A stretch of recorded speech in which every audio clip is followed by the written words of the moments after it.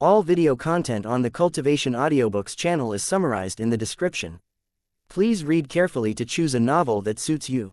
Don't forget to like, follow, and share the channel. Thank you. Chapter 696. Goodbye, and Los Angeles welcomes you with a smile on his face. Luke put the sketches back and hugged her. No, I think what we need to do is deepen our understanding of each other, Elena exclaimed. Wait, I want another cup of coffee, Luke chuckled. Isn't there some in my mouth? The rain outside the window didn't stop after a night, but grew even heavier. They didn't go out to play, even though Paris was a beautiful place in the rain. In Elena's words, she had visited all the streets and alleys of Paris already, and all she wanted to do was stay home. Luke bought a quick breakfast at a coffee shop on the street corner, and the two stayed in the apartment. Elena looked at the window and suddenly said that it would be great if she could open it directly and look at the rain outside. Luke smiled and went to Pierre's tool shed. He found some tools and materials, and after half an hour, he modified her window. Although Tony Stark's abilities had to do with machines, it wasn't hard for Luke to modify the window. Looking at how the window opened upward instead of outward, a pleasantly surprised Elena asked, "This will work?" Luke was amused. 1,000 years ago, China had windows like this. I didn't invent it. As he spoke, he latched the metal supports on both sides in place and raised the window. How about this? Elena waved at him with a smile. After Luke put down his tools and walked over, she gave him a kiss. Are you really a police officer? I think you're more like a mechanic. Luke bent down slightly and carried her into the bathroom to wash off the dust and wood shavings. Yes, I'm good at fixing certain things. For example, people, he mumbled inwardly. A while later, they sat back down at the table and enjoyed their coffee as they looked at Paris in the rain. The light rain outside the window cooled the room down. Elena shivered. Luke covered her with a blanket with a smile. Don't catch a cold. Elena was about to reply, when she exclaimed, No, just sit here for a while. Forget it, do what you want. Luke, however, picked up the coffee on the table and poured her another cup. Isn't it more comfortable to drink it like this? Elena bit her lip. Can't you stay still for a while? Luke shrugged. I'm very honest now. Elena was lost for words. When night fell and Luke was done showering, he looked at Elena, who was dozing on the bed, and kissed her. She responded sleepily, then suddenly opened her eyes and woke up with a start. You're leaving? Luke nodded. I have a plane to catch later. Elena nodded. Got it. Then, go. Looking at her face, Luke smiled and stroked her. You can come to Los Angeles when you have the time. There are a lot of art centers there. Elena stared at him. Aren't you afraid that I'll interrupt your work? Luke said, Are you going to look at me every day instead of the art you like? Elena punched him. You should learn more from that love master. That isn't touching at all. Go, don't miss your flight. Luke kissed her again and left with his backpack. Elena didn't get up. She simply lay in bed, deep in thought. A gust of wind blew, and she shivered. Waking up from contemplation of her future studies, she covered her naked body with a blanket. Looking at the open window and the faint lights outside, she sighed in satisfaction. It really is beautiful. After boarding the flight, Luke didn't find it boring. He took out the newspaper which he had bought before he boarded the plane and read the headlines leisurely. What was going on in Europe recently? Of course, there was only one major incident, and that was the series of events related to Duhovich at The Hague. From Coventry in England to Amsterdam in the Netherlands and to The Hague in the end, a string of violent events in these places proved to be related to the butcher, Duhovich. What was even more bizarre was that he was thrown down from the courthouse building and pierced to death on the iron railing when he tried to escape. Photos of Duhovich hanging on the iron railing was a regular feature in the headlines of European newspapers for the past 2 days. Although all the images were basically censored, there were plenty of HD photos online. At the same time, the hottest topic on the internet wasn't the dead Duhovich, but the angel of judgment who had thrown him off the building. At that time, almost all the reporters in the court square had taken photos of the angel of judgment leaving Duhovich and flying away. The photos were reposted by more newspapers, and the people who didn't care about Duhovich became curious. There were even imaginative European netizens who proposed a new theory because of the appearance of American Batman. Our superheroes have also appeared. The era of superheroes is coming, so let us cheer. When Luke read the information on the internet earlier in the day, he couldn't help but sigh at how astute netizens were. The superhero era of this world really was coming. Even without him around, it would be an era where superheroes and supervillains took turns dominating the headlines. He wasn't interested in being in the limelight.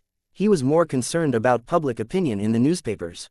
Generally speaking, the news that bigger media outlets divulged followed a trend. When all the media outlets spoke the same way, it meant that the authorities had reached a clear consensus. The Western world was a professional at manipulating the media and could play the common masses without batting an eye. Only with the appearance of smartphones would everything change. Anyone with a smartphone and some apps could become an eyewitness with pics and the facts.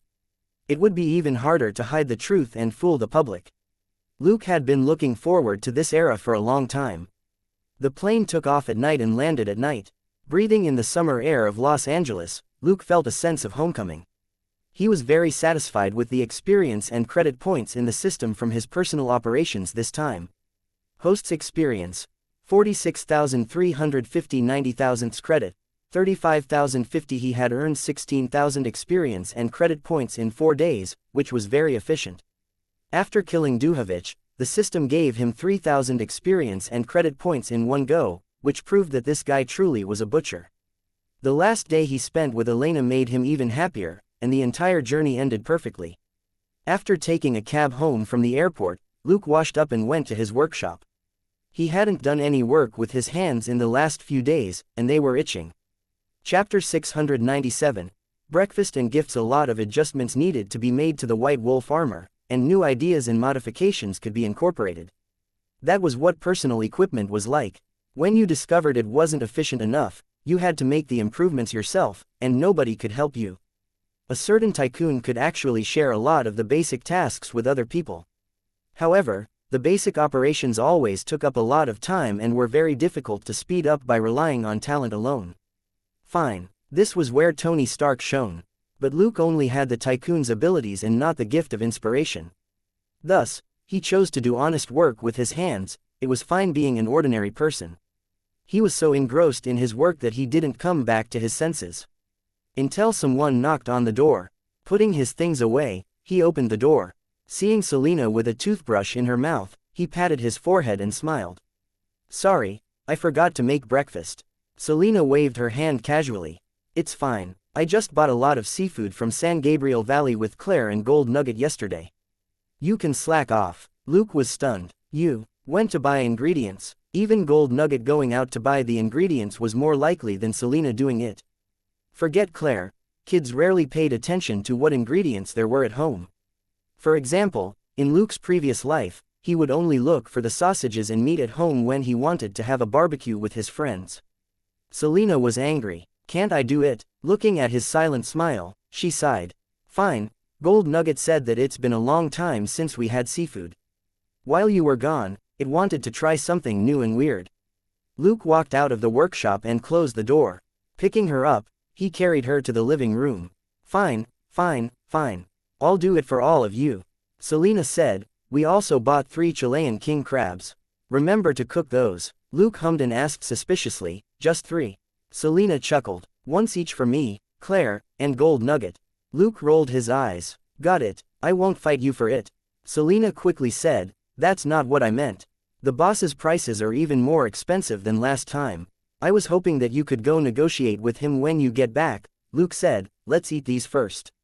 He'll have to reduce the price in another half a month or so." Selena asked, "Why?" Luke said, "It's July. The king crabs in Chile will officially go on the market then. That profiteer was taking advantage of his last chance to sell them to you at a high price." Selena finally realized what was going on. "They're going to hit the market in July." Luke nodded. "That's right. So, be good and go brush your teeth, or the toothpaste will dry on your lips." Selena snorted. "This profiteer. Next time, I'll only buy one." Whines of protest rang out behind her. It was Gold Nugget. As Selena walked to the bathroom, she said in a low voice, "That profiteer cheated me out of $300 this time. If you're not satisfied, you can use your stash to make up the difference." Gold Nugget immediately shut up and turned its head to indicate that it didn't want to listen. When Luke was done with the seafood feast, Claire only woke up after Selena and Gold Nugget had already finished their first round. Seeing Luke, the little monkey grinned and pounced on him. "Ha ha, Luke, where's my present?" "You went to Europe." Luke said, "It's in my suitcase in my room. Can you get it yourself?" The little monkey immediately refused. No, of course you have to give it to me personally. Now, let me lean on you a little. Luke didn't stop her. He carried her on his back into the kitchen. It's a huge feast. Once you go to school, you'll only be able to eat pig swill. The little monkey hesitated for a moment, but still acted shamelessly. Help me take it out first. Luke patted her head with a smile. As he carried out the breakfast which he had warmed up for her earlier on the stove, he asked, "Are you going to the police academy for training today?" Claire nodded. The National Day holiday is over. Why did you only come back today? If it was yesterday, we could have gone shopping for seafood together. Luke said with a smile, "The stuff Selena bought is pretty good. I would have gotten the same things." Claire clicked her tongue, but it was very expensive. Especially that king crab. One crab is even more expensive than my watch. Luke was lost for words. Before they hit the market, the king crabs were sold as luxury goods. When they entered the restaurant, one claw would be as expensive as Claire's girl watch. But when he thought about how a certain rich tycoon had exchanged a watch for 2 boxes of strawberries, Luke felt that he and Selena were definitely examples of thriftiness. Selena and Gold Nugget, who had already had their first round of food, started on their second round as Claire and Luke joined them. Everybody talked about what had happened recently. In the end, Claire brought up another hot topic. Did you see the Angel of Judgment in Europe? Luke shook his head. No, I went to Poland, not the Netherlands. Claire sighed regretfully. What a pity, he's so handsome. Luke found that funny. How do you know that he's handsome? What if he's not? Claire exclaimed, I'm talking about his behavior and his outfit.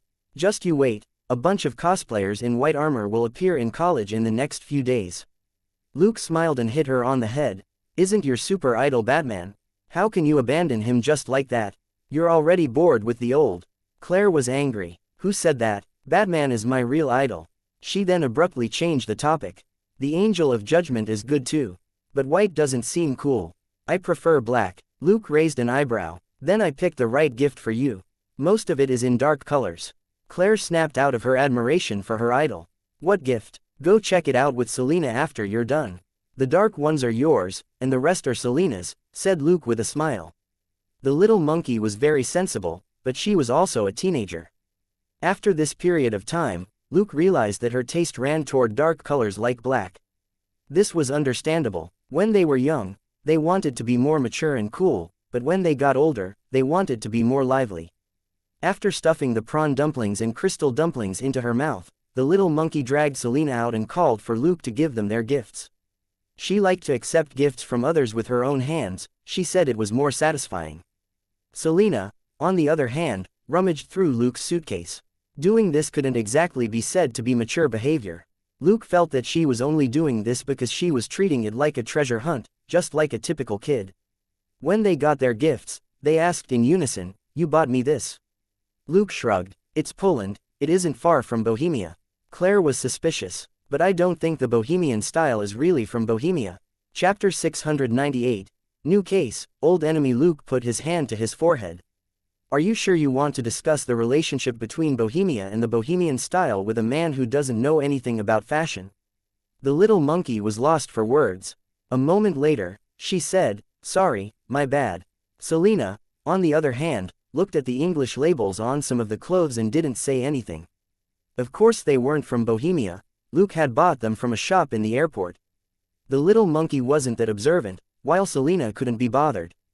As the two of them split the loot, their spirits were lifted. Like Luke had said, Selena had gotten red, brown and yellow colors. Claire's clothes were mostly gray, black, and navy blue. There were dresses and pants of different lengths, as well as both covered and strapless shirts. There were also shawls, small jackets and scarves in all sorts of loose and intricate styles. It was a style they rarely wore, but it was very attractive. Both of them were very satisfied with the gifts and gave him a kiss each. Luke accepted them with a smile, and then indicated that they were about to start their day. In the end, both of them said that they were going to put on their new clothes. He could only remind the little monkey, You have training. Are you sure your clothes will be fine after training? The little monkey looked at him like she was indulging an old man. Everyone uses the same sportswear for training. I can only wear this to the dorm at most, and I'll have to change out of it. Luke could only admit that he was stupid. The nonsense he had spouted just now had purely been to tease the little monkey, he wouldn't be serious with this sort of family bickering. 3 people and 1 dog split up and headed for their own destinations. When Luke arrived at the police department, he went to greet Elsa as usual and leave her some lunch before he slipped back out. There was no need to pick up new cases. Selina had been working on a case with Elizabeth's team recently, and Luke had just returned. Driving out, Luke listened to Selina's description of the case and frowned. "Isn't this a state police matter?" Selina said, "but the state police sent us a notice about helping them check if there are any similar old cases." Luke asked, "A serial killer?" Selina said, "That's probably what they suspect, but they aren't willing to reveal more details." Luke chuckled, "Then how are we supposed to check? Throw paper balls or read tarot cards?" Selina grew solemn. "This case is a little weird." Luke hummed to indicate that he was listening. Selina said, "The earliest incident dates back to 1950. A female body was found on a farm in Sacramento." Luke listened for a few minutes before he asked, "So, this case was closed almost 10 years ago, but the state police is sending us a notice now?" Selina said, "Yes, and I found this." As she spoke, she showed him a photo looking at the bodies of the 2 men in the photo. Luke narrowed his eyes. "These are the 2 suspects who were killed years ago. The state police found 2 kids in their residence, 1 dead and 1 injured." Selina said, "I remember that the mastermind behind the hunters in Wolfkyle also had this dog head tattoo." "This dog is a bloodhound," said Luke as he pondered. Selina asked in a low voice, "Were those guys already doing this that early on?" "I'm afraid it's much earlier than you think." Luke shook his head, "They're far more powerful than you think. I also saw a similar dog head tattoo on Wolf Ellsworth." That was the truth. When he disposed of Wolf Ellsworth's body, he had seen the tattoo on his neck. Selina asked, "Then, should we continue investigating this case?" 2 men of the Ellsworth family's current generation had mysteriously disappeared, and their influence in Los Angeles had suffered a huge blow. However, the Ellsworth family wouldn't fall so easily. Selina knew very well that the both of them were in conflict with the Ellsworth family. They hadn't sent anyone to cause trouble for Luke and Selina. Thanks to the family's bad luck, Henry and Wolf had disappeared without a trace, and no one knew if they were dead or alive. Luke and Selina, on the other hand, were doing all right. Even so, the family had left a deep impression on Selina. This was also the first family she had come into contact with who could toy with the law and dare to interfere with law enforcement by casually saying that it was a family matter. Luke said, "Keep investigating, but Elizabeth and Billy have to be discreet. Apart from us, keep this absolutely confidential." He had only provoked Dylan Ellsworth last time, and Wolf, the uncle that seemed more like a father, had sent the fraternity to kill him. He wasn't afraid of the fraternity, and there was no need for Selina to be afraid now either, but Elizabeth and Billy would definitely die. They drove to the county police department. They gave their names to the receptionist and went to the archive room to look for files. Elizabeth and Billy were already working inside. Seeing Luke, Billy and Elizabeth put down the case files and greeted him. Luke simply nodded. "Did you find anything?" It was Elizabeth who said, "There's one thing. We discovered 2 missing cases from the last 2 years which we suspect are related to that case back then." Taking the case files from Billy, Luke looked at the 2 missing cases and said, "Be careful with this investigation. Don't let anyone know that you're working on it." Elizabeth and Billy simply nodded. After reading the case files, Luke shook his head. "We don't even have bodies for these 2 cases. Except for the statements from their family members, there's no other evidence to connect them to that earlier case." Elizabeth nodded helplessly. "Yes, it's pretty much the same with the other cases we have doubts about. It really is troublesome." Pondering for a moment, Luke said, "Keep looking for case files. You don't have to look at them in detail. Just give me the suspicious cases." "Right, this is lunch for you. Good luck, I have faith in you." They accepted the paper bags with bitter smiles and watched Luke and Selina leave. Luke tapped the steering wheel as he drove. Selina asked, "Did you notice something?" Luke thought for a moment, then told her about the vampire and the bubblegum gang. Selina was shocked. "There are monsters like that?" Luke said, "They're indeed a little troublesome if you don't know anything about them, but I'll prepare you some equipment." But Selina wasn't focused on that. She continued musing. "So, vampires have been active in America for a long time?" Luke said, "I think so, but I'm not sure of the scale. Most people in this world like vampires, but only in the movies. If there really was a big nest, then Batman would have something to do. Batman didn't kill people, but he didn't say that he wouldn't kill vampires. Chapter 699. Stupid American Wade. After giving Elizabeth and Billy the task of searching the case files, Luke and Selena returned to downtown Los Angeles to work on the case. On the way, they saw two cosplayers in black and white performing on the street.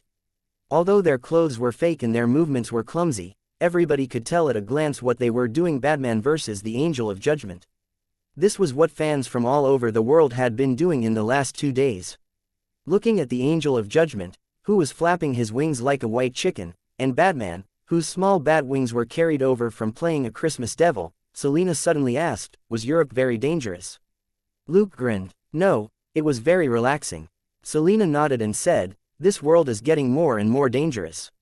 Even vampires have come out. Don't be careless." Luke chuckled. "Safety first. I was the one who taught you that." Selena mulled for a moment. The risks that a certain person took basically weren't risks to him. At that moment, in the basement of a certain tycoon's villa in Malibu, Tony was looking at the video and photos he had just collected. "I thought it was something mystical after all the commotion, but it turns out to be a bionic flying suit." Looking at the white figure flying away, he curled his lip. Rumor has it that the military has been building something like this for years. Even if it was a bunch of idiots working on it, their progress should be better than this angel's, or maybe not. Even so, his eyes were fixed on the image. "Jarvis, play it 10 times slower." "Stop," he said. Tony watched as an indistinct black figure ran into the courtroom building with a huge white box on his back. A moment later, the Angel of Judgment appeared on the roof with Duhovich. He observed for a moment. "Jarvis, look for other images of this person in the video." The black man quickly hid behind a tree, and the white Angel of Judgment came out. Tony burst out laughing. "The angel is black, if only those people who call him an angel know." Chuckling, he ordered, "Jarvis, search for information on this person." After a brief search, Jarvis related, "The target did not appear near any cameras, and the video and photos are vague. There is one person in the police database whose facial and physical characteristics match at 82.3%. Tony didn't give it too much thought. There was a limit to how much videos and photos could be enlarged. To put it simply, the video was only 720p. It couldn't be turned into a 4K video. Tony could run a lot of simulations using software, but there would inevitably be deviations. Jabal Santos, of mixed African and Latin American descent, and a New York gang member. He went missing in a gang fight 5 years ago. Jarvis's voice rang out, and a black man's ID and profile appeared on the screen. Tony was stunned. A gang member. According to the intelligence, he's just an ordinary gangster with nothing special about him.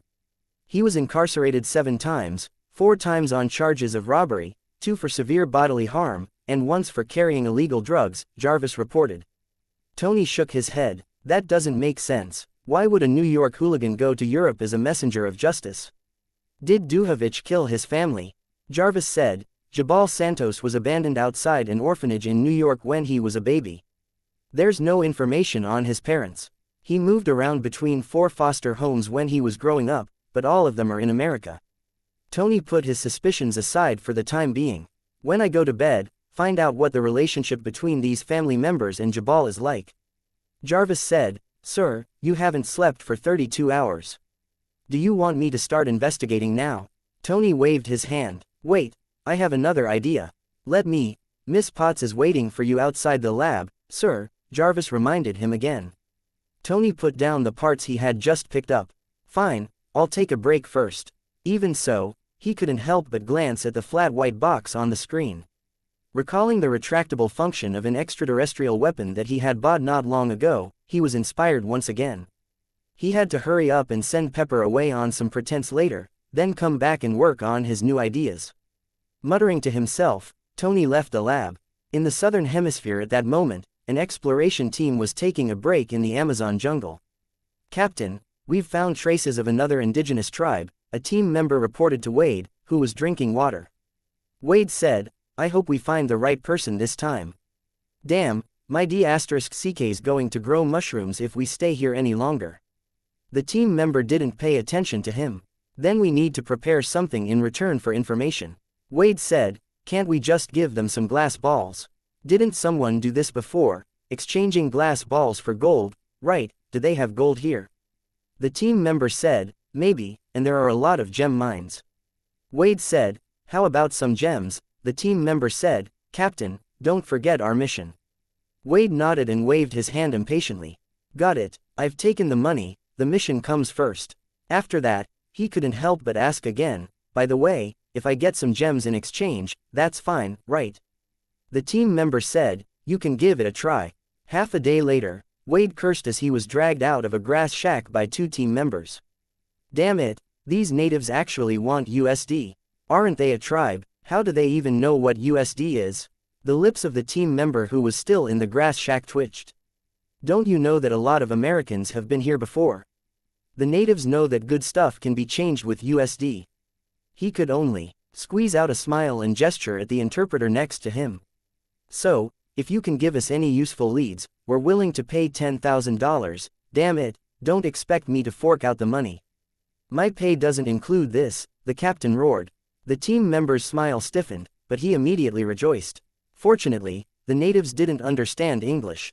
American, your leader doesn't seem friendly toward us, and he doesn't want to pay up. A short native man next to the chief suddenly asked. The team member, huh? Looking at his expression, the short man sneered.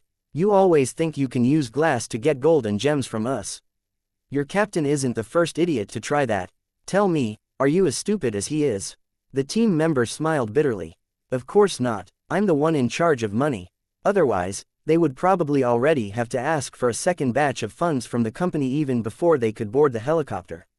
The company would definitely continue to give them money, but if this mission didn't work out, the company could sue the pants off them. Earning high wages from a capitalist was never easy. Chapter 700. Runs in the family. In a blacklist, somewhere in Africa, a 4-year-old girl looked at the image on the screen and gave a, wow. Brother, is he one of us? Standing next to her was a young black man in his 20s. He observed for a long while before he shook his head. No, the technology used in this suit is very different from ours. The little girl hummed a song as she swiped the screen. Suddenly, she cheered, haha, I found him. Look, brother. The young black man looked at the black man on the screen and frowned. Search our database. No similar targets. The results were soon displayed on the screen. The little girl bounced around the room and poked at the black man on the screen. He's even better looking than you, brother. The young black man asked, are you sure? The little girl said, it's true. Even if we calculate it with the computer, his features are still prettier than yours. The young black man said, let's go, Shuri. It's time for class. The little girl giggled. Wow, you're angry. The young man followed her helplessly. How can that be? I'm not that petty. Luke's first day back in Los Angeles was peaceful. The next day, Selena went to work alone and Luke took the second-hand Ford to the police academy. Before he had even done 2 rounds around the training field, Remick called him over. Luke, are you done with your list? Remick's hair was a mess and he had eye bags. He had probably been working overtime a lot recently. The police department was urging him to hurry up. It hadn't even been 3 weeks, and they were already planning to drag the rookies out on duty to mitigate the lack of police officers in Los Angeles. Luke said, why the rush? I have a preliminary list. You can have that first. Remick was relieved. While one less name list wasn't a big deal, he still hoped that there would be some more talents on Luke's list. Compared with the lists from the other detectives, he had higher expectations for Luke's list. When he accepted Luke's personal notebook and read the names in it, Remick raised his head in surprise. So many. The other detectives only had 20 to 30 people on their lists, but Luke had more than 50. Even if there were more than 600 trainees, that was still too many. Luke coughed and said, it's probably only the 20 or so on the first page that meet your requirements, while the ones on the second page, bang. The door to Remick's office was flung open and a black baldy walked in. Dog's tea, this is all dog's tea. Our SWAT isn't an ordinary patrol team. How are we supposed to know which students are suitable? The black baldy yelled into the phone he was holding. Looking at their expressions, he said helplessly, okay, let's talk later. The black baldy was none other than Harrison, the SWAT captain. After hanging up, he yelled at Remick, what are you doing? We're SWAT officers, not patrol officers. Are you going to be able to use the people I pick? More importantly, he himself couldn't use the people he had an eye on. SWAT had always selected elites from the LA police force, but these students weren't even official police officers. After they became official police officers, they would have to work for at least another 2 to 3 years before they could enter SWAT's candidate list. Remick said, "Harrison, everybody has to submit a list. It's not like we're picking a team for you." Harrison snorted. That was exactly what he was most unhappy about. He was going to all this trouble and got nothing out of it himself. SWAT had been under even more pressure recently. Harrison had been talking to the teams recently, and all of them were asking HQ for reinforcements. Naturally, all these requests for manpower were running up against a wall. Luke chuckled. "You need some people. Let me recommend some good seedlings." Harrison was surprised. "Are you serious? These are students." Luke picked up the notebook that Remick had placed on the table. "Take a look at the second page. I don't think they're suitable candidates for detectives, but you might be able to use some of them." Harrison read the notebook for a moment, and his eyes lit up. "There are people like these." Luke nodded with a smile. "What do you think? Getting people to help you is one thing, but some of them are good enough for logistics and support, and don't have to follow you out in a rain of bullets." Harrison read the descriptions over and over again and nodded repeatedly. "Yes, I can apply for them to become regular interns at our control center. If there's a mission, we can get them to be logistics support. As long as there are 8 or 10 we can use, they can take over the work of 3 or 5 official members." Saying that, he raised his head and looked at Remick. "I've been helping you out with the training for so long. It's your turn now, old buddy." Remick put his hand to his forehead. "That's against the rules, Harrison." Harrison gave him the universal hand signal. "Cut the crap. Are you going to give them to me or not?" Remick hesitated for a few seconds before he lowered his head in despair. "You go and handle the transfer procedures yourself. I'm just a training supervisor, okay." Harrison sneered and tore out the second page of Luke's notebook. He folded it carefully and put it in his pocket. "Remember, you never saw this list, okay? Remick." Okay, he was already in his 40s, and the list was gone. Only a ghost would remember those 30 or so names. Something like this wouldn't affect Remick's relationship with Harrison. The LA Police Department would always be short of manpower. One had to be shameless if they wanted to grab people for their own. An old guy making a scene in his boss's office to get the person he wanted was a very common thing.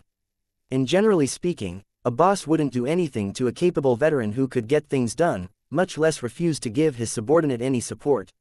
Harrison firmly believed in Luke's eye.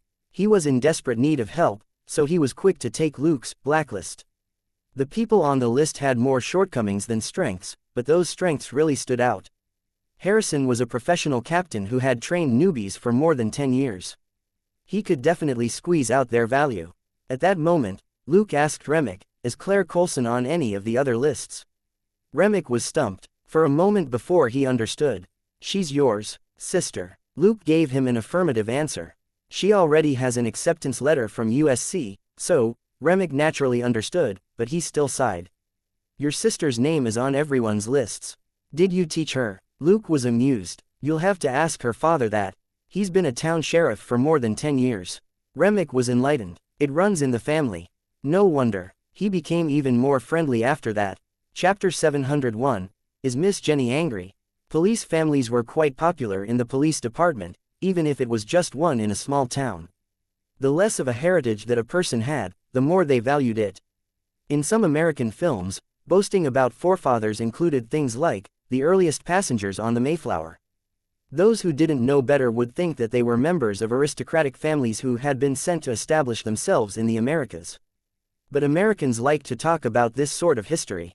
After that, Harrison dragged Luke away. Naturally, he had to consult Luke as the person who provided him the list in order to verify things. The two of them observed the 30 or so atypical students again. It didn't matter who Harrison had an eye on, Luke pointed out all the people on the list. Half an hour later, Harrison left in a daze, forgetting to say thank you.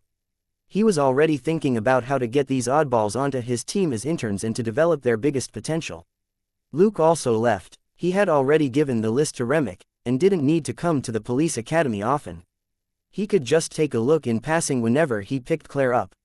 Making the decision to slack off, he returned to the police department. He had just entered the Major Crimes Division, when Billy pulled him to Elsa's office. After they knocked, Elizabeth opened the door and let them in. Except for Elsa's rookie partner, Simmons, everybody in her team was there. Luke looked at Elsa. All right, what happened? Elsa sighed. Elizabeth and Billy dug up a big lead in the state police's archive room. I told them to wait for you. Luke raised an eyebrow and took the case file from her. After flipping through it for a moment, he raised his head.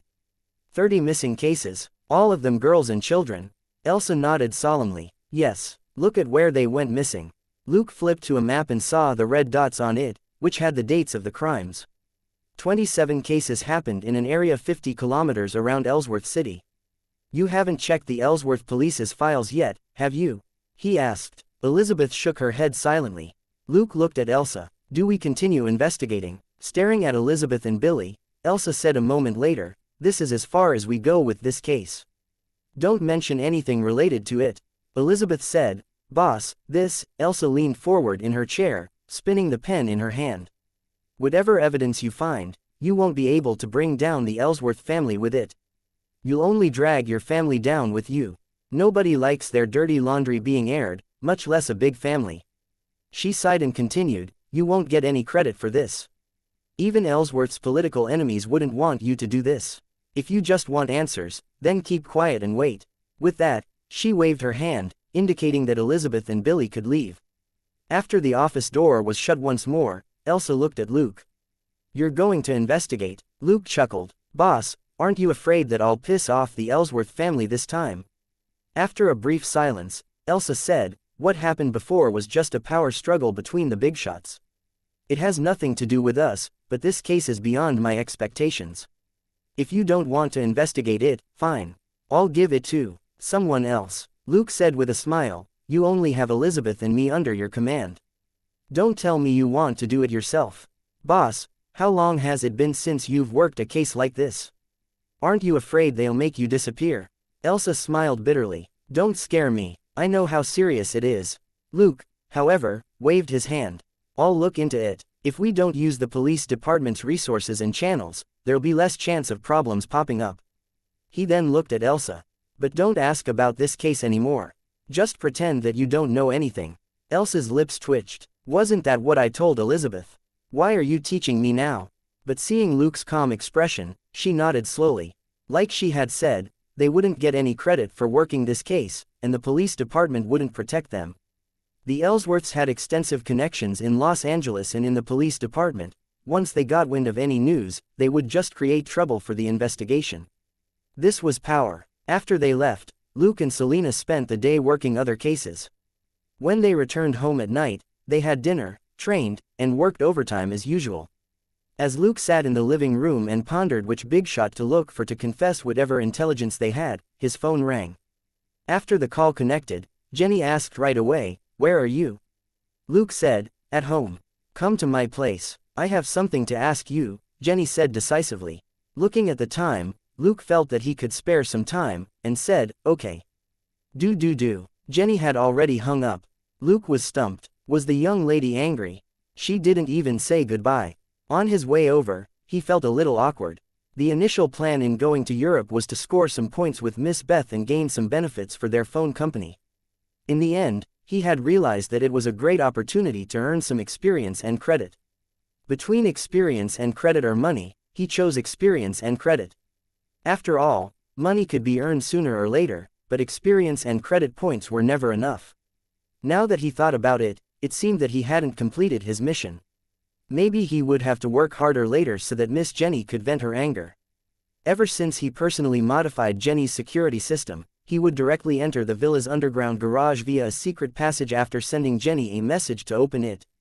The reason why they changed how they met was because the business they discussed was becoming more and more important, and they couldn't meet in a hotel room like they usually did. Jenny had also changed her security guards and had Luke secretly screen them before the current security team was finally formed. As for the security team that had been sent by Jenny's father in the past, they naturally left. She was very disappointed in her father and didn't need to rely on him for her living expenses or a security team. As ever, her father only loved her that much. She had to stand on her own 2 feet. And she would do that as Jenny Gwennis, not as someone's daughter. Luke was naturally happy to see this happen. If he wanted a friend, it was very easy to make one.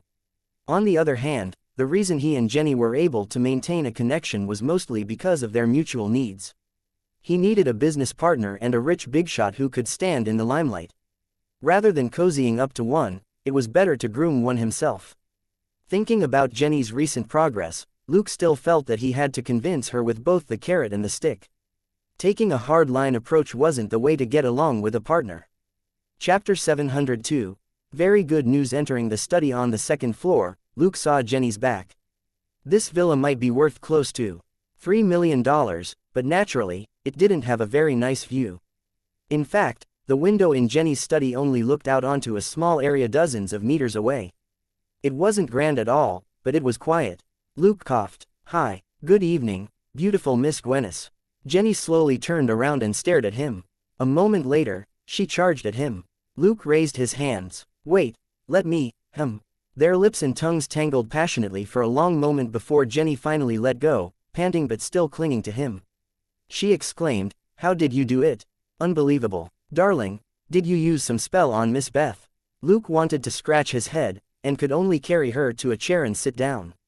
"All right, calm down a little and take it slow. We have a lot of time tonight." Jenny finally calmed down a little. Looking at his face and recalling his habits, she suddenly realized something. "You don't care about news on finance or technology at all, do you?"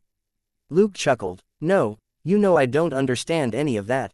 Jenny touched his forehead. "Are you sick? This is very important to the phone company, and you didn't even take a look." Luke exerted a little more strength to calm the excited girl down.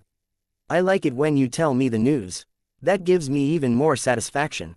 Jenny hit him in frustration. "Damn it, don't trick me with such rubbish. Forget it, I'll be happier if you talk more like that in the future." Luke was amused. Most people always wanted to hear what they liked, whether it was true or false.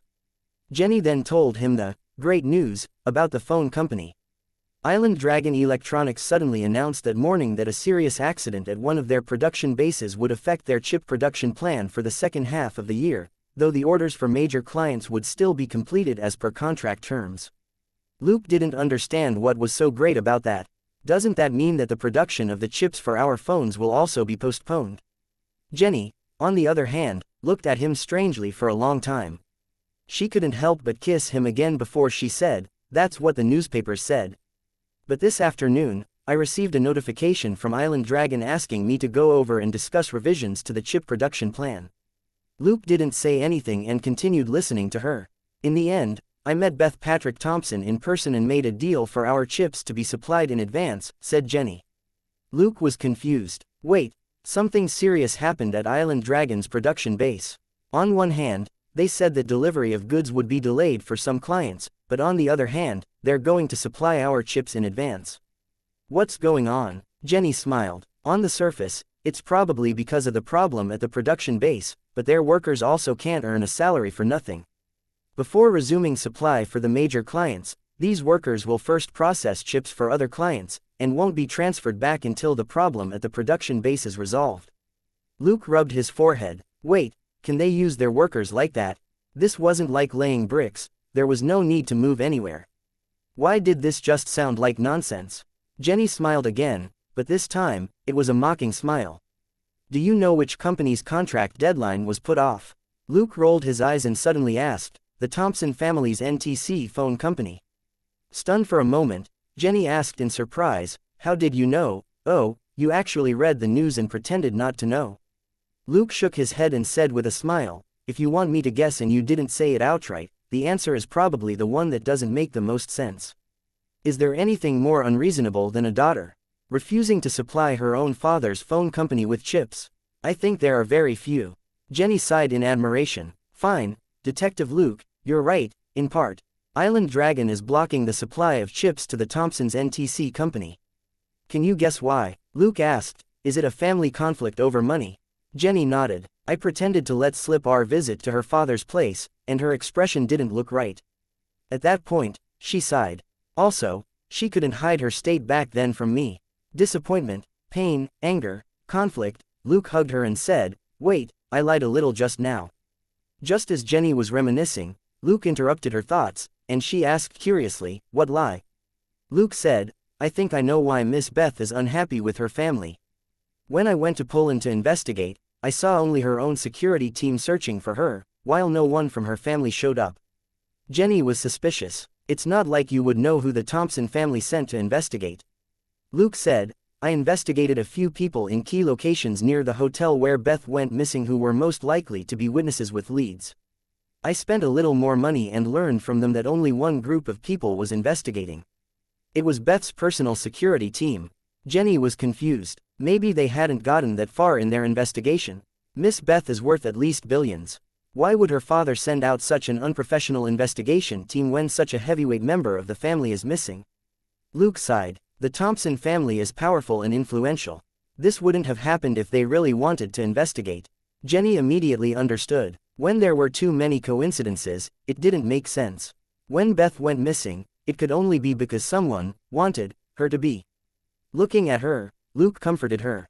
Beth's family may have some underhanded thoughts, but your father and brother don't. You have enough time to think about how to get along with your father's new family. You have the initiative. Jenny was silent for a long time. Leaning on Luke's shoulder, she said, Yes, I have plenty of time and opportunities. A moment later, she raised her head. Let's talk proper business, Luke said with a smile. Just now that was proper business too. The CEO's mood is like a barometer for a phone company. If you enter the company with a dark face, won't the employees tremble in fear like chicks? Chapter 703. Taking advantage, and going for a spin. Jenny chuckled and hit him several times. Nonsense. I've always been nice to my employees. Luke immediately thought of a bad idea. No, it's better to be more imposing. Only then will CEO Gwennis be more like a queen. As soon as he said that, he was punched again. Luke and Jenny laughed for a while to get rid of the gloom before Jenny explained the situation at the phone company. Miss Beth's revenge on her family had made it possible for Titanium Phone Company to start sales 2 months earlier. But she was only a major shareholder in the company, and wasn't the only one who made the decisions. It wasn't a problem for Beth to suppress her heartless father and brother. As long as there were enough benefits, the other shareholders at Island Dragon wouldn't object to her revenge operation. Beth must have had a lot of private meetings. At the very least, she had to ensure that the company's profits didn't fall, or maybe could climb even higher. But it was thanks to the fact that Miss Beth was a major shareholder that the Thompson family had always gotten the phone components from Island Dragon at relatively lower prices. Miss Beth's revenge aligned even more with the other shareholders' interest. It was only because of this that the production of the parts for Titanium Phone Company was brought forward. The smartphone chip required for the Titanium phone had a high performance requirement, and the profits that Island Dragon could make were also high. At the same time, Titanium Phone Company had also put in an order for wireless router components with Island Dragon. Wayland Corporation had also placed an identical order. Of course, Island Dragon Corporation knew that Wayland Corporation was working with Titanium phones. This also meant that the sales of Titanium phones were likely to skyrocket. Thus, Beth wanted Titanium Phone Company to increase their order. That was why Jenny was in a hurry to find Luke. She had very conservative expectations for the initial supply of Titanium phones. The first batch of 200,000 phones could be gradually increased to 500,000 on the market in a year. The company's order would also increase in line with this forecast. Beth, however, wanted Jenny to order at least 1 million phone chips in one go. Luke thought for a moment before he nodded. Sure, it doesn't matter if there's more. The product he created was an imitation of the Apple IV, which people sold their kidneys for in his past life. It would only take a few months or half a year to sell 1 million phones. Jenny smiled bitterly. With what money? This is an inventory that has expanded several times in one swoop. We don't have that much money. Luke said, Isn't Wayland thinking of investing? That money should be enough, right? Jenny said, but the timing is tight. If we want Wayland's investment, we'll definitely lose out. Luke said, It's fine. At most, I'll pawn my shares in the gold mine. Those are also worth quite a bit. Jenny said, Forget it. I'll work harder on Wayland. She knew that Luke had already transferred his shares in the gold mine, and she didn't really want to touch them. She wanted the phone company to be the result of both hers and Luke's hard work, not just his. At that point, the matter was basically settled. Jenny knew that Luke wasn't interested in financial wrangling, so she stopped talking about it. Leaning against each other, they picked up glasses of wine and discussed work in low voices. The next day, at 5 in the morning, after breakfast, Selena asked casually, Did Miss Jenny look for you about work again? Luke nodded and told her about the infighting in the Thompson family and about the phone company and how they might launch early. Selena was stunned for a moment. Really? A moment later, she suddenly exclaimed, "Then, we can use the internet anytime and anywhere in the future." Luke raised a finger to tell her not to say anything.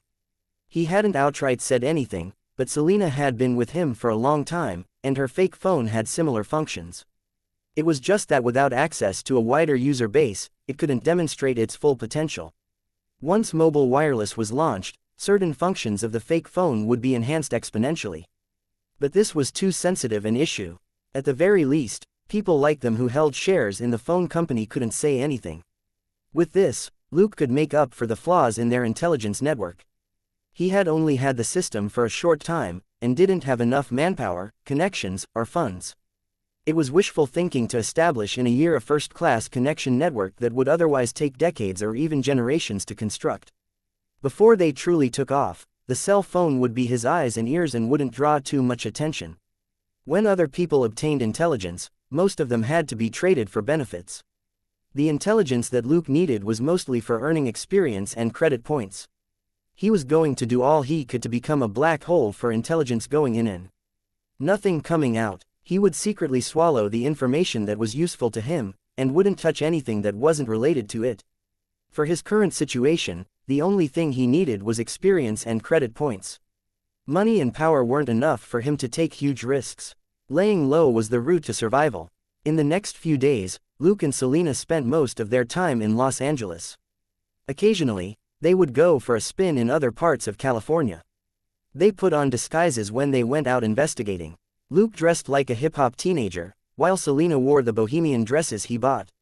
Luke looked like a Latin American, while Selena was more like a white girl. They found half the families of the missing girls and children and asked them one by one what happened back then. As they collected more and more intelligence, the facts started to take shape. Although it wasn't supported by solid proof and seemed unrealistic, Luke and Selena were aware that as long as one case produced proof, most of the other cases would be true. After visiting with parents of one missing child in Sacramento, Luke and Selena drove back. As long as they were outstation, Dollar and Gold Nugget would stay at home to keep Claire safe. At that moment, there were only the two of them in the car. Outside the window was the scorching afternoon sun. There were only specks of green in the vast expanse of desolate yellow, and it was extremely hot. Selena, however, didn't turn on the air conditioning. She opened the window, and Luke drove at a speed of about 70 kilometers per hour. Work was busy, but they couldn't be caught up in life's fast pace. That would make work and living tortuous. The more they investigated, the more darkness they felt. Luke was fine. After all, he had seen the headquarters of the Bubblegum Gang, which was even darker. Selena, however, needed some time to adjust her mindset. The hot wind blew in through the open window and her ponytail fluttered. "What are you going to do if we find solid evidence?" she suddenly asked. Chapter 704, Speeding Ticket. A setup. Luke smiled. Whether they're locked up in prison or remain free is up to the law. Whether they go to heaven or hell after they die is up to God. All I need to do is deliver them to God. Luke thought to himself as he looked at the long road in front of them. "Do you want to listen to a song? How about I sing you one?" he suddenly asked. Selena hummed and leaned back, ready to fall asleep to a lullaby. But the most that could be said about his singing was that it wouldn't make her run away. If one had to describe it, it was dry and not mellow at all. A certain someone knew his place. He would usually just hum a few bars, and rarely finished even half a song. Selena had no expectations whatsoever. From the dusty mesa, her looming shadow grows, a deep and gentle voice rang out in the car. Selena gradually fell asleep. She woke up abruptly and looked at the sky. "How long have I been asleep?" Luke said. "Less than an hour." Selena asked. "I think I heard sirens." Luke snorted. "That's right. You better tidy up your appearance and put your hands where they can see you." Selena glanced in the rearview mirror. "State police." As Luke slowed down, he replied, "They were at the intersection which we just passed. They probably want to kick up a fuss and give us a ticket." Selena rolled her eyes. They were the ones who handed out tickets in the past, but this time, it was actually their turn. Two officers in uniform got out of the police car. One was white and the other was Latin American. They approached from both sides and were already calling out unhurriedly, "Kids, please put your hands where we can see them." When they got near the car windows, the two state police officers asked for their licenses. Smiling, Luke slowly took out his driver's license and handed it over. "Officer, is there a problem?" The white officer took the driver's license and compared Luke's face with the photo on it. He asked, "You were speeding?" Luke smiled. "Officer, I was only going 70 kilometers per hour, right?" The white officer glanced at him. "We'll be the ones to tell you how fast you were driving." Luke nodded and heard the other officer ask for Selena's ID. Selena met Luke's gaze and slowly took out her driver's license. Their driver's licenses and IDs were all real, but the person was definitely fake. It was just that they looked similar to the profiles on the ID cards.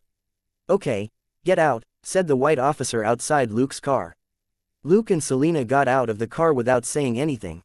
The white officer then took 2 steps back and unbuttoned his holster. "We suspect that you're carrying illegal drugs. Please place your hands on the roof of the car and cooperate with us." Luke smiled and did as he was told. "Is that so?" The white officer was stumped for a moment, but he still signaled to the other officer. When the Latin American officer came up, he started to search Luke's upper torso before he turned around. Using the car as cover, the Latin American officer quickly rummaged around in his own pocket. Then, his expression changed. He moved his hand a few more times and turned to look at his companion. The white officer frowned. "What did you find?" The Latin American officer hesitated, but could only shake his head. "Nothing." The white officer was clearly stunned. "What?" The Latin American officer shook his head slightly. "Nothing." The white officer's expression changed as he suddenly took out a bottle of wine and threw it to the Latin American officer. At the same time, he said, "You're suspected of driving under the influence of alcohol. I have to take you back for a blood test." The Latin American officer took the bottle and poured the wine out in Luke's car. The strong smell of alcohol filled the air under the setting sun. On the other side of the car, Selena sneered. Luke put his hands down and turned around unhurriedly. "There's no need to go through all that trouble. You can end your performance now." The white officer frowned and raised his right hand, his finger already on the trigger. "You." Luke pointed at him and the Latin American officer. "And you're just someone's lackeys." The white officer said darkly, "Don't talk nonsense, or else." Luke pulled his hand back and shook a finger at him. No. You'll definitely talk to me later." The white officer had a vague sense that something was wrong. However, his mission wasn't to kill someone, and he wasn't gutsy enough to kill 2 youngsters outright. The truth was that both he and his partner knew that these 2 youngsters hadn't violated any rules, nor had they been drinking or taking any illegal drugs. It wouldn't take more than half a day to get the test results out, and it would be very hard to detain them the entire time. As the white officer was hesitating, Luke smoothly took 2 steps forward with a calm expression. Before the 2 officers could react, the white officer felt his right hand being pressed down. Then, he felt a strong force beneath his feet as his legs were instantly raised in the air. He spun half a circle and was pressed to the ground with both hands behind his back. The Latin American state police officer was shocked and immediately reached for his waist. However, he had just put his hand on his gun, when he was kicked in the knee and the butt. He fell to the ground like a dog. A knee pressed against his back, and 2 hands easily wrenched his hands behind his back and handcuffed him. When the knee on his back was released, the Latin American officer tried to turn his head. How was it that these people were even more skilled at detaining and handcuffing people than he was? The girl in a ponytail looked at him disdainfully and said coldly, "Dirty cops. You're better at doing bad things than handling your guns." The 2 state police officers sweated. Attacking a police officer was a big deal. If this were a crowded place, the other party might have instantly run off. But this was the Californian wilderness in the afternoon, where no cars would pass by for half an hour at a time. They weren't going to die today, were they? The 2 state police officers felt despair. Looking at their expressions, Luke smiled. "Now, which one of you wants to talk first? If you don't want to talk, then forget it." 2 state police officers bickered over splitting loot on the highway and shot each other dead. This piece of news would be nothing much. Half an hour later, Luke and Selena were on the road again. The smell of alcohol in the car was already very faint after it was washed out with water. This was a rental car anyway, and Luke didn't bother cleaning it so thoroughly. Selena said, "Ellsworth is too vigilant. Nobody on our side knows about our investigation. They're probably monitoring the families of the victims." Luke hummed a response as his mind raced.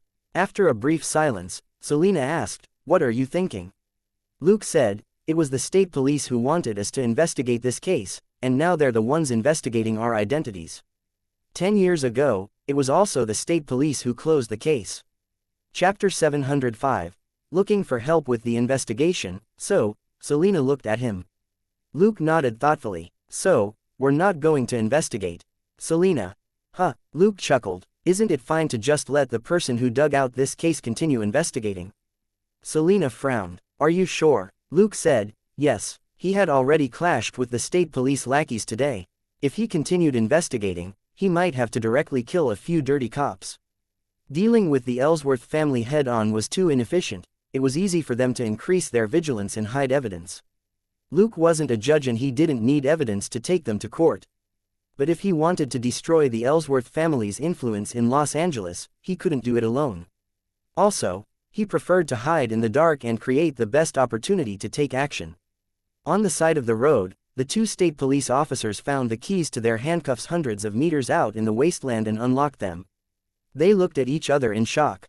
FCK, who the hell did they piss off? These two kids definitely aren't simple. The Latin American officer gritted his teeth and rubbed several places on his body. Selena had hit him hard on the back just now. The white officer said gloomily, "Why didn't you plant the drugs on the boy?" The Latin American officer was vexed. "They were gone. I put them in my pocket before I came out." His hand subconsciously paused in his pocket. A moment later, he took out a small bag of white crystals. The white officer stared at him without saying anything. Stunned for a moment, the Latin American officer shook his head. "No, I really didn't find them earlier." "Wait, is this guy a pickpocket?" The white officer gnashed his teeth. "Why don't you just say that he has a superpower? How could he have stolen it and put it back under our noses?" My eyes never left his hands. The Latin American officer was speechless. A moment later, he said, "Carl, if we really did put this in his pocket just now, would that have worked?" Carl was stumped. The answer was obvious. "What are you trying to say, Julio?" Carl asked solemnly. Julio hesitated for a moment before he said, "Those two could have recorded our confessions, but they never thought about it. Also, Cole quit a few years ago and doesn't look like he's in his right mind. If we continue to get involved in this, I'm afraid we won't be able to live long enough to collect our pensions." After a brief silence, Carl walked toward the police car. Julio followed silently. The police car turned around and drove north. After a long while, Carl finally said, "Remember, we didn't see the targets today, nor did we see their IDs. If those people call up again, you know what to do." Julio heaved a long sigh. "I would rather have my prostatitis flare up again and lie in hospital than get involved in this again. I'm just a minor officer, not a hitman for the Ellsworths." Carl frowned. "Shut up. Don't mention names, understand? We're us and they're them." The car fell silent once more. Under the setting sun, a lone police car drove north. On the edge of downtown LA that night, two men were discussing a bunch of files in what looked like a warehouse rental. Suddenly, the shutter door behind them opened. Their faces changed, and the balding, middle-aged man unbuttoned his waist holster, ready to draw his gun. At that moment, the roller shutter had gone up high enough for them to clearly see who it was, and they were both stunned. The middle-aged man shouted, "Batman!" The other long-haired man narrowed his eyes and didn't say anything. He quietly stepped back and reached for the shotgun hidden under the table. "Mr. Cole, you can take your gun out, but don't point it at me. Mr. Hart will do the same." The mechanical voice rang out as the black giant entered the warehouse and pulled down the shutter. The balding man, Hart, looked at the long-haired man, but still chose to ask himself, "Who are you?" The corners of Luke's mouth curled up. "You said it just now, but you don't believe it, so this question isn't important." Saying that, he threw a black bag onto the table. "This is what you need." Before they could check the bag, he continued, "The Ellsworth family that you're investigating isn't as simple as you think." It was still Hart who spoke up. "What are you trying to say?" Luke chuckled. "What I'm trying to say is that they have extraordinary individuals like me behind them." Looking at the shocked Hart and at Cole, who was still silent, he continued, "This isn't a puzzle game, but a game of murder. Once the Ellsworths discover that you're investigating them, it won't be the police who'll come looking for you, but hitmen out to end your lives. Human lives are cheap to them. Life itself is dull to begin with," Cole said in a low voice. Luke looked at him. Even if you want to die, you can get to the bottom of this case first before you die. Hart's face darkened. What are you talking about? The blood-red triangular lenses on the black mask looked at him. He lives like a ghost. Why would he be afraid of anything I say? With that, Luke finished what he had set out to do. He opened the shutter and disappeared into the night. The two men in the warehouse looked at each other and walked to the entrance with their guns. They looked around for a moment before they closed the door again. This time, they added a chain to the roller shutter. They returned to the table and looked at the black bag. Cole stepped forward silently and unzipped the bag to reveal stacks of paper. He picked up the stack at the top and flipped through a few pages, his expression focused. We were right, we're looking in the right direction. Hart leaned over and read for a moment before he said, this is an official file from the police database. Look at the serial number. This is something that LAPD and LSPD use. Cole didn't answer. He quickly flipped through the first stack of documents and mumbled, not enough. This information isn't enough. He picked up the second stack. Hart grabbed his hand. Wait. Cole frowned. Don't forget, that person had us trapped in this warehouse just now, Hart reminded him. Even if it's just to keep these files safe, we should change locations. Cole frowned, clearly unwilling. But reason told him that this, Batman, didn't seem to be lying. The Ellsworth family they were facing might really send someone to silence them.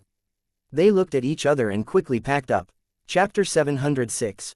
$250 a day, and Instructor Harry is awesome. Luke glided swiftly through the night sky as he pondered the two men.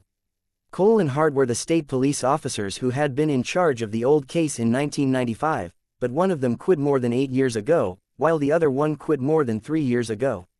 Now that they were together again, they were looking for leads on the old case. But they weren't the trigger for the state police and the Ellsworth family. The real trigger was someone else, and this person's identity was a little sensitive. Luke had a personal connection to this person, and didn't want them to investigate too deeply. Luke had approached Cole and Hart precisely because he wanted them to continue investigating. With two groups investigating, one in the dark and one in the light, it would be easier to uncover any mistakes that the Ellsworth family had made. Also, the Ellsworth family had a lot of connections in California. Simply getting rid of a few main envoys wouldn't be enough. In a big family with hundreds of people, the most that would happen if a few of them died would be that a new leader would appear. Moreover, he didn't want to let go of those lackeys who helped them do evil. With concrete evidence, they could go through legal proceedings and use the legal system to purge the Ellsworth family of their dogs. At the same time, he could prevent the people who were investigating Ellsworth from being killed. After a few peaceful days, Luke received a call from Claire. Luke, I'm going to be your colleague from today onward, ha ha ha ha. Luke said with a smile, you're just following an officer on duty. It's already pretty good if you get to write tickets and direct traffic. Do you really think the police academy will let you investigate homicides and robberies? Claire snorted, I can help if we really run into each other. After a brief silence, Luke said, did you forget what I taught you? Claire, got it, safety first. You're so annoying. You're killing my enthusiasm. Luke said, police work is tedious. There's no need to be so enthusiastic. It's actually quite nice to be bored. Claire said, all right, you're such an annoying old man. Goodbye. After Luke hung up, Selena smiled. Claire will definitely be disappointed. When I was in Shackelford for the first few years, all I did was watch those cowboys and farmers fight every day, and I couldn't even cheer them on. Regular police officers are never that enthusiastic. It's just physical labor. Luke, on the other hand, sighed. But this is Los Angeles. There are robberies and shootings everywhere, and she might run into one. Selena asked, how about if Gold Nugget follows her? In the backseat, Gold Nugget pricked up its ears. Frowning and thinking for a moment, Luke suddenly said, is it possible for Gold Nugget to use her as a host without her knowing? Selena said, if it doesn't talk so much and doesn't communicate telepathically with Claire, it should be able to hide itself. But don't forget the side effects. Claire is very concerned about her body's development. Luke rolled his eyes. It's not like she's a washboard, what's there to worry about? As he spoke, he looked at Gold Nugget in the backseat. But, it seems like you prefer to hole up at home recently whenever we get back. Are you in bad shape? Gold Nugget's tail paused for a moment before it started wagging again, and the dog barked. Selena rolled her eyes. It's been surfing the internet. Recently, It's been obsessed with a new show. Gold Nugget, who had stopped her from continuing, finally heaved a sigh of relief. It was indeed surfing the internet at home, but it wasn't using the tablet to watch TV. Instead, it was using its newly bought, alien, laptop to go online and trade insults with other people. That was right, in the span of just a few days, Gold Nugget had been promoted to a senior keyboard warrior who argued just for the sake of it. It enjoyed the thrill of cursing on various forums. It could only be obedient when it came to the fiend, but it could scold whoever it wanted on the internet, and wouldn't admit it even if it was wrong. It liked the feeling of, you know I'm in the wrong, but you can't do anything about me. It didn't want Luke to become aware of this behavior. Selena had also strictly stipulated that it could only post online when she was out, and it absolutely couldn't divulge any household secrets. She didn't care about the dog head picking fights online. She wasn't some rich young miss. After being a police officer for so long, she only used foul language when the occasion required it. Occasionally, she would even give Gold Nugget advice on arguing techniques. These were all taught to her by Luke. Luke wasn't bothered by their little secret. He simply asked the dog head, "So, are you going to help out? $250 a day is about the same as my daily salary." Gold Nugget immediately barked in agreement. It was a guy without a job. And no job meant no pay. Previously, it and Selena had cleaned up a bunch of hooligans, only to become known as knee breaker. Luke hadn't said anything, but Selena and the dog restrained themselves a lot after that. Also, because a certain dog head had insisted on buying an alien laptop for it as an alien to use, it used up a huge chunk of its savings. It had to find a way to replenish this blood loss. A job with a salary of $250 a day definitely couldn't be missed out on. Before lunch, Luke and Selena went to observe Claire at work. In the end, he found her directing traffic with another official police officer. The energetic and cheerful little monkey was actually quite good. The girl from Texas was pretty loud and smart. Although she was sweating profusely, she didn't look like a mess. Selena said, she would actually make a good detective. Luke sighed, forget about Robert, in a small town, there's not a lot of danger. But now that I'm a detective, and if Claire becomes a detective, won't Catherine be worried to death? Even worse, this was an extraordinary world. If they ran into a supervillain one day, a regular police officer would probably die a meaningless death. If possible, Luke would prefer Claire to take up another profession. Of course, it was her choice. For example, when he went to Houston and then transferred to Los Angeles as a detective, Catherine had naturally been worried. But that was his choice. Catherine had never interfered with his decision, and only told him to be careful. Seeing that Claire was doing well, Luke and Selena prepared to leave. At that moment, the sound of a motorbike rang out. A motorbike sped through the crowded traffic toward the intersection. Luke found it odd. Why is this bootlicker on a motorbike? That isn't a police bike, right? On the motorbike, Instructor Harry shouted, "Move, move, move." There was no place for him on the congested street, and he soon hit a parked car from the side. He flew off the motorbike and crashed headfirst into the back of a pickup. Luke and Selena were dumbfounded. They could see two cows in a cart behind the pickup. That was how Instructor Harry's head got stuck in the butt of one of the cows, which let out a long moo. Luke and Selena. Claire, the audience. Chapter 706, Why do all of you look so delicious? A few minutes later, Luke's lips twitched as he looked at Selena, who was laughing in the passenger seat, and Gold Nugget, who was also shaking in the backseat. He couldn't help but laugh. Don't hold it in anymore. It's too funny. Ha ha. Thinking back to how Claire had panicked and yelled, "Call the vet," at the main desk, it was already hard for him to hold it in for even a few minutes. Ha ha, that guy. Ha ha, is he an idiot? Ha ha ha ha. Selena laughed intermittently, and wasn't short of breath even after several minutes. Luke said with a smile, something must be wrong with the motorbike. He was stepping on the gas pedal the whole time, but he could still fly. After this incident, there would be a new legend in the police academy that night, which would probably be called, Harry and the Cow, or, the story of the cow's anus and Harry's head has to be told. Also, Instructor Harry was a bootlicker, and few people in the police academy would be willing to keep it a secret for him. It was destined to become a well-known legend in the police academy. With this incident, it was likely that the little monkey's internship would be filled with countless precious memories.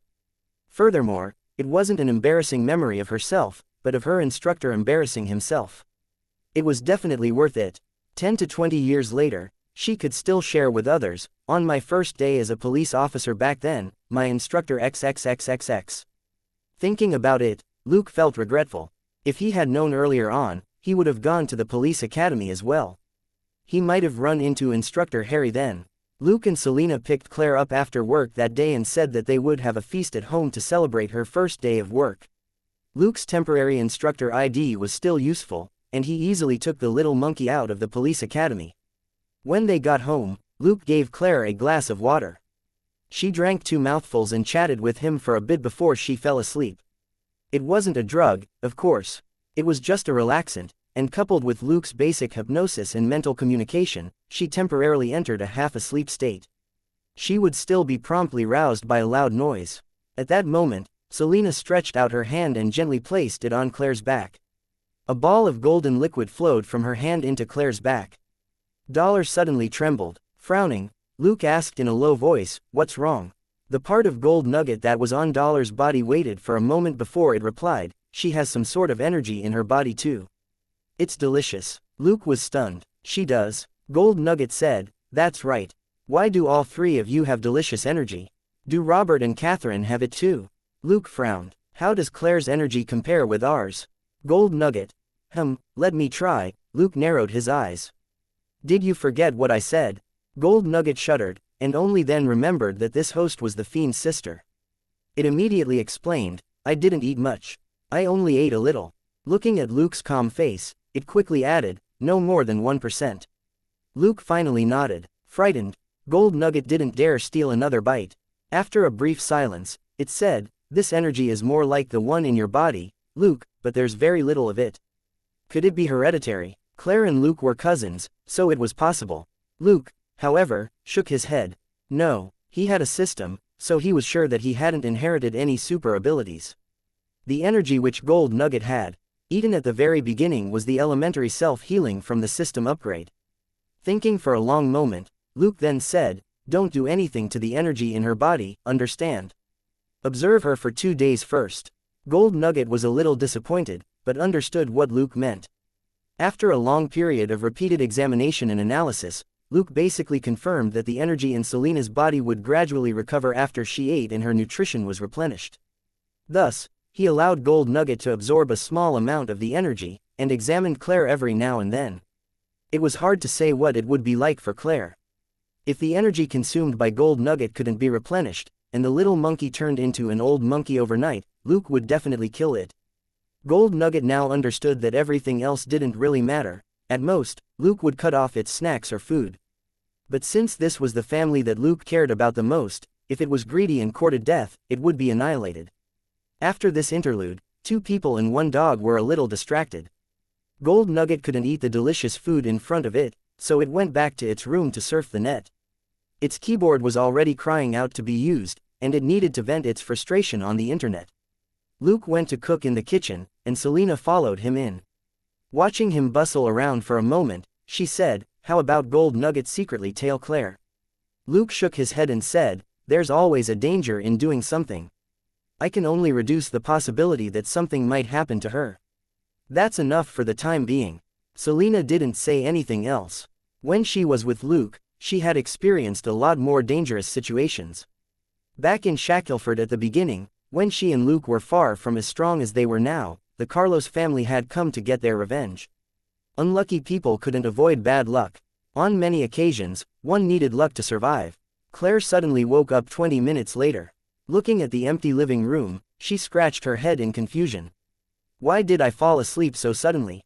Am I too tired? Smelling the sweat on her body again, she jumped up. Ah, it stinks. Shower. Luke, when are we having dinner? In half an hour. Luke's voice came from the kitchen. There's still time. Claire dashed into the bathroom. 10 minutes later, she walked out with a puzzled expression and mumbled, "Why do I keep feeling something isn't right? What is it?" At that moment, Selena walked over from the kitchen. Seeing Claire staring blankly at the bathroom door, she asked, "You're not going to eat in a towel, are you?"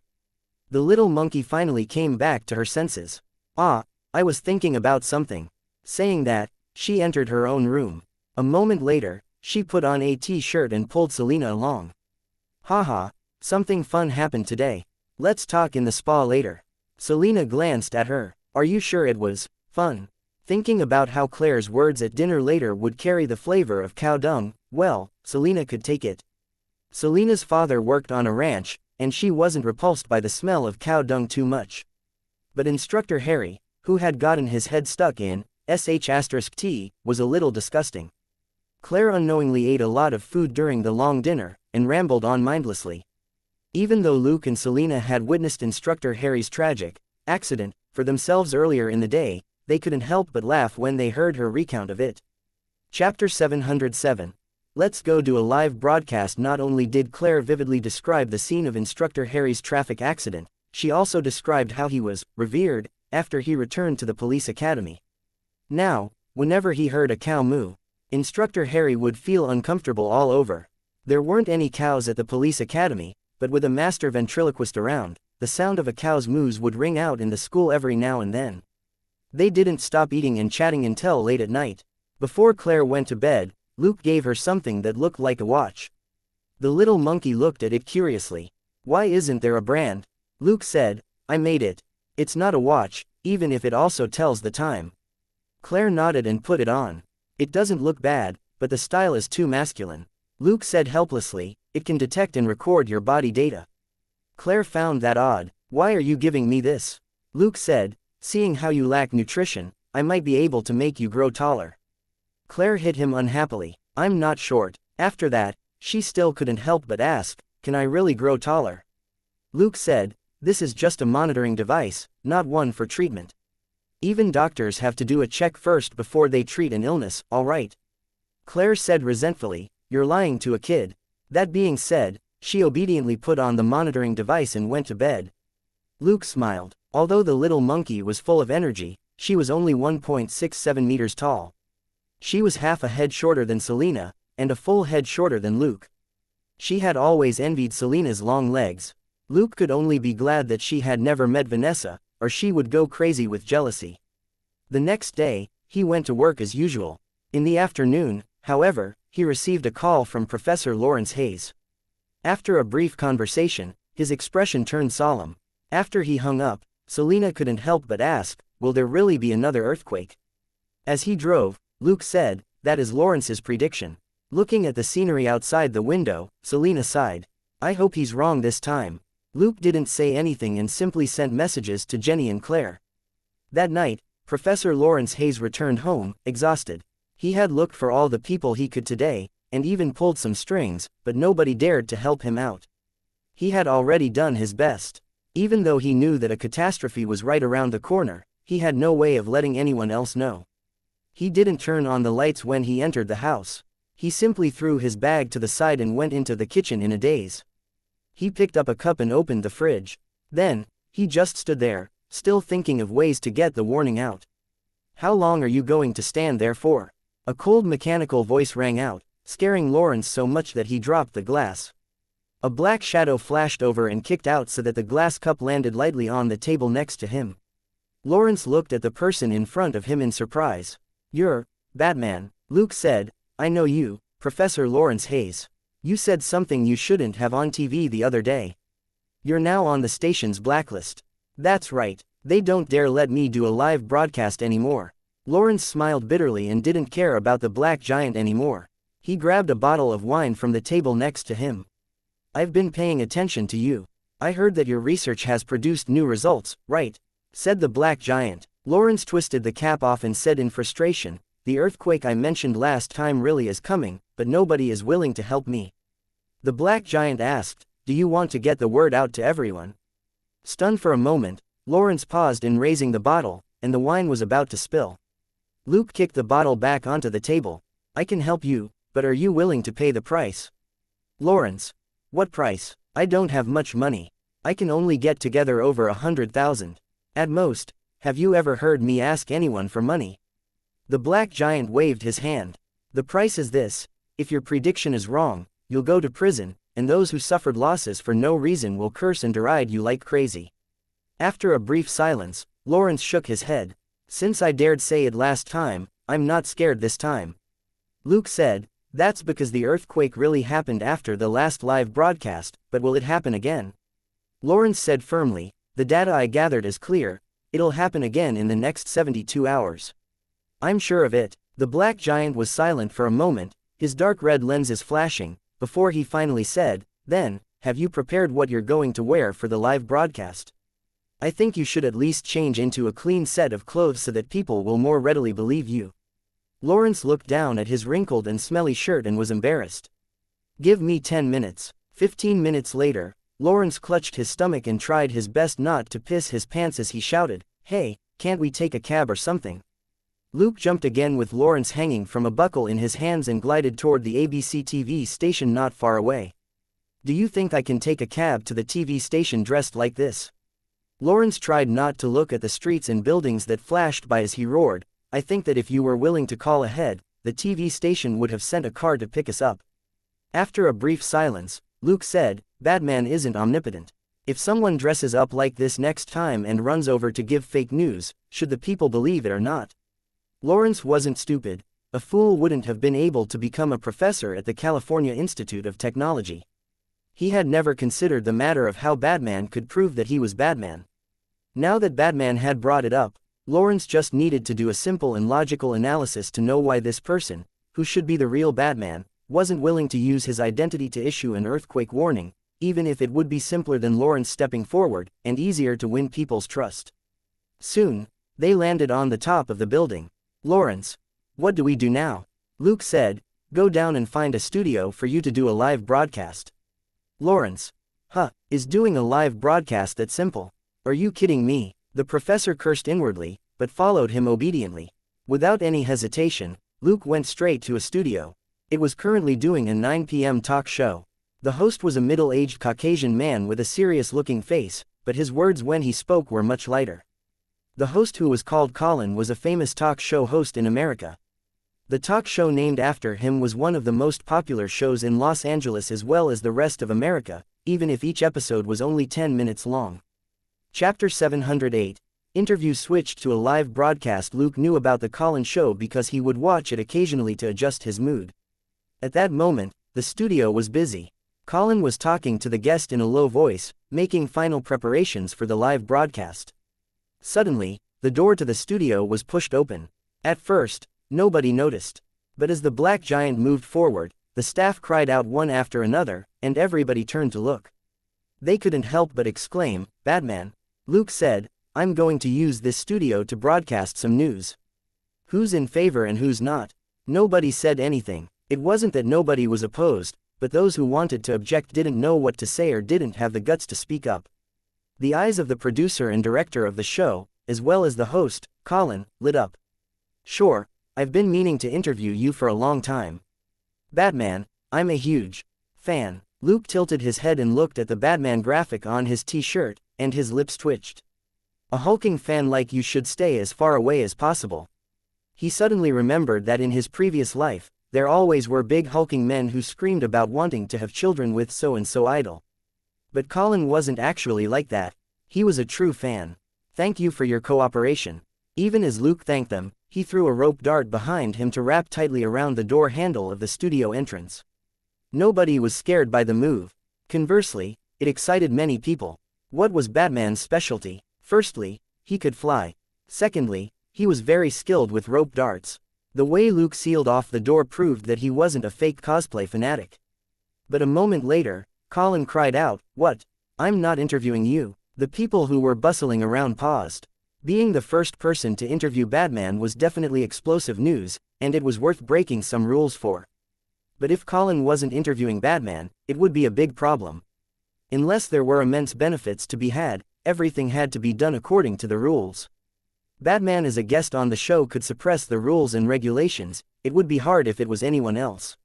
Looking at Colin's face, Luke smiled and said, "I'll give you 5 minutes to interview me after the end of the broadcast. However, this interview can't be put together with Professor Lawrence Hayes's live broadcast, and you can't hint that I have any connection to it." "Deal, deal." Colin immediately agreed. He didn't care about the professor, he only cared about Batman. If Batman hadn't mentioned it, Colin wouldn't have put them together, since this professor didn't have any selling points at all. The interview with Batman had to be done and advertised solo, only then would it sell for a pretty penny. How could Batman be put together with a plain-looking fatty? 5 minutes later, the live broadcast began. Just 30 seconds into Professor Lawrence's live broadcast, Colin wanted to bang his head against the wall. He was wrong. This fat professor wasn't some mediocre fellow. The man had brought with him a shocking hot potato. There was going to be an earthquake in California. This hot potato might cost him his job, and he was actually broadcasting it. It was no wonder that when Colin had asked what he was supposed to discuss with the fatty, Batman only said that he just needed to go with the flow. Thinking of what might happen to him after tonight, Colin had already gone crazy. But he still had a trump card: Batman. As long as Batman agreed to an interview, he was confident he could survive anything. The live broadcast with Lawrence Hayes was soon finished, and everybody in the broadcast room broke out in a cold sweat. Not only were they worried about their jobs, they were also worried about the upcoming earthquake. Luke raised his hand to look at the image transmitted by the drone, only to see that security guards were already on their way. Luke reminded him, "All right, Colin, you only have 5 minutes." A chill ran down Colin's spine. He turned on his earpiece and shouted at the crew members in the studio, "Focus. We have to finish this in one go." There was already knocking on the door. The TV station had discovered that something was wrong with the live broadcast and had sent someone to check it out. Colin knew that it would only take a few minutes for the knocking to become pounding. If he didn't finish the interview with Batman before then, he would lose his biggest bargaining chip, and his crew in the studio would also suffer. Losing their jobs at that time would be a light punishment; they might all be sued. Everybody in the studio understood this and spared no effort to get the job done. In less than 30 seconds, Colin signaled that they could start. Luke, on the other hand, looked at the guest who had been standing silently in one corner. He bowed slightly and said, "Nice to see you again, Miss Shira. It's my honor to be interviewed by you." Colin blanked out for a moment, then immediately understood. He quickly gestured to the staff. "Record it, record everything. Just this sentence is explosive news." Shira felt strange, but she still walked out of the corner. She walked onto the stage and sat on the couch at the Black Giant's signal. "No, I should be the one to thank you. You saved me during the earthquake a few days ago, Batman." Everybody looked like they had expected it. As paparazzi, they were professionals. Everybody knew that the first night Batman appeared, he had rescued Shira and Jennifer Perry from a falling elevator. It was also for this reason that Shira, who was past her prime, had been invited to the Colin show. Everybody wanted to know how Shira, the singer whom Batman had saved, would describe this superhero. Now, Batman was on the same stage as Shira. It was perfect. Colin roared in his heart, "I'm a genius. I'm too smart. I knew Shira would be worth it." Thanks to his extraordinary professionalism, however, he looked as calm as ever. He quickly skipped the preamble and shifted the topic from Shira to Batman. After all, it was Batman who had saved her. What Colin needed now was an interview with Batman. They could film with Shira alone later, and editing the shots together later would have an even better effect. That was Colin's excellence as a top news maker. In a short 10 to 20 minutes, he calculated the gains that Batman could bring, which could be increased multiple times. And his thoughts extended even beyond that. He was no longer worried about being reproached by the TV station. That was because he and his men would personally experience Batman's help. After the earthquake, the story of Batman along with this broadcast, plus the story of how the upstanding and altruistic news crew here selflessly helped Batman out, could be turned into yet another special topic. Chapter 709. They're all cunning fellows. Thinking that, Colin made up his mind. He would check all the surveillance and cameras later. All the footage related to Batman had to be safely kept. These were precious resources that were priceless. With so many chips in hand and immense vigor, Colin's finesse as a top talk show host was on full display. Every question was refined and interesting, and he gave Batman as much time as possible. Colin had worked it out. In a 5-minute interview, even after wasting time on Colin and Shira, Batman could still speak for 3 minutes and 10 to 40 seconds. That was enough. He would be the first host in the world to interview Batman. He would be the first host in the world to interview a superhero. After answering Colin's questions, Luke suddenly raised his hand to stop him. 5 minutes and 30 seconds. The extra 30 seconds are a gift. With that, he stepped off the stage. Colin was stunned and didn't know what to say. So, Batman was even more exacting than he was. He thought that he had gotten the upper hand just now. Wait, someone said. Everybody looked at her. Ignoring their gazes, Shira hesitated for a moment before she asked, I wrote a new song about you. Can I release it? Luke turned around and bowed. It would be my honor. As he spoke, he grabbed the rope dart on the door handle, and with a gentle shake, the rope returned to his hand. Bang! With a loud bang, the two security guards who were pounding on the door outside rolled inside for several meters before they got up dizzily. As the door opened, a dozen security guards swarmed in. Luke looked at Professor Lawrence and said, I won't send you back. The relevant department will take you away soon anyway. Lawrence, thanks very much. The dozen security guards looked at each other in silence, but none of them dared step forward. This was Batman, the absolute superhero in the eyes of the people of Los Angeles. The black-winged angel who saved hundreds of people in one night. As Luke stepped out of the studio, the eyes of many people who were watching the scene widened, and they exclaimed in shock. Oh my God, I must be dreaming. Batman, it's Batman. Mom, I see Batman, a 5-year-old girl mumbled as she stared at him blankly. A lollipop covered in saliva dropped from her small mouth. Luke happened to walk past her, and he caught the falling lollipop before popping it back into her mouth. He smiled and patted her head with his huge palm. Yes, you saw me. Then, he disappeared down the hallway. Colin's eyes blazed. Camera 1, did you get that? Did you? One of the cameramen trembled. We got it. Colin said. Camera 2, camera 3, follow him. Batman isn't stopping us, so he's allowing us to shoot. With his keen hearing, Luke easily picked up the conversation through his earpiece. His lips twitched. This guy really wasn't bragging about being the best talk show host in America. He deserved to be a top host. Indeed, Luke wasn't worried about them filming. This wasn't Batman's first time on TV, after all. Those paparazzi hadn't helped him, but had chased him and even forced him into the sewers.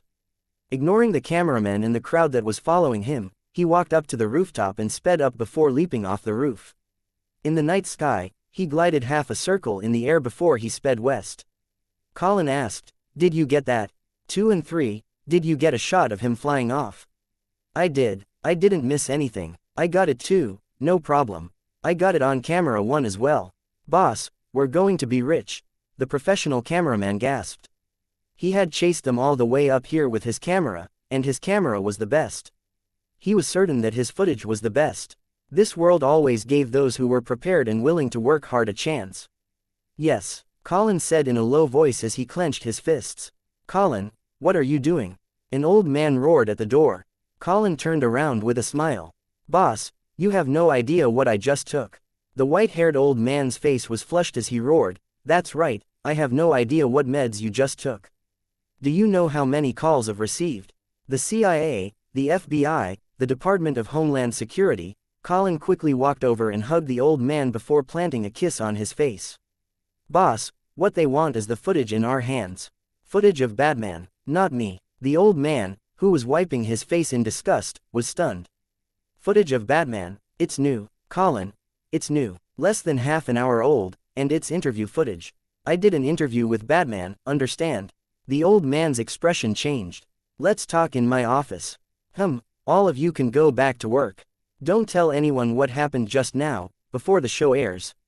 Everybody agreed, but they knew that their boss meant that they could discuss it among themselves. They looked at each other and quickly scattered. Everything that had happened just now was too bizarre. At that moment, they were bursting to speak, and the best choice was people with the same experience. Luke, who was gliding through the night sky, suddenly raised his head and looked into the distance. He could vaguely hear the sound of helicopters, and knew that someone was watching him. He smiled. They're all cunning fellows. Do you want to know my real identity? Let's do it. After flying more than 10 kilometers west, Luke plunged into deep sea water. The bat armor had an independent oxygen supply system, and Luke didn't need to come up for air. His superhuman strength and dexterity allowed him to move easily in the water, and he soon slipped into the deep ocean. Flegg listened to his man's report from one of the 2 helicopters in the sky. Captain, he's entered the deep sea zone. Our equipment can no longer detect him. We've lost him. Flegg thought for a moment, then ordered, continue searching for him in a 5-kilometer range. Pay attention to the shoreline. If you don't find anything in an hour, we'll call it a day. As the 2 helicopters circled overhead, Luke had already gone ashore at Malibu Beach 20 kilometers away. His Batman suit had long since disappeared to be replaced by a regular diving suit. After changing out of his diving suit, he jogged along the beach and entered the nearby woods. He then came out on a motorbike and made his leisurely way back toward Los Angeles. Chapter 710. God bless Los Angeles. Since he would be using his Batman identity a few more times in the coming days, Luke had already prepared all sorts of escape routes. The ocean was the simplest and most practical one. He wasn't someone who relied just on his physical strength to survive. He had already set up a counter-surveillance route in the ocean. He could still use this trick to escape once or twice more before this method was found out. At that time, Batman would probably go into hibernation, and would only come out when necessary. While he could have fewer of other things, he couldn't have fewer aliases. Generally speaking, a superhero's identity represented his beliefs and strength. However, he had many abilities, and they would only continue to accumulate. He only had one goal in mind: to earn experience and credit points. Whether in terms of sentiment or feasibility, the cost and difficulty of replacing an alias were very low. Changing aliases every now and then wasn't a bad idea to keep things fresh, Luke murmured to himself. He didn't forget to keep an eye on the surveillance cameras that he had set up beforehand, and he observed the activity on his return journey. He returned home safe and sound and helped Selina out with the tail end of her training. Selina took off her gloves and cancelled the silent mode on the tablet. Looking at the news, she said casually, "Lawrence spread word of the upcoming earthquake."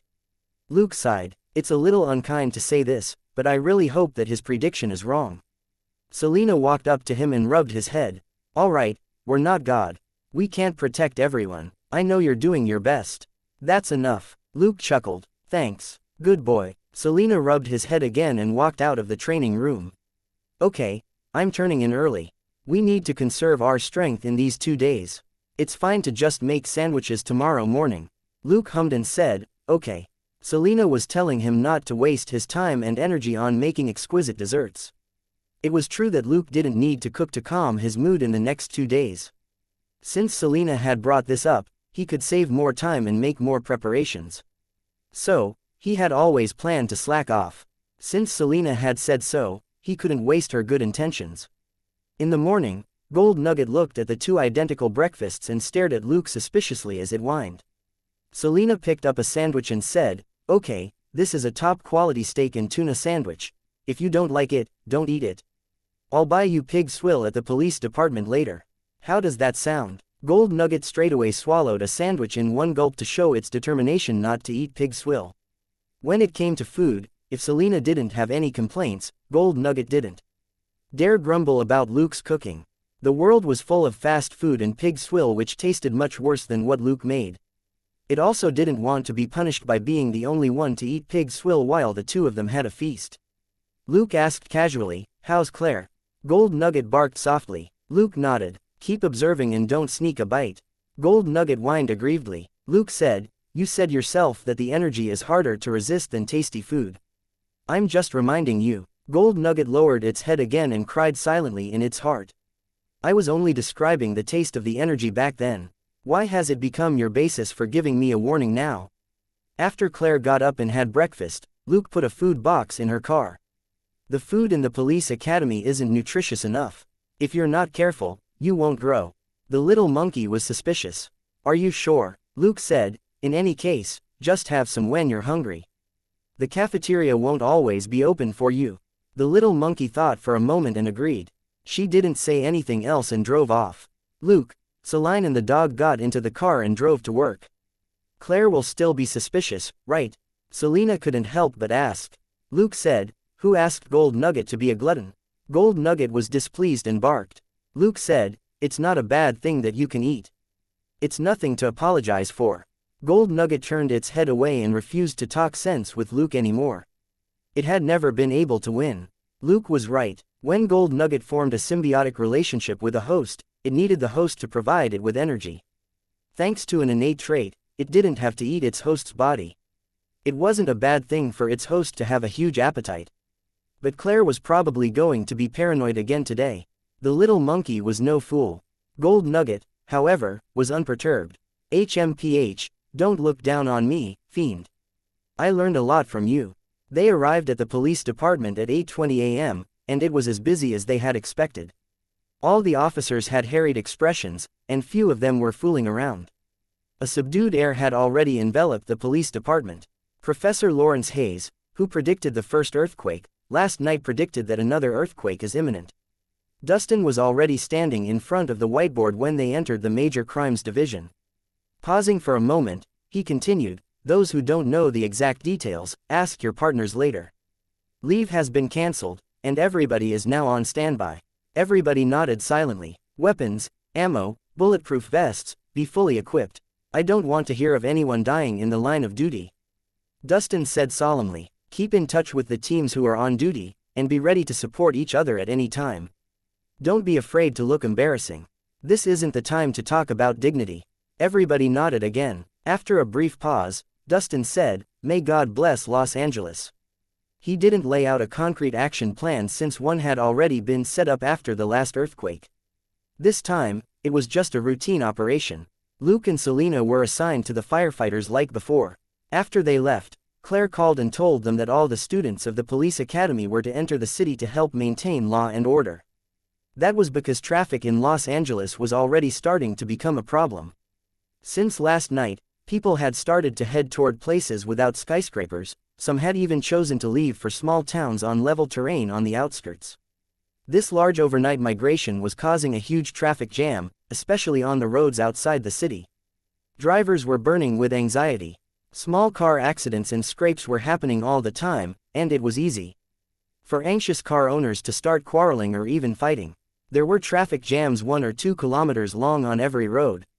There were TV helicopters in the air broadcasting the traffic situation in real time, but it wasn't any damn use since all the roads out of the city were congested and it was very difficult for people to leave Los Angeles via any of them. After the police academy pulled the trainees into the city, the situation improved slightly. At that moment, the chief of police could only be glad that the police department suddenly had a free labor force thanks to the officer training program proposed by Senator Thompson. Chapter 711. Gunfire Rescue and 3 key points to remember: there were more than 10,000 people in LAPD, but a huge number were clerks who didn't do field work, so there were only 7 or 8,000 frontline officers. The police school roped in more than 1,000 students who had undergone basic training and a few days as interns, greatly alleviating the burden on the police force. The students weren't able to handle physical confrontations, but they could help official police officers direct traffic and maintain order. Unfortunately, Los Angeles had a glorious tradition. After a large number of residents left their homes to seek refuge elsewhere, chaos broke out. There was a steady stream of news of vandalisms and break-ins on the police department comms. Luke and Selena simply ignored the small squabbles and focused on the guys who were fighting the officers with ad hoc weapons. At noon, they parked the car outside an In-N-Out and ate the burgers they had just bought. Luke looked up at the sky and sighed. Too bad it was broad daylight. A bunch of hooligans who had just looted a grocery store ran past them, and the two of them continued eating their lunch in silence. There were too many situations like this. The two of them had witnessed thefts and lootings the entire morning, and more than 50 street brawls. They couldn't be bothered with any of it. As long as no guns were used, they could only let them go. Otherwise, if they were detained, they would have to inform the patrol officers to take over. The patrol officers were too busy to let them know how long it would take for them to arrive, and the police department didn't have that many places to keep people locked up. Suddenly, Luke's phone rang. He quickly picked it up. "What's up?" A series of gunshots rang out from the receiver. Claire shouted, "We're outside USC. A bunch of gun-wielding criminals are exchanging fire with us. There are a lot of them." Luke said, "Hide well. I'll be there in 5 minutes." He hung up and took out a bicycle out from the trunk. "I'll go over first. You drive," Selena said. "Okay." With that, Luke gave a push and the bike abruptly shot forward and disappeared into the crowded street. In a traffic jam, motorbikes were useless while bicycles were useful. With his stamina and endurance, even if he was suppressed to a normal person state, it took him less than 20 minutes to cover a distance of 20 to 30 kilometers. When he ran into a place he couldn't pass through, he got off his bike and hefted it over his shoulder. He then ran out of the blockade and got back on before continuing on his way. Claire wasn't far from where he was, less than 5 kilometers in a straight line. Reaching the dead end of a shortcut, Luke picked up the bike that weighed less than 10 kilograms and flipped over the wall, and arrived at the scene in 5 minutes. He appeared behind the criminals, and without hesitation, charged out of the alley on his bike and kicked 2 criminals at the mouth of the alley into the wall. Taking advantage of the recoil from the kick, he straightened and pushed with both hands, and the riderless bike drove into a flower patch not far away. This was his emergency mode of transportation today, and he couldn't break it. As he vaulted off the bike, he reached under his arms and raised both his Glock and his M686 revolver. Pa, pa, pa, pa, pa. Luke charged forward 7 to 8 meters, and the gunshots rang out like beans exploding. He finally stopped charging and crossed his arms over each other as he reloaded his guns. Near the mouth of the alley, 7 or 8 criminals who were behind cars and trash cans, in the corners, and on the stairs all collapsed, bleeding from their chests and stomachs. LAPD, he shouted. This wasn't a warning to the criminals, but to warn the officers behind the 2 police cars 10 meters away not to attack him. However, he was clearly overthinking it. The little monkey said, "Haha, it's my brother. He's here, we're fine." Luke even saw her put away a mirror before sticking out her head halfway. She was still as cautious as ever. Robert's years of teaching her and Selena's recent training had played a big part. Luke smiled. Clear. The little monkey slowly stood up and raised her gun as if ready to attack at any moment. She called out to her companions, "Don't be careless. 2 people in a team. Check the guns on the criminals one by one. Shoot whoever moves recklessly." Luke didn't intervene. Training wasn't as good as actual combat. This was the best internship. Looking at the 4 students who had blue edges along their police caps, Luke was relieved. At least none of the rookies had been shot. Staring at her companions who were cleaning up the criminals, Claire reported the bad news. "Luke, 2 of our officers were shot." Luke hummed and said, "I'll take a look." Behind the police car, a man and a woman were leaning against the doors and groaning in pain. After a quick check, Luke nodded and said comfortingly, "The bullets went right through and didn't nick any major blood vessels or bones. It's fine. Have you called an ambulance?" Claire, "Yes." Luke said, "That's good. Do you have any first aid supplies in your police car?" Claire quickly found a first aid kit. Luke found a pair of rubber gloves and gave one to each of the 2 patrol officers. He told them to clamp down on the blood vessels around the wound with their gloved hands. "This will reduce the bleeding. If the ambulance is late, we can use a bra strap." As for bandages, he didn't bother. The 2 patrol officers weren't injured enough to need first aid, and the paramedics would naturally do it once the ambulance arrived. After the kids cleared the area, Claire relaxed and bounced up and down in front of Luke. "I saw it. You were so cool just now, Luke." She mimicked Luke's posture of drawing and reloading his gun to indicate what she was talking about. Luke smiled and patted her head. "Of course, I told you that I'm the best fighter among the LA police." The little monkey chuckled. "I thought you were bragging. Your shooting skills in middle school were far worse than mine." Luke said, "It's been a year since I graduated high school. I've improved a lot." "Hi, Luke," someone interjected. Luke nodded with a smile. "Hello, Miss Thompson. Didn't I say before, just call me Karen?" The blonde Miss Karen Thompson shook his hand. Luke shook lightly and was going to let go, but Karen was strong, and only let go after 2 seconds. Expression unchanged, Luke said with a smile, "It seems the results of all your training have been pretty good." Karen said, "It was thanks to Claire. As soon as gunfire broke out, she had us follow the safety rules." Luke hummed and looked at Claire. Did this little monkey disclose the safety rules that he had taught her? Noticing Luke's gaze, Claire explained, "There are 3 key points to a student's safety. It's very simple." Chapter 712. Stop dreaming. First, find cover. Second, use a mirror and don't stick out your head. Third, call for backup. "So, I called you as soon as I took cover and checked the situation with a mirror." Luke was stunned. "Is that in the student code?" "Yes, it was posted at the last minute this morning. It was just 3 lines on 1 page." Claire and Karen nodded in unison. Karen added, "I heard that these 3 safety guidelines come from a very good first-rate detective, and can significantly increase our safety as students. It seems they're indeed effective." As she spoke, she subconsciously glanced at the 2 patrol officers lying down not far away. The 2 officers were in great pain, but their faces were full of despair. That wasn't right. Why hadn't anyone mentioned these 3 safety rules when they were at the police academy? Had they gone to a fake school? But the truth was right in front of their eyes. After encountering the armed criminals, the The 2 police officers fought back and were soon wounded. The 4 rookies who had been on duty with them were completely fine. They hid behind the cars and fired back every now and then to stall the criminals.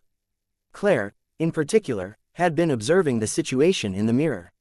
She had fired off several random shots and wounded a criminal, so the other party hadn't dared approach her for a while.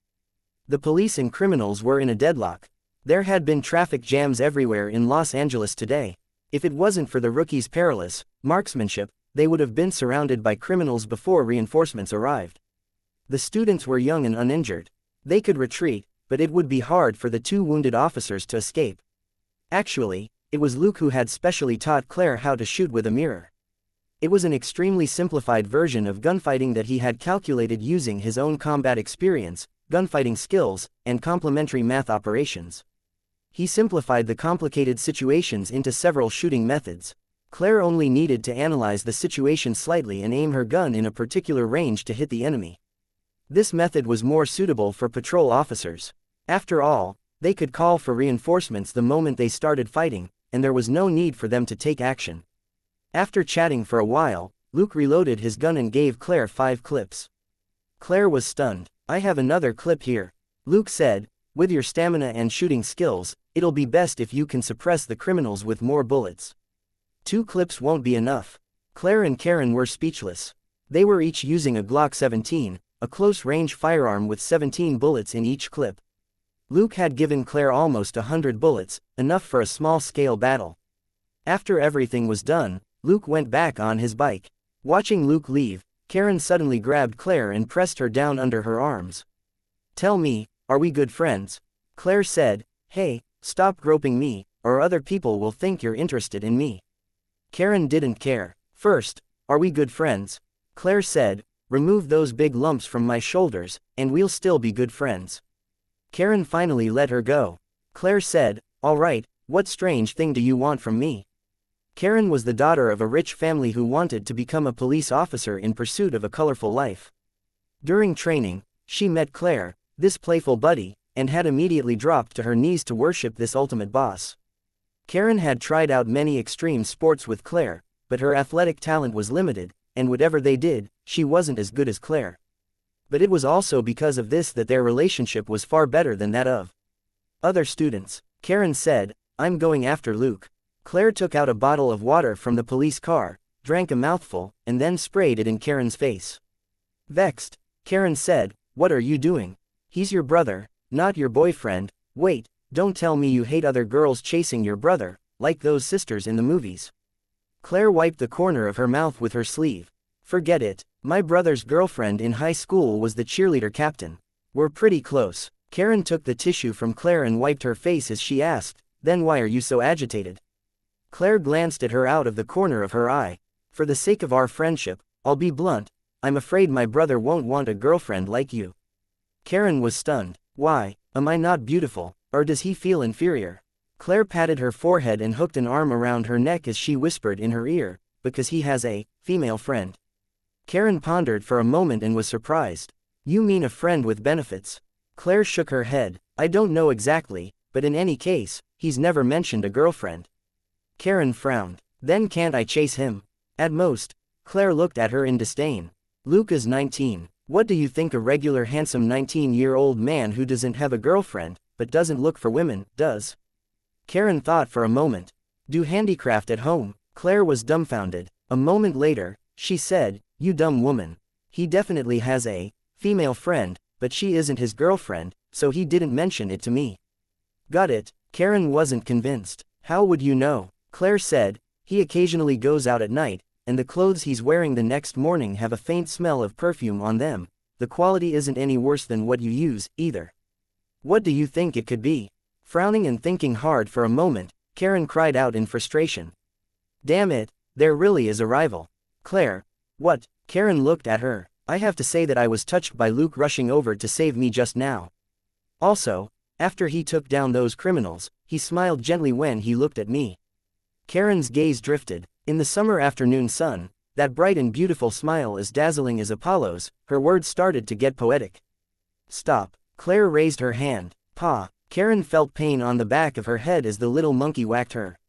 "He was smiling at me, okay. Claire crushed her pal's fantasy without any hesitation. He smiles like that every time he picks me up from school. I know him very well, so stop dreaming. Karen gnashed her teeth. Damn it, can't you let me finish my fantasy before hitting me?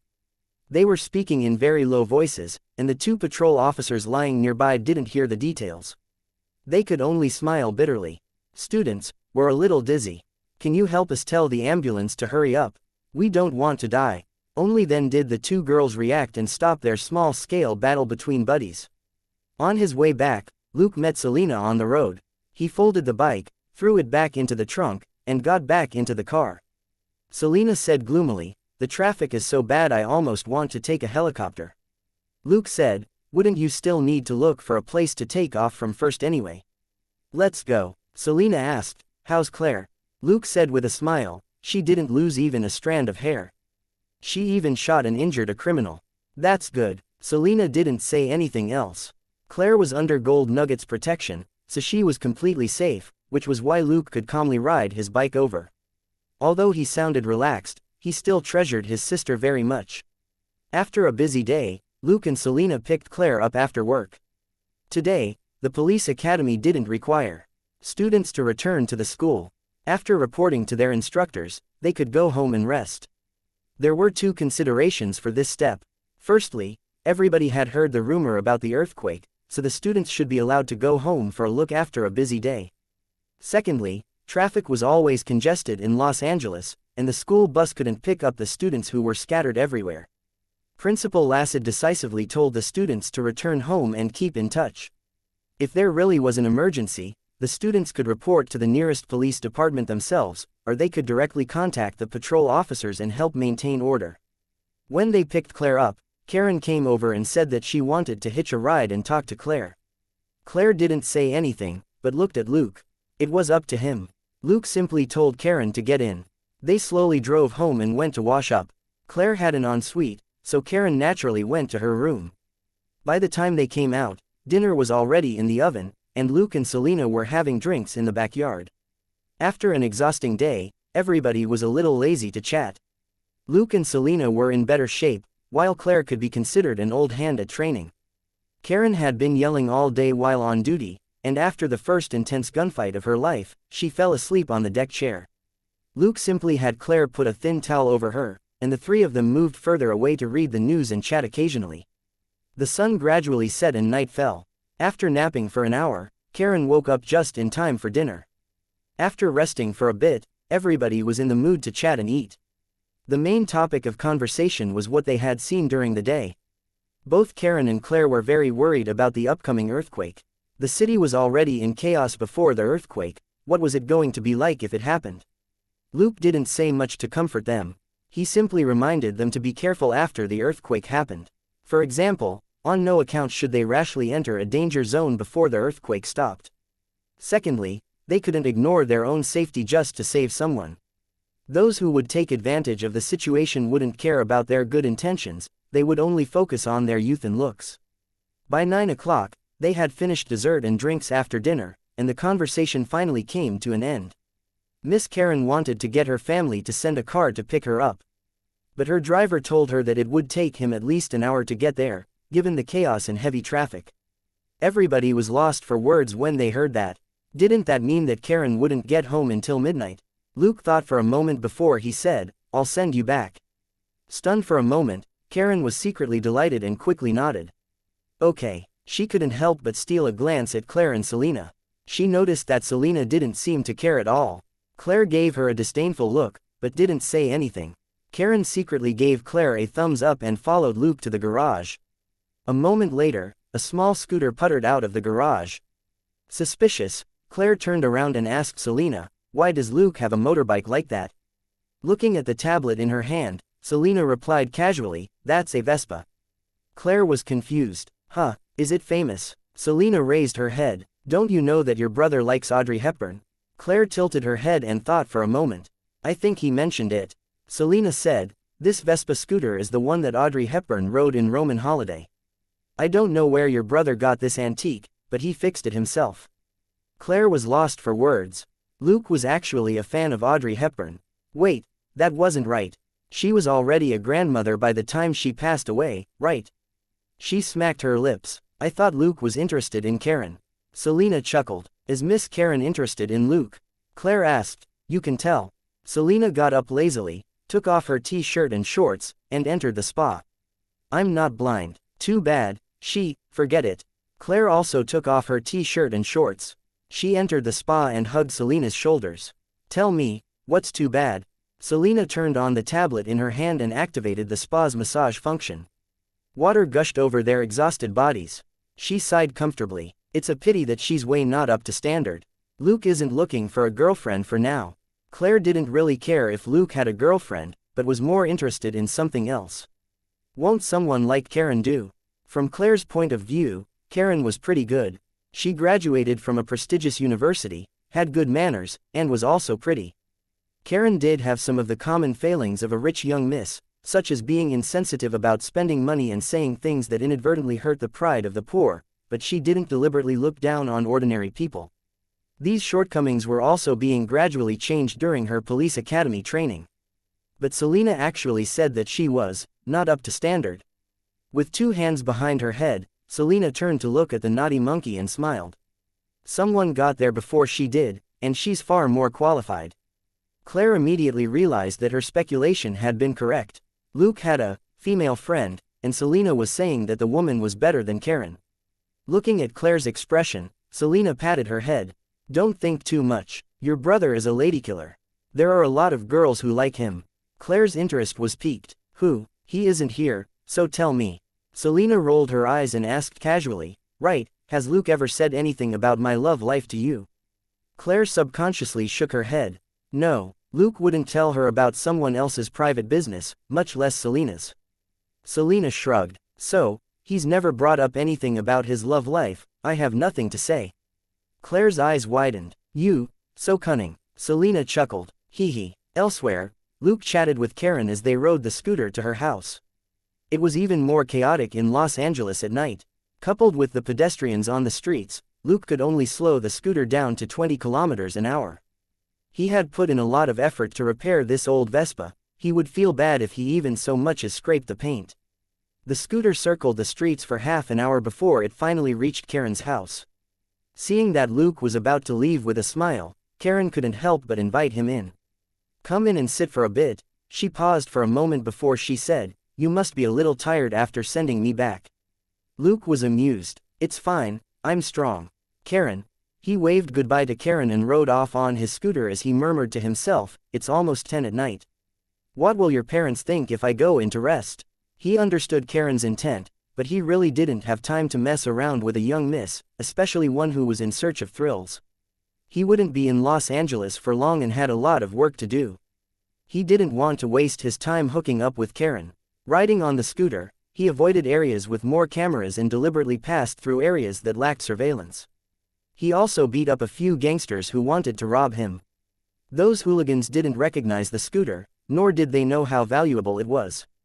This could only mean that law and order in the city was so bad that even poor people on scooters weren't safe. He found a safe house that he had set up earlier. He put on his Batman suit and sighed. You really will retire soon. Compared with the new White Wolf armor's quick kit-out function, the Batman armor was severely outdated in how it had to be put on manually. But Batman was set up as a strong character and was a very useful target. Luke had to use the armor a few more times to make sure he got the most out of it. Leaping down from the top of the apartment building, he moved through the dark alleys and buildings. A group of hooligans was forcing a woman with a child into a dark corner. The woman shouted in panic, but the hooligans only laughed smugly. Go ahead, nobody will come even if you scream your throat out. I'm here. A mechanical voice rang out behind the hooligans. The woman holding her kid stared at the black giant behind the hoodlums with wide eyes. Her lips trembled and she was so excited that she couldn't speak. Enraged, the gangsters turned around to see who dared mess with them. They saw a black giant standing a few meters behind them. He slowly pointed at them. All of you, guilty. Bad Batman. A thug shouted as he trembled. The next moment, the black giant charged into their midst, and the dull sound of flesh being hit and bones breaking rang out. All the hooligans' arms were broken and they screamed.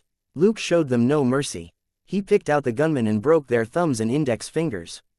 This wouldn't affect them running for their lives during the earthquake, but with those 2 fingers out of commission, it would be very difficult for them to exert force with their hands, like in shooting. The black giant looked at the woman with his dark red eyes. "Ma'am, you should hurry home." "Ah, what's that? Ah," the woman cried out as the black giant picked her up. Taking a few running steps, Luke glided out to the main street, put them down, and left right away. Stunned for a moment, the woman murmured, "Thank you, thank you. Mom, Uncle Batman told us to go home. There are a lot of bad guys out," the little boy in her arms reminded her. The woman came back to her senses and ran off with her son in her arms. The encounter with the hooligans had really scared her. A bunch of hoodlums were happily moving things out of a supermarket. The Chinese boss of the supermarket had already collapsed at the counter with blood all over his face. He wasn't dead and his injuries weren't severe, but he didn't want to be surrounded and beaten up again. Helpless, he could only hide in one corner behind the counter and allow the hoodlums to pry open the cash register and start wantonly moving the goods out of the supermarket. Suddenly, the doorbell rang, and the electronic female voice rang out. "Welcome." The criminals who were celebrating excitedly turned around. "All of you, guilty." Another cold and low mechanical voice rang out. The black giant grabbed a beer chest and blocked the automatic doors before he charged into the supermarket. The Chinese boss who was hiding behind the counter heard a series of bangs, and then 4 or 5 hoodlums flew past the counter. He trembled and didn't dare stick his head out. In less than 30 seconds, everything settled down. Footsteps approached the counter, and the boss felt a shadow cover him. He subconsciously raised his head and was stunned when he saw who it was. The loose cash that Luke had found on the hoodlums fell from a giant palm and landed on the counter. "Keep your money safe." Stunned for a moment, the boss nodded. Thank you, thank you. Close your shop and call the police to arrest them. Now's not the time to do business," the black giant said before he walked out. The Chinese boss stood up, only to see that the black giant had a rope dart in his other hand as he dragged out the 5 hoodlums. The hooligans were very quiet. They were all suffering minor concussions, and as usual, all of them had their hands broken. Outside the supermarket, Luke flicked his hand, and the rope dart flew back into it as if it were a living thing. The black figure then took a running leap and flew off. Gritting his teeth, the Chinese boss dragged his aching body to the door. Looking at the unconscious hoodlums, his eyes flashed with relief. "You had this coming. You usually take a protection fee, but now you want to rob my supermarket." Getting up as he spoke, he grabbed a mop near the door and started beating up the hoodlums. In the air, Luke turned to take a look, before he sped up. These hoodlums had guns, and often extorted money from the Chinese boss. They deserved to be beaten up by the boss. He wouldn't look down on this boss for beating dogs when they were down, and he didn't feel that the boss was exploiting Batman's power to do so. Most of the time, ordinary people who ran small businesses quietly endured the pressure and didn't resist. A lot of phones started ringing at the same time, and the first words were all basically, "It's Batman again." 10 minutes later, Luke dropped the 2 drug dealers he was holding and flushed the white crystals down the toilet. He heard the warning from his smartphone via his earpiece. Helicopters are coming. Several special vehicles are approaching. A simple map was displayed on the lenses in front of his eyes. Luke was the green dot in the middle, and more than 20 red dots were approaching him at varying speeds. Luke didn't bother too much with these people. If they wanted to take action, he would beat them up without any hesitation and see how much experience and credit points he could earn. Those who worked for government agencies weren't necessarily good people, they might even be rich in experience and credit. Daddy's system gave the same experience and credit to people who did bad things. They didn't become good people just because they helped the government do bad things. For an acquaintance like Flegg, beating him up would earn Luke a lot of experience and credit points. Of course, Luke wasn't the system's puppet. The system's restrictions were just the limits of a range, and it was up to him whether to act or not. While he was thinking that, he felt a sense of danger. He dashed out of the window and went straight to the top of the apartment building. At that moment, the building trembled slightly, and the fluctuation quickly grew stronger. In the end, the building started to shake and stir. The earthquake was here. Luke sent a message to Selena. "Tell Gold Nugget to take good care of Claire." Once the earthquake happened, all police officers, including Claire, would be deployed to maintain order and save the citizens. It was impossible to keep Claire at home unless she was willing. Luke didn't like it when people criticized his actions, and Claire didn't like it when people made all the decisions for her. Don't do unto others what you would not have done unto you. Selena simply replied, got it. An ear-piercing siren rang out, followed by faint cries of alarm. But after receiving Lawrence's warning 2 days ago, the residents of Los Angeles were far less panicked than during the first earthquake. The TV channels had also been playing earthquake survival knowledge. Coupled with the fact that night had already fallen, the chaos from the earthquake wasn't too serious. A minute later, the earthquake stopped. The sounds of all kinds of objects shaking disappeared, and the noise of people filled the city once more. Luke raised his head and looked at the helicopters in the dark. He snorted, I hope you don't mess with me tonight, or I'll attack you too. Saying that, he jumped down. Getting into Selena's car, Claire asked, is it okay for me to follow you when you're on duty? Selena said, $1 follows me. An extra person won't make a difference. Claire was upset. I'm not a puppy. Gold Nugget barked. Claire said, fine, $1, you're a big dog. They drove Luke's car out. There was nothing else the police department could do except order all the officers to go out into the field. It was impossible for the police officers to follow any sort of plan. By the time they reached their destinations, it wouldn't take long for Los Angeles to fall into chaos. The police department could only send out most of the officers first before adapting to the situation. After hearing the news from the police radio via his earpiece, Luke leapt into the air and headed east. All the accidents he saw on his way were minor ones. Most people in the last few days had gotten used to learning about safety from the TV, and made preparations before they went to bed. Most of the cars on the road were crawling forward, and unlike before, there were very few high-speed collisions. The buildings in the city center were pitch black. The people who were used to partying had cancelled their gatherings in the last 2 days as the rich hid out on flat terrain outside the city. But there would inevitably be problems with such a big earthquake in such a big city. When Luke arrived at an overpass on the main road, countless people on the overpass were in a panicked state as they looked around their cars. A gap had appeared in the middle of the overpass. Luke observed the situation under the overpass for a moment before he shook his head. 4 to 5 cars had been smashed and buried under fallen cement blocks. The people inside were dead and he couldn't save them. On a bus near the gap in the overpass, everybody hid in the back half as they looked to the front in fear. Half of the bus was hanging in the air, as if unable to make up its mind whether to fall or not. Nobody dared to break the windows, for fear of tipping the balance. Earlier, only the front of the bus had dropped, but after everyone ran around in a panic, and the road in front of them collapsed again, half of the bus was now hanging in the air, as if it was about to fall. Some quick-witted person had yelled, "Go to the back and weigh down the bus."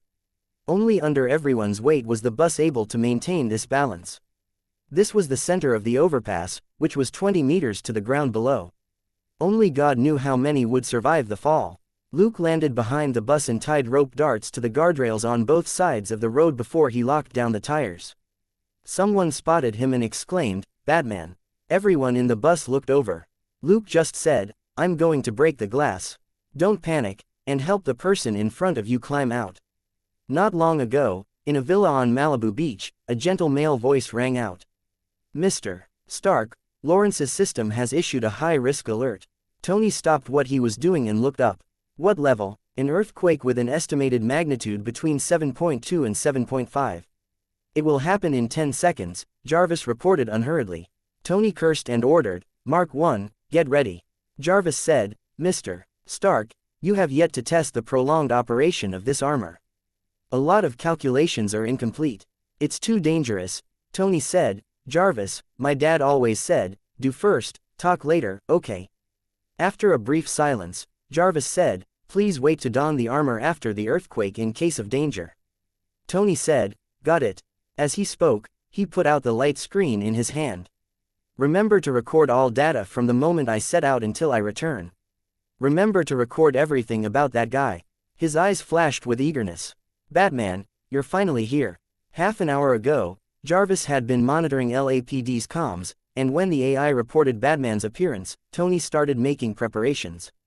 Now that an earthquake was about to happen, he didn't believe that Batman would slip away as quietly as he had during the first earthquake. 5 minutes after the earthquake started, a shiny silver suit shot out of a passage, trailing white fire as it flew toward Los Angeles in the east.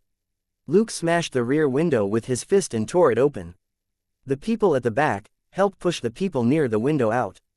"Don't move too fast or waste time," a man cried out and fell out of the hole. Luke caught him and said, "Run to the back yourself."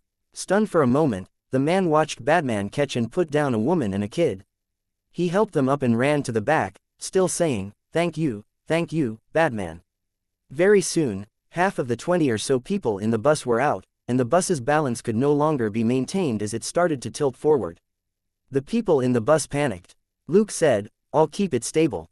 Don't panic, keep climbing out." As he spoke, he cut off the external microphone.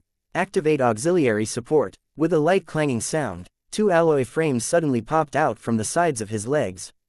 He raised his legs, and claws popped out of the frames again to stab deep into the ground. "Those behind, hurry up," he said into the mic again. The bus, which had been shaking slightly, stabilized again, but the back of the vehicle that Luke had grabbed with both hands creaked and rapidly twisted in shape, indicating that it was being pulled down by a massive force. When there were only 4 people left in the bus, the ground suddenly trembled again. It was an aftershock. The aftershock wasn't strong, but it was deadly for the bus's current situation. The gap in the overpass started to widen, and with a loud rumble, a large part of the overpass collapsed. Luke only had time to grab one of the men who had been at the window and throw him out. The other 3 screamed in fear and involuntarily slid down the bus.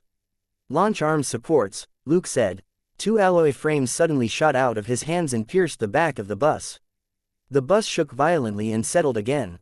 "Climb up, hurry." Luke frowned. If it had been just the 3 of them at the beginning, he would have had more options. He could rush in directly to protect them or tie them together with a rope dart. But he hadn't had enough time to prepare for the rescue right before this and couldn't do anything now. Once he retracted the alloy frames that were keeping the bus in place, the 3 of them would fall along with the bus. Luke could only ensure the safety of 2 people at most, while the life of the 3rd person would depend on luck. "Hey, throw my rope dart in and drag them out," he said to the passenger whom he had just rescued. The man trembled as he stood up. He had only taken 2 steps, when there was another aftershock, and the entire overpass creaked slightly. He screamed in fear and turned around to run. Luke simply sighed and didn't look at the man again. It wasn't that the man was ungrateful. It was too much to hope for regular people to act rationally after suffering a fright.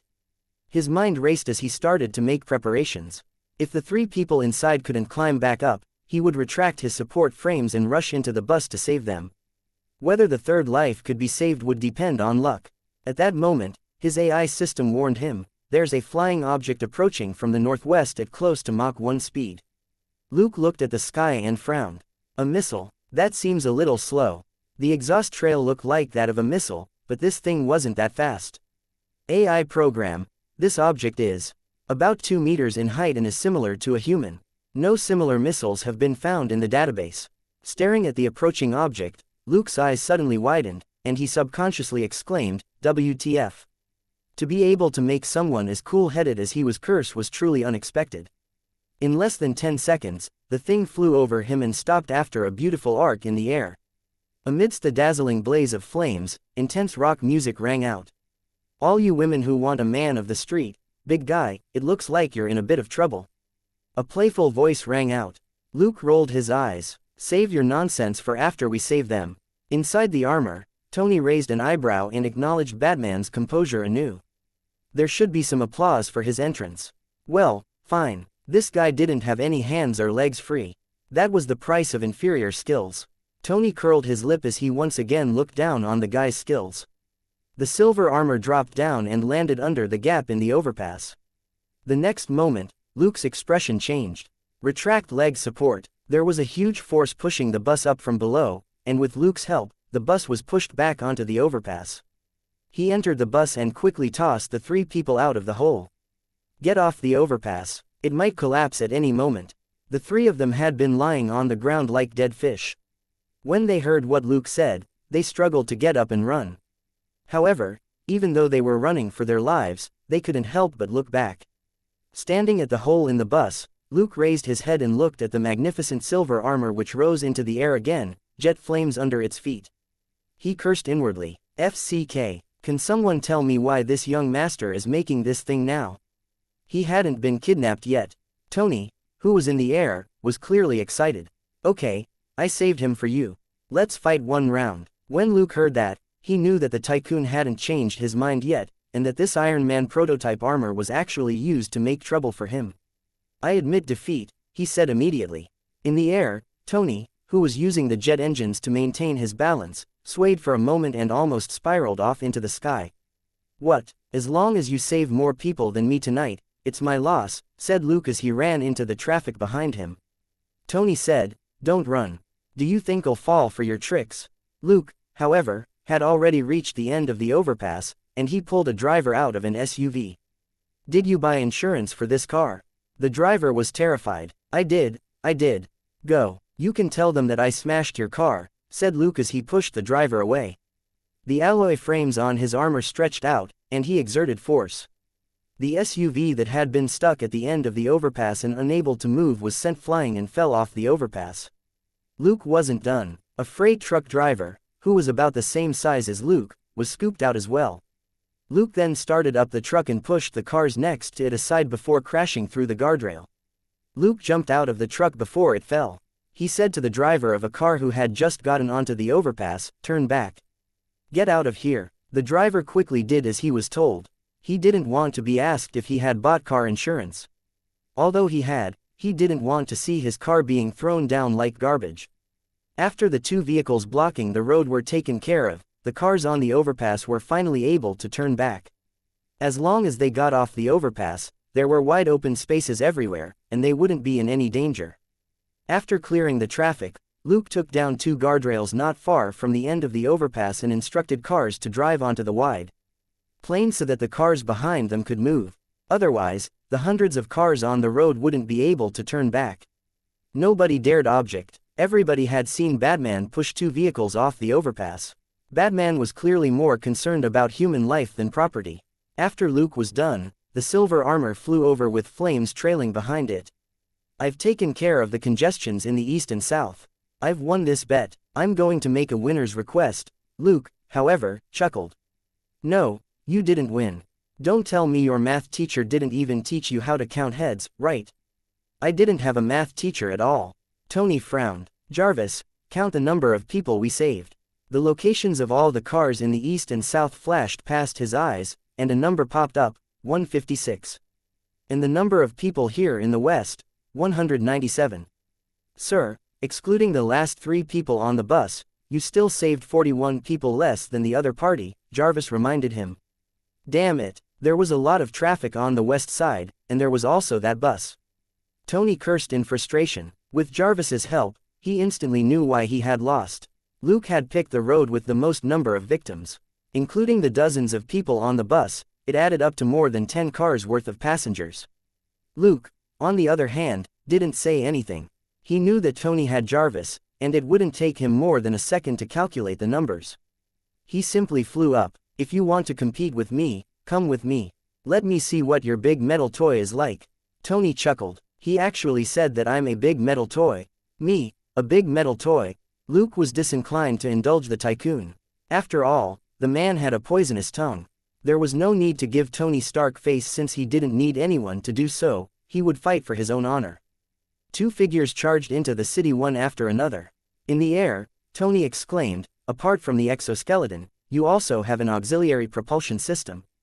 But it was just one instant, and his poisonous tongue came out once more. Look at this second-hand product. The parts are from the Soviet Union. Are you Russian, Ukrainian, Georgian? Luke smiled. No, I'm American, and the first superhero in America. Tony choked. For now, he couldn't confirm that the guy was American, but he couldn't say that he wasn't. However, it indeed was a fact that Batman was America's first superhero. No matter how arrogant Tony was, he couldn't change the collective acknowledgement of the people. The two of them were very fast. Naturally, Luke's auxiliary propulsion system wasn't as good as Tony's. The Tycoon was a top player who only used good stuff. Luke had deliberately used a bunch of illicit Soviet Union parts to cobble together the propulsion system. It was truly lousy, and purely an experimental system. But the thought that a certain Tycoon would be wavering between Russian and American when he returned home tonight gave him some pleasure. He hoped that Stark didn't have OCD, or he might not be able to sleep for days. There was a huge difference in their speed, but it didn't make much of a difference over short distances. A few seconds after Tony charged into the city, Luke was right on his heels and dropped directly onto the street to kick at two hoodlums who were robbing a woman of her jewelry and bag. The rescued woman looked at Luke in fear while Tony landed behind him. The woman turned her head to look at Tony's silver armor and was even more surprised. She exclaimed, "Batman." Tony's face darkened. "I don't look like Batman at all. You're seriously colorblind. Go get your eyes checked." But Luke had already slipped away, and he said from afar, "Then what are you called?" "John Doe." Tony choked again and increased the power in the thrusters under his feet as he chased after Luke once more. A rock song played again, and mixed into it was his voice, "I'm Iron Man." Hearing the name, Luke wasn't surprised at all. He simply grumbled inwardly, right. You're Wong Jinxie one." Tony, who was following him, very quickly found out what the next competition was. Beating up people. He beat up a lot of people. As Batman roamed about, he quickly found all sorts of offenders committing violent crimes like armed robbery, murder, arson, rape, and so on. Less than 5 minutes later, Tony received a reminder from Jarvis. "Sir, you don't have any non-lethal weapons, and you can kill these criminals with even just your fists and feet. In this complicated environment, you're not as nimble as Batman." Tony was angry. "Of course I know that." He wasn't stupid. On the contrary, he was an extremely smart person. But after beating up several criminals in the beginning, he realized the problem with this new competition. Compared with Tony's armor, Batman's armor fell far short. But in a city like this, where there were too many things to worry about and the battlefield was very small, the other party could fully utilize his low output and high dexterity to quickly enter and end a fight before moving to another battlefield. Luke could even open windows and chase criminals through cramped apartment buildings. If Tony wanted to enter, he could only smash through the windows and walls. These apartment buildings and houses were filled with ordinary people. If Tony smashed through the walls of these buildings, he would probably injure these ordinary people first. This wasn't a problem with Tony's skills, but because he had too little time. It already defied scientific common sense that metal armor made in a mere month could already be used in actual combat. It was unrealistic to expect the armor to be perfect in every detail and to be able to swiftly adapt to battle in the city streets. After all, Tony had never considered such a small battlefield. This young master had never in his life thought about beating up hoodlums. He didn't need to beat up hoodlums at all. If he wanted to, he could send hundreds or thousands of hoodlums to prison with a single phone call. And if the prison was packed, he could still pay to build a big prison especially for these people. Of course, Luke had done this on purpose. There was nothing to be gained in winning against Tony. He had basically won the first round of saving lives. Lose? That was impossible. Tony's armor, which hadn't even been painted yet, had a lot of problems. It would be too easy for Luke to lay it flat. But he had a free and powerful helper who could help maintain law and order in Los Angeles. Why would he take him down? "It seems there's quite a few problems with your armor." Luke took down another bunch of hoodlums in an alley. He threw them into a dumpster and didn't forget to taunt Tony. "You broke dozens of that hoodlum's bones with that hit just now, right? He only had a small knife. Are you going to use a missile next to blow up this block?" Tony gritted his teeth. "He dared stab at me with a knife. Am I supposed to send him on a holiday at a 5-star hotel?" A well-known Chinese socialist known as Iron Man Wong, Luke chuckled. "So, you want to send them to permanent rest at a funeral home? What will they say on TV tomorrow? The new homicidal maniac, Iron Man, killed hundreds in one night." Tony frowned and suddenly shut up. He immediately understood what Luke meant. Even if they were criminals, some of whom might be killed while he was rescuing people, if too many of them died in one night, some do-gooders would kick up a fuss.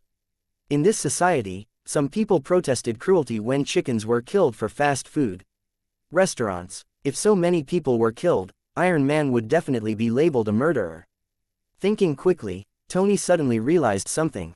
"Is that why you've never killed anyone, or even severely injured those criminals?"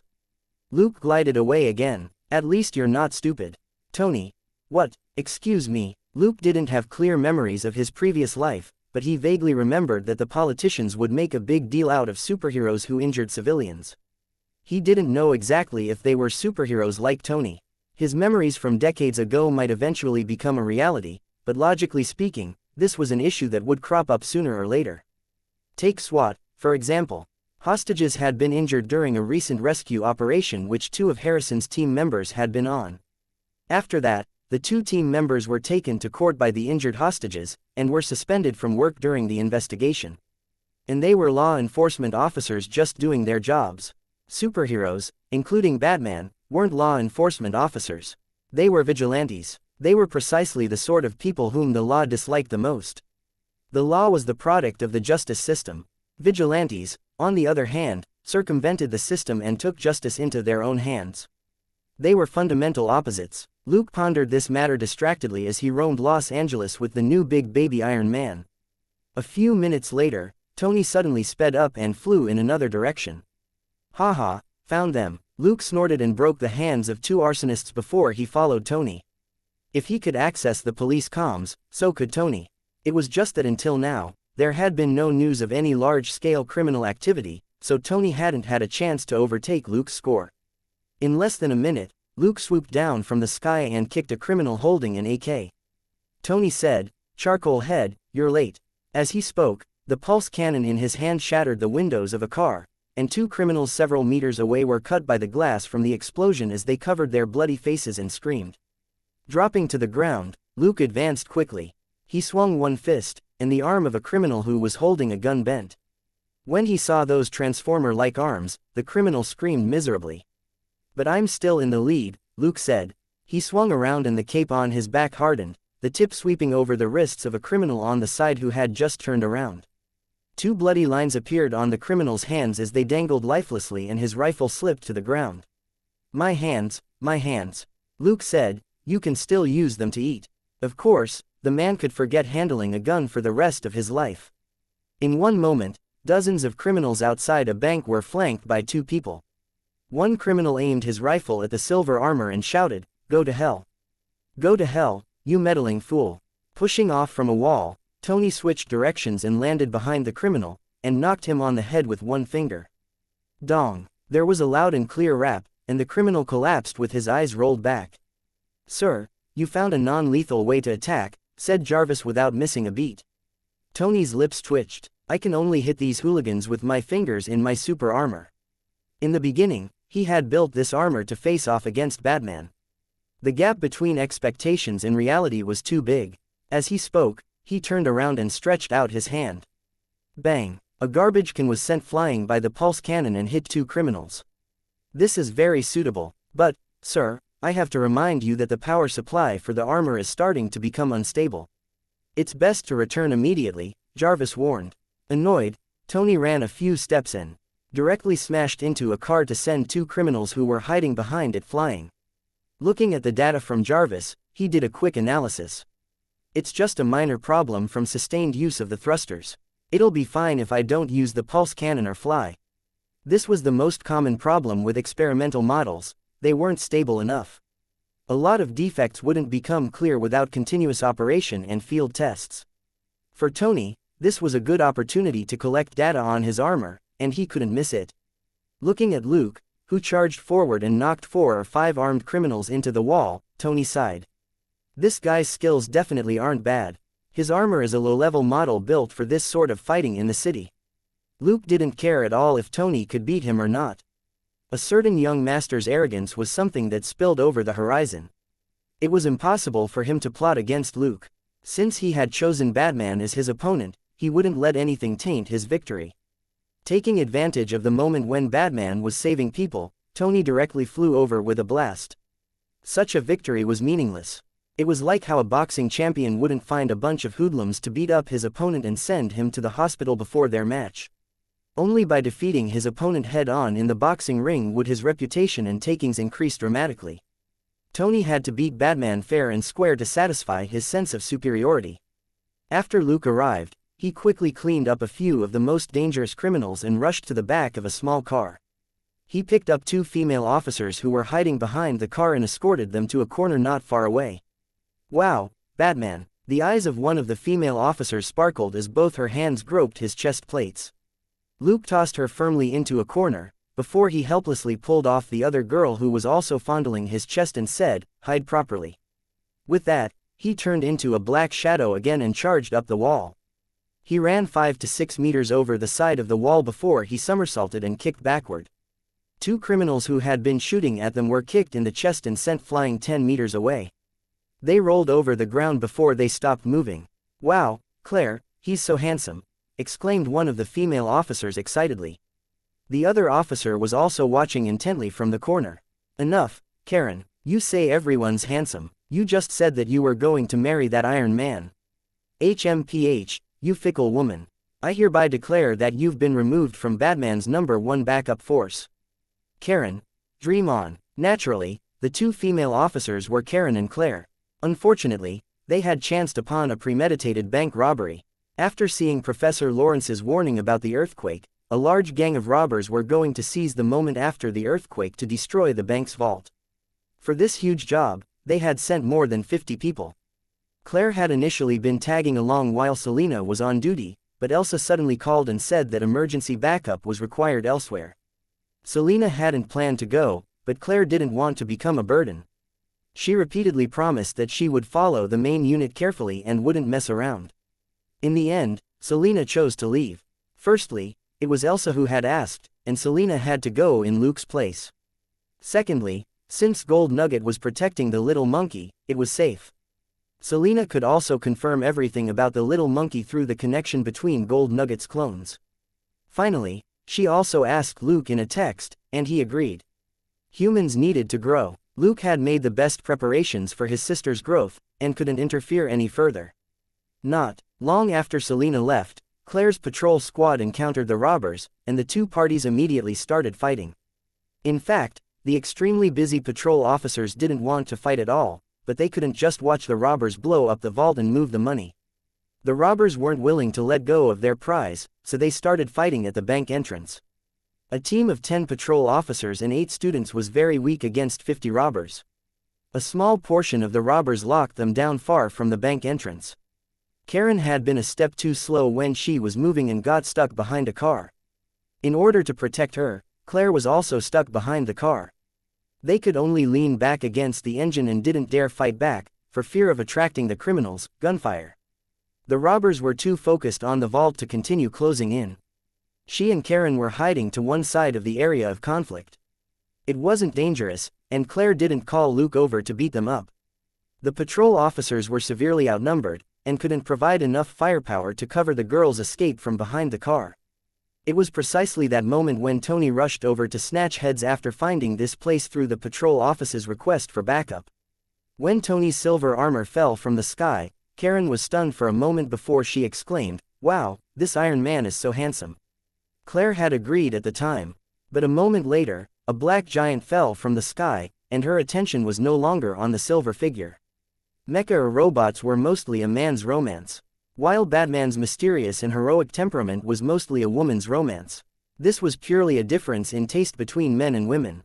That was why when Batman appeared, he suppressed Tony, who had yet to make a name for himself, with the popularity and fame he had accumulated. Even if Tony's armor was more impressive, this was how things were. When Luke rushed over in the rain of bullets and protected the little monkey and her pal Karen as he brought them to safety, the scales tipped even more obviously. Except for his family, Tony had never cared for any women. Except for some unique ones, most beauties were just means for him to pass the time. He was too busy snatching heads to bother with the 2 police officers. In any case, they had cover, and after he took down all the robbers, the police officers would all be safe. So, Tony essentially had the typical guy mentality. It was just that he was rich and had a flamboyant temperament, which many women ignored or even fell for a little. Luke was the same, but that was his sister. Naturally, he also saved Karen in passing. At that moment, 2 figures, one silver and one black, shuttled back and forth at the intersection where the bank was located. One was in the sky and the other jumped around on the walls. These 2 untouchable vigilantes who had disrupted the operation completely destroyed the morale of the robbers. Tony's plan to take down the robbers was flawless. With the advantage of being the first to arrive, he took down almost 40 robbers. Later, Luke helped his sister and Karen escape danger, and only got 10 men. The redundant police officers fired relentlessly and also took down 2 or 3 criminals. At that moment, the battle came to an end.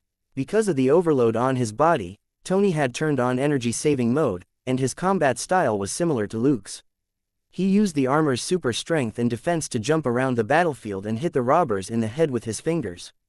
He didn't forget to remind Luke, "Charcoal head, I'm ahead of you." Luke's hand brushed against his waist and he threw out 2 spinning shadows. Ah! With 2 screams, 2 robbers who had been about to sneak out their guns were cut by the bat darts. "I'm still in the lead," Luke said indifferently as he caught the 2 returning darts. The 2 bat darts spun on his fingertips before he put them back at his waist. His posture was as natural and handsome as a cowboy who had just finished shooting. WTF. Tony felt that his honor in a particular area of specialty had been severely tarnished. But there was nothing he could do. His armor was only equipped with a pulse cannon, and he didn't dare use it recklessly. He could only decide that he had to perfect Mark I as soon as possible when he got back. At the same time, he had to start developing the other Marks 2, 3, 4, and 5 that would be needed in the future. Next time, he absolutely wouldn't let this guy act cool in front of him again. Thinking that, he flew at the wall of the bank and smashed through it. He grabbed the last robber hiding in the bank and threw him out of the hole. Bang! Even though this unlucky, trembling robber had been hiding in one corner of the bank, he couldn't escape his fate. A vexed tycoon smashed him into the roof of a nearby car so that he could no longer move. The battle ended, and the score was even. Looking at Luke, Tony suddenly said, "Now, let's go one round." With that, he lunged at Luke. Luke chuckled as he watched the Iron Man jump over. Only when the man was in front of him did he raise his hands to block Tony's arm. Tony was about to grab Luke's hands, when he felt the black giant slide past him in an extremely smooth manner. The 2 arms that were blocking him also fell away at contact. It was followed by an enormous force which made him spin half a circle. He was then kicked hard and the butt was sent flying. Bang! Following in the last criminal's footsteps, Tony smashed into a car 10 meters away. Just now, Luke had blocked, slid to the side, and kicked out. His 3 movements were smooth and fluid, as he firmly sent the tycoon flying all in one breath. He said, "Someone in the sky is waiting to capture you for research. No fighting today." He then dashed into a nearby alley. Tony suddenly climbed off the car and yelled in dissatisfaction, "Hey, you want to run after hitting me?" "What do you mean?" He obediently went after Luke. He had just entered the alley when he saw that Luke had already opened a manhole cover. Luke turned his head and said to him, "You can follow me or you can wait for the people on the helicopters to arrest and interrogate you, baby Iron Man." With that, he stuck his hand out of the hole to wave farewell, then pulled the manhole cover back over him. Tony was flabbergasted. "What the FCK? You're actually going through the sewers? You're asking me to do the same?" Unfortunately, Luke had already run off into the sewers. So what if it was the sewers? He had already been through them many times. This was the iron will of a real man. Selena's message had arrived. A massive firefight had broken out at the Los Angeles County Jail. The criminals had broken through the defensive perimeter, and Dustin and Harrison had called Luke for help. Initially, Luke should be going over in his Batman persona to increase the police's favorable impression of him. While it wasn't to the point of being on friendly terms, he had to maintain a neutral status quo with the police at the very least. In the end, a certain tycoon suddenly appeared out of nowhere and started fooling around on a grand scale in his big metal toy. Luke didn't dare go along and act crazy with him. He wasn't that valuable himself, but by throwing the Iron Man armor into the mix, it was enough for various forces to take the risk and make a move. If the 2 showed up at the prison together, more people would be mobilized by those forces to use the opportunity to set up an ambush. Thus, Luke decisively switched disguises and went over with his detective ID. He could openly use his gun and earn experience and credit points. Moreover, this was the best time for Batman to escape by tossing out the baby Iron Man to distract the helicopters. Luke's smart program wasn't half bad. It had of course noticed the small problem with Tony's mecha suit. It wouldn't be a problem for the tycoon to escape, but it definitely wouldn't be as easy as when he had first come. Selling out his teammate, as if the tycoon wouldn't admit that they were teammates. What could Luke do? He could only fulfill the man's wishes. Coming out of the sewers a few blocks away, Luke changed his gear in a safe house and then rode his bike to the prison on the east side. In the air, Flegg, who had been monitoring the 2 men, sighed. "Lost him again," the team member said. "Captain, Batman has entered the sewers. There's nothing we can do." Flegg Follow this new Iron Man first. His armor is a lot more functional. The team member said, Iron Man is also leaving the city. He's speeding up. We lost him. Flag. Fine, anyone who can hang around with Batman isn't that simple. A while later, Tony pulled his head out of the sand from where he was lying flat on the beach. Jarvis, check for system failure. The propulsion system overloaded and the damage is 40%. It's impossible to continue flying steadily, said Jarvis. Just great. Any other good news? Tony sat up on the beach helplessly. He wasn't as cowardly as Batman. Even if the Iron Man armor was exposed, he was confident he could fool the other party. It was just that Batman had slipped away without a hitch, while he had crashed in the middle of the flight. That was too annoying. Once again, he was certain he knew why that damn charcoal head used an antique suit. Batman was clearly far stronger than a regular person, so he trusted his physique more than a machine that could malfunction. Tony snorted. Human beings were also highly sophisticated machines that could be damaged or malfunction more easily than a regular machine. However, he could take his time thinking about that when he got home. It was better for him to slip away now. Another piece of good news is that Supervisor Happy is about to arrive in your car with Security Team A, and you can leave everything to them. Tony relaxed when he heard Jarvis's words.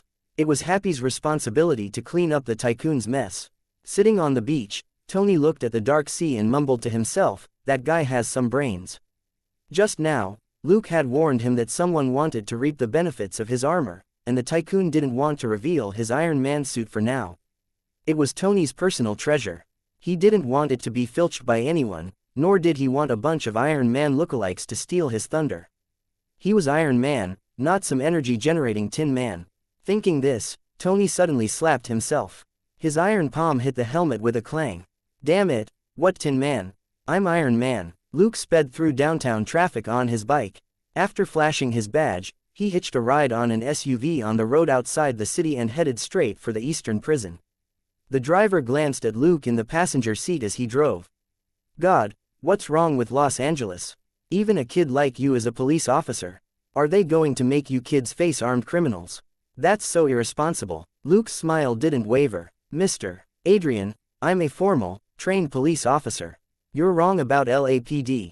The driver, Adrian, sighed. What about your family? They don't object. Luke shrugged. They're either retired soldiers or police officers, so, lost for words, Adrian nodded. Fine, then you're quite suitable for this job. Luke was amused. Are you going east? Adrian nodded. Didn't the professor say that the earthquake is going to get worse in the west? I just called a friend in San Francisco, but I couldn't get through, so we want to hide out in the east for a few days. Luke said, there was an earthquake in San Francisco. It happened just a few minutes after ours, and was a magnitude 7.8. Adrian asked, really? From the police department? Luke chuckled. Consider it a small benefit. Adrian asked, what else? San Francisco is a lot more chaotic. Heading east is the right choice. Stay in one of the surrounding towns for a few days and keep an eye on the news. Professor Lawrence Hayes from Caltech will probably make another prediction in the next few days, Luke added. Adrian was suspicious. Is this also another police benefit? Luke wasn't angry. Since this concerned the safety of the man's entire family, questioning it repeatedly wasn't a surprise. It's not hard for us to dig up some internal information. I also have to consider my friends in California. After a brief silence, Adrian said, Luke, can you give me your number? There's no other reason, I just want to confirm the matter of the earthquake after a few days. Luke took out his official police card with a smile and put it on the dashboard. If you run into any trouble and I can lend a hand, you can call me, Mr. Adrian. Just call me Adrian. Adrian was relieved. A voice came from the backseat. Daddy, who's this big brother? Luke turned around and waved with a smile. Hi, pretty lady. Call me Luke. Nice to meet you, Luke. My name is Liz. A 5-year-old girl rubbed her sleepy eyes and gave him a big wave. It had to be said that with Luke's smile and nice face, it was easy for women to feel close to him, no matter their age. In the backseat, Adrian's wife also smiled in thanks. Everybody had to eat, and it was impossible to run from an earthquake indefinitely. With the help of a well-informed person like Luke, it couldn't be any better if they could minimize the impact on their lives as much as possible. As they chatted, the car got to 10 kilometers of the prison, and Luke stopped Adrian from continuing forward. Turn north first, then east. Try to stay as far away from the prison as possible, Luke said in a low voice in Adrian's ear. Adrian was surprised. What's wrong? Luke sighed. It's all because of that young gang master who put up that $100 million reward for his rescue. Some people took advantage of the earthquake today to take action. Some criminals might show up on the run here later. It's best that you don't pick up any hitchhikers, at least not during this period of time. Adrian was lost for words. Looking at Luke's departing back, he murmured, "Thank you." Jogging back to the car, he turned the wheel and headed north. "Why are we suddenly going north?" his wife asked curiously. "Adrian, Luke just said that the road ahead might be blocked by the police. It'll be very troublesome to pass through," his wife quickly said, "then let's go around it." On the other side, Luke rode his bike over and soon arrived at the prison. He screeched to a stop next to a command van. Luke craned his neck and asked, "How's it going, Harrison?" Harrison immediately scuttled out of the command van and threw a headset at Luke. "Hurry up, those guys are already inside. They're evacuating now. They must have succeeded." "Wait, is that a bike?" Luke said. "There was traffic, bro." Harrison slapped his forehead. "I forgot. Most of the police reinforcements are stuck on the road." Luke said, "Don't count on them. The city's a mess and looting is happening everywhere. By the time they get here, it'll only be for the cleanup." He put in the earpiece. Harrison said, "The criminals are withdrawing northeast. If you hurry, you'll be able to catch the tail end."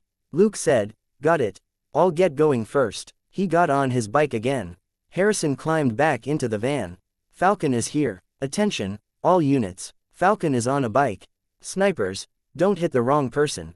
There was a brief silence on the radio before someone said, "Bike."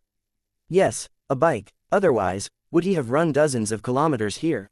Harrison cursed in frustration and quickly deployed the police force. The number of criminals this time exceeded everyone's expectations.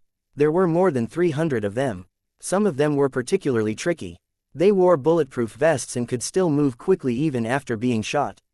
The prison itself wasn't that easy to break into. There were 3 walls around the isolation zone and a steel wire fence around the perimeter. But there had been a series of explosions inside the prison tonight which had blown up several key locations, allowing the criminals to charge into the prison and escape the police's encirclement. Harrison could only hope that Luke could create a miracle. At that moment, he didn't have high hopes. After all, Luke had arrived a little late. Luke rode his bike all the way around the prison to the northeast. A bunch of criminals were holding off the police. The police had been faced with a sudden attack. The robbers had opened up a new passage in the prison with the explosives, which caught the police off guard. For the moment, there was no way for them to head out and provide backup, and the new passage was occupied by the enemy. The situation was at an impasse. Luke arrived on his bike and tossed it into some shrubs on the side. He then stepped to the side and drew his gun. Pa, pa, pa, pa, pa. A series of gunshots rang out, and the gunfire around the passage opening suddenly abated. Luke took down more than 10 criminals from the side, and the enemy formation was in shambles. Luke hid behind a slope and checked the situation with his lenses. At the same time, he activated Sharp Nose to track Alex Montel's scent. Very soon, he detected the scent of that pest. Sure enough, he was headed northeast. Luke unhurriedly reloaded. Chase after Alex. There was no need for that. This guy had been on Luke's blacklist for a long time, and it couldn't be any better now that he had dared escape police protection. If he died in prison, a lot of people would definitely investigate it. But if he died while escaping from prison, that was a different matter. If anyone wanted to investigate, they could ask the criminals who were with Alex. It was just that finding the criminals would be another problem. Thinking that, Luke took out a drone and controlled it to approach a fleeing car that had several criminals on it. The drone flew to the rear of the car and stopped. With a soft pop, it shot out a small tracker at the bottom of the car.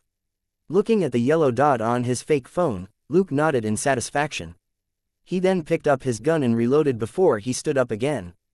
Pa, pa, pa, pa, pa. In the end, the last few robbers toppled backward, but the car with the GPS tracker had already fled. Crouching down again, Luke reloaded and reported in his earpiece, "Hondo, the criminals at the back door have basically been eliminated, but there's no sign of Alex. He probably ran away earlier." Harrison simply replied, "Got it. A team will immediately search the northeast. B team will check on our men and reload ammo. Reinforcements will be there in 5 minutes." He then said, "Thanks, Falcon." Luke smiled and mumbled to himself, "SWAT doesn't have Alex this time." "Sorry, Harrison." Then, he called Selena. "I'm behind a slope 25 meters outside a gap in the northeast. Come pick me up." 2 minutes later, Selena drove the car to a road nearby and picked him up. The case here now had nothing to do with them, since Luke was just a temporary helper. Harrison's SWAT team was the main force sent by headquarters to provide reinforcements. This was a transfer of resources between LAPD-HQ and the LSPD bigshots. As for the pursuit, that involved the jurisdiction and authority of the county police. The police department had never been involved, and it would be troublesome if Luke and Selena meddled. Luke and Selena returned to the city peacefully. The city was a mess and they needed more manpower. It also had more experience and credit points. They had just reached the outskirts of the city, when Luke saw a fatty dash out of a side street, his gear flopping around his fat frame. He stopped the car and murmured, "Why is this fatty here?" When they rolled down the window, they heard the fatty shout into the walkie-talkie on his shoulder, Instructor Harry, help. There are dozens of thugs chasing me." "Ah, Instructor Harry, I see you." Luke looked in the direction that the fatty was running. A man walked out of an alley not far away with a doubtful look on his face and shouted, "Calm down." I said, "Calm down, and report the situation slowly, you be*****." It was none other than Instructor Harry. Looking at the fatty running away, he complained, "What the hell is Barbara doing? Didn't I tell him to remain at his post and not run around? He didn't even run this fast during training." As he spoke, he heard footsteps behind him. Instructor Harry turned around, only to see a huge crowd of people. They were holding all sorts of things, including sticks, mops, poles, dustbin covers, and so on, and instantly surrounded Instructor Harry in his uniform. "Look what we found. A police officer. Oh, and a lieutenant at that. What a big officer." A hoodlum with a black stocking over his face stepped forward and grabbed Instructor Harry by the collar, lifting him into the air. The hooligans shouted excitedly, "Strip him! Strip him! Strip him!" Luke and Selena. WTF. What's wrong with you? Shouldn't you be shouting at him to be killed? Helpless, they could only get out of the car. Even though Instructor Harry was a bootlicker didn't deserve to die, and they were all LAPD colleagues. They couldn't really watch him get beaten up by hooligans, or stripped N.A.K.E.D. Alright, enthusiastic citizens, calm down. Look over here and see what this is. Luke's voice attracted the hooligans' attention. In the headlights, he and Selena were standing there with their bodies slightly bent in the standard shooting posture, each holding an M4A1. "It's the police," one of the hooligans shouted. They panicked. "Don't panic." A sudden roar stopped them. The leader of the hooligans, who was wearing a black silk stocking over his face, turned to Luke and grinned darkly. "We have a lieutenant with us. What are you afraid of? Now, put down your guns and get on your knees." Selena glanced at Luke. Luke sighed, "I'm sorry, but this officer was my instructor when I was in the police academy. He wanted to expel me just because I'm more handsome than he is. If you want to kill this be*****, I can only avenge him." The hooligans were dumbfounded. WTF. Despair filled Instructor Harry's face. No, who are you? Bill, Bart, Joyce, Trick, Michelle. No matter which student I've taught, please believe that everything I've done is for your own good. I was only scaring you when I said that I would expel you." The hooligans. This bastard really wanted to expel so many students. No wonder he wants you to die in the line of duty. Luke said, "It's fine, Lieutenant. You might not die even if they hit you a few times. If you really die, I can vouch that you died bravely in a siege by these thugs. Now, all, count to 3. If you don't get on your knees and surrender, you'll be killed on the spot. 1, 2, boom." The hooligans suddenly scattered and ran in all directions. It was obvious that this man wanted to kill them along with that jerk and lie that they had killed the lieutenant. They were here to have fun and make a quick buck, not to take the blame for this black-hearted police officer. Almost instantly, only Black Stocking was left standing foolishly at the scene. Wait, don't run. Boss, just surrender. The prison is full right now. You'll be out in a few days at most. We'll wait for you at the usual place," shouted a lackey as he ran. Desperate, the boss looked at the two black muzzles and took a deep breath. Determination flashed in his eyes, and he suddenly took action. Thump. "I surrender. Officers, I surrender. Don't kill me." You can kill this B***starred lieutenant. I can testify for you and say that it was those guys that ran away who killed him. Really? The boss raised his hands and dropped to his knees as he rattled on. Selena. Huh, Luke walked over with a smile. Taking the handcuffs from Instructor Harry's waist, he handcuffed the boss.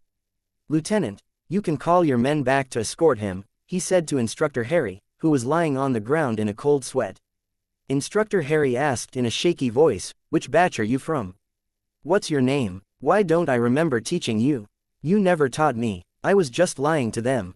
If they didn't let you go, we would have retreated and called for reinforcements to save you.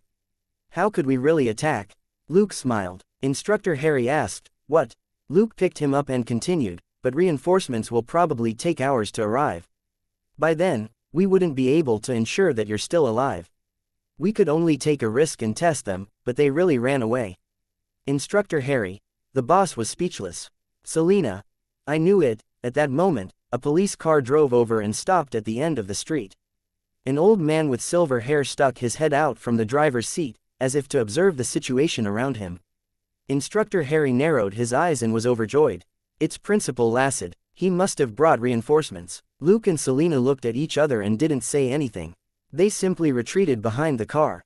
As if. The drones above their heads showed that there were only 30 officers and students around them, and just 5 to 6 police cars. A large group of thugs was headed their way. It was possible that the thugs who had escaped earlier had called for backup. However, the thugs were still on a side street, and Instructor Harry was too distracted to notice them. Instructor Harry felt that it was safer to rely on his old superior. He didn't trust these two colleagues at all. He had almost lost his life just now because of this youngster's random joke. He stumbled toward Principal Lassad's car. Instructor Harry hadn't gone far, but several guys in uniform were faster. They ran out of a side street, turned a corner, and ran the last few meters to the police car. They opened the door and crawled in. Instructor Harry stopped and shouted, Mahoney, George, Ravel, what are you doing? Instructor, get in, George Martin said. On the other side, Mahoney said, Principal, we have to retreat. We can't hold on anymore. Principal Lassard was stumped. What's wrong, Mahoney? Principal, look in the rearview mirror. The principal looked in the rearview mirror and saw a huge crowd appearing from around the corner. Holy sh**t. Old man Lassard was suddenly very lively, and his hands moved quickly. Putting the car into gear, he reversed and swung around before he disappeared at the next intersection. Instructor Harry's helpless hands froze in the air, as he stared blankly at the police car that had disappeared swiftly around the corner. For a moment, he was speechless.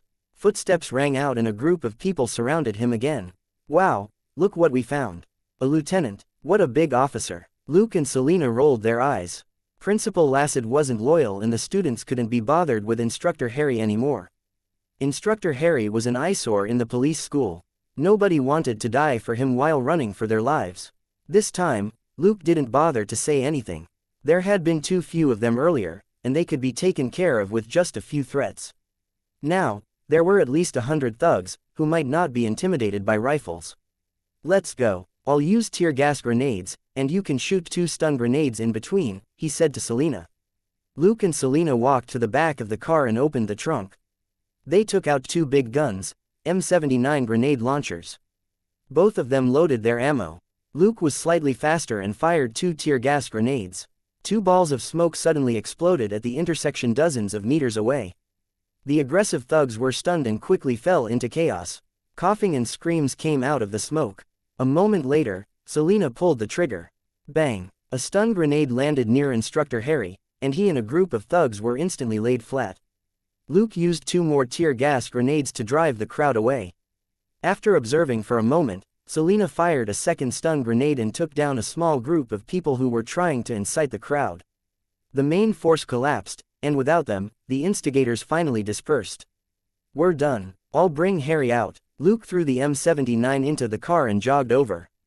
A moment later, he dragged out Instructor Harry, who was in a semi-conscious state and still had tears on his face, and threw him into the backseat. Let's go. Gold Nugget, don't lick him, or I'll cut your snacks for tomorrow. Gold Nugget, who was sitting in the backseat, looked at him disdainfully. Who would lick such a smelly and shish-tty fellow? Selena picked up the walkie-talkie and reported to the main desk that thugs had gathered here.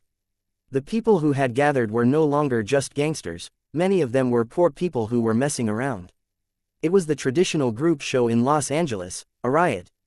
In a situation like this, many ordinary people who were dissatisfied with their lives would be fired up by the chaos and go on a wanton rampage.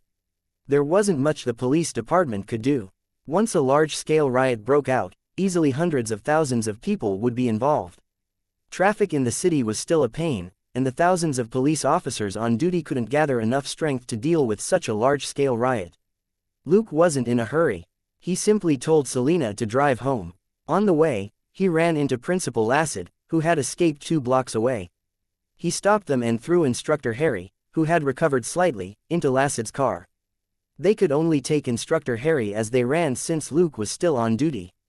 After chucking out Instructor Harry, who was a hindrance, Luke and Selena were immediately a lot more efficient. In the meantime, they went back home. Luke went to the bar-ent and brought out a few boxes of tear gas grenades. They took up half the backseat of the car. Selena was stunned. "When did you get so many tear gas grenades?" Luke chuckled. "After talking to Lawrence, I started making preparations." Selena shook her head and sighed. "I need to tell the police department to remember to wear gas masks. You'll be washing all the main streets of Los Angeles with this." Luke denied it. "You're exaggerating." Noticing the disdain in the eyes of the woman and the dog, Luke coughed and said, "It's only enough to clean up the 2 most chaotic areas in the southeast once or twice." Selena chuckled. "Right, that's only 2/5 of Los Angeles, not exaggerated at all." After that, Selena provided intelligence via the drones, and Luke drove around the southeast district. He didn't get out of the car when he ran into a bunch of thugs.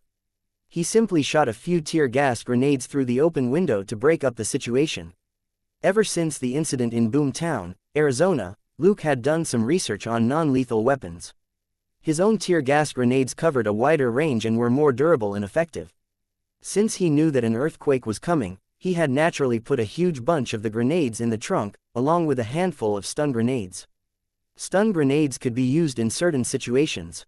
For example, when Instructor Harry had been surrounded just now, taking all of them down before he pulled Instructor Harry out was the best way to prevent the thugs from dealing a few blows to Instructor Harry before they ran away.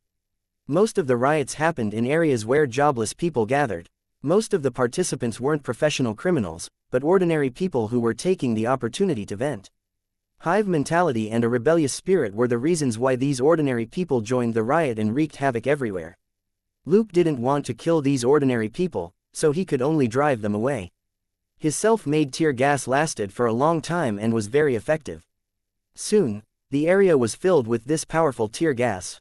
The people ran and bumped into each other on the smoke-filled streets every now and then. They had no choice but to take a detour. Naturally, some of them would leave the main force to steal and smash things. Unorganized riots were hard to control. It wasn't long before the scale and frequency of the ruckus in these areas started to drop. After all, anyone hit with Luke's powerful tear gas would be crying for at least half an hour, and would also feel unwell for 2 hours. There would still be some fierce people who could still smash and loot places during this period, but they were definitely 1 in 8,000 masochists. What Luke didn't know was that at that very moment, little monkey Claire was currently experiencing the first, magical journey, of her life. Today, Claire had personally participated in 2 large-scale gun battles, and her mentality had changed. When Robert and Luke massacred the Carlos family's 50 armed bandits in Shackelford, she had naturally heard of it. But Luke hadn't wanted to tell her what happened that night. He would always dismiss her with a few words. Claire could only pester Robert. Robert loved Claire very much. After all, she was his only daughter. He didn't go into detail, but under the little monkey's persistent questions, he roughly described what happened that night. Since then, Claire understood that even in a peaceful town like Shackelford, being a police officer was a dangerous job. With the 2 gunfights today, what she had only ever heard about turned into something she saw with her own eyes. The only difference was that the people who rescued her weren't good partners like in the movies or on TV, but 2 superheroes. They fought the armed robbers like kids fighting dolls. It was very cool, but the situation was far less dangerous than what Robert had told her. Claire was wearing Luke's special bulletproof vest, which even gave her the illusion that apart from their ability to fly, the only difference between her and them was perhaps the helmet. Given the chaos, Claire inevitably encountered danger. When they saw that a bunch of hooligans had gotten hold of a florid U.S. tired young woman and were trying to drag her away, Claire and Karen rushed over without hesitation. When they raised their guns and shouted, LAPD, the 7 or 8 guns that came up were a warning to them that Los Angeles at night wasn't the same. Right now, Los Angeles was the criminals and thugs' home turf. Claire, who was standing in front, reacted quickly. She immediately grabbed Karen and ducked behind a trash can next to the wall. Pa, pa, pa, pa. The gangsters on the other side fired without hesitation. It was a chaotic night. It was time for them to do whatever they wanted. Even if they killed people, nobody would be able to track them down. The fact that there were only 2 police officers on the other side made them even braver. Crouching in a corner, Karen couldn't help but cry out when she heard the trash can rattle. Are we going to be killed? I don't want to be disfigured. Claire rolled her eyes. They have a hostage. We can't shoot randomly. Also, if you're killed and your face isn't disfigured, are you sure they won't do something even more disgusting? Karen shuddered. But I don't want to die, and I don't want to be disfigured. Then shut up and curl in on yourself so that you don't get hit by a stray bullet. As the monkey spoke, she deftly stuck out a mirror for a look. The issue now isn't about saving the hostage, but that they're not running away and are closing in on us. Karen's gun trembled. Then, what should we do? The other side had more guns and a hostage. Things didn't look good for them.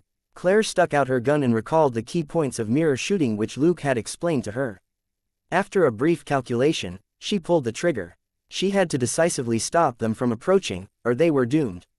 Pa, pa, pa, pa, pa. The first 2 shots were for testing the trajectory of the bullets, and the last 3 shots were for real. A criminal screamed and fell, clutching his crotch. The criminals shouted, "Ah, Black Dog was hit. Damn, his bird's gone. Kill those 2 B*TCHES. Looking at the criminals who were closing in on her through the mirror, Claire didn't panic. Instead, she was unusually calm. Pa, pa, pa, pa, pa, ah. Shot 3 times in the chest, a second criminal fell. The criminals were shocked. What kind of marksmanship was that? 2 people hit after 2 rounds. Had they run into a tough enemy? Boss, use this, one of the criminals shouted. Claire cursed inwardly when she saw what the other party took out. The 2 criminals behind them were carrying AK rifles. The metal trash can could only just block bullets from a regular pistol, but wouldn't be able to stop a rifle bullet with a strong penetrative force. Although both of them were wearing bulletproof vests, Claire's head wasn't bulletproof, and Karen's bulletproof vest only covered her vitals. It was equally dangerous for them to retreat. What should she do? She grew anxious. Girl, do you need strength? Call my name. A deep voice rang out in her head. Claire asked, what the hell? Apologize. I'm not from hell. Also, just talk to me in your head. You don't have to say it out loud. The deep voice that sounded like a demon king from a game instantly roared angrily. Claire, okay, sorry, what are you? Say my name, and I'll give you strength. The deep voice continued. Claire, then you have to tell me your name first. A deep voice said, Glutton. Claire, Glutton, stupid. That, isn't in my name. The voice sounded exasperated. Claire couldn't help but curse. WTF, apologize. Don't you dare curse at me. The deep voice was unhappy again. Sorry, but can you hurry up? Haven't I already called your name? Claire roared inwardly. You didn't say it right. Say it again. Repeat after me, Glutton. The deep voice was very persistent. Claire's chest hurt with anger, but she could only recite, Glutton, you already have my strength. Fight, girl chosen by fate, said the deep voice. Claire was dumbfounded. Wait, what kind of strength is that? Why don't I feel anything? Stu, girl, relax and don't resist, the deep voice scolded. Claire suddenly felt her hand raising her gun. She exclaimed and tried to control it. Idio, girl, that's my power. Don't resist it. The deep voice almost cursed again, but like earlier, it didn't dare. Claire's mind whirled, but in the end, she still chose to comply. After all, she didn't have any good solutions right now, and it was too late to call for Luke. Under her gaze, her right hand stretched the gun out smoothly. Pa, pa, pa, pa, pa. Without even making a sound, 5 criminals fell to the ground with headshots and died on the spot. Girl, you can go and clean up the battlefield now, said the deep voice. Claire, on the other hand, was still looking at the mirror in shock. She had only been able to see her right hand just now and couldn't see the 5 criminals at all, so she couldn't aim. In the end, all 5 of them were shot, and they all collapsed. A few seconds later, she came back to herself and gestured at Karen in tactical sign language. The 2 of them covered each other and slowly approached the bodies of the criminals. What Claire trusted the most was Luke's safety training. Getting carried away before you confirm your victory can get you killed. Even if she had that weird glutton, apologize. I'm not weird. Also, didn't I tell you not to call me by my real name? That's a spell, understand? The low voice rang out again, and this time, it spoke more quickly. Claire's apology was even quicker. Sorry, you. As she communicated with this mysterious existence, she examined the criminals before she finally relaxed. The only survivor was the unlucky guy whose bird had already flown away, but he had passed out from the pain and blood loss. The other criminals, including the one she shot in the chest, were all dead. Oh my God, you did this, Karen mumbled. Claire pulled a long face. Would you believe me if I said that it wasn't me, but something else? I'm not something else. Apologize. The deep voice roared in frustration. Sorry. Claire apologized quickly. She also thought of something else. If I can't call you by that name, what should I call you? As long as you want to speak with me, I can sense it. You don't have to specially call for me. With that, the deep voice fell silent. Claire still wanted to talk to the deep voice. Karen, who had finished the inspection, suddenly turned around and gave her a peck on the cheek. Cool, girl, you've been hiding your shooting skills all this time. Were you afraid you would hurt your classmates during training? Claire. Karen couldn't stop talking excitedly. This is awesome. I have a super cool policewoman by my side. My mother even said that women can't be police officers, and told me to go back and learn music or painting. Haha, I want to see what she has to say now about the facts. Claire smacked her butt. What are you doing? Karen covered her butt and jumped around. Are you sure that if you tell your mother that your schoolmate killed 6 armed criminals in one shot, she'll let you continue in this job? Claire glared at her. Karen. Fine, I won't tell her.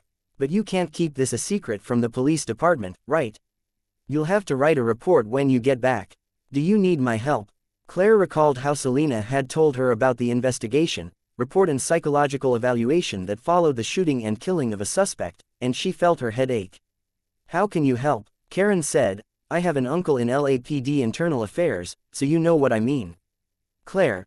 Terms. Luke had once said that as long as she had been shooting in the line of duty, the aftermath was troublesome, but it wasn't a big deal. She didn't think that Karen would help her for free. Even though they were close, it wasn't to the point of wasting resources on her.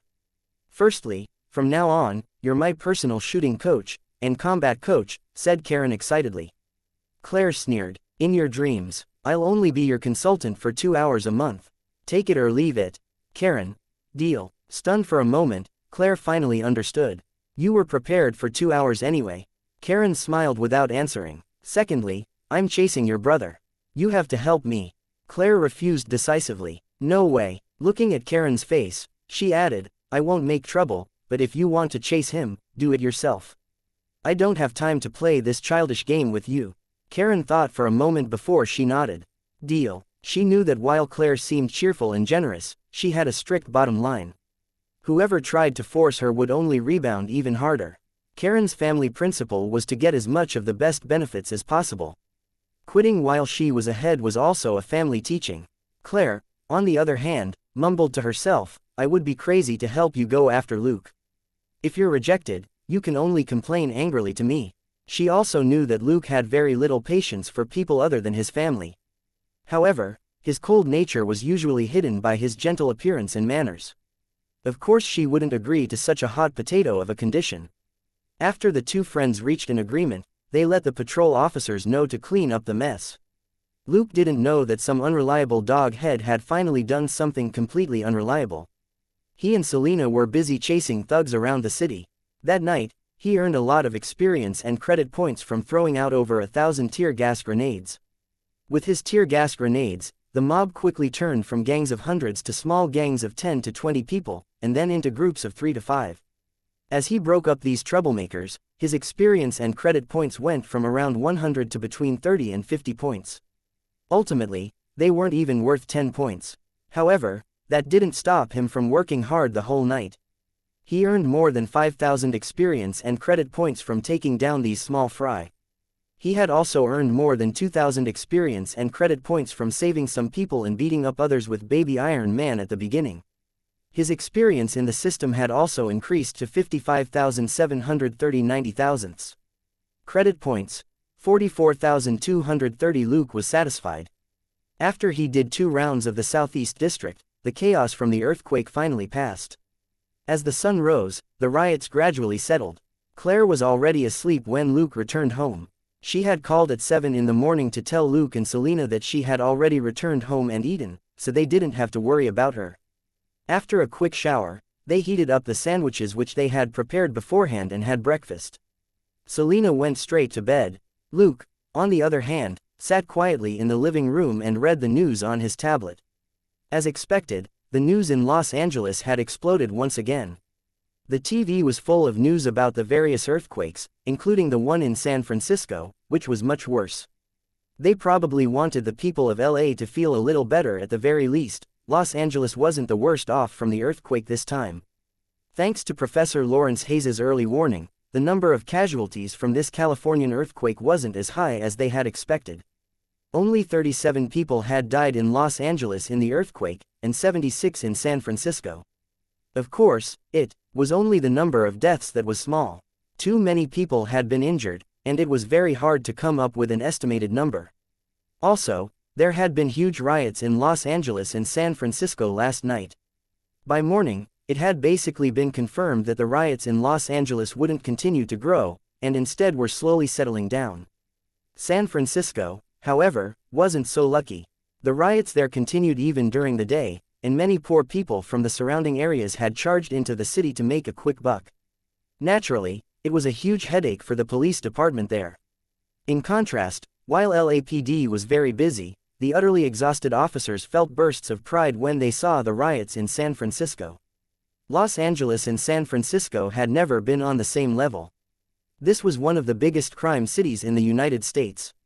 It was a miracle that LAPD managed to suppress the riots overnight after the earthquake and cut them off at the root. At the same time, everyone was well aware of one thing. A lot of the credit didn't belong to them, but to the 2 who had stepped forward in the chaos last night. Batman, Iron Man. There were plenty of weirdos in San Francisco, but there weren't any superheroes to distract the public. Thus, the reporters in Los Angeles were very happy. This time, they had the experience of reporting after the earthquake and had made ample preparations. They had superheroes, and 2 to boot. Taking to heart the principle more for less, various videos and reports of the 2 superheroes played on TV in turns, and most of the residents were glued to the screen rather than causing trouble on the streets. That was also one of the reasons why the riots in Los Angeles didn't last. These TV viewers didn't just comprise downtown Los Angeles, but also the surrounding LA area. People who were too busy watching TV and discussing wild theories would hardly be thinking of charging into the city to take advantage of the situation. Besides, the news reported that more than 200 criminals armed with lethal weapons last night had been hospitalized by the 2 superheroes. Anyone with common sense didn't want to be like those unlucky B***stars who were interviewed on TV. These criminals all had broken bones in different parts of their bodies. The most severe case was a collapsed chest, and the man was in critical condition. These TV programs were the result of negotiations between Los Angeles's lawmakers and the TV stations. News of the 2 superheroes was both a distraction and a deterrent. However, Luke's other speculation was confirmed. The system didn't reward him any experience or credit points for sending out the warning. He was a little disappointed, but it was understandable. All this time, if he wanted to earn experience and credit points, he had to personally participate in the operation to punish evil and promote good. For example, when he had been escorting Alex last time, Luke had tipped off his colleagues, who took down 50 to 60 criminals, while Luke had gotten nothing. Later, he tested it multiple times via the internet, phone, and text messages, but the system never made a call on his actions. Thus, he confirmed an ironclad fact: Daddy's system was an old antique. It didn't react to the outcome of modern methods. Whether it was to earn points or obtain a list of abilities, Luke had to directly take action. Using modern communication equipment to cinch a victory was impossible. Thus, When he helped Professor Lawrence to issue an earthquake warning on TV, the system didn't reward him with experience and credit points. Luke made an even bigger guess. The biggest possibility was that the system wasn't that powerful. If it didn't call it might not be because it refused to do so, but because it couldn't recognize other rescue methods or ways to take down opponents. It was just like how people in ancient times wouldn't understand that online payments were also a money exchange. Luke didn't regret it. He had indeed done a lot of things for experience and credit points, and had even gone on killing sprees. But he also had a basic conscience. In a situation where he had the ability and it posed no threat to him, it was only right for him to make public news of the earthquake and save a lot of lives. Not many people had died in Los Angeles this time, while there had been more in San Francisco. If there had been no warning, the number of deaths in these two densely populated areas would have been double. While Luke was reading the news and thinking about his harvest, Tony finally put down his tools in his Malibu villa. "Jarvis, play the local news for me." As he spoke, he washed his hands, opened a paper bag not far away, and took out a cheeseburger. Yesterday, a new superhero appeared. He's called Iron Man. Batman and Iron Man worked together to save victims and attack armed thugs. What is the relationship between Batman and Iron Man? What do you think of Batman and Iron Man? What? They're a pair. Sorry, there's a problem with our line here. Tony's face darkened. What kind of audience is this? Are their brains full of sh*t? Jarvis pointed out considerately. 92.3% of the reports are related to you, sir. Tony asked, what about Batman? Jarvis. 98.7%. Tony's mouth twitched. Over 90% of the reports were related to them, which meant that most of the reports were about them together. He didn't regret what he did last night. It wasn't as wonderful as he had imagined, but it wasn't bad either. Looking at the joy, admiration, and respect in the eyes of the ordinary people who were saved gave him a slight sense of satisfaction. Just a little. What he was truly unhappy about was his armor. If the armor had been a little more developed and functional, he would have been able to defeat Batman last night. Fine, maybe not. Tony sighed inwardly. He was proud and arrogant, but not an idiot. It was also his first time observing Batman up close. From the moment he first saw Batman, Jarvis had used all his capabilities to record everything about Batman, not just videos. For Tony and Jarvis, Batman had finally become a real 3D figure. Have you figured out his real identity? Tony asked. That was what he was really interested in. It had to be said that that was what most people in this world were most interested in. Who was Batman? Why did he hide everything and appear in such a high-profile manner? The Batsuit is mainly used to conceal his physical features. At the same time, it also has a particular internal support system which makes his movements very different from a normal person's. After searching the database, I didn't find any targets with more than 80% similar, said Jarvis. Hearing that, Tony gave up. If the similarity was lower than 10%, it would be like looking for a needle in a haystack. Tony said, how about his speech pattern? This guy doesn't seem like a quiet person. Jarvis said, I found something. Tony perked up. What did you find? Apart from short discourse, Batman's every sentence can be found from films and TV drama, said Jarvis. Tony stopped chewing and widened his eyes. What? Jarvis said, from the use of certain vocabulary, I discovered that he uses a lot of colloquialism, including from other countries where English is habitually spoken. In the end, after performing a comparison, I discovered this phenomenon. As Jarvis spoke, he ran film clips on the screen. I'm an American, and a superhero, you're not too stupid, I'm still in the lead. After Jarvis made the adjustments, the character lines from the film and TV clips turned into Batman's recorded words. After listening to a few sentences, Tony realized what was going on. **T. This guy even uses the same tempo and script. Jarvis said, yes, that's why in his conversations with you, only one out of a countless number of lines might be his own. Tony rubbed his chin. Is there something wrong with this guy? Does he have to guard his identity so tightly? Forget it. What about the armor materials and components? Can you find the source? Jarvis said, I found some leads. He may have used some of the materials from these batches, but when I checked the files and removed those whose origins are very clear, a lot were reported as defective and there's no way to continue investigating. Tony asked, defective, stolen, lost, accidentally damaged, discarded, and so on, Jarvis explained. Tony narrowed his eyes. So, he's using contraband materials. HMPH, no wonder he's all black. That should be the case. I followed up on the reportedly defective materials and found possible connections to gangs that loot or fence them. The leads ended there, said Jarvis. Tony asked, what happened? Since the leads led directly to the gangs themselves, it was impossible that there wouldn't be any more clues. There have been a lot of changes with the gangs in Los Angeles recently. They've been disappearing, or annexed or integrated by other gangs. If we want to find out exactly where those contraband goods go, we can only send someone to ask them, said Jarvis. Tony understood. This was the weakness of an AI system. It was very hard for Jarvis to investigate underground transactions for which there were no electronic records. I'll send someone. Any other leads? Tony asked. Jarvis said, this is the only verified lead, sir. Tony finished his burger and clapped his hands. Just send Pepper an email to investigate. I think it's more fun to catch this guy myself and unmask him. Jarvis said, sir, it doesn't seem interesting to me. Tony chuckled. Think about it. Isn't it interesting for a guy who goes to so much trouble to hide his identity to look on helplessly while I expose him? Jarvis said, sir, you've exposed at least 30 ladies. It seems you really like doing this. Tony. No, that's different. Batman is a man, okay. Wait, is he really a man and not a woman? Jarvis, analyze it. What are the chances that Batman is a woman? Jarvis said, I can't be sure.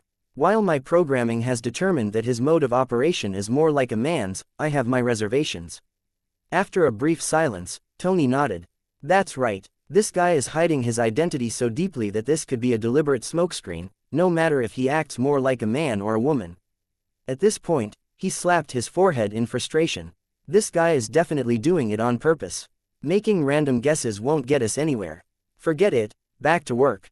At that moment, a certain someone who had been hiding in the shadows wasn't sleeping. Instead, he was reviewing last night's operation as he read the news. The baby Iron Man's appearance last night had shocked him. But not long after, he felt that this was simply a gift from God. The competition to beat up hooligans ended in a draw. Provoked by Luke's parting words, Tony decided to run away because of an issue with his armor's stability. Their competition thus officially ended. In the first bet to save lives which Tony had tacitly agreed to, he lost to Luke. So now, Luke was one up on Tony. In the system, Tony's abilities lit up again. This time, they were different. No matter how calm Luke was, his heart trembled. This was the ability to create an Iron Man suit. Luke had once possessed Tony's abilities, but hadn't been able to make a complete Iron Man suit since the most important thing that was lacking was inspiration.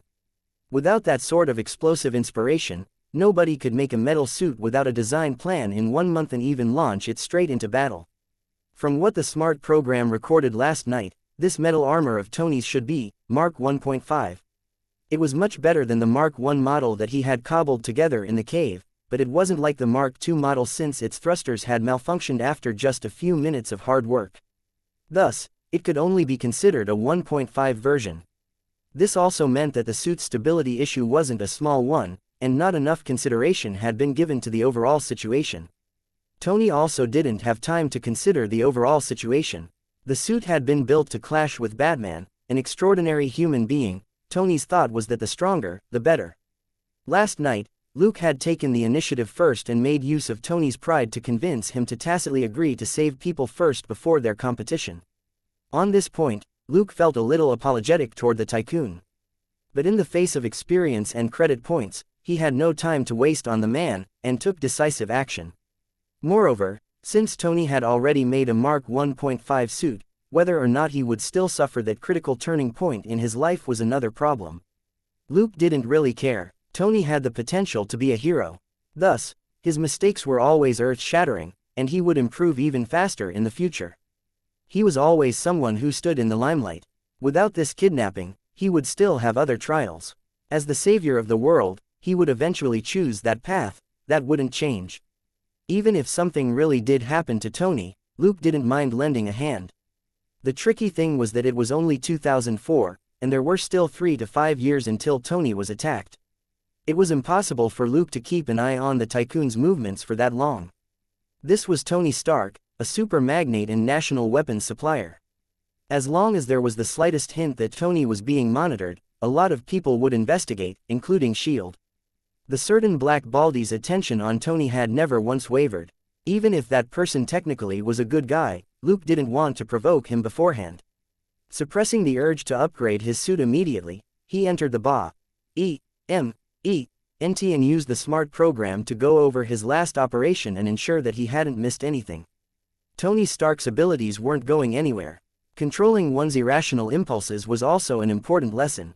It couldn't be any better to hone his patience with the manufacturing technology for the metal suit. Selena and Claire woke up at around the same time in the afternoon. At the dining table, Selena looked at Claire. "You seem a little distracted. What's up?" Claire raised her head. "And nothing." Selena looked at her for a moment before she turned her gaze away and stopped asking. But in her consciousness, she immediately asked another fellow who would definitely know what was going on, what happened to her. Gold Nugget was conflicted for a long while, but it couldn't resist the instinctive reaction to respond, and confessed, "She was in danger last night, I just helped her out a little." Selena immediately sensed that something was wrong. Gold Nugget's butt was up in the air, and Selena knew it was going to try and pull some sh*t with her. She said firmly, "Cut the crap, how did you help?" Gold Nugget. "I just pretended to be an old man." Selena. What? She had already thought up all sorts of answers. Maybe Gold Nugget had saved Claire by controlling her body for a moment, and made her think that she had some sort of out-of-body experience. She had never expected such a baffling answer. "Grandpa, what was that?" Selena had a bad feeling. You know, like those stories that Luke tells. When a young man picks up an ancient item and obtains a mysterious power of some old magician, he gets a promotion or a raise, wins the heart of Miss Perfect, and reaches the top. Gold Nugget expressed everything in one go. Selena gritted her teeth. "What the hell did you do? Don't make me call Luke to deal with you." Gold Nugget immediately cringed. Selena usually wouldn't threaten it with Luke. At most, she would shut it up with, "Go find Luke." But if she said, "Call Luke," it meant that she was really angry. Gold Nugget confessed everything. Selena felt the veins on her forehead pop. "If you're so capable, why don't you ascend to heaven?" "That's Claire. How dare you mess around like that?" Gold Nugget. "At most, when I leave, I'll let Claire know that I'm off to enjoy life in paradise." Selena was lost for words. "Do you really want to be sent to see God? I told you that you have to be careful when it comes to Claire. Luke is most sensitive when it comes to family." Gold Nugget. "But if I had directly controlled Claire's body back then without asking her, wouldn't that be just as big a problem?" Stunned for a moment, Selena thought for a moment. "That makes some sense. You better pray that Luke won't be angry." This time, Gold Nugget was surprisingly bold. "I'm not scared. He was the one who said that protecting his sister takes the highest priority, not letting outsiders find out about me is secondary to that." "Is Claire an outsider?" Selena choked. She was Luke's sister, not an outsider. After thinking about it, she finally relaxed a little. "Fine, you're smart now. I can't control you. Gold Nugget, are you praising me?" Selena. "I'll praise you after Luke praises you. I can even treat you to cake today. You can choose whatever you want." Gold Nugget was full of confidence. "It's a deal." After breakfast, Claire drove to the police school. After her car left, Luke looked at Selena. "All right, tell me what the problem is." He had long noticed the strange expressions on the faces of these two, and that they were deliberately dragging their feet. Gold Nugget needed to protect Selena and Claire at the same time, but it also needed to provide Dollar's old body with energy regularly. Thus, it would stay in Dollar's body most of the time when it was at home. To make communication easier, the host on Selena was called Gold Nugget number 1 and the host on Claire was Gold Nugget number 2. Selena raised her hand to Gold Nugget number 1 to indicate it could speak, but the dog gave her a meaningful look. She knew that the dog head was still afraid of Luke, so she could only sigh and tell Luke what Gold Nugget had done last night. Luke paused with the tea in his hand when he heard that. He glared at the dog head. "Did you learn that from the novels I was talking about?" Gold Nugget nodded as if it was only natural. Luke didn't get angry right away since that wouldn't help. He simply leaned back against the couch and frowned thoughtfully. No matter what happened, impotent anger was useless. Looking at the current situation, the most important question was, had Gold Nugget really done something wrong? Thinking for a moment, he realized that it hadn't done anything wrong this time. From the results, the dog head's behavior wasn't perfect, but it wasn't bad either. At the very least, it had used a lot of tricks from movies and TV shows. It was easy for people to be skeptical, and they wouldn't think that it was a ghost possessing their body. Secondly, it was like what Gold Nugget said. When it left, it could let Claire know beforehand, to prevent her from taking risks just because she thought she was protected. There were repercussions from this operation, but the fact that Gold Nugget could consider the consequences from the beginning was very good. Even if the trick was a little weird, who would be able to guess that it was an alien dog head who had just arrived on Earth that was playing such a far-sighted trick? There was no point nitpicking. If it was anything else, Luke would have seized the opportunity to berate this dog head, but when it came to protecting his family, he didn't want Gold Nugget to think it had made a mistake. Otherwise, if the dog hesitated to protect his family next time, there might be serious consequences. After sorting out his thoughts, he picked up the teacup on the table and nodded affirmatively. You did the right thing. You protected Claire, but you didn't expose your real situation. Gold Nugget wagged its tail. Luke glanced at it and said, but your way of handling it can only be considered so I'll only double your pocket money from yesterday and make it $1,000. Gold Nugget whined and looked at him with sparkling black eyes. It never thought that a so method could increase its pocket money by so much. Luke said, if you do outstandingly well, your pocket money can be $2,000 or even $4,000. So, when you have the time, think about the safety training rules and come up with contingency plans. You're not that smart, so don't try acting like it. Gold Nugget whined unhappily. Looking at the dog's expression, Luke sneered. Properly reflecting on your strengths and weaknesses is also a prerequisite for living a good life. I don't think I'm smart enough myself, and you think you are. Carry on acting as an old man for the next few days. If anything happens to Claire, let me know immediately, understand? Gold Nugget nodded again and rubbed its head against Luke's calf. Luke rubbed its head with a smile. You've improved a lot, keep it up, don't get too proud. Selena exhaled. She had been afraid that Gold Nugget might not be able to deal with the aftermath, so she couldn't hide what it had done last night from Luke, but she hadn't wanted Luke to berate Gold Nugget either. Thankfully, the result was unexpectedly good. Let's go. We're going to be busy today, Luke said as he got up. In the car, Selena told Luke to go to the bakery first. She would pay for the snacks and pastries today. Gold Nugget nodded in satisfaction and praised her initiative. Luke took out his phone. I'll ask Lucy if the store is open today. After the earthquake last night, many shops would definitely be affected today and might not be open. After saying a few words, he hung up the phone and stepped on the gas. The good news is that they're open as usual today. Selena knew that he had more to say, so she played along. And the bad news is, business is booming today. If we're late, we can only buy flour and sugar from them to make the cakes ourselves at home. Luke smiled bitterly. After putting his ghost butcher identity to rest, the amount of time he spent cooking plummeted, and he didn't want to make pastries that were too time-consuming.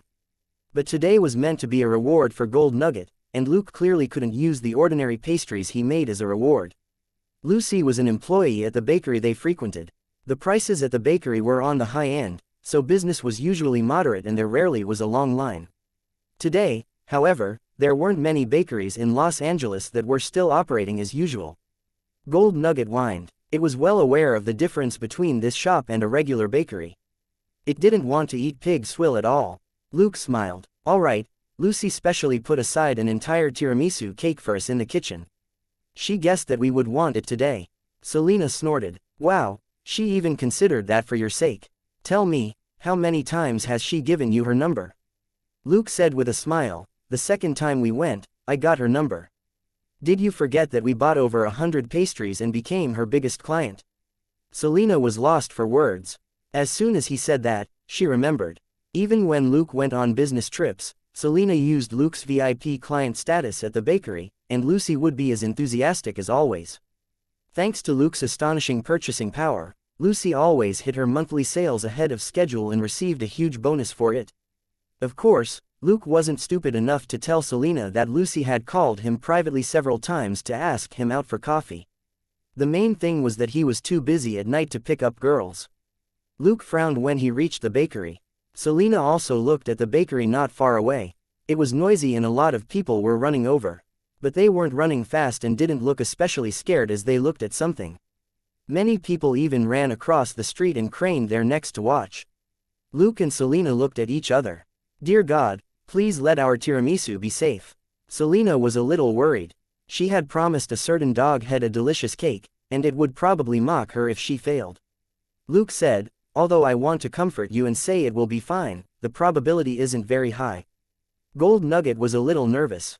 This was a reward it had earned fair and square, and it had been personally acknowledged by the fiend. If it was gone, wouldn't that be a waste of the plan it had racked its brain to come up with on the spur of the moment yesterday? Luke said, okay, I guarantee we'll get good food today. If this shop doesn't have any, we'll get gourmet burgers from In-N-Out for lunch. Saying that, he opened the door and quickly headed to the bakery. Squeezing through the crowd, he saw a group of people inside. They were holding signs in their hands and talking animatedly. In the bakery, 2 female employees, including Lucy, were talking to the 2 leaders with helpless expressions. However, the man roared angrily, "You rich people eat like kings, but never think of helping the community. You're all vampires." Luke silently fished out his badge and hung it around his neck before he pushed the people aside to enter the store. The person who had been pushed aside opened his mouth to curse, but when he saw Luke's badge, he shut up. Luke was quick, and after he entered the shop, he patted the 2 people yelling at the shop employees. "What are you doing?" The man and woman turned their heads unhappily, only to see Luke standing behind them with his badge. They choked. Luke said, "LAPD. Is there a problem here?" Lucy was pleasantly surprised. "Luke, you're here." The men and women instantly turned vigilant. "Are you on the same side?" Luke looked at them like they were idiots. "I'm a customer here. Can it be you're with McDonald's and In-N-Out?" They were lost for words again. Luke said, "All right, I'm going to ask you now, what did these 2 employees do wrong? Did they give you the wrong change or wrong order?" The pair looked at each other, before the woman said, "They refused to provide us with food." Luke looked at Lucy. Lucy, who was quite familiar with Luke, quickly said, "No, that's not it. They want us to give them pastries for free, but we have no instructions to do so. We've contacted the boss, but she has something on and can't make it." Luke had a rough idea about what was going on. This was a high-end bakery that wasn't big and didn't have many customers. There were only 2 female employees in the store and no manager. Lucy had been working here for a long time. She had a good attitude and was highly rated by the customers. Thus, there had never been a formal manager here. Luke raised his hand. "Got it. So, these 2 are protesting because you're not giving them anything for free." The pair shouted angrily, "We're disaster victims, we need help." Luke said calmly, "Is this a welfare agency? Or a church rescue center providing free provisions?" Looking at the pair who didn't say anything, he continued, "This bakery doesn't have a lot of stock every day, it would already be pretty good if they can feed 300 people. If you want the disaster victims of Los Angeles to be fed well, you can go protest at the fast food restaurants. Each one has enough to feed 2,000 people. So, why are you here? You're a lackey of the rich," the woman screamed. "You're the ones who help the rich squeeze us ordinary people dry. That's right, you come here to eat often. The cakes here are so expensive, you must be a dirty cop," the man on the side quickly chimed in. Luke smiled and took out a pen from his pocket. At the same time, he tore off part of a poster ad in the bakery and wrote down a few numbers on it before handing the slip of paper to them. "This is the complaints line for LAPD's Internal Affairs Division, the complaints line for Westside's Department of Internal Affairs, and the hotline number for the police chief at HQ. You can file a complaint directly with them if you have any evidence." At that point, Luke changed the topic. "However, I must ask you to leave this shop immediately. You're not allowed to disturb their regular operations." Both the man and the woman shouted, "Don't even think about it. Sure enough, you're here as a thug for the rich." As he spoke, the man grabbed Luke's shirt. Luke unhurriedly raised his hand to block, before he pushed the man back 2 steps. "If you do anything else, I'll sue you for assaulting a police officer." "Wow, what's this?" He looked at the floor mockingly. After he pushed the man away, a roll of cash suddenly dropped from the man's clothes to the floor. The onlookers also looked at the roll of cash and exclaimed in surprise. "That's almost $2,000, right?" Luke smiled and stared into the man's eyes. "Now, tell me, why do you have so much cash on you?" "Because I suspect that you might want to use it in illegal drug transactions." Everybody looked at the man who had taken the lead. Nobody thought that Luke was abusing his power for personal revenge. Those were $100 bills, and close to 20 of them in one roll, which was almost $2,000. People who casually carried rolls of cash on them like this were mostly drug dealers or businessmen. The man's face stiffened, and he quickly picked up the roll. "These are my bank savings which I just took out. It's none of your business." Luke smiled. Then wait a moment. Selina, who had been investigating the troublemakers, came over and gave him her phone. Checking the content on the screen, Luke asked, "Mr. Larry Falkerson, right, your bank records indicate that you didn't make any large withdrawals this month, and that you've even been out of a job for half a year. May I ask, where did these savings come from?" The onlookers exclaimed again. For a society that didn't like saving money and instead were more keen to spend it in advance, it was absolutely rare for someone to still have $2,000 in cash after not working for half a year. It was like someone appearing at a murder scene with a bloody murder weapon in his hand. Although it couldn't prove that he was the killer, the suspicion was overwhelming. The man panicked even more. You're lying. I have a job. This is my salary." Luke's smile grew even wider. "Is that so? But according to your police record, you were arrested 3 months ago. For burglary. You just got parole a month ago. May I ask, what is your new job? Looking at this amount, you must have found a job that pays at least $5,000 a month."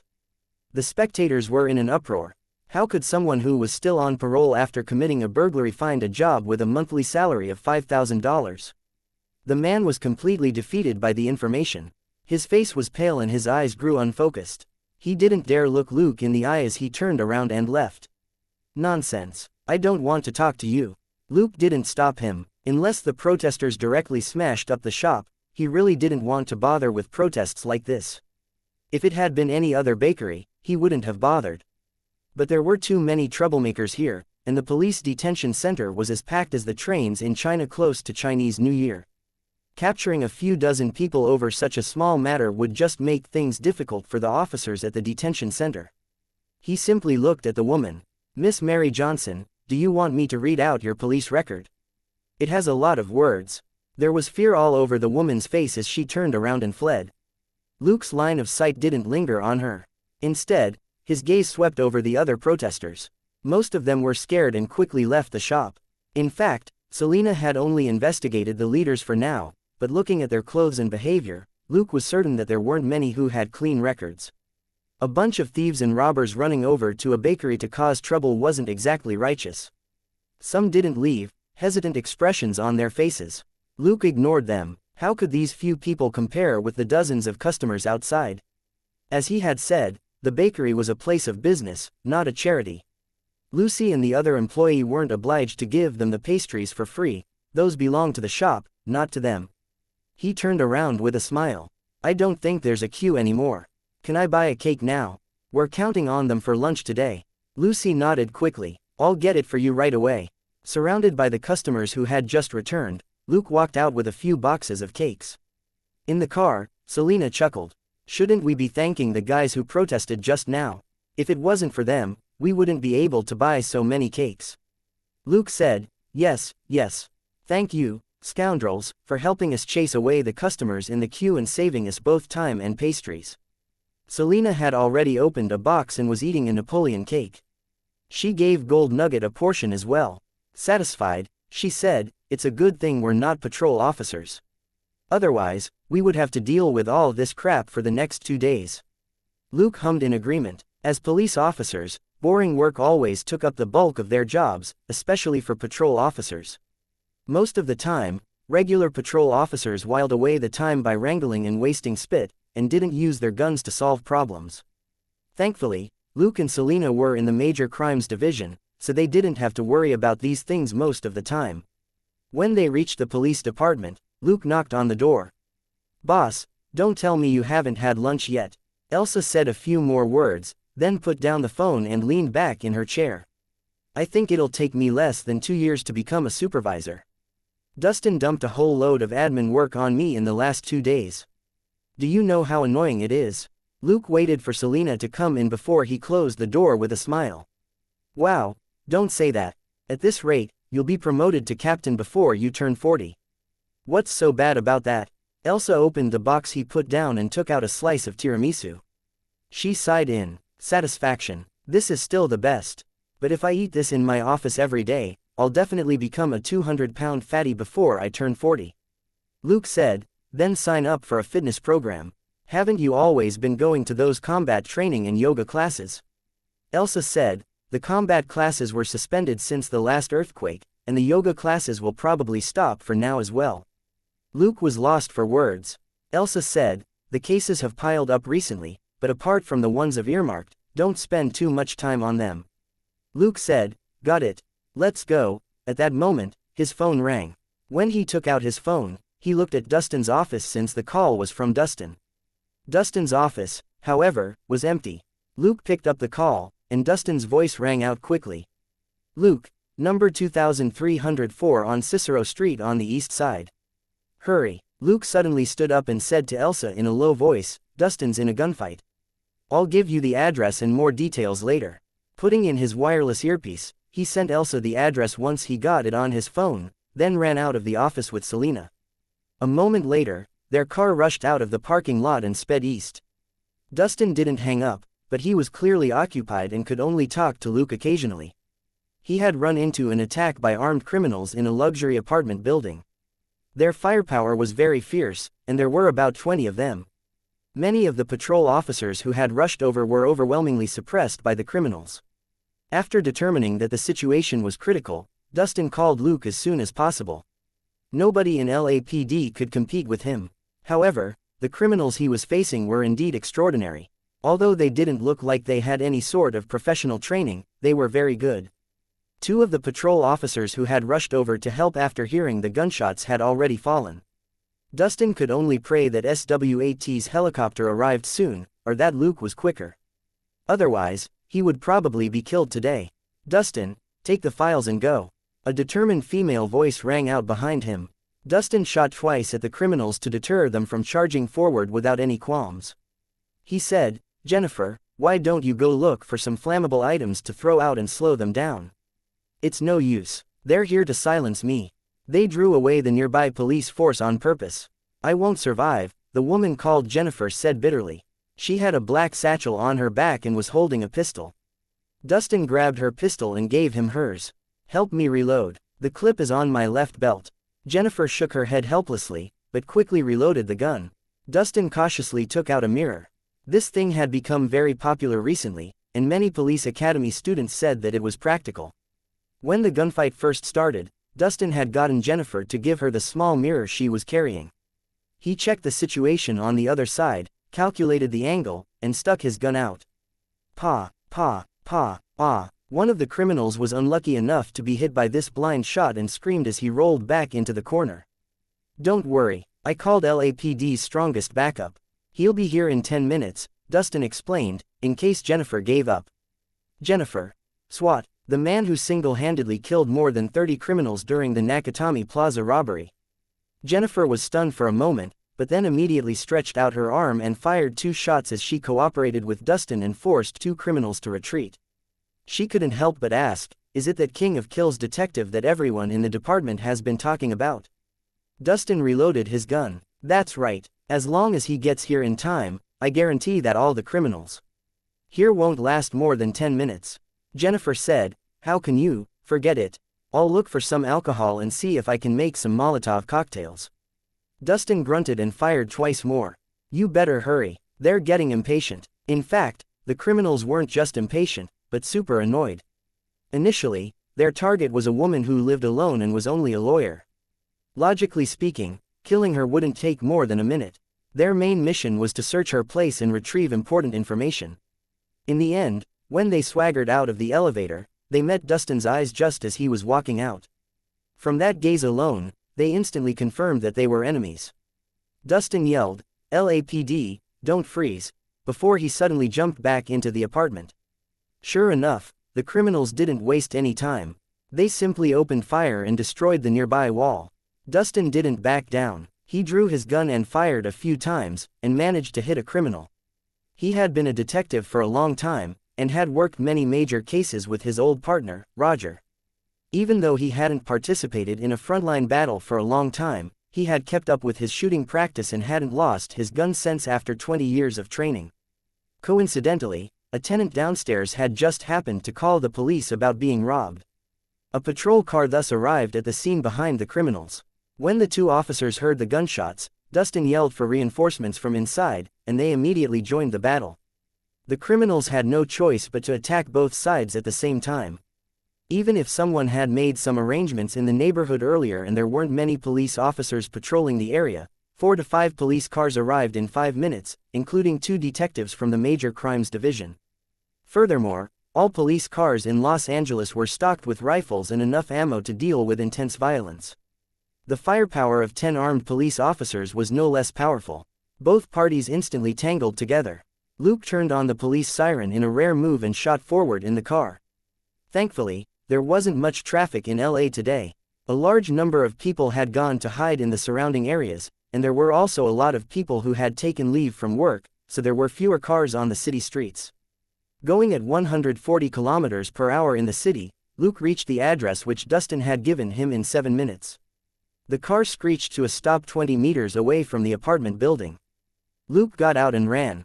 He didn't want to park his car at the entrance of the apartment building, where the police and criminals were already engaged in a fierce battle. The car was bulletproof, but he didn't want to have to repaint the car or replace the bulletproof glass unless necessary. Taking a running leap, he started to climb up the side of the apartment building to the 5th floor. Dustin had already briefed him, and Luke had a basic understanding of the situation in the building. Upstairs, Dustin and Jennifer were in desperate straits.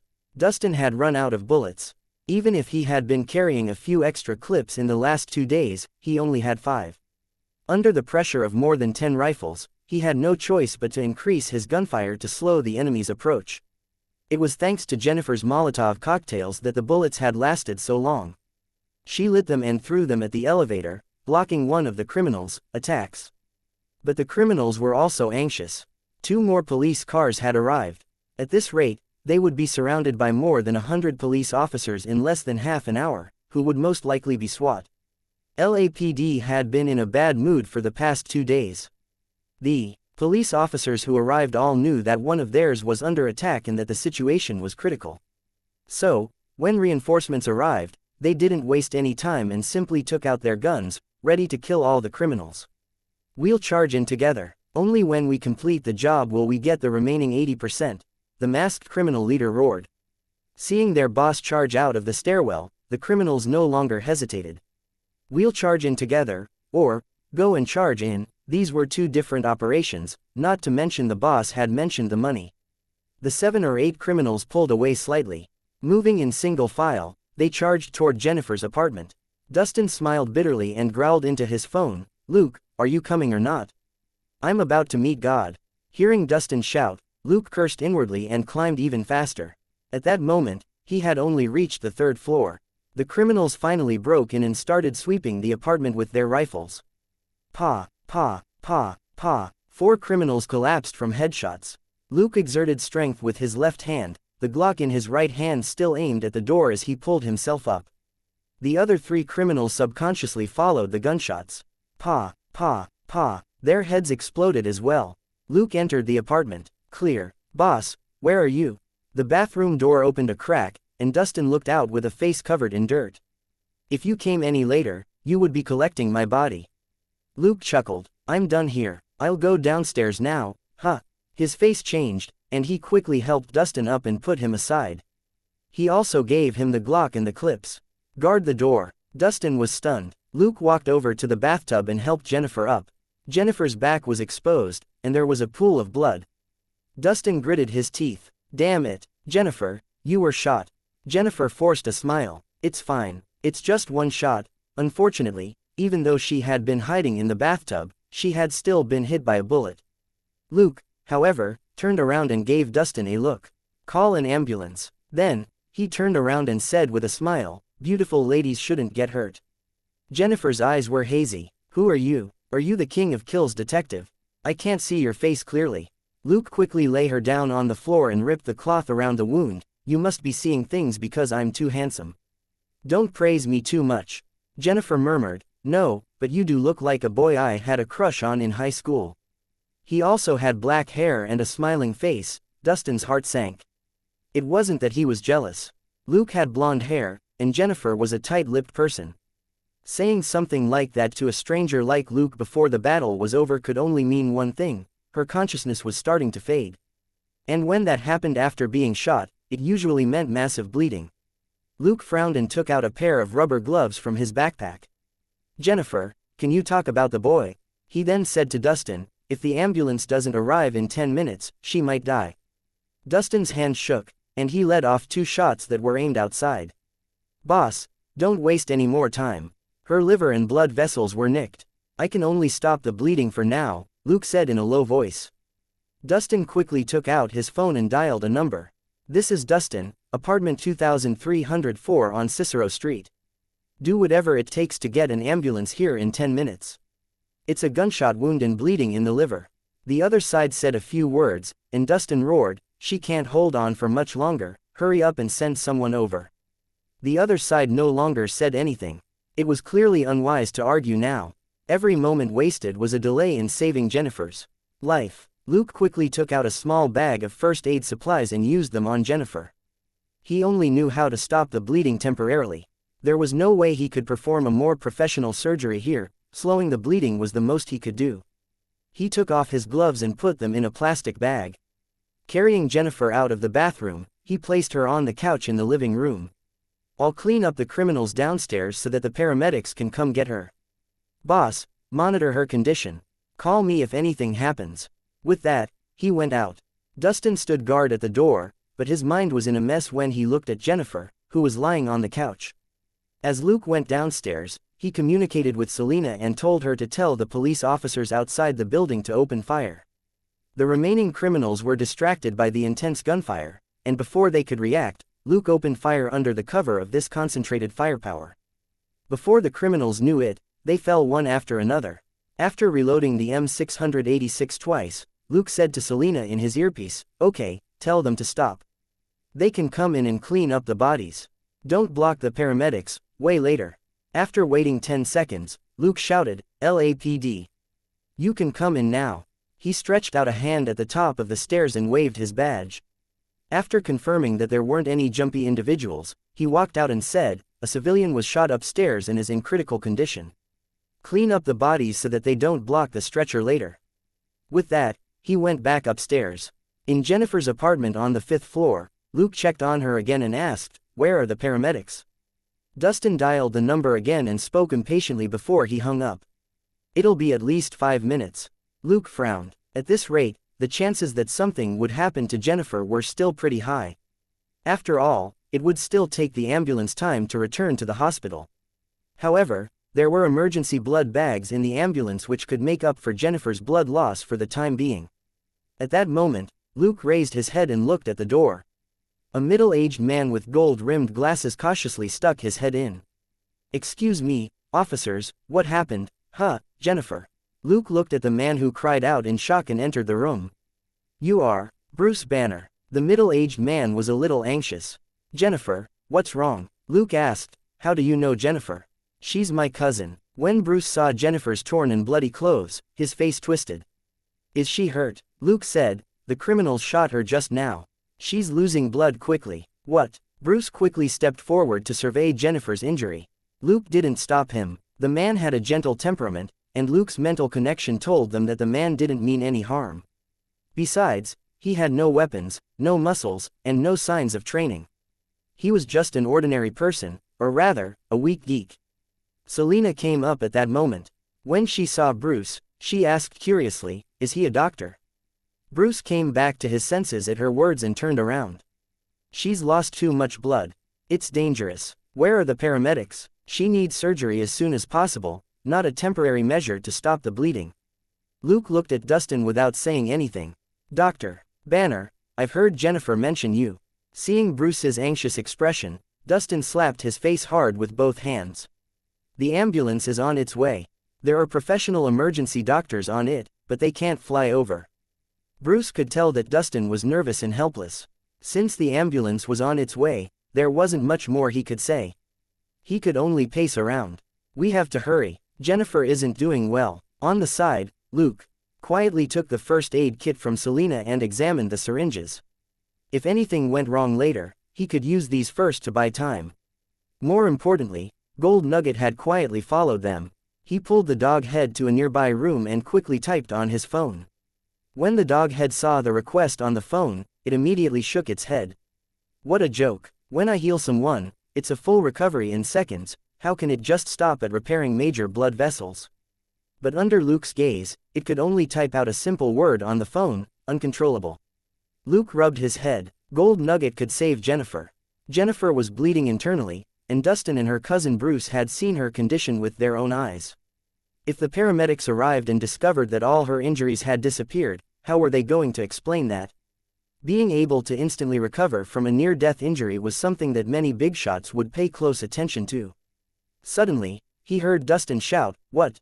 Isn't she type B?" Bruce was stunned. "She's Rh negative type B. Wait, don't tell me you only gave her regular type B blood." Dustin was vexed. "I heard her say before that she's type B." Bruce. Explaining to people who don't know anything about blood types is very troublesome. If there's no need to explain it, we usually just say that we have type B blood. Luke walked out and frowned. "Boss, ask what blood bags the ambulance is carrying." Dustin made another call, and his expression was ugly. "They're carrying regular type B blood. Also, there has been a shortage of Rh blood recently, and the hospital doesn't have much stock." His phone rang again. After a brief conversation, Dustin said gloomily, "I'll send someone over right away." Hanging up, he said, "The ambulance is 2 blocks away." It collided with the cars of a few suspected drunk drivers, who aren't letting the ambulance go. Luke rolled his eyes. "Selena, bring the ambulance over. Don't waste time." Selena turned around and left. Any other officer might still try to persuade or give the drivers a warning. Since Luke had told her to go, he was telling her not to beat around the bush and to act right away. As Dustin's loyal subordinate, Luke had to support him at this critical moment. Luke gave Gold Nugget a look, and the dog head immediately followed Selena out. It wasn't safe for Selena to go out without this guy, who knew if she would run into some psycho with a gun. After that, he looked at Bruce. "Mr. Banner, did you just say that you're type B?" Bruce nodded blankly. "So, you're Rh too?"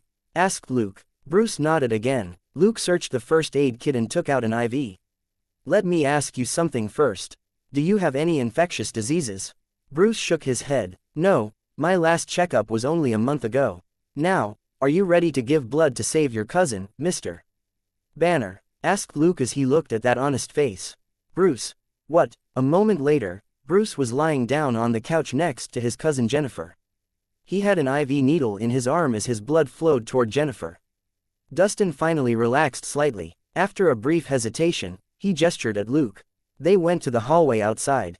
Dustin looked around, then gestured at the black satchel in his hand. "This is a huge hot potato. I need to ask you first if you'll take this case." Luke reached into the bag and took out a thick case file. "You were almost killed. How can I not take it?" Looking around, Dustin said in a low voice, "They were here to kill Jennifer, not me."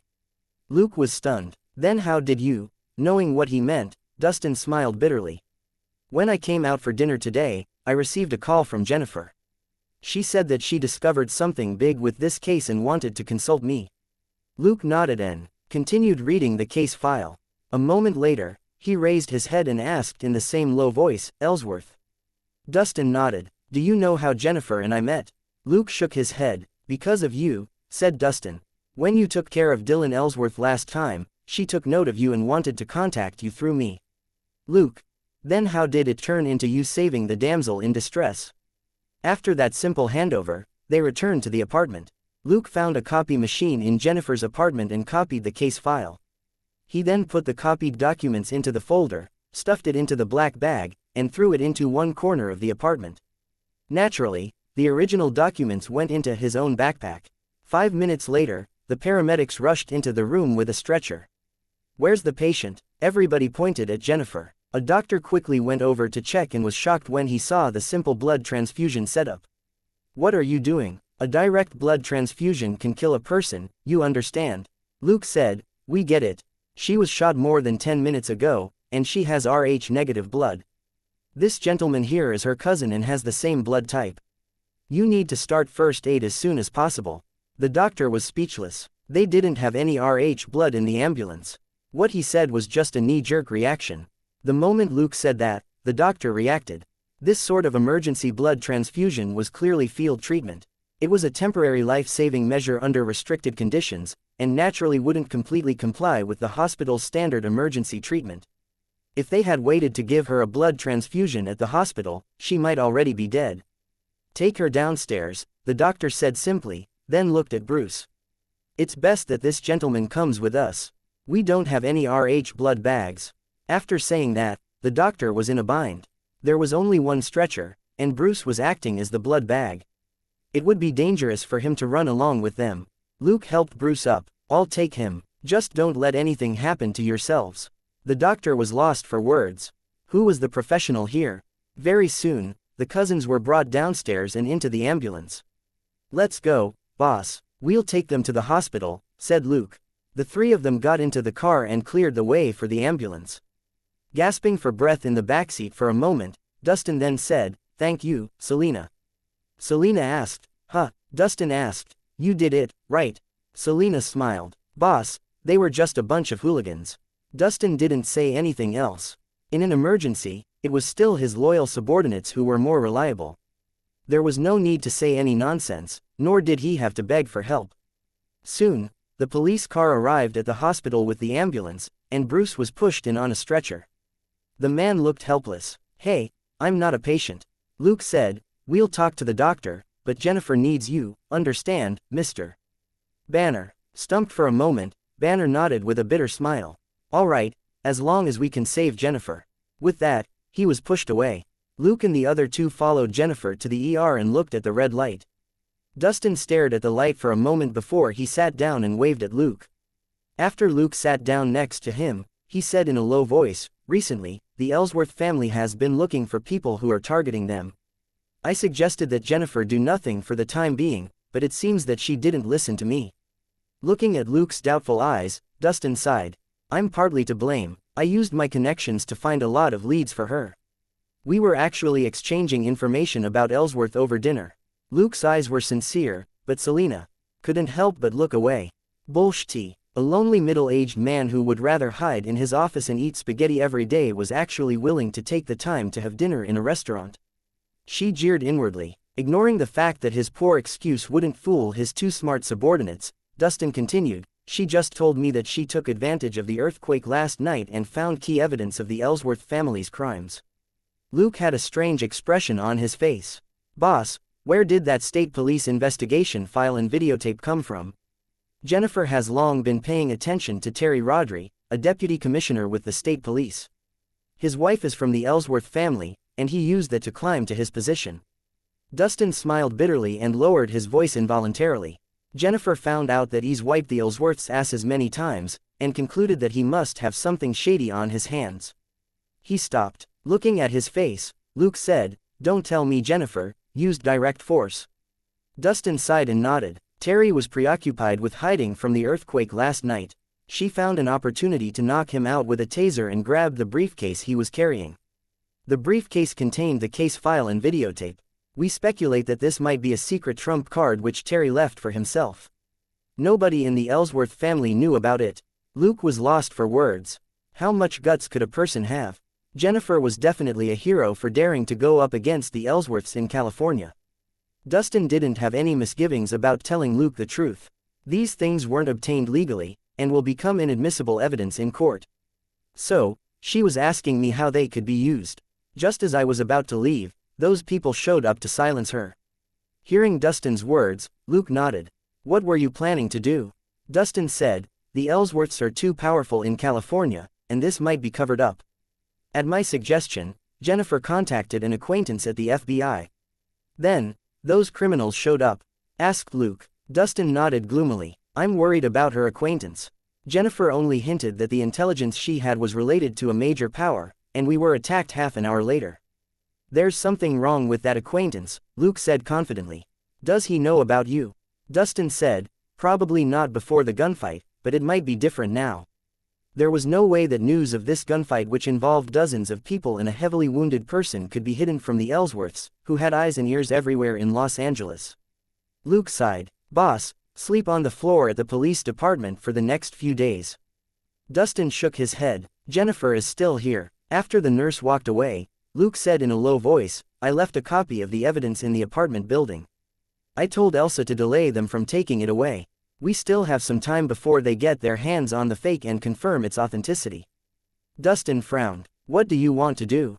Luke raised an eyebrow. I pissed them off a long time ago. Weren't you the ones who told me to restrain myself? I don't think I need to do that now, do I? Dustin smiled bitterly. Are you going to shoot them all dead? That's not possible. In America, using this sort of violent method to deal with a big family was impossible. This was how the hierarchy worked in this country. Such a crude method would only draw a collective attack. If he wanted to take down a big family, he would have to use the rules of the game between them. Luke said with a smile, don't forget that we have superheroes. Dustin. What? Luke shrugged. I just need to publish this information anonymously on the internet. With Iron Man's technology, do you think they won't be able to see it? Here, he deliberately described Iron Man and Batman as partners. Even if one day, a certain tycoon's identity was exposed, nobody would be able to ask him about it. Dustin frowned. But they usually only save people, right? Luke said, there might be other victims that have suffered at the Ellsworth's hands. We can use them to expose everything. The Ellsworth family isn't strong enough to suppress news of a superhero. Dustin frowned and was lost in thought. Even if the Ellsworths controlled all the media in California, they couldn't control agencies like the FBI and CIA. As long as Batman's team clashed with the Ellsworths, the reason for the conflict would inevitably be revealed to these intelligence agencies. While the news media couldn't take care of the Ellsworths, the FBI and CIA could. The benefits of openly taking down the Ellsworth family were enormous, and some would be tempted. Thinking about it this way, this plan was indeed possible. Luke got up. I'll go prepare something for you. If you're not going to work today, let Elsa know that she now has a packed schedule. Dustin patted his forehead. I forgot. Luke shook his head with a smile and left. Jennifer had to be really charming. Even a workaholic like Dustin would actually forget about his job. After Luke left the hospital, he bought a bag of daily necessities and food and water from a nearby supermarket. He drove around the hospital and sneered inwardly. The Ellsworth family was anxious this time. Although Jennifer was only a weak woman, she was unexpectedly good at getting things done. When she found an opportunity, she struck and obtained crucial evidence. But the chaos in the wake of the earthquake also gave the desperate Ellsworth family the opportunity to use the most direct methods to dispose of the evidence as well as those who had seen it. Jennifer had only been in the hospital for half an hour, and the Ellsworth's eyes were already on her. Luke took out his phone and made a call. Harrison, it's time to return the favor. Not long after that, he returned to the hospital and gave Dustin the bag while passing Selena another bag and saying some things to her.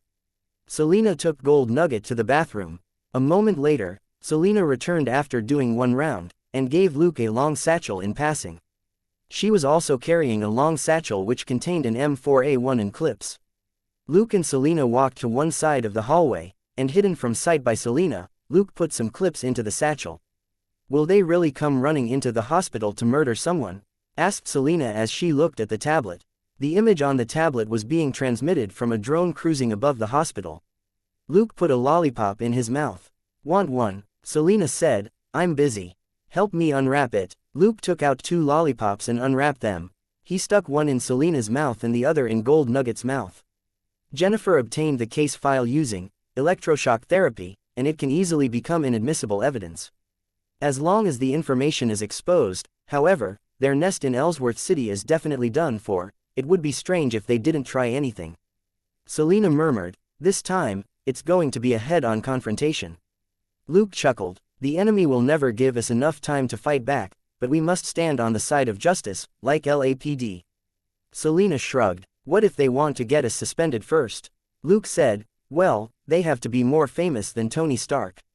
Selena slapped her forehead. I forgot that Tony Stark was the one who got us this job. Luke chuckled. So, the tycoon is a nice guy. He's always covering for us. Are you sure you don't want to notify the police department? Selena didn't care about Tony at all. Luke sneered. You know how powerful they are in Los Angeles. If I tell the police, the word will be out in half an hour. Harrison's clear. Selena asked another question. Luke said, I'll confirm it myself. 10 minutes later, Luke received a call from Harrison. He walked out the back door of the hospital and pulled Harrison aside. After saying a few words, Harrison asked the people in the car to come down. Temporary mission. You'll now receive the mission instructions from Luke. The 4 people in the car looked at each other, but still did as he said. Harrison was a veteran and very capable. His authority in the team was unquestionable. After talking to the team members and watching them leave, Luke said to Harrison, "You don't blame me for dragging you into this, do you?" Harrison smiled bitterly. "I'm already here. What do you think?" Luke patted him on the shoulder. "Don't worry. The bigger the mess, the safer you'll be. Tell your teammates not to hold back." Harrison frowned. "There's no harm in taking more safety measures, but would the Ellsworths have someone in my team?" Luke said, "That's because you don't know what the Ellsworths are up to." Harrison asked, "What do they want?" Luke glanced at him. "It's safer if you don't know. At the very least, you'll come across as someone who doesn't know anything." Harrison, "I really FC King don't know anything." Correct answer. That's the most perfect performance. Luke turned to leave. "You're just a SWAT captain, not an agent. You would be killed if you knew too much." Harrison was lost for words. Watching Luke leave, he mumbled, "It really isn't easy to pay you back, Harrison. Need I remind you that I have the highest authority on the comms, and I can hear everyone?" Luke's voice came from the wireless earpiece which Harrison had just put in his ear. Harrison, "Sorry, can you turn this off and leave me alone?" Luke said, "This is mandatory. Also, your authority's second only to me. You can listen in on your team members. There's an automatic secondary comms. You can try it first." Harrison, "Thank you so much. It's fine, just don't say what you're thinking, okay? It'll just make people feel awkward," said Luke. Harrison, "Okay, what if I'm the one who feels even more FC King awkward now?" But after this interlude, he wasn't in the mood to talk behind Luke's back. Instead, with the help of the secondary comms, he instructed his team to set up an ambush. The only thing he was glad about was that nobody in his team had contacted anyone yet, even if they hadn't turned in their phones. After all, this wasn't a mission assigned by the higher-ups, so he couldn't be that strict. That was why Luke had given them the wireless comms. This was for their protection, but could also be seen as a form of surveillance. Luke didn't feel guilty about it. If there was nothing wrong with any of them, there naturally wouldn't be any problems. The comms would then be nothing more than a gadget for today's mission. If he was right, this matter would be over in an hour or two, and he would take back the comms. More than that, he couldn't let the comms technology leak out. After finding Harrison, there was much less for Luke to worry about.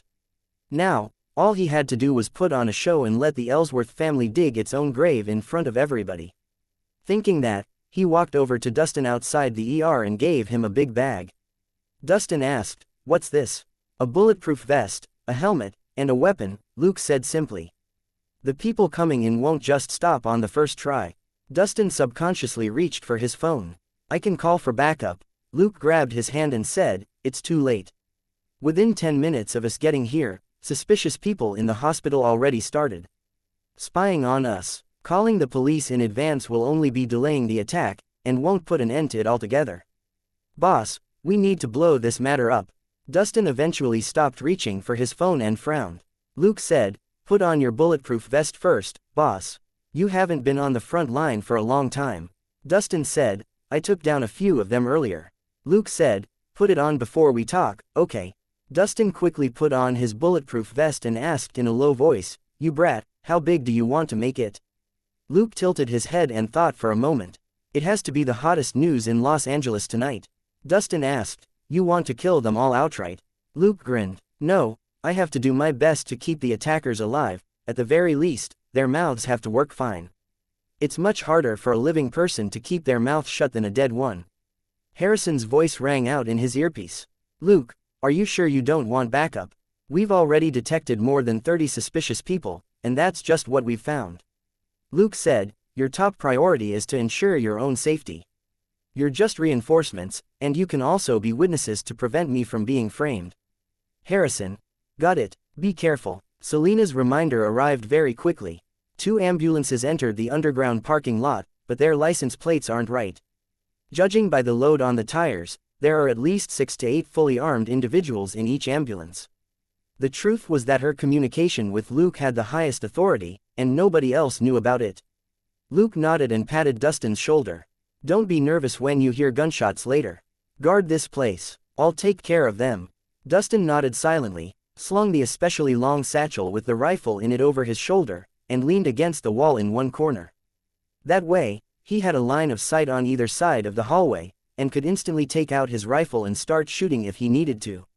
Luke, on the other hand, ran to the underground parking lot. It's starting. All the suspicious targets are moving toward the hospital, Harrison reported. Luke said, "Tell your comrades to hold their positions. It's not time for them to make a move yet. I'm going to eat them all." Harrison, "You're such a greedy guy." Luke said, "Because I hate evil." Harrison was lost for words. As he spoke, Luke reached the underground parking lot. Seeing 2 teams of 16 fully armed men enter the hallway, Luke suddenly stepped forward. LAPD, freeze. The other side was stunned for a moment, but when they saw that Luke was only holding a badge, someone suddenly said, "Kill him." Without any hesitation, 2 men in black raised their guns and fired at Luke. Luke hid in a corner with a smile. He first activated the police cam, then pressed the walkie-talkie and said in an urgent tone, "A large number of criminals have been discovered at St. Post Hospital. They're all armed with automatic weapons and are currently firing at me." Of course, the other side could hear the gunshots.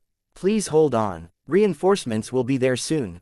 Luke put down the walkie-talkie and mumbled to himself, "Don't be too quick." He took out 2 stun grenades, removed the safety pins, and threw them at the criminals who were firing in the hallway. "Grenade!" One of the criminals shouted, and everybody retreated. Too late. Luke counted down in his heart, 3, 2, 1. Bang, bang. 2 consecutive explosions rang out. Luke stretched out a small mirror for a look before he went over and kicked the guns away, then pulled off the hoods of the criminals who had collapsed. As he was doing that, a thought flashed through his mind, and a huge pile of plastic explosives that didn't have fuses silently appeared in one of the criminals' bags. Luke then broke into a run. These criminals were just props that he was using to frame Ellsworth, so there was no need to pay too much attention to them. What he needed to do next was completely blow up the matter. "Luke, more than 30 armed criminals have gone in. Are you sure we're not going to do anything?" Harrison asked again. Luke said, "Okay, hold a few of them down at the entrance. Don't work too hard." Harrison, "Roger that." Luke picked up his pace as he ran. Selena said, "There are 2 teams of 13 criminals at the C2 back entrance, 2 teams of 11 at the E5 entrance on the left, and 15 criminals at the D3 entrance on the right. They're keeping a fixed distance. You have to be careful." Luke said, "They're the ones who should be careful." As he spoke, he suddenly sped up. Charging out from around the corner, he jumped and ran over the wall. At the same time, he raised his guns. Pa, pa, pa, pa, pa, ah. Screams rang out one after another. Half of the 13 criminals who had come through the back hallway dropped to their knees while all of them rolled around and clutched their legs. They were all wearing bulletproof vests, and Luke didn't want to kill them. Shooting their legs was without doubt the simplest solution. He didn't believe that over 30 men could escape when their legs were injured. "Damn it, someone ambushed us from behind. Cover, cover, stagger your gunfire. Take them apart." Luke ran a few steps over the wall before he landed on the ground and swiftly pressed forward in the hallway. Just as the remaining gunmen turned around, gunshots rang out again, but not from their guns. Putting away his left gun, Luke unhurriedly reloaded the Glock. Pa! The head of a criminal who was about to raise his gun exploded. "Drop your weapons or I'll shoot," he shouted, and looked behind him.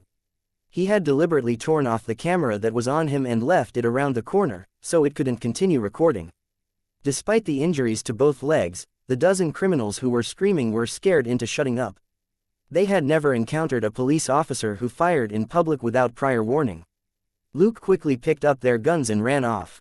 When he passed a trash can, he tossed the guns inside, turned left and continued running. Harrison, who was out front, heard the chatter on the police comms and said, "Luke, the police department has dispatched people."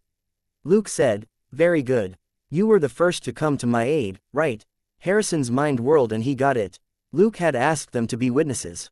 As long as the criminals opened fire, it didn't matter if the Ellsworth's men in the police department knew, since this matter couldn't be covered up. Instead, they wouldn't have enough time to figure out what was going on inside, and things would definitely blow up unexpectedly.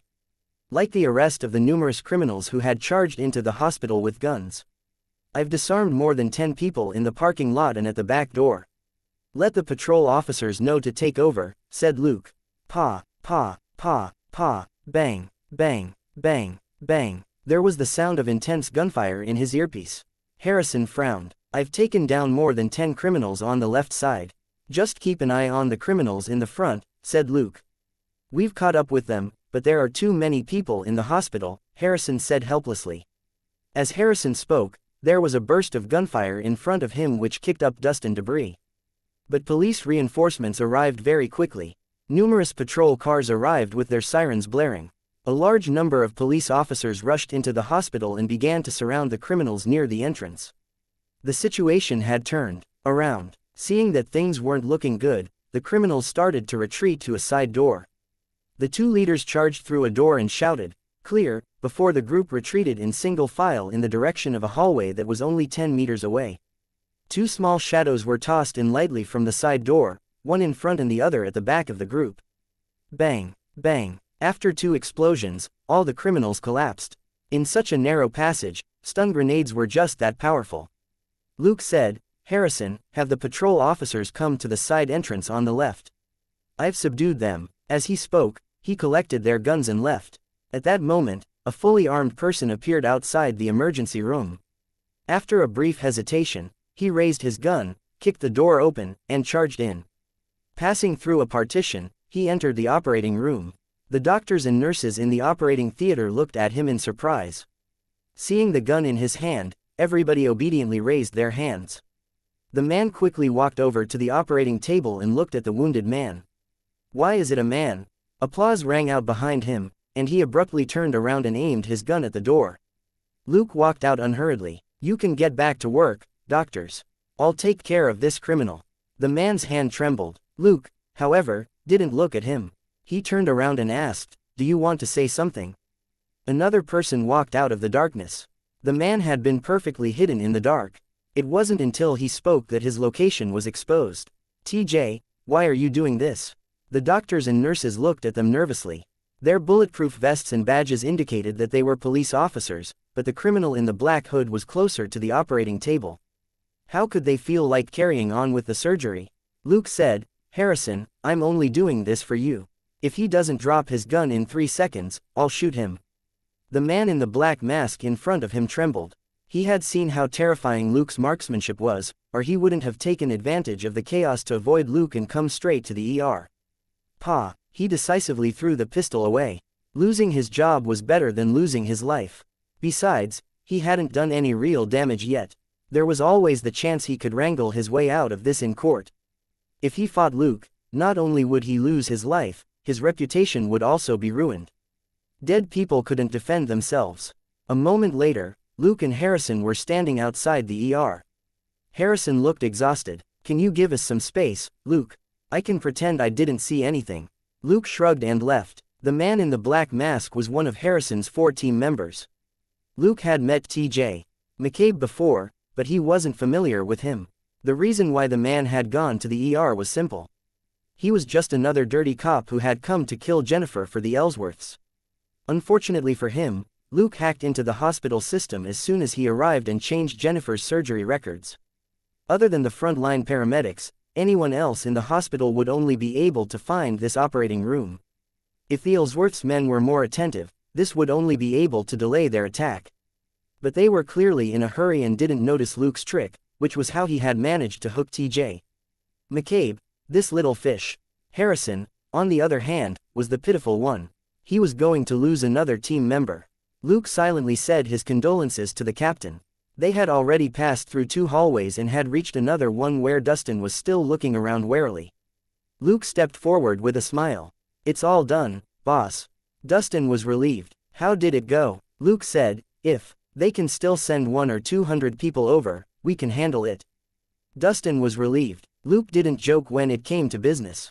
If he said that he had taken care of the criminals, then there weren't any problems. "I've already made some calls. Elsa is arranging for a new ward. I'll go back first. Call me if anything happens," said Luke. Dustin nodded. "Thank you." Luke suddenly chuckled. "Let me ask you something, boss." Dustin said, "Go ahead." "Did your girlfriend buy fire insurance?" asked Luke. Stunned for a moment, Dustin forgot to deny the title of girlfriend. He said, "I didn't ask. Her income isn't low, so she should have." Luke said, That's good. Let me tell you a piece of good news. Her apartment just caught fire, and was seriously damaged. Dustin was stunned. What? Luke said, clean up the scene and kill those in the know, nobody can expose what they've done. Dustin's face darkened. He wasn't a snot-nosed brat. As long as the Ellsworth family was given a chance to take a breather, they might be able to escape the crime. Until then, they would spare no effort to kill Jennifer, this huge troublemaker. Boss, think about how to blow the matter up tonight, Luke said before he turned around and left. According to the patrol officers, the criminals who came out of the parking lot were carrying a lot of plastic explosives, enough to send the entire hospital into the sky. Dustin's heart skipped a beat, but then he realized that he could make use of it. Luke turned around and left. He took out a lollipop and put it in his mouth as he called Selena. When we're done, let's go home for dinner. On the way home, he wondered if Bruce Banner was that Bruce Banner. It wasn't a common name, but it wasn't easy for Luke to search the entire country. The United States wasn't China. Each state had an independent administrative system. It was impossible to simply hack into a system and find everyone's names. Some murderers just needed to change their names and identities, and could live in another state for decades after committing a crime in one state. Luke didn't remember Banner having a cousin, at least not in his memories. It seemed that he only had a special girlfriend. But now that Dr. Banner was in the hospital and was related to Jennifer, it wasn't hard to investigate. Most of the time, the difficulty in a search didn't have to do with the level of secrecy, but in finding a clear target in the ocean. By the time he got home for dinner, he had already found out about Bruce Banner. Bruce Banner, whose real name was Robert Bruce Banner, had a PhD in nuclear physics from the California Institute of Technology and was currently working in the field of nuclear physics research at Culver University. When he saw this, Luke felt that the man had to be that Banner. After reading up on the man's research, Luke was even more certain. Naturally, Banner wouldn't disclose the details of his research to the public, but it could be seen from the name of the research project that it involved gamma rays. But this gentleman was still just Bruce Banner. That big green monster who beat up anyone it saw probably hadn't appeared yet. Luke didn't dwell on it. It was hard for a doctorate doctor with outstanding knowledge to give up the research he was good at, and even harder for him to give it up forever. Luke wasn't Banner's father, he couldn't make so many plans for him. This was America. It wasn't easy for a father to tell his son what to do. Many people left home at the age of 18, and there were plenty who didn't talk to their families anymore after that. Luke wasn't a saint, but in the end, he sighed. If there was a chance, he should warn Bruce Banner to pay attention to his safety during the experiment. If Banner really survived this, then that was heaven's will. The world continued to turn and didn't stop for anyone. Besides, with Dr. Banner's brain, he could still make huge contributions even without turning into a certain Green Hulk. After dinner, Luke received a call from Dustin. Luke, the officers at the hospital and the SWAT team have pulled out. Only 4 patrol officers are left. Luke curled his lip. They really are in a hurry. Has Elsa made the arrangements? Dustin said, yes, but we can't avoid this for much longer. They have too many ears. Luke asked, nobody from Homeland Security? Dustin said, no, I've asked Elsa to keep an eye out for me. The plastic explosives that the criminals were carrying aren't on the evidence list, and the footage on your police cam has been wiped. Luke wasn't too disappointed. He simply sneered. They really are everywhere. I'm done with my preparations. Let's see if those 2 will read the news online in their spare time. Dustin asked, are you sure this will work? Luke said, if we can make the evidence we have public, it will 100% work. Unfortunately, it'll be very hard to release it through the media. If it doesn't work, I'll have someone arrange for Jennifer to disappear for a while. After a brief silence, Dustin said, thank you. Luke said, it's fine. He hung up and chuckled. Would Batman see it? Of course he would. Batman would also be the first person to see the news online. After dinner, Luke and Selena split up. Before Selena got into her car, Luke reminded her, remember to record anything unusual. Don't show your face. Dustin has made arrangements, there's no danger. Selena got into the car and nodded. Got it. Also, Gold Nugget is with me. Luke shrugged. Safety first. He then jogged off. As Selena drove off, Gold Nugget barked lightly. She immediately shook her head. Don't get in on the action. There's going to be a lot of noise at the hospital tonight. Didn't you hear that Luke wants those guys to be on TV? Do you want to be on TV too? Gold Nugget immediately lay down and shuddered. It knew very well how terrible the consequences of being on TV would be, especially for an alien doghead like it. When night fell, Street Post Hospital was still brightly lit and bustling. Not many people had died in the earthquake last night, but a lot of people had been injured. Every hospital was now overloaded, and St. Post was no exception. Hiding on the roof of an apartment building, Luke hummed a tune. La da da, it's the mother F. From time to time, he heard a notification from his earpiece. No suspicious targets sighted. Selena was in charge of the 2 drones near the hospital. She provided intelligence in the video recordings so that Luke could focus on his plan. He was looking at the surveillance footage on his fake phone, which showed a group of criminals locked in animated discussion. These ambitious guys were preparing to rob an ATM 200 meters away. Listening to their plan, Luke calculated the time in his head and said softly, "Little snail, start a countdown for 10 minutes and remind me of the time." The smart program that had just been modified today and finally had a name immediately projected a countdown. "Yes, sir." Luke also jumped off the roof and glided away. "Don't move. Give us the money." A small hoodlum was holding a gun nervously, and his hands were shaking. Clearly, he wasn't very familiar with this job. Another old hoodlum said unhappily, "Hey, didn't I tell you? Don't randomly point your gun at people. How many times has it accidentally gone off? I don't want to be sent to the hospital because of you. Keep it lowered, and bring it up again if she resists, okay?" The little hoodlum hurriedly lowered his gun. "Yes, yes, yes. I'll remember." The old hoodlum hesitated for a moment, then took the gun from him. "You get the money, I'll hold the gun." The rookie hoodlum gave an exclamation, and was kicked in the butt by the old hoodlum. "Hurry up and go. This is your initiation ceremony." The rookie stretched out his trembling hands. "Don't move, or he'll shoot." The woman who was being robbed had a despairing expression on her face. "I only have spare change in my bag, can you please take it and leave?" A dark shadow covered this corner of the alley, and the 3 of them couldn't help but look up. A black giant fell from the sky and landed with a thump. "No, they need to be taught a lesson," the black giant said as he punched the rookie hoodlum in the stomach. "Society isn't a school, and isn't as polite as the teachers. Remember this lesson." Saying that, he ignored the rookie hoodlum who was retching on the ground and headed right for the old hoodlum with the gun.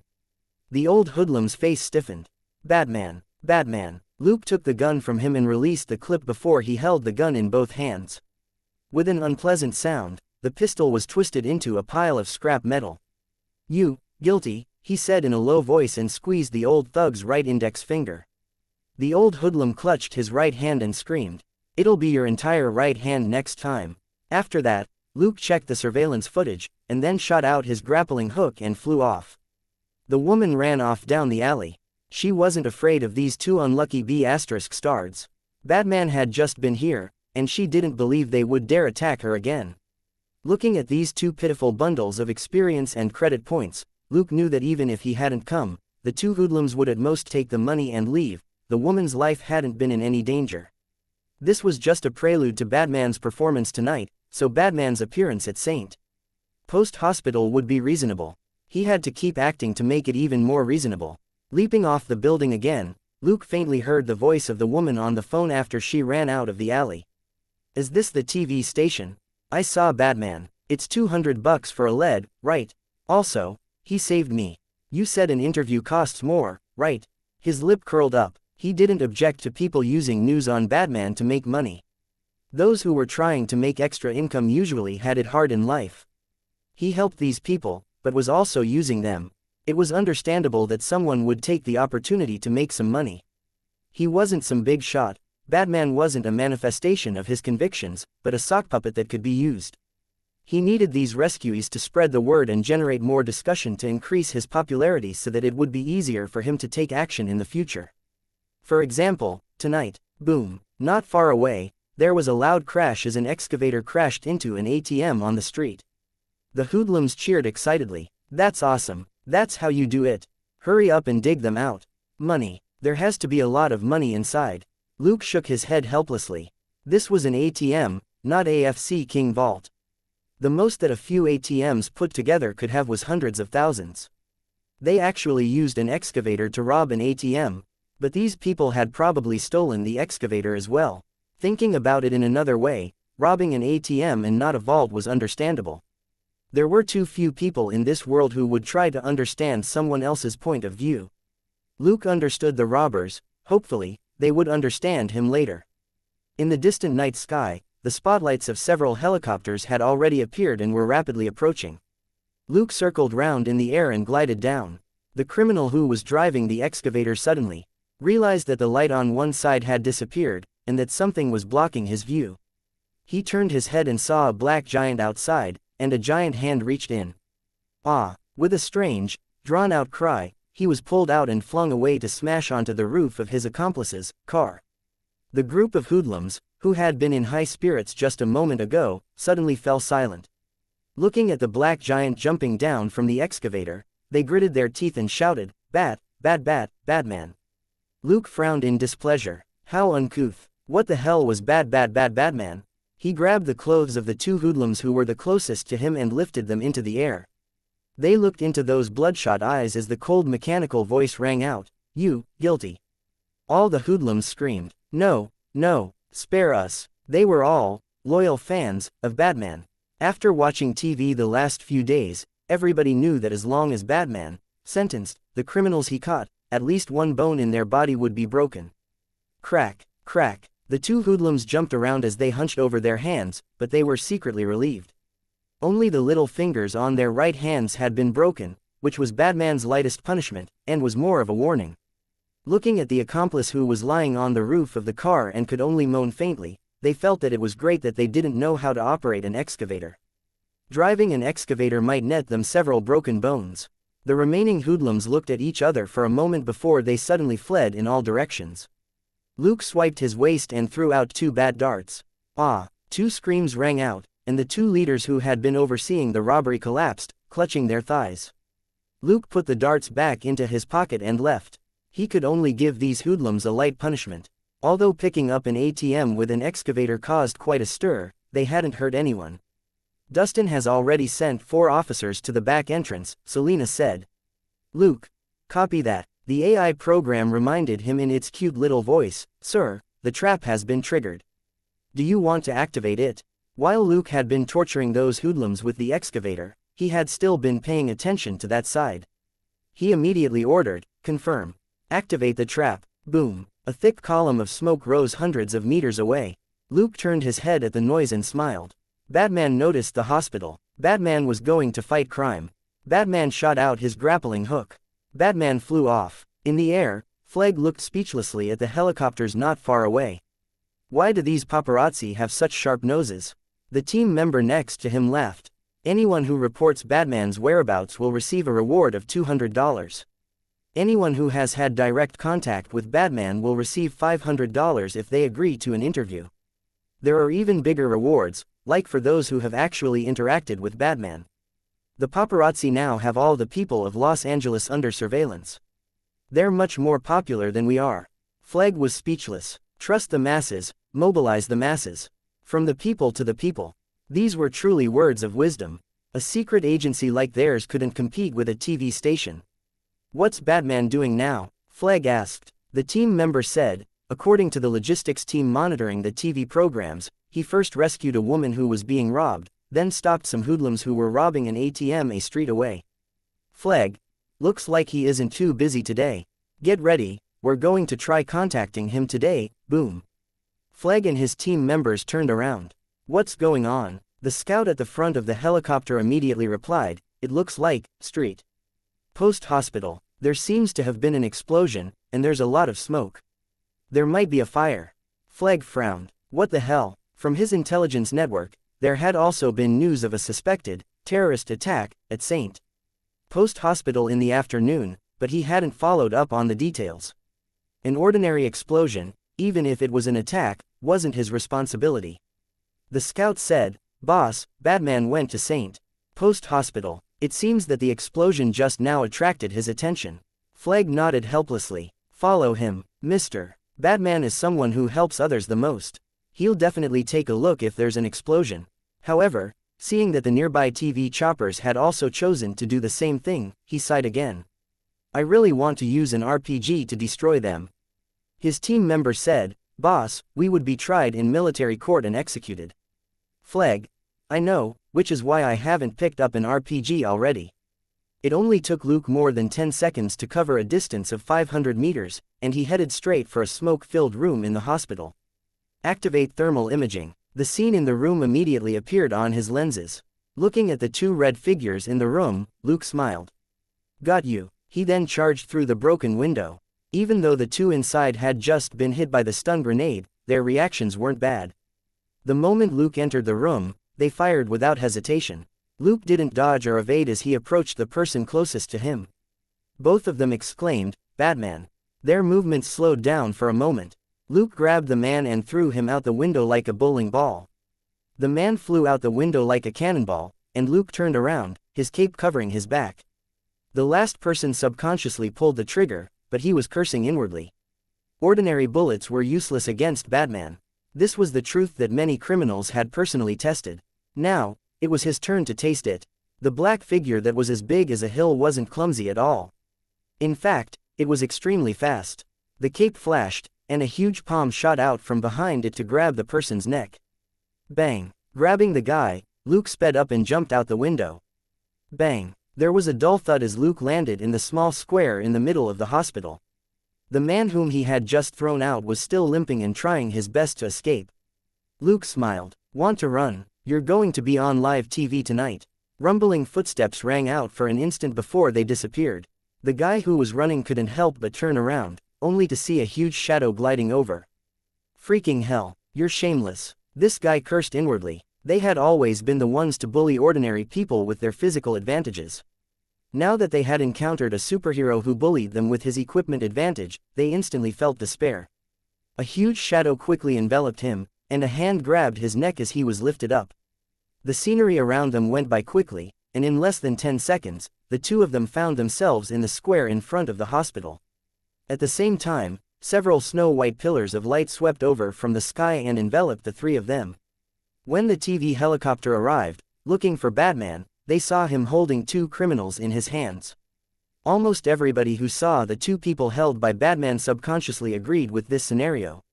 Luke threw one of them to the ground and stepped on him. Picking the other one up, he said coldly, "Outsiders, you're guilty." Their faces changed. They knew Batman's line, but he was now calling them outsiders. Luke grabbed a bad dart from his waist and cut off the man's right arm. Amidst the screams, the arm which fell exploded and disappeared. On the helicopter, the paparazzi who were filming were stunned.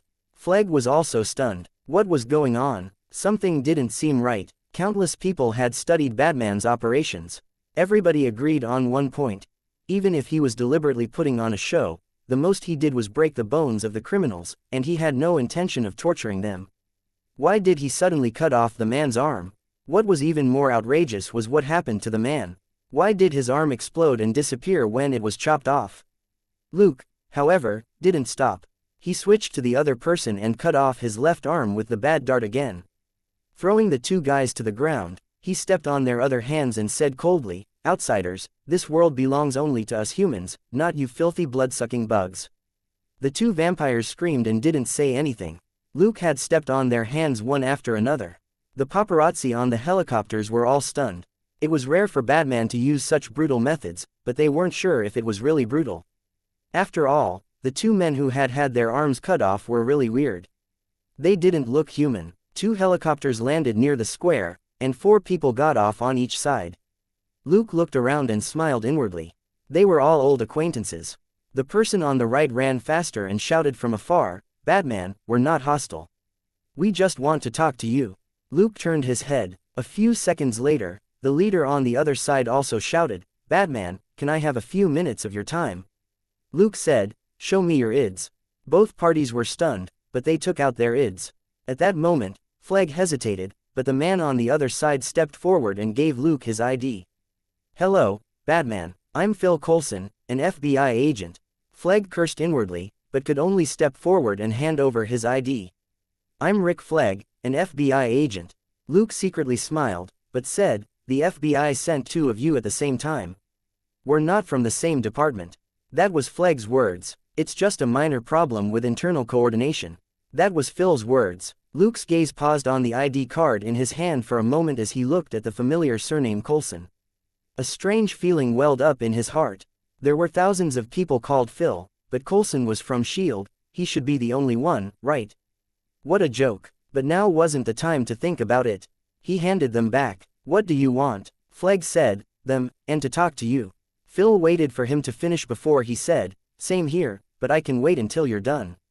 Luke looked at Flegg. What do you want to talk to me about? Stunned, Flegg subconsciously glanced at Phil. For a moment, there was silence. Phil, however, smiled and gestured for him to go ahead. Flegg smiled bitterly to himself. Coulson was indeed a crafty old fox. He could only say, we want to talk to you in private. It's inconvenient here. Luke turned to Phil. What about you? Phil handed him a card with a smile. Maybe we can keep in touch and work together in the future. Luke didn't take the card, but glanced at it. Okay, I've memorized the number. Anything else? A hint of regret flashed in Phil's eyes, but his expression didn't change. We're taking one of them with us. Before Flegg could say anything, Luke quickly agreed. Sure. Flegg swallowed his words. Luke looked at Flegg and pointed at the two guys at his feet. Do you know what they are? Phil fell silent. Flegg could only shake his head at the stare. He had a rough idea, but wasn't too sure. They're vampires. Luke's cold mechanical voice rang out. Vampires who feed on human blood. His blood-red lenses seemed to be focused on Flegg. It's best for you not to get involved with these alien bugs. As he spoke, he exerted strength with both feet. Crack. Crack, the remaining arms of the two vampires were flattened, and they screamed even louder. Luke moved his feet away and looked at Phil. Don't be so foolish as to approach me next time. Idiots pretending to be me will show up sooner or later. With that, he took a running leap and then disappeared behind the hospital building. In the square, Phil and Flegg watched him leave, and their team members asked in their earpieces, Sir, do we follow him? The two of them looked at each other and said, let's bring them in first. With the other party around today, it wouldn't be easy to communicate with Batman. Besides, it seemed that Batman didn't really want to talk to them. Phil, long time no see, Flegg said first. Phil was still smiling. Rick, how have you been? Flegg, if this were a different time and place, I would say that I'm very happy to meet an old friend. Phil, still, I'm happy. Shall we meet up to talk later? They looked at each other. A moment later, Flegg stretched out his hand helplessly. You're always so polite. How about we have breakfast tomorrow at 9 in the morning? Phil shook his hand. Very good, my treat. As they spoke, they each signaled to their subordinates to grab a vampire each and drag them into their respective helicopters. As soon as they got on, they instructed with practically the same words, have the ground team follow up. It would be best to avoid that annoying bunch from next door and make contact with Batman alone. At the same time, Luke was gliding in the air as he ordered, Little Snail, put the news up online. Pay attention to when it disappears. He then sent Selena a message, go home first. In the Malibu Beach villa, Tony finished watching the video clip selected by Jarvis and frowned. What are those two guys? He wasn't stupid. The guys whom Batman had dragged out and thrown into the square to be punished publicly definitely weren't simple. Last night, he and Batman had fought over 100 criminals in Los Angeles, but they had simply knocked them out and left. They hadn't wasted any time like this at all. Jarvis said, I don't have any information on them, but I've intercepted information online. Images began to appear on the screen. Tony looked at them carefully for a moment and nodded. I knew it. Someone who can make him waste his time wouldn't be ordinary. What's this? Jarvis said, based on the information gathered on the internet, these two match the hearsay about vampires. Tony. What? Why would a vampire appear and be beaten up by Batman? He had always thought that this world was more scientific, but he hadn't been at the scene today, and could only change the subject. Who took the two vampires away? Jarvis said, the people who took them were from 2 helicopters, both of which belong to special departments. This person is from Homeland Security. He investigated the company previously following the attack at Stark Industrial Park. This person is from the FBI's Joint Advanced Research Unit. Phil and Flegg's faces were displayed in red frames. Tony had a rough idea. These mysterious departments specifically targeted supernatural beings. But he didn't know which agencies these two belonged to. After all, there were many secret research agencies in America. From the CIA and the FBI to the Army, Navy, Air Force, Homeland Security, and so on, there were few secret agencies that wouldn't claim to be a major force in America. Thinking that, he didn't bother thinking about these trash agencies anymore. His gaze fell on the armor next to him. This was the most important thing. He was suddenly inspired. If he hadn't told Jarvis to inform him as soon as there was news of Batman, he wouldn't have stopped and wasted time. Batman had clearly been annoyed into running off by the guys from the two agencies tonight, and Tony could continue optimizing his armor. He had only just started upgrading it, and it wasn't a good time to play games with Batman. Having made up his mind, the tycoon continued working. Not long ago, in an ordinary foster home in America. Cool. Batman is so cool. He's dealing with monsters. There really are monsters in this world. He cut off the monster's arm. He looks so fierce, but I like it. A girl 15 to 16 years old silently watched as 4 or 5 boys of varying ages crowded in front of a computer to look at several images. She looked at the pictures through the gaps in between the boys' bodies. Suddenly, the boys exclaimed. Why did they disappear? The connection's still working. Damn it, the pictures are gone. It must be the American government. They're hiding the truth again. Damn it, I forgot to save the pictures first. What, you idiot, you were the ones who wanted me to browse quickly, and now you're blaming me. Who understands network technology, like hacking and stuff? Where are we going to learn that? With those kinds of skills, we should be able to find some pictures. The girl silently turned around and left, not getting involved in the boys' boring conversation. In the outskirts of Los Angeles, 2 people were busy working in a warehouse. Everything in the warehouse was very simple. There were only 2 big tables and a few display boards covered in photos. Suddenly, a voice rang out. It seems you found the right direction. Both of them jolted and grabbed their guns at the same time, pointing at the source of the voice. A black giant walked out of the shadows from one corner of the warehouse and threw a bag on the table. This is new information. Both of them heaved sighs of relief. Although they didn't put down their guns, they lowered them. The black giant walked over to a display board and said, "Are you sure about the location?" The 2 men looked at each other, and it was still the bald heart who said, "I'm not sure, but it's very likely that this is where they'll hold the ritual." "You haven't drawn their attention, have you?" the black giant asked again. "No," said Hart, "we're only making a guess based on the information we gathered." The black giant said, "Be careful. Take a look at the news of the terrorist attack at St. Post Hospital. It was caused by the agents sent by Ellsworth to silence people." Saying that, he turned around and left the warehouse. In the warehouse, Cole and Hart waited for him to leave before they quickly checked the lock, and found nothing unusual. How did he get in? Hart frowned. Cole silently turned on the TV and flipped through a few channels before he finally stopped. Batman appeared once again and resolved a terrorist attack at St. Post Hospital. We don't know who the attackers are. The attackers are confirmed to be 2. In the night sky, Luke sat in a mini-plane. The modified plane flew 10 meters above the ground, and Little Snail steered the plane clear of any danger. Looking at the darkness in front of him, an old saying floated through Luke's mind: bravely pursue the cornered enemy, and do not become like a renowned tyrant one. Tonight, he was going to attack Ellsworth's nest. Through their investigation, Cole and Hart had confirmed the location of the secret nest. Luke's own investigation had also pointed to this area, but it hadn't been as conclusive as Cole and Hart's speculation. In an hour, he would reach the desolate area around Sacramento. If he was wrong, he would check other suspected locations.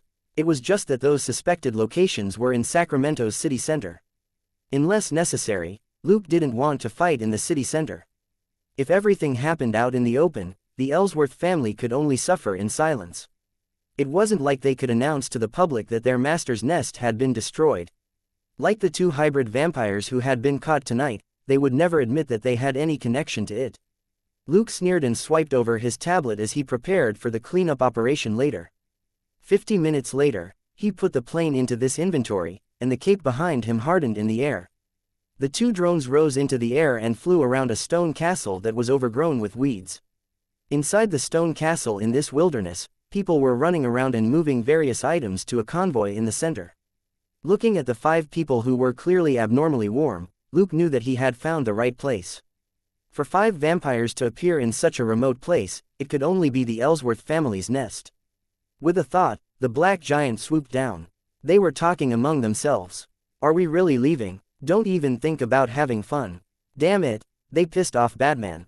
"Who's Batman?" He's just a human, our food, shut up. Don't you know how many people are paying attention to this guy? If he attracts the attention of those agencies, can you bear that responsibility? Bear it together. A cold mechanical voice rang out above them. They reacted quickly and scattered, but the giant shadow had already swept over them. With two cracks, the two vampires screamed and flew out with their chests caved in. Batman! A vampire shouted in horror. Outsiders, you're guilty. The mechanical voice was emotionless. It grabbed a vampire who was retreating and threw him to the ground. Boom! The man was laid flat, most of his body smashed into the mud. Luke swiped at his waist and threw out two bad darts. The spinning shadows intercepted the two fleeing vampires from the sides. One of the vampires was too slow to react, and half of his leg was cut off by the spinning shadow.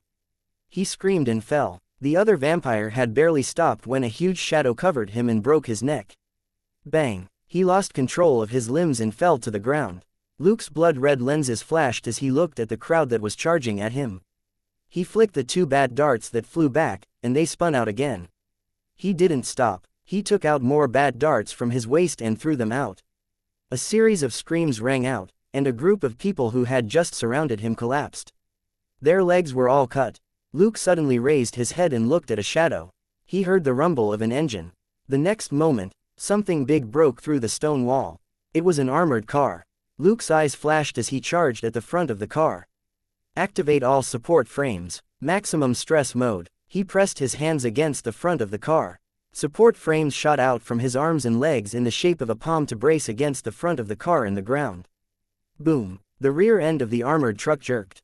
Luke exerted more strength with his hands and legs, and as he charged forward, he flung the car upward. The armored truck did a 180-degree flip in the air and flew over his head before it crashed upside down on the ground.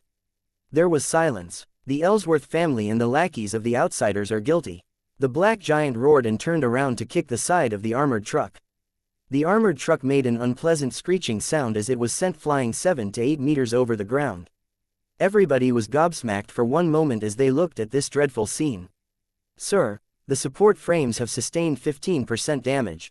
Auxiliary power has been reduced by 32% and the circuits are overheating, Little Snail reported considerately. Luke smiled. Retract the support frames. Of course, he wasn't that strong right now, but with these support frames, he could still unleash attacks that were several times stronger. Fighting an armored car head-on was just a small test of the auxiliary support version 1.0. Looking at the dazed people at the scene, he didn't say anything else. He had already pronounced judgment on them. Anyone who heard this should prepare to be crippled. The black giant wove through the battlefield and broke the legs of more than 10 people. As if they had just woken up from a dream, the rest of them shouted and ran for their lives. Unfortunately, it was too late. The vampires and half their lackeys were taken down, and Luke had enough time to clean up the survivors. He casually let loose the black bat darts, like a swarm of bats leaving their nest, and used their sharp wings to cut each person's legs. In the end, the darts flew back into his hands one by one with bloodstained blades. Luke finally entered the stone castle. There were more than 100 people in this secret nest, and only half of them were there. Following his sharp nose, he moved through the stone castle and soon entered a round hall. The hall had no ceiling, and above them was the starry night sky with a magnificent view. But this was the source of the evil. Scanning the people in the hall, Luke sneered. They were kneeling in a circle around the hall and praying to a strange tree root figure draped in yellow cloth. A pattern had been carved into the walls around them from top to bottom. It included carvings of an hourglass and 2 semicircles. Dark red blood flowed upward along the carved lines, and the edges glowed with a faint blue light as the blood gathered above the hall. At the top was a horizontal cross, and the middle was precisely above the tree root figure. Blasphemer, receive the descent of the blood god. An aged voice reverberated in the large hall. One adapted from the poem, The PLA Captures Nanjing.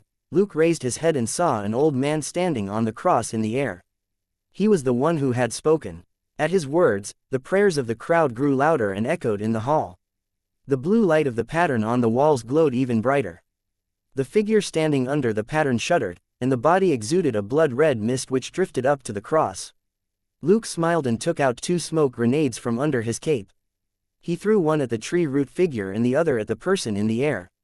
Bang! Bang! There was an intense shock wave and the hall was filled with the pungent smell of garlic. Without waiting for them to react, Luke took out a special crossbow from his back. Swoosh, swoosh, swoosh, swoosh. 8 shadows fanned out and shot at the 8 people under the 8 lines of symbols. The last bolt flew at the old man on the cross. The 8 people standing under the lines suddenly screamed as they were hit by the arrows one after another. The center of the arrows ballooned up and quickly filled their bodies. In less than 10 seconds, the 8 people exploded like balloons that had been filled with too much water. Blood splattered everywhere and swiftly turned into bright sparks that burned to ash. The old man at the center of the cross suddenly raised his hand and stopped the arrow that had been aimed at his chest. He roared, "No, no." As the 8 people exploded on the spot, the 8 lines of symbols that had been lit up dimmed like a machine that had lost power. The blood in the carved lines also scattered and turned to dust in the air. But Luke was looking at the old man with great interest. He had seen the old man's face clearly when he entered. It was actually Sheldon Ellsworth, the current leader of the Ellsworth family. This was very different from what Luke had guessed. Ellsworth wasn't a vampire lackey as Luke had thought. Sheldon, who held the highest authority, was a vampire himself. That wasn't the main point. That main point was that most of the 8 people whom Luke had killed were Ellsworths, and when Luke had entered, Sheldon's appearance had already started to change from a man in his 60s to a man in his 30s. His short and thin body also grew taller and brawnier. But Luke had interrupted this youth recovery process the moment the 8 people died and the light from the symbols disappeared. Sheldon's transformation immediately stopped. Come to think of it, had he destroyed that blood god or whatever?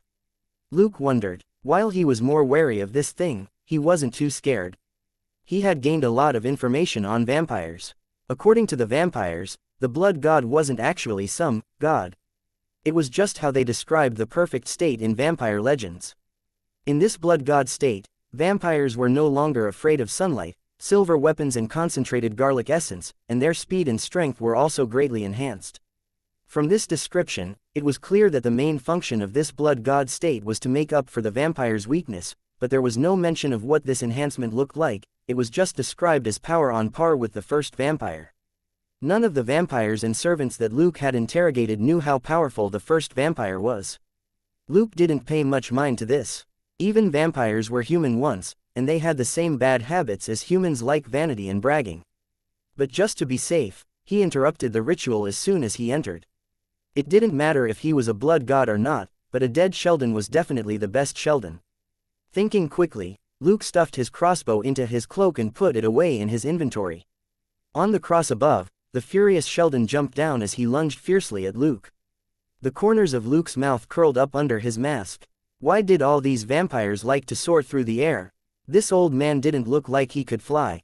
When Sheldon lunged at him, Luke suddenly moved to the side, and his wide cloak covered most of his body. Sheldon felt his vision go dark, and then he felt a sharp pain in his cheek before his body was sent flying sideways. Boom! A small part of Sheldon's body was lodged in the tree root in the center of the round hall.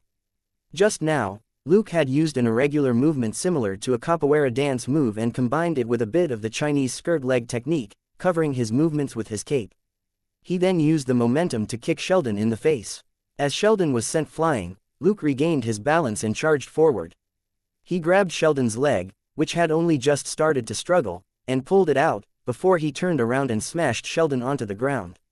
Bang, bang, bang, bang, bang, bang. With a series of bangs, Luke replicated what he had done in the fight against the female vampire in Slovakia as he smashed Sheldon around for a time. Looking at the muddy Sheldon in his hand, he shook his head inwardly. This old man was just a weakling. Apart from the fact that Sheldon was more resistant to attacks, his combat skills, combat experience, and reflexes were basically non-existent. He wasn't even as good as the female vampire in Slovakia. Thinking that, Luke drew a bad dart from his waist and slashed it across Sheldon's neck. Poochie! Sheldon's head fell off. Luke narrowed his eyes. A thick stream of blood spurted out of Sheldon's neck, but instead of scattering, it condensed into a stream that connected his head and neck.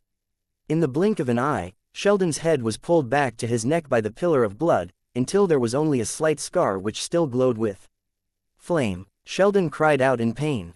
Luke's left arm suddenly blurred as he slashed at Sheldon's body with the bat dart.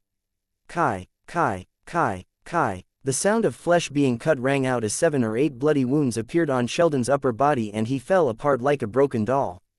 But the blood in his body condensed once again and he was stuck back together. Except for the louder screams, Sheldon didn't die. Looking at the wounds that quickly healed the moment those faint flames disappeared, Luke fell into deep thought. His bat darts were coated with a layer of silver along the edges, specifically for use against vampires. Ordinary vampires might be killed if they were cut by the bat darts, but against Sheldon, they only slowed down his recovery. In this regard, Sheldon really did have the characteristics of a blood god. He was no longer afraid of silver weapons, and ordinary cold weapons were basically useless. After suffering the cuts, Sheldon finally understood one thing: don't compete in melee abilities with Batman. Sheldon had lived like a prince all his life. He had relied on his power, money and brains to obtain the power of a blood god, but he had no actual combat experience, nor had he received any combat training. As a big shot of a powerful American family, Sheldon had always looked down on brute force. With a thought, his ankle suddenly turned into a pillar of blood and slid out of Luke's palm. Luke exclaimed lightly and immediately grabbed at Sheldon's calf.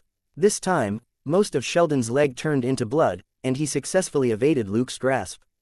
Having finally escaped, Sheldon didn't dare to pretend anymore. He exerted all his strength and charged at the stone wall, leaping off it and onto the cross above. At that moment, he finally regained some courage and shouted again, "Batman, if you choose to surrender now, I can let you go. Otherwise, you'll be ruthlessly judged by the blood god." Luke snorted. How was this any different from a kid who had lost a fight shouting, "Just you wait, I'll kill you later"?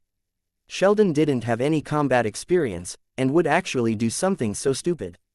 However, this might be because he couldn't think of a way to defeat Batman, and could only shoot off his mouth. Luke moved, and also used the stone wall to jump up. Coupled with the help of his cape, he threw himself at Sheldon on the cross. In less than 2 seconds, Sheldon saw the black giant approaching him frantically, and he panicked. Thanks to his semi-finished blood god body, he didn't suffer any fatal injuries. But he had almost been smashed into a pulp and had been cut into pieces. He had suffered unimaginable mental and physical pain. He had never been a warrior, but a superior who was used to sitting in his study and issuing orders for others to fight to the death. Even if he couldn't die, he couldn't take such a brutal attack. Looking at the huge shadow that was about to pounce on him, he ran. When he jumped out of the round hall through the top, he felt a shadow over his head. Sheldon turned around and saw Batman flying at a speed that far exceeded his own. He instantly despaired. He had actually forgotten that Batman could fly. But there was nothing he could do since he was still in the air. He could only watch as the triangular blood-red lenses approached him and a giant hand reached for his head. Unconsciously, he activated his blood transformation ability and turned his head into a pool of blood. The black hand swept over his head, but didn't cause any damage. Sheldon was delighted. He had found a way.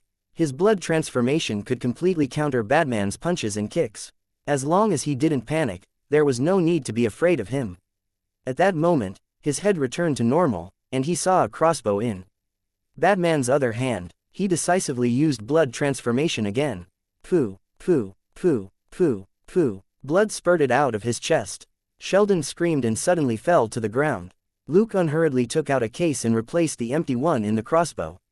He then aimed at Sheldon, who had fallen to the ground.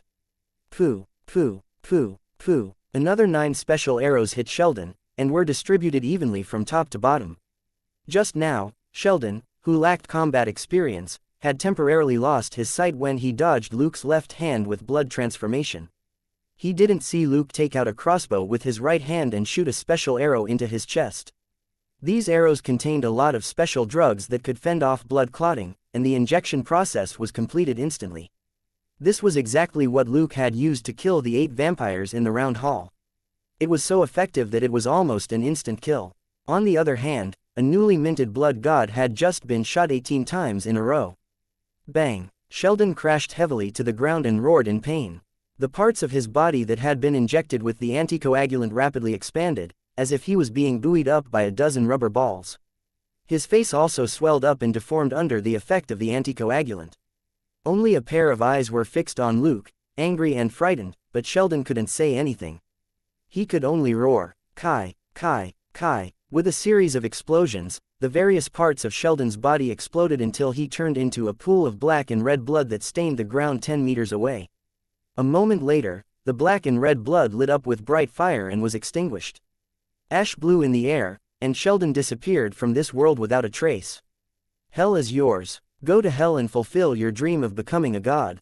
Luke mocked inwardly. There was no way he would have forgotten the Daywalker's reminder about special weapons for killing vampires.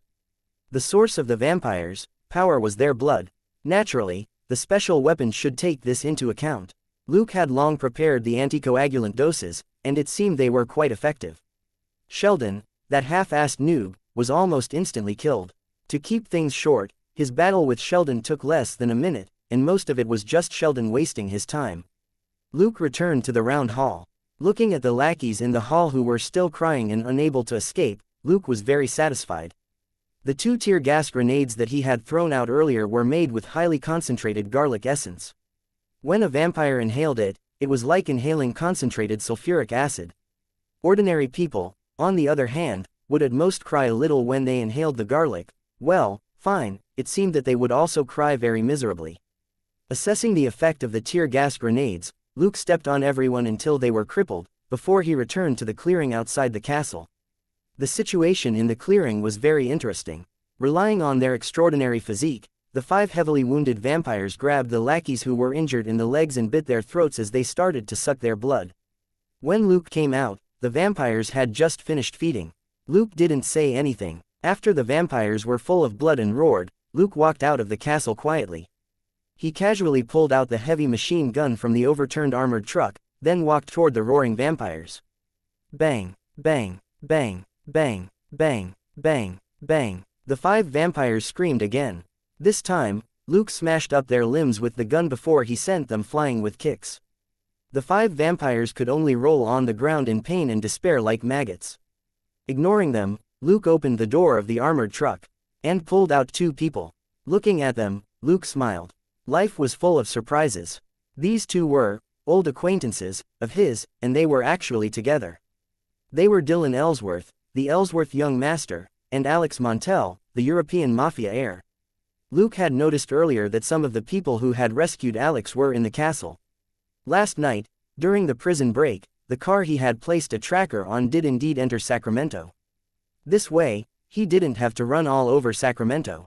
One in each hand, he dragged the 2 young masters into the castle, pressed them to the ground, and beat them up until they wailed and howled. Blood splattered everywhere as he successfully interrogated them for the information he needed. Throwing the 2 young masters aside, he searched the castle thoroughly again, found the items that he was interested in, and stored them in his inventory. It wasn't money, and there wasn't a lot of it. He didn't touch any of the cash or gold in the castle. Batman wasn't the ghost butcher. He couldn't sweep everything clean, in case this MO was linked to the other identities. With this collapse, his identity as Batman wasn't useful anymore. Half an hour later, the search was over. He dragged out the 2 young masters who were on their last breaths and threw them to the 2 vampires. He ordered, "Turn them into your slaves." The 2 vampires looked weak and powerless. Luke didn't waste any time. He simply took out a small glass bottle and threw it into the mouth of one of the vampires, before he slapped his chin. With a crack, the glass bottle shattered, and the vampire's mouth was filled with the liquid inside. A strong garlic smell wafted out. The vampire screamed and struggled for a moment before his head exploded. He was dead. Taking out another bottle of concentrated garlic essence, Luke sneered. "Outsiders, you're not human." He had just pulled the other vampire over, and the lucky one who hadn't been picked earlier quickly gave in. "No, I'll do it. I'll do it right away." Sneering, Luke threw the vampire to the 2 young masters and watched him use embrace on Dylan and Alex. A moment later, the 2 young masters showed signs that they had become vampire slaves.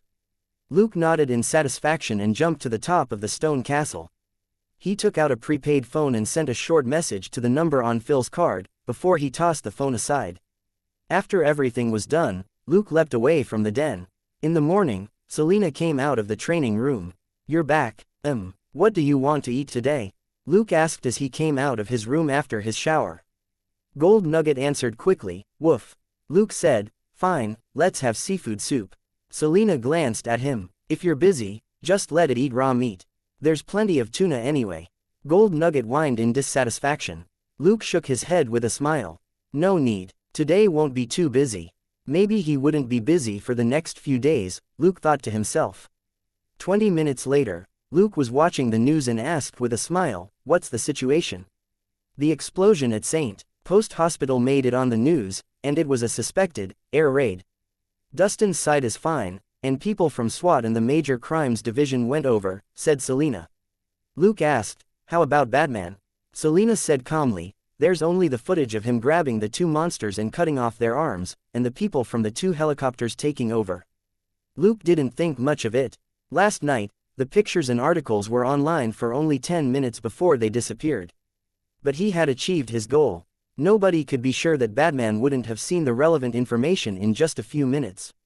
Or maybe someone else had saved the pictures and information and sent them to Batman. In any case, Luke knew without a doubt that Batman had seen the big news. At 9 o'clock in the morning, two middle-aged men were sitting opposite each other in a secluded corner of an In-N-Out. "Anything else is above my pay grade. Please don't mind it," Phil said with a smile as he took a bite of the cheeseburger. Flegg smiled and took a bite of his burger as well. "It's not like I expected you to treat me to the $50 item." "We're not rich." Phil nodded with a smile. "You stayed up late. It's just an extraordinary target. You don't have to work so hard, do you?" Flegg asked after he looked at Phil's dark circles. Phil continued smiling. "There's a lot of work to do. If we don't get this done soon, more issues will crop up later." Naturally, he wouldn't tell Flegg that he had received an unexpected piece of news in the wee hours of the morning.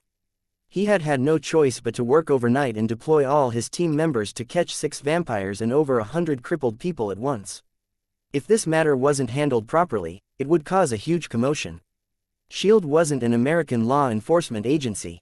It would be very easy for the United States government to be unhappy if they touched the Ellsworth family. If Flegg had been there, it would have been easier to deal with this matter. Unfortunately, Phil couldn't give Flegg the things he had obtained. He knew Flegg's organization well. If the vampires fell into the hands of that organization, they would be a great threat to society and SHIELD. It was also for this reason that he still arrived on time even though he was very busy and exhausted. He was prepared to chat with Flegg for half an hour to avoid any suspicions. He was out for breakfast anyway, so he could pack some food for the team members who were working overtime. Flegg couldn't see through Phil, but he knew that it was useless to argue with him. This man's tongue was far more glib than his. After the small talk, he got straight to the point. "We're interested in Batman. I hope you won't interfere." Phil smiled. "Is that a warning?" Flegg hesitated for a moment, then shook his head. "Just a reminder." Phil nodded. "Got it." Flegg hesitated for a moment before saying, "What do you want?" "Name your terms." Pondering for a moment, Phil finally shook his head. "Flegg, we're old friends. I don't want to ruin our friendship. So, I can tell you clearly that we won't consider recruiting Batman in the short term." Stunned for a moment, Flegg frowned. "Are you going to arrest him?" Phil shook his head again. "Not at the moment. We'll be keeping an eye on him at most. He's a complicated man. We won't act rashly until we get a more accurate assessment report." Flegg believed him. Phil was quite experienced. He handled all kinds of things smoothly and didn't offend many people. He had many good friends. For example, nobody else would have accepted Flegg's offer today. But Phil didn't take advantage of him. He was blunt. Flegg picked up his Coke and said, "Okay, my treat next time." Phil raised his black tea with a smile. "Deal." That was Flegg's way of saying that he owed him a favor. A moment later, they went their separate ways. Phil looked at Flegg in the rearview mirror and smiled. He hadn't lied to Flegg. What Batman did last night made him cancel the private communication which he had prepared beforehand. It had only been a month since Batman appeared, but he had already confronted a powerful Californian family like the Ellsworths, and had even destroyed the core of the family last night. Phil felt that if he really recruited this person into the team, the conflict between SHIELD and America would become even more intense. Even though he personally agreed with Batman's behavior last night, he had to abandon his recruitment plan. But he wouldn't arrest Batman. He was 100% human and didn't want to stand up for a monster family like the Ellsworths. Luke and Selena went to another private hospital to visit Dustin and Jennifer.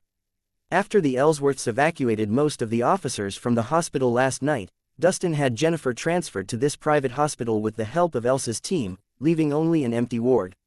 If the criminals who had come last night were regular criminals, he would have planted the real bombs and evidence related to the Ellsworth family on them and then killed them before arresting the Ellsworths for instigating suicide bombers in the hospital. This was to prevent the Ellsworths from wiping away all traces of evidence. But the attackers were two vampires, which was a little unexpected.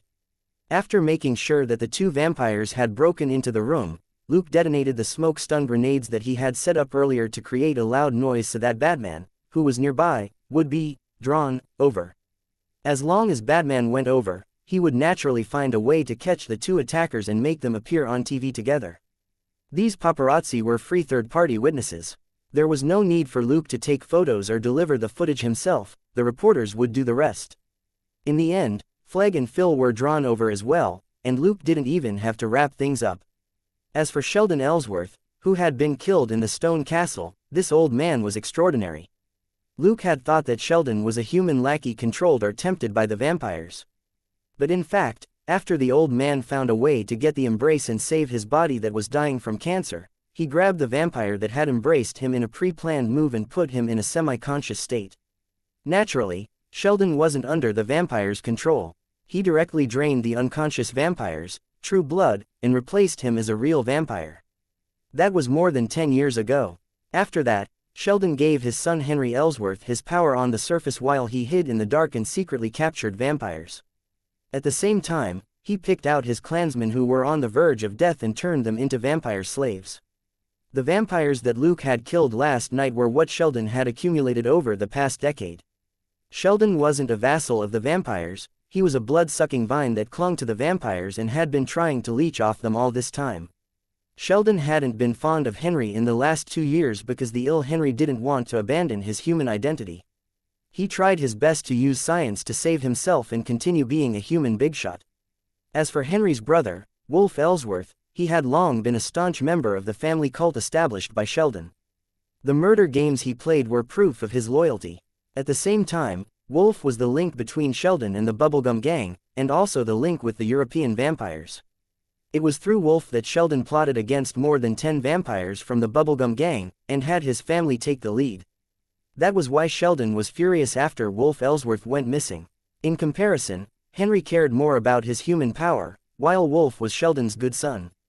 A few years ago, when Henry discovered that he had leukemia and needed a bone marrow transplant, he had taken Dylan's DNA to do a DNA test, only to discover that his son was actually his nephew. Henry and Wolf started to clash fiercely. But even though Henry's wife gave Wolf a son, Sheldon still sided with Wolf. As a result, Henry grew more and more distant from his father, brother, son, and wife. In the end, he simply decided to privately create a test tube baby to produce a matching bone marrow for himself. This was because he couldn't swallow the fact that his brother had cheated on him, and that his father was helping him. After sorting out their relationships, Luke sweated inwardly. It seemed that Senator Henry had died unjustly. As for the blood god that Sheldon wanted to summon, the rest of the family didn't know the details. It was all the old man's doing. The items that Luke had taken from the secret chamber in the stone castle were all related to the blood god and the summoning ritual. He would take a look at them later. Lastly, Dylan Ellsworth and Alex Montel had been hiding in the castle. The robbers who had rescued Alex from prison were Sheldon's subordinates. These people had attacked the prison on the night of the earthquake, and had all gone to the stone castle to hide, not daring to show up in Los Angeles again. That was why very few people had been sent to get rid of Jennifer the next day. After more than 50 people were taken down at the hospital, Sheldon could only send 2 vampire servants to silence Jennifer, and Luke caught him. Alex was more important to Sheldon's plan, and Luke had to save him. The Montel family, which Alex belonged to, committed all sorts of crimes in Europe, including human trafficking. His family was also a big supplier for the Bubblegum Gang. They often smuggled in girls for the Ellsworth family as fresh blood cows. The girls were tricked into boarding the ship from Eastern Europe and then sent straight to this stone castle, where they didn't see the light of day. After contacting this supplier, the Ellsworth family's kidnapping of women and children in California became an entertainment show, not a necessity. That was why they hadn't attracted much attention. In fact, once Sheldon successfully summoned the blood god and possessed it, he would take his grandson Dylan and their partner in crime Alex to the chaotic countries in Eastern Europe. After making a few rounds, he would use his new identity to establish roots there. There were too many powerful organizations in America, which wasn't suitable for Sheldon's family development plan. He was ready to split his family in two. The young ones would take control of the enterprises in America, while the old ones would turn into vampires and develop their own forces in Europe. The old man was indeed an old fox who played politics and power. He had arranged everything so clearly that even vampires were just his tools. It was a pity that Luke and the Ellsworths had been tied together since a long time ago. Luke caused the two brothers Henry and Wolf to go missing at the very beginning. Their partner Alex also failed multiple times to escape. Then, Luke stopped them from killing Jennifer, before he finally charged into their nest to wipe them out. The fate tying them together was finally over. Sheldon wanted to establish an immortal family, but his plan for grand dominance was destroyed early. Only Dylan was still alive, but Luke had turned him into a vampire servant. And vampires couldn't have children. This was the complete end of Sheldon's family. If Dylan and Alex, two newly created vampires, fell into the hands of Hydra from S.H.I.E.L.D., it would only be even more tragic. If Hydra wanted to recruit these people as its minions, that was exactly what Luke wanted. These people were bait that he had thrown out. Luke would then be able to follow the trail back to whoever swallowed them. Thinking about Hydra, where cutting off one head meant two growing to take its place, this was absolutely a first-class Chinese leak of experience points, enough for him to harvest diligently for 8 to 10 years. As for the people in the stone castle, they had all participated in the cult's ritual and were accomplices even if they hadn't killed anyone themselves. They also had a lot of information on vampires. It was impossible to make them disappear. Many of them were Ellsworth family members. Sheldon's branch of the family was gone, but the other branches wouldn't accept the fact that dozens of their own family members had gone missing. They would definitely investigate the matter. Luke's previous actions had been to draw the authorities into the picture so that they could clean up the Ellsworth's forces. Now, it was up to S.H.I.E.L.D. to deal with the aftermath. In this operation against the Ellsworths, Luke had earned more than 1,000 experience and credit points from the first 2 batches of hitmen he had captured. Destroying Sheldon gave him more than 3,000 experience and credit points. Host's experience, 60,580 90,000 credit, 49,080. Looking at the numbers, he felt that the 2 nights of hard work were completely worth it. Jennifer and Dustin were talking in the ward, and Luke and Selena didn't disturb them. "Boss, we're going to work first.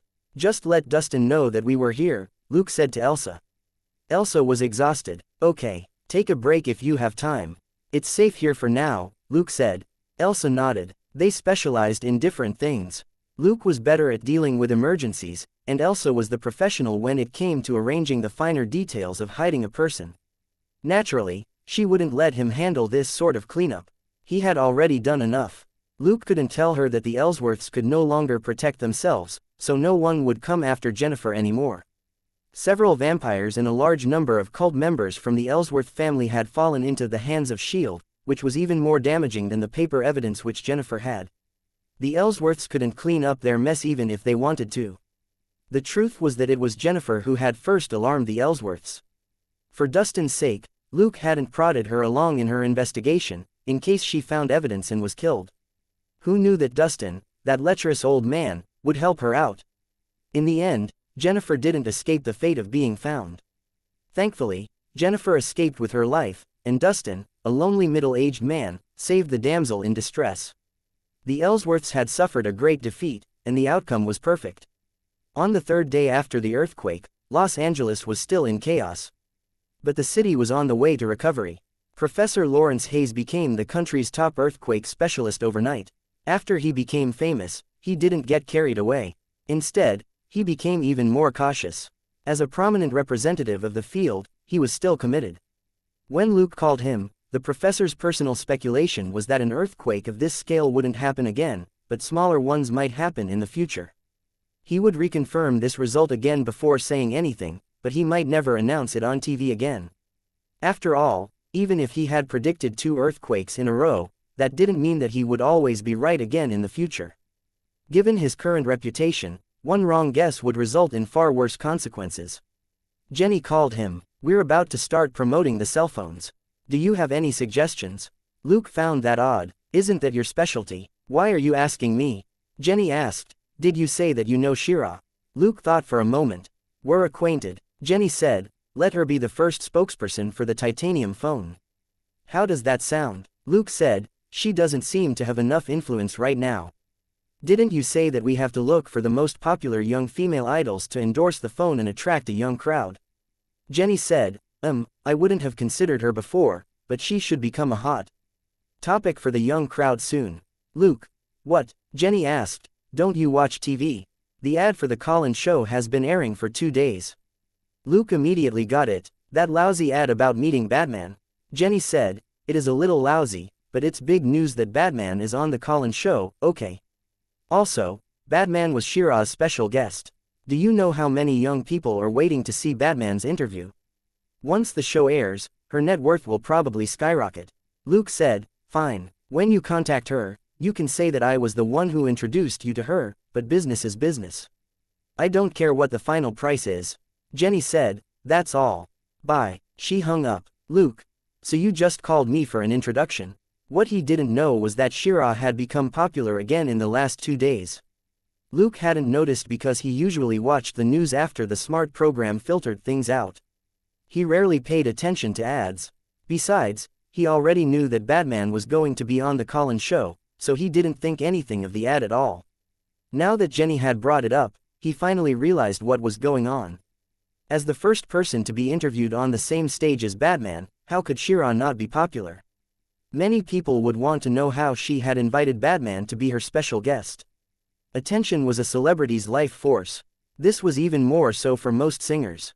Most of the time, the songs were there, but for the audience to listen to them, the singer's name had to be remembered. She-Ra would be famous for another year or two. For someone who had just turned 30, this was undoubtedly a God-given opportunity, and she might be able to transform herself in passing. These thoughts only lingered in Luke's mind for a few seconds before he tossed them aside. How much longer She-Ra's popularity could last had nothing to do with him. She was the one who had done the interview. When Luke saved her before, he had pulled a prank on her and almost scared her into peeing her pants. It was understandable that he would help her out in passing. Selina asked casually, is your titanium phone ready? Hey, don't say that it's mine, keep it on the down low. The image of a certain Baldy holding a phone surfaced in Luke's mind, and he decisively rejected that identity. It's just the official pre-release promos. Selina asked, can you get me a prototype? Luke found that odd. Why? The fake phone was much more powerful and comprehensive. Selina said, I want one for photos and entertainment. You get it, right? Luke understood and smiled. Then I'll make 2 phones for regular use. They used regular phones when they called each other. Selina, on the other hand, was clearly very interested in taking photos, especially selfies. Although the fake phones could take selfies and videos, they couldn't be casually taken out in public, and were more suitable for Secret Service use. It was still busy during the day, but the two returned home early in the afternoon. Luke said to Selina, finish your training a little earlier tonight, we have something on. He then went to his workshop. Selina watched him leave suspiciously. She felt a little apprehensive, feeling like something was about to happen. Dinner was a simple tomato and beef brisket with boiled vegetables and a pot of rice. Reading the news on the tablet, Luke asked casually, anything interesting happened today? He often toyed around with the equipment in the workshop and needed to focus. On the other hand, when Selina did simple training, she would listen to the news at the same time and train her ability to multitask. From the moment they got off work until they went to bed, the task of gathering information was left to her. Selina switched channels on the tablet with her free hand and didn't stop stuffing herself with beef and rice with the other. Tonight, we have a date with Batman. Luke rolled his eyes. That's it, Selina said vaguely, keep listening. Want to instantly capture that marvelous moment? Want to be in the same frame as your idol? A product ahead of its time can realize your dream. Stunned for a moment, Luke looked at the ad, which only lasted for a few seconds, before he heard the sound of a camera shutter. On screen was a photo of various men and women holding a fake Batman. Is this the ad for the titanium phone? He asked, looking at the image. Selina nodded and said, there's also a short ad segment which makes it sound like She-Ra will be participating in the show with this thing. Luke was stunned. You can advertise like that? Selina shrugged. Isn't it normal to advertise on a talk show? Of course, most people go on the shows to advertise their own new products. There aren't as many who are spokespeople. Luke thought for a moment, but didn't pay it much mind as he let the tablet continue playing the ads. Shall we go out for fun tonight? Selina stopped talking and stared at him with wide eyes. You, asking me out? For fun, Luke was amused. No, I'm asking out the Los Angeles knee breaker. Selena choked. Gold Nugget choked. Looking at the two guys who spat out food onto their plates, Luke shook his head helplessly. How many times have I told you, you must always stay calm? As he spoke, he unhurriedly picked up some brisket and stuffed it into his mouth. I'm just saying that we can go out and all pretend to be knee breaker. Selena and the dog couldn't help but look at each other, then at Luke. What do you mean? Luke said with a smile. Practical training, to test your recent progress. I think imitating knee breaker would be a good test. What do you think? Selena looked at him. Do you know? Luke raised his hand. We know a lot of things, so you need to get used to looking like you don't know anything. I know of knee breaker because he's very famous in my jurisdiction. I admire him, but as a police detective, I can only bring him to justice if I run into him. Looking at the dumbstruck woman and dog head, Luke suddenly smiled. That was the attitude of a detective from the Major Crimes Division. Selena rubbed her jaw, which was about to fall off. And the truth, Luke picked up another brisket. The truth is that we'll be knee breaker tonight. Selena was a little dizzy. She put her hand to her forehead and said, wait, let me think. Luke, however, said indifferently, maybe in a few days, we'll be Batman. And a while after that, we'll be Iron Man. We can be anyone, but nobody can be us. You don't need to be shocked by every superhero. They're all other people, not us. Selena was confused. You, who would have thought he would be so nonchalant when rattling out these names? This was different from what she had imagined, where he might be even more worried with her knowing certain things. Luke chuckled. I'm me, not anyone else. To my family and to you, I'll always be Luke. Selena nodded blankly. She vaguely understood what he was saying. Perhaps it was because more and more things had happened recently. Even though they shared a very close relationship and trusted each other deeply, there were some things that still had to be confirmed with their own mouths. Some things weren't a secret between them, even if they never talked about it like knee breaker or Batman. The real connection was between the two of them, and had nothing to do with the other identities. Seeing that Selena was deep in thought, Luke patted her hand and said, okay, let's finish eating. We're going to see LA's night view later. As if waking from a dream, Selena quickly dug into her bowl. Only the dog head looked around blankly. What are you two talking about? Why can't I understand anything? Can you speak English? At 9 in the evening, Luke and Selena went out and soon entered an old, problematic neighborhood. 10 minutes later, they entered an apartment building a few blocks away. Luke opened the door and Selena followed him in. Why? Luke raised his hand and interrupted her. He used his fake phone to scan the room before he asked her to continue. Why couldn't Gold Nugget follow us? She asked softly. Luke coughed and said, don't forget that you need a code name for every mission.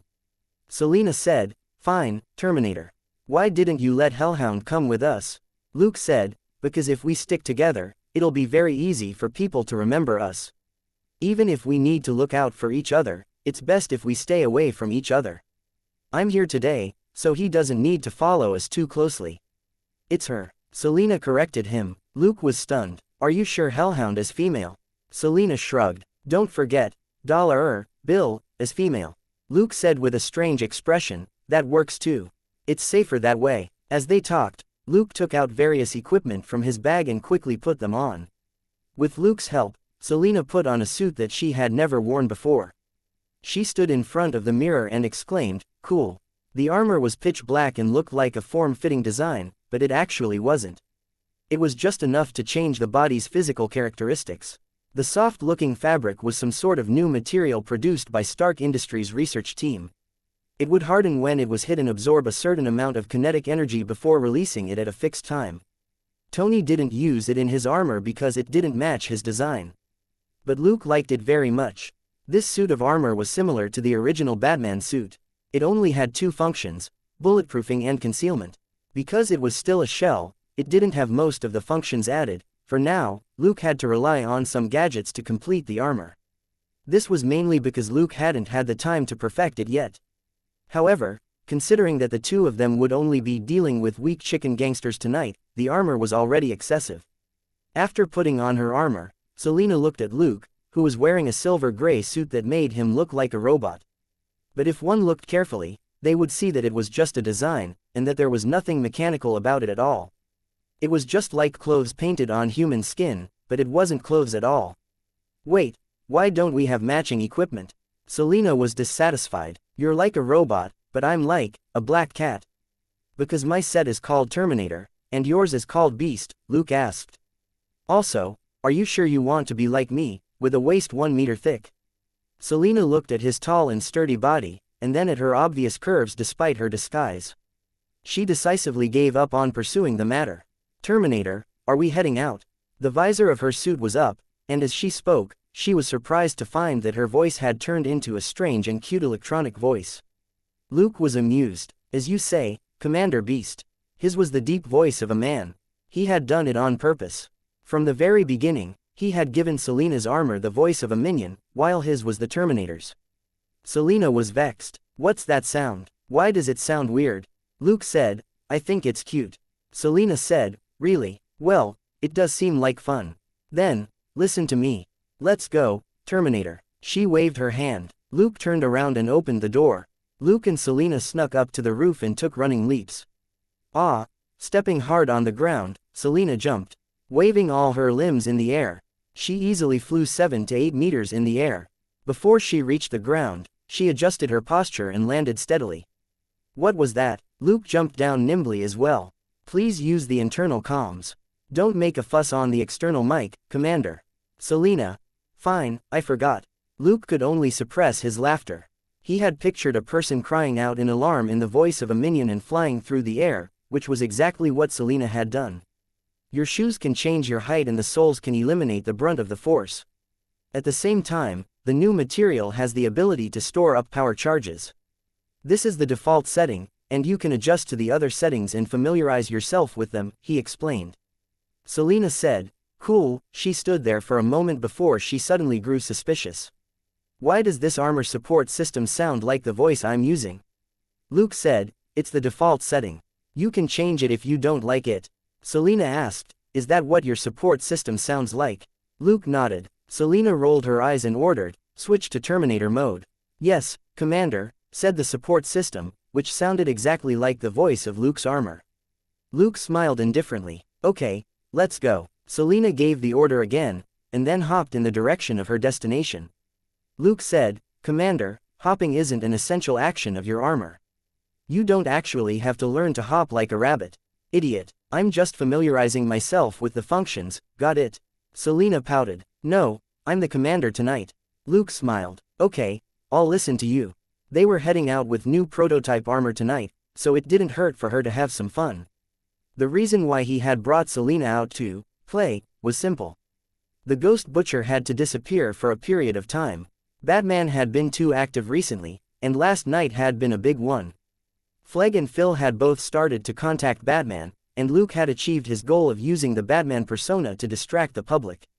But he couldn't stop harvesting experience and credit points. When Bloodmint left Los Angeles, Luke had promised to clean up the gangsters in the slums in the East. In the end, the earthquake happened so suddenly, and news of the law and order which he had wanted Bloodmint to see turned into news of Batman, which wasn't in keeping with his promise. Taking Selena with him was the simplest solution. A pair of male and female thieves. This should make a good headline. Looking at Selena who was jumping over the roofs, and hearing her yell in his earpiece, Luke smiled. 10 minutes later, in an abandoned factory in downtown Los Angeles. Are you sure it's all done? Luke threw the unconscious thug aside and looked at Selena. Selena frowned. It's not. Luke smiled but didn't say anything. Selena looked around, but still shook her head. I really can't think of anything. They were out to have fun tonight, but they couldn't waste too much time on small details. Luke pointed at the money on the table. You have to take this, right? Selena exclaimed in surprise. You want it? Holding back his laughter, Luke said, if we don't take it, won't it be obvious that we're not here for the money or the goods? If we take it, the first suspects will be their archenemies. That way, they'll be more targets, and it'll be easier for us to hide our identities. Selena coughed. Okay, Terminator. Clean up all the money and take it away. Luke. Yes, Commander. He searched the room for money and flushed the illegal drugs down the toilet. He added casually, if you want to disguise yourself even more intricately, you can choose to overlook some small change or a roll of cash, or scatter some dollar bills. That way, the finger can be pointed at specific suspects like robbers or regular gang members, and cause some unrest underground. You probably know this. Selena was lost for words for a moment before she said, Terminator, I get it. Well, it's my first time on a mission with you. I'm just not used to it. Luke chuckled. Then get used to it. He knew that Selena and a certain doghead were LA's knee-breaker team that cleaned up hooligans until they didn't even have any underwear left. How could they let go of the money? It was their first time going out to play robbers, and Selena subconsciously restrained her mischievous side in front of Luke. As long as her real identity wasn't revealed, he didn't care if Selena took the money or not. He didn't know how much money he had cleaned up himself. Apart from the $200 million from Hernan, the big shot in Rio, the rest of the cash that he had looted from the drug dealers totaled at least $50 million. He hadn't bothered counting the money. Most of it was in his inventory. Selena's loot wasn't even a fraction of his. A moment later, they left the warehouse in an old Ford. A black lump whined in the backseat. Selena could only comfort it. Gold. Hellhound, don't worry. Terminator said you'll get a share of the loot, okay. Luke threw the bag of cash that he had just gotten into the backseat, putting his words into action. The black lump immediately quieted down. Selena then asked Luke, is the thing on it uncomfortable? Luke said, it's definitely more uncomfortable than not wearing it, but it's much more comfortable than wearing this sort of armor. After all, its armor doesn't need to be bulletproof, its main functions are camouflage and stealth. In the backseat, Hellhound barked in agreement. Selena looked at it. How does it feel to have cash? Woof. She turned around. Fine, it's just a little uncomfortable and not unbearably so. Luke just smiled and listened to her talk to the dog head as they drove to their next destination. His next objective was just to act as an enforcer and remind them of the necessary safety rules. Selena was in charge of planning and executing the mission. This was largely to prevent them from using similar techniques. At the same time, it was also Luke's training for Selena. With what had happened recently and their trip to New York approaching, he had to make sure she could protect herself. This armor was one way to do it. Tony making the Iron Man armor was an unexpected surprise, which gave Luke more skills for making new armor. Although Selena had Gold Nugget to protect her, Gold Nugget also had its weakness. He didn't want Selena to rely on Gold Nugget's super regenerative ability to run around recklessly, or she might suffer a huge setback. The best way to protect Selena, who was in a symbiotic relationship with Gold Nugget, was with the armor.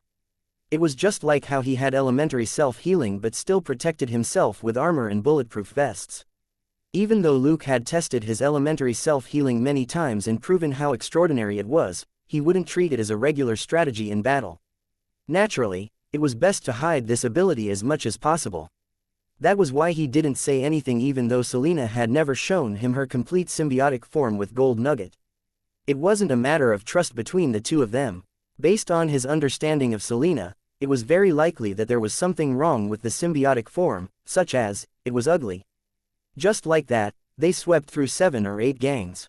Although his contribution rate was only about 50%, he still earned almost 2,000 experience and credit points. The host's experience has reached 62,620 90,000ths. Credit, 51,120. At 1 o'clock in the morning, the two of them sat side by side on the rooftop of an apartment building in their battle armor, the street below them. They took off their masks and stared at LA's city center with lollipops in their mouths. Selena said reluctantly, "We're going back." Luke said with a smile, "We'll come out again in 2 days. We beat up more than 100 hoodlums today. We need to let the doctors and nurses take a breather." Selena couldn't help but laugh. "That's true." After a brief hesitation, she asked, "Can't I keep this armor?" Luke hugged her and said, "It's just a frame with basic functions. I still need to perfect it. Don't you want to wear it when you head out?" Selena knew that he was telling the truth, but she was still reluctant. "This is my first armor." Luke shook her. "It'll be even better in a few days, and it'll be modified according to the style you like. You know my aesthetic standards are always a little off." Selena hummed and didn't say anything else. The next morning, they had breakfast, trained, and went out as usual. Luke noticed that Selena often had a smile on her face. In the past, she had been very cheerful, but after all the things that happened recently, she had been smiling less. Today, she had finally recovered a little. Luke didn't know if it was because of the conversation at dinner or because they had gone out to play last night. But he had plenty of time to verify it. They went to the private hospital again. Today, they finally met the luckiest of the unlucky, lawyer Jennifer. When Luke spoke to her last time, she had been muddle-headed and on the verge of death, and hadn't registered Luke at all. Elizabeth was guarding the ward. No matter how much Dustin missed Jennifer, he had to deal with a lot of work. When Luke and Selena entered, Jennifer's gaze immediately fell on Luke. A moment later, she smiled. "You must be Luke." Luke smiled and stretched out his right hand. "Hello, Jennifer. I can finally introduce myself. Luke Coulson, a minor detective from the Major Crimes Division." Jennifer was still smiling. They shook hands. Luke was about to let go, but Jennifer grabbed his hand. "Luke, thank you." He nodded. "I understand, you're welcome." Jennifer smiled. "You're just as Dustin described." Luke shrugged. "Whatever he says. He's the boss." She finally let go. Selena stepped forward and greeted Jennifer. At that moment, Jennifer looked at Elizabeth and hesitated. Luke could guess what she wanted to talk about, so he simply gestured at Elizabeth. She got up with a smile. "It just so happens that I want to buy breakfast. Can you take care of her for 10 minutes? Jennifer nodded. "Thank you, Elizabeth." 10 minutes later, Elizabeth, who had done one round outside, saw Selena wave at her. After she entered, Luke got up and said goodbye. "You can rest well and relax.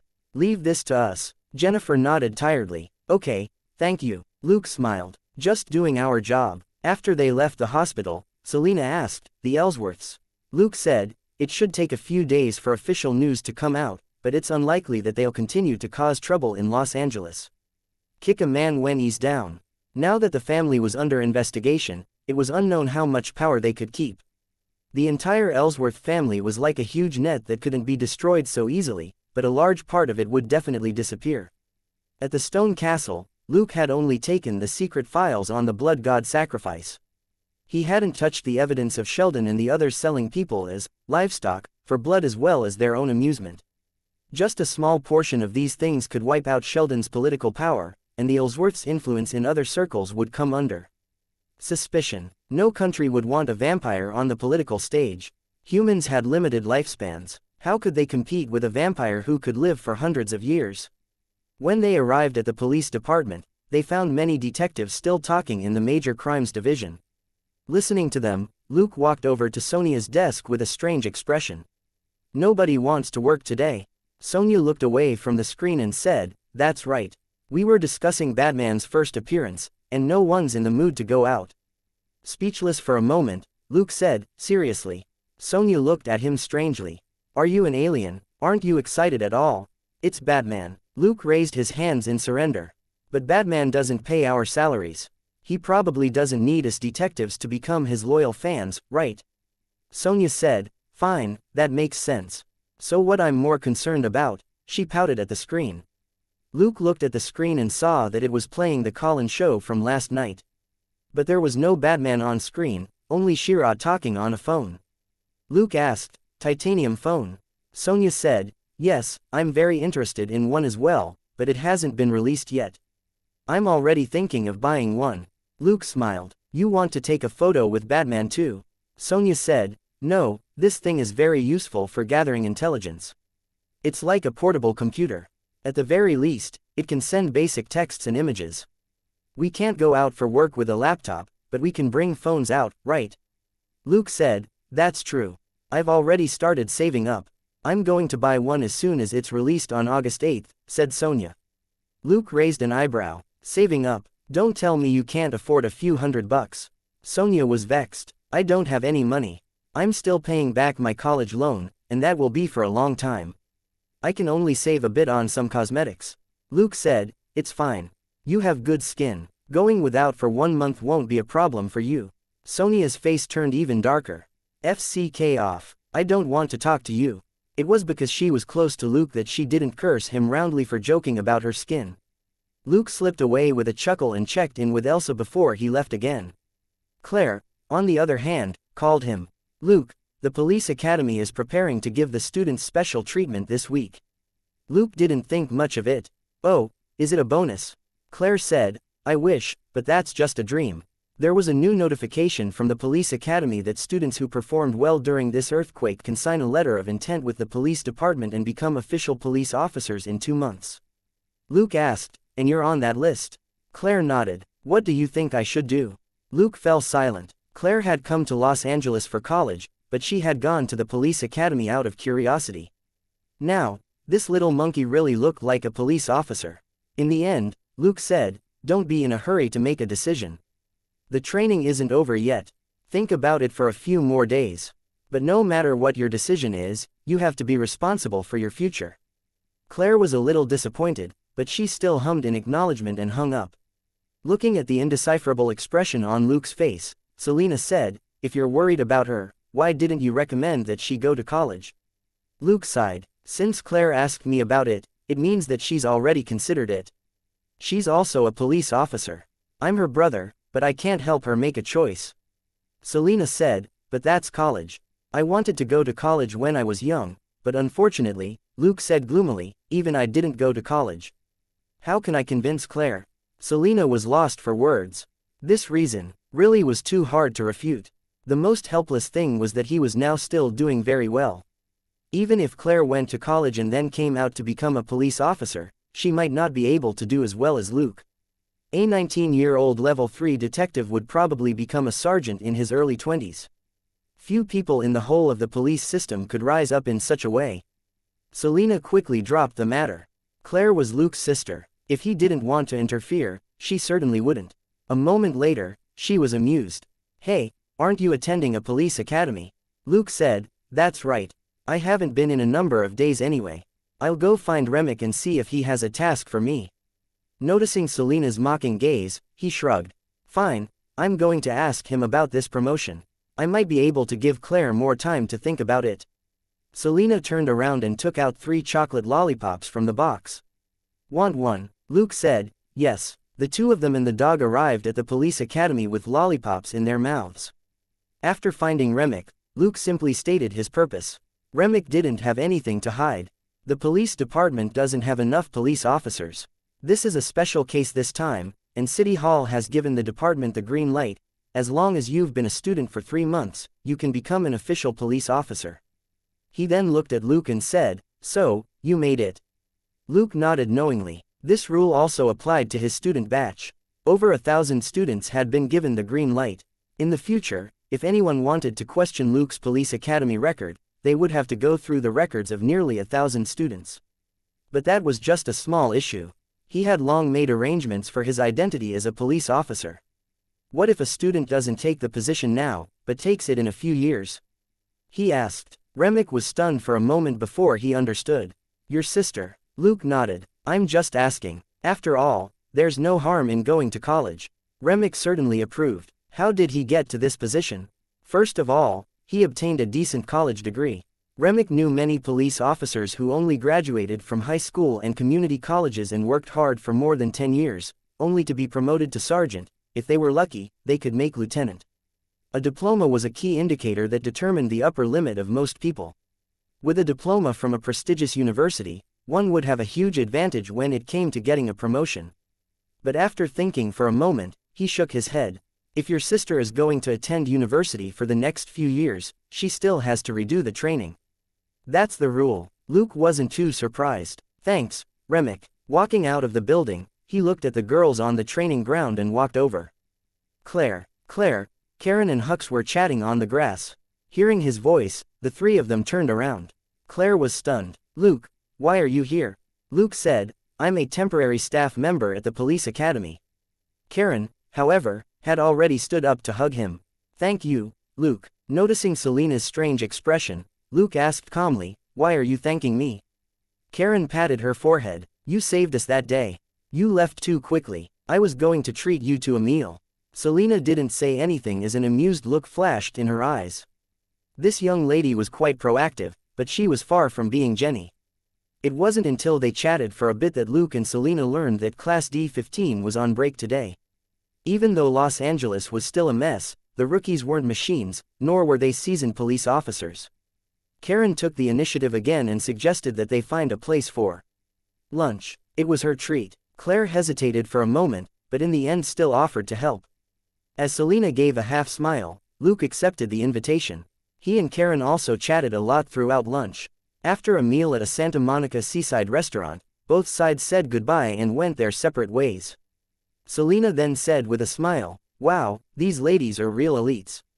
They'll pounce when they have the chance." Luke didn't think much of it. That's a good way to put it. At least, it's better than those ladies who put on airs and wait to be fawned over, right? Selena said, "Stop pretending. You've been trying to get information out of her, haven't you?" "Poor girl, tisk tisk." Luke smiled. Karen is Senator Thompson's niece and Beth Patrick Thompson's cousin. After the plane crash a few months ago, Senator Henry Ellsworth became a strong contender for mayor. Also, the Thompson family has always been in conflict with the Ellsworths. Where else do you think the information she leaked earlier came from? Selena asked. "So, you wanted to ask her about the Ellsworths. But she doesn't know much for her age, does she?" Luke chuckled. "No, she's already revealed a lot. Remember when she said that the younger generation should stay away from the Ellsworth family?" Selena thought for a moment.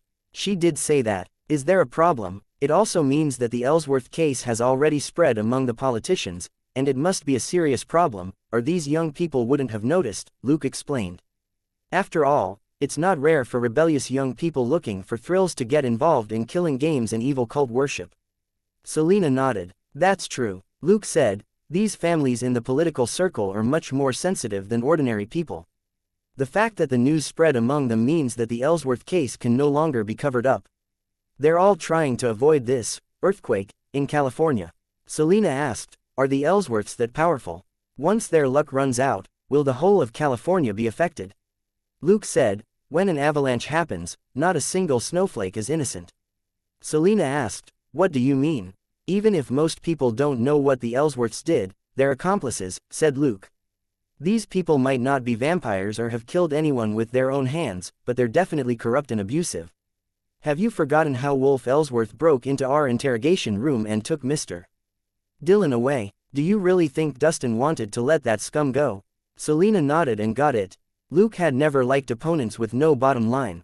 Sheldon Ellsworth didn't respect human life at all, so Luke naturally had to kill him.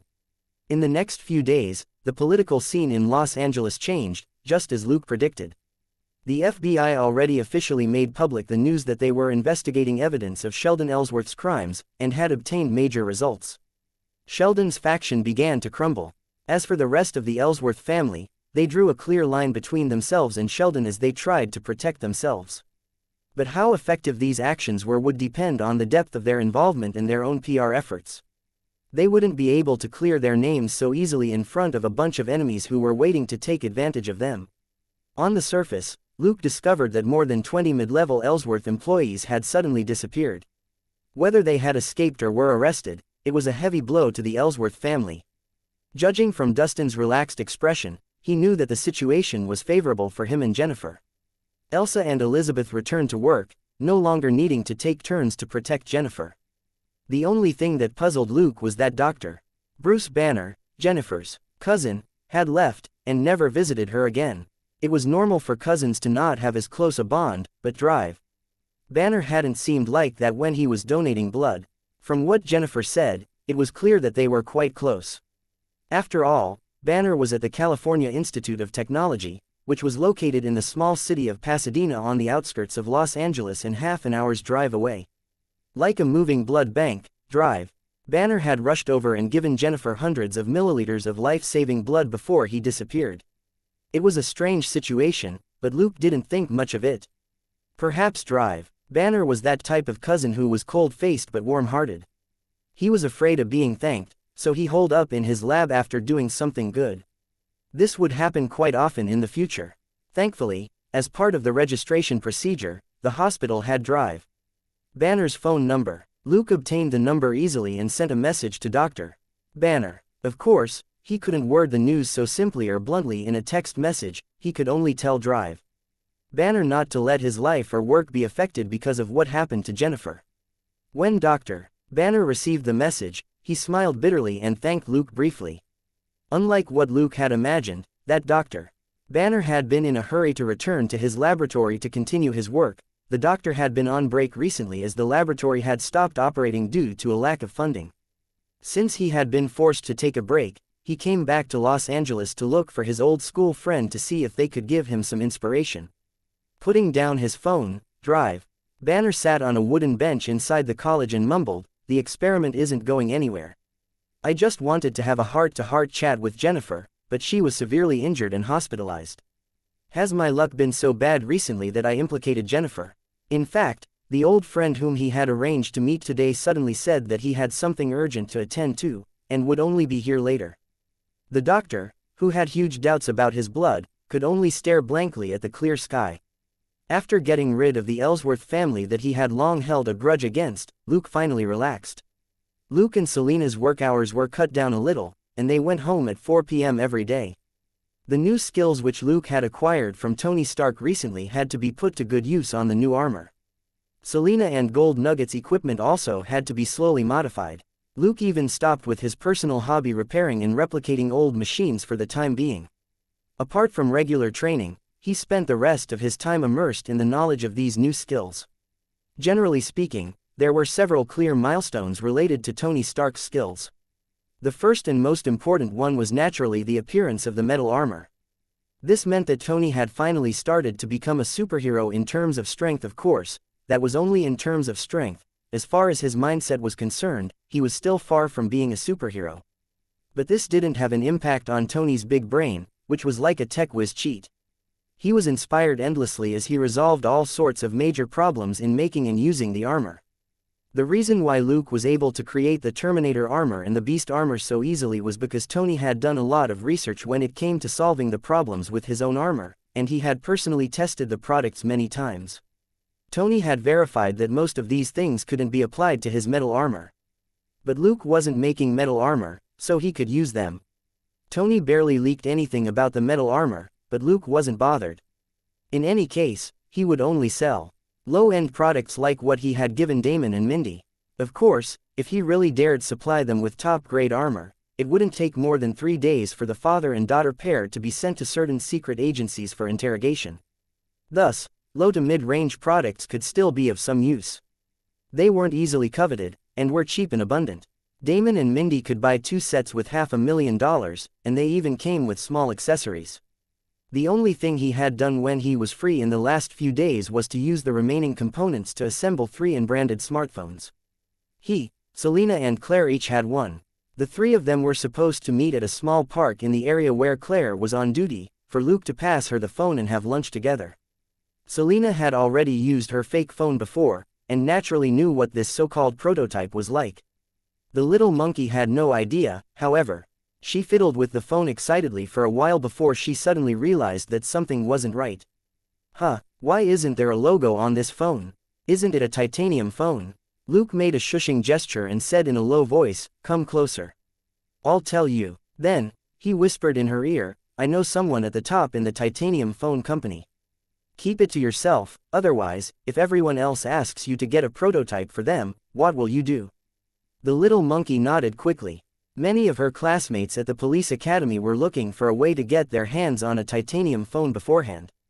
The titanium phones hadn't officially been released yet. At the moment, only test models had been sent to some celebrities. For example, She-Ra had a unique rose gold model. What Luke gave the little monkey was a polar light blue model which wouldn't be released for years. Furthermore, it was the most unique one of that range. Selena had gotten amber red, which similarly was the only one of its kind. Luke himself was using the most common and unremarkable black. After being tricked by Luke, the little monkey excitedly took a few pictures and a few short videos before she remembered something. She waved at Luke and gestured for him to lean in. "Since you have a connection with an executive of the titanium phones, then do you know She-Ra?" Claire asked. Luke found that odd. "How do you know that I know her?" Claire's eyes lit up. "Are you very familiar with her?" Luke nodded casually. "Not bad. I have her personal number, at least." Claire was immediately excited. It was easy to suss out the phone number of a regular person. But celebrities and big shots were different. Most people could only get their office lines, and when they called, it would be their assistants or secretaries who answered. The fact that Luke had gotten She-Ra's personal number meant that they were close. "Luke." Claire grabbed his shoulders and shook him. It was a little difficult for her to do so with her petite figure, and it was quite funny. Luke said, just tell me what you want. Claire ventured. Well, I'm a loyal fan of Shira. Luke immediately raised his hand. Stop, I grew up with you. You've never played any of her songs. Claire was shocked. How did you know? You don't really listen to music, do you? You even said the songs I like are too noisy. Luke snorted. But I remember Shira's voice. She's not a rock singer. Why would you listen to her? Claire chuckled and scratched her head. It's only recently that she saw his, "I'll just watch you make it up," expression. Finally, she stopped trying and confessed, fine. Actually, I only like her latest single, Kiss from a Rose. It's a love song she wrote for Batman. Luke was confused. Huh, what love song? Selena couldn't help but interject, you can't be that dense, right? This song was released the day of the Collins show, and it's now the top song on the charts. Luke. He really hadn't noticed. He was busy working cases in the morning, modifying the armor in the afternoon, and conducting experiments in the evening. Whenever he had the chance, he would arrange with Selena to go out and fight the gangsters. He was too busy to listen to music. Claire's mouth dropped open, and it took her a long time to accept the truth. I always thought that you just didn't like rock music, but now I know that you don't like pop either. Don't tell me that you like classical music. Luke coughed and said, classical music isn't my cup of tea. Rock music is fine, but I think what you're listening to is average. Claire was shocked again. What? Excuse me. Luke glanced at the basic vocal sound and basic musical instruments on the list of abilities which belonged to a girl with the lion's roar. He was extremely calm. They only cost 200 credit points, and he had long learned them. He coughed and said solemnly, my dream was to be a singer. Both Claire and Selena had WTF expressions on their faces. Luke had actually had many similar dreams in his past life. From wanting to be a scientist when he was young to becoming a magnate, he changed ambitions so frequently that he hadn't realized any of them before he transmigrated. Listen to this. He opened his mouth. It starts with one thing, I don't know why. Claire, who had lived with Luke for more than 10 years, never thought that Luke could sing, and pretty well at that. Selena calmed down a little. She had heard him sing once in a while, and although it wasn't in this style, all of it sounded pretty good. Claire, who had always been interested in music, couldn't help but ask, why haven't I heard this song before? Luke. I made it up. It was something from his previous life. Claire and Selena were lost for words. Claire asked again, who sings rock and roll like that? Can it even be considered singing? Luke said, it's a personal style, which is why I don't really appreciate your, agricultural heavy metal. Claire. Huh, that's heavy metal, alright. What agricultural heavy metal? Why haven't I heard of rock music like that? Luke said, fine, maybe I remembered wrongly, but the meaning's there. So, it's not that I can't sing, it's just that I don't usually sing. The rock songs that he remembered from his previous life were well-known masterpieces, he had long forgotten the average ones. Of course, it wasn't fair to compare these top-notch rock songs of these top rock singers or bands with the ones that Claire listened to. What he sang just now wasn't bad, and was a cross between rap and rock. Claire had never heard it but she liked it, and couldn't refute his words at all. She was distracted by this for a moment as she questioned Luke inquisitively on the rest of the song. Selena reminded her, hey, didn't you want Luke's help just now? Claire slapped her forehead, I want to meet Shira and hear her personally talk about Batman. Luke scratched his head, she seems a little busy recently, but seeing the longing look in the little monkey's eyes, Luke said, I'll call her. Shira quickly picked up. After a brief conversation, Luke hung up. She's preparing a charity performance for the earthquake and is rarely at home. Claire gave a disappointed, oh, and didn't say anything else. Looking at how listless the little monkey was, Luke's heart softened. It seems you're pretty good at singing. Claire said, don't you know? I was in a band with a few guys in school. I learned basic music theory, but I'm not a professional. Luke rubbed his chin. Let me hear a bit of it. Claire. Huh, that night, Luke drove to a hotel and made a call in the lounge before he sat down. 10 minutes later, a woman wearing a t-shirt and shorts, and a cap and a pair of sunglasses, came over and sat opposite him. Luke, long time no see. Luke said with a smile, Shira, I'm sorry to bother you so late, but I have something to ask you. Most of the people who went out at night in Los Angeles were celebrities. Shira was a big star, of course. She was exhausted, but she was also interested. Luke rarely contacted her directly. He sent her holiday greetings at most. She still owed Luke a favor, so she had agreed to meet him the moment he called. She nodded readily at his words. Go ahead. Actually, you can use a little more publicity for your charity show, Luke explained his idea simply, and Shira's expression turned serious. After some consideration, she felt that this plan was very practical. For the past few days, she had been thinking about the charity performance itself, while Luke's idea was to promote it and let more people know about it.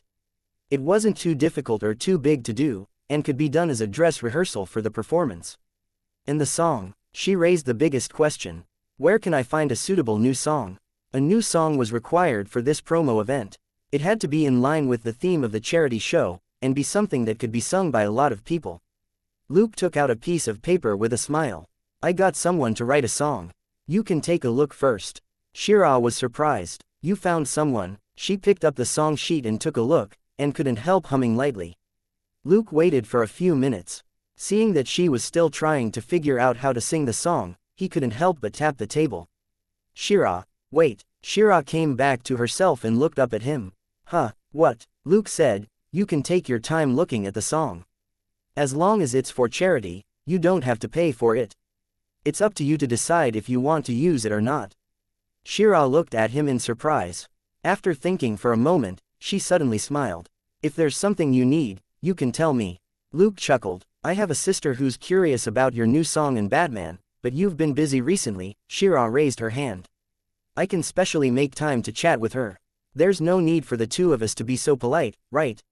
Luke said, the charity show is a serious matter while she's just curious, the two shouldn't be mixed together. So, I want her to come and help out during the show for a bit. You can talk to her when you have the time, but don't give her special treatment, just treat her like any of the other volunteers. Shira naturally understood that he didn't want his sister to chase after stars. As a volunteer, Claire could do good work and get practical community experience, killing two birds with one stone. Chatting with Shira would just be a bonus. Shira nodded quickly. No problem, the show naturally will need a lot of volunteers. Luke said with a smile, don't underestimate my little sister. She's an excellent student at the police academy and has already started fieldwork in Los Angeles a few days ago. Shira also smiled. I see it runs in the family. Luke took out a card and gave it to her. The song composer has already entrusted the related legal matters to this firm. If it's for charity, there won't be any additional conditions, and I won't be involved. They stood up and shook hands. Luke was about to let go, but Shira suddenly felt playful. She pulled and hugged him, then pressed her cheek to his a little intimately in farewell. Since we're friends, don't be so formal. This isn't a business meeting. Luke went with the flow and half-hugged her in return, but joked, celebrities like you have to smile and hug your fans. You'd rather be alone in your free time. Shira was lost for words. That was pretty much what she was like. But she hadn't seen Luke in a long time, and when she saw his sunny smile, she felt a sense of familiarity. For some reason, she felt much more relaxed, and the fatigue from her busy days lessened.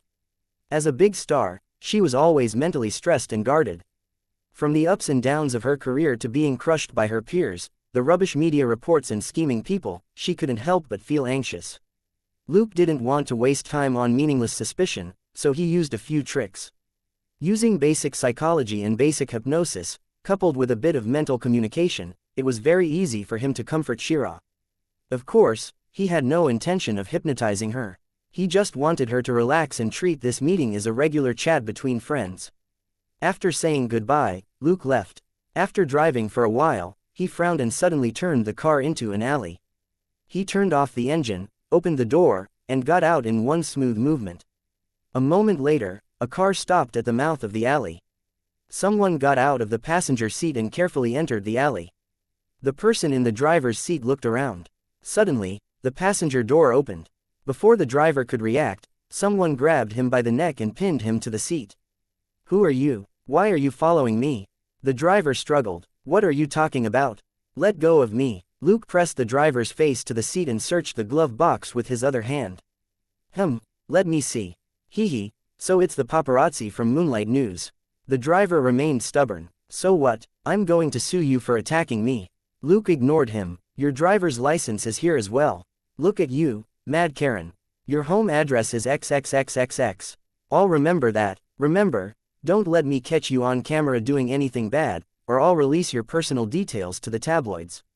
A reporter from Moonlight News who buys and takes all sorts of illegal drugs definitely isn't a news reporter, right?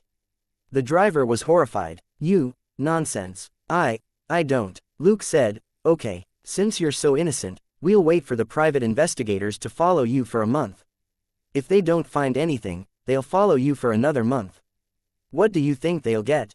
The driver was speechless. As Luke spoke, he took out the memory card from a camera in the car. Endure it for 2 months. I have high hopes for you. With that, he disappeared in a flash. Feeling the grip on his head relax, the driver quickly raised it and gasped for breath. He looked around, but there was only the dark sky. Luke, on the other hand, had already quietly entered the alley. He swiftly appeared behind the creepy-looking paparazzo and grabbed his belt.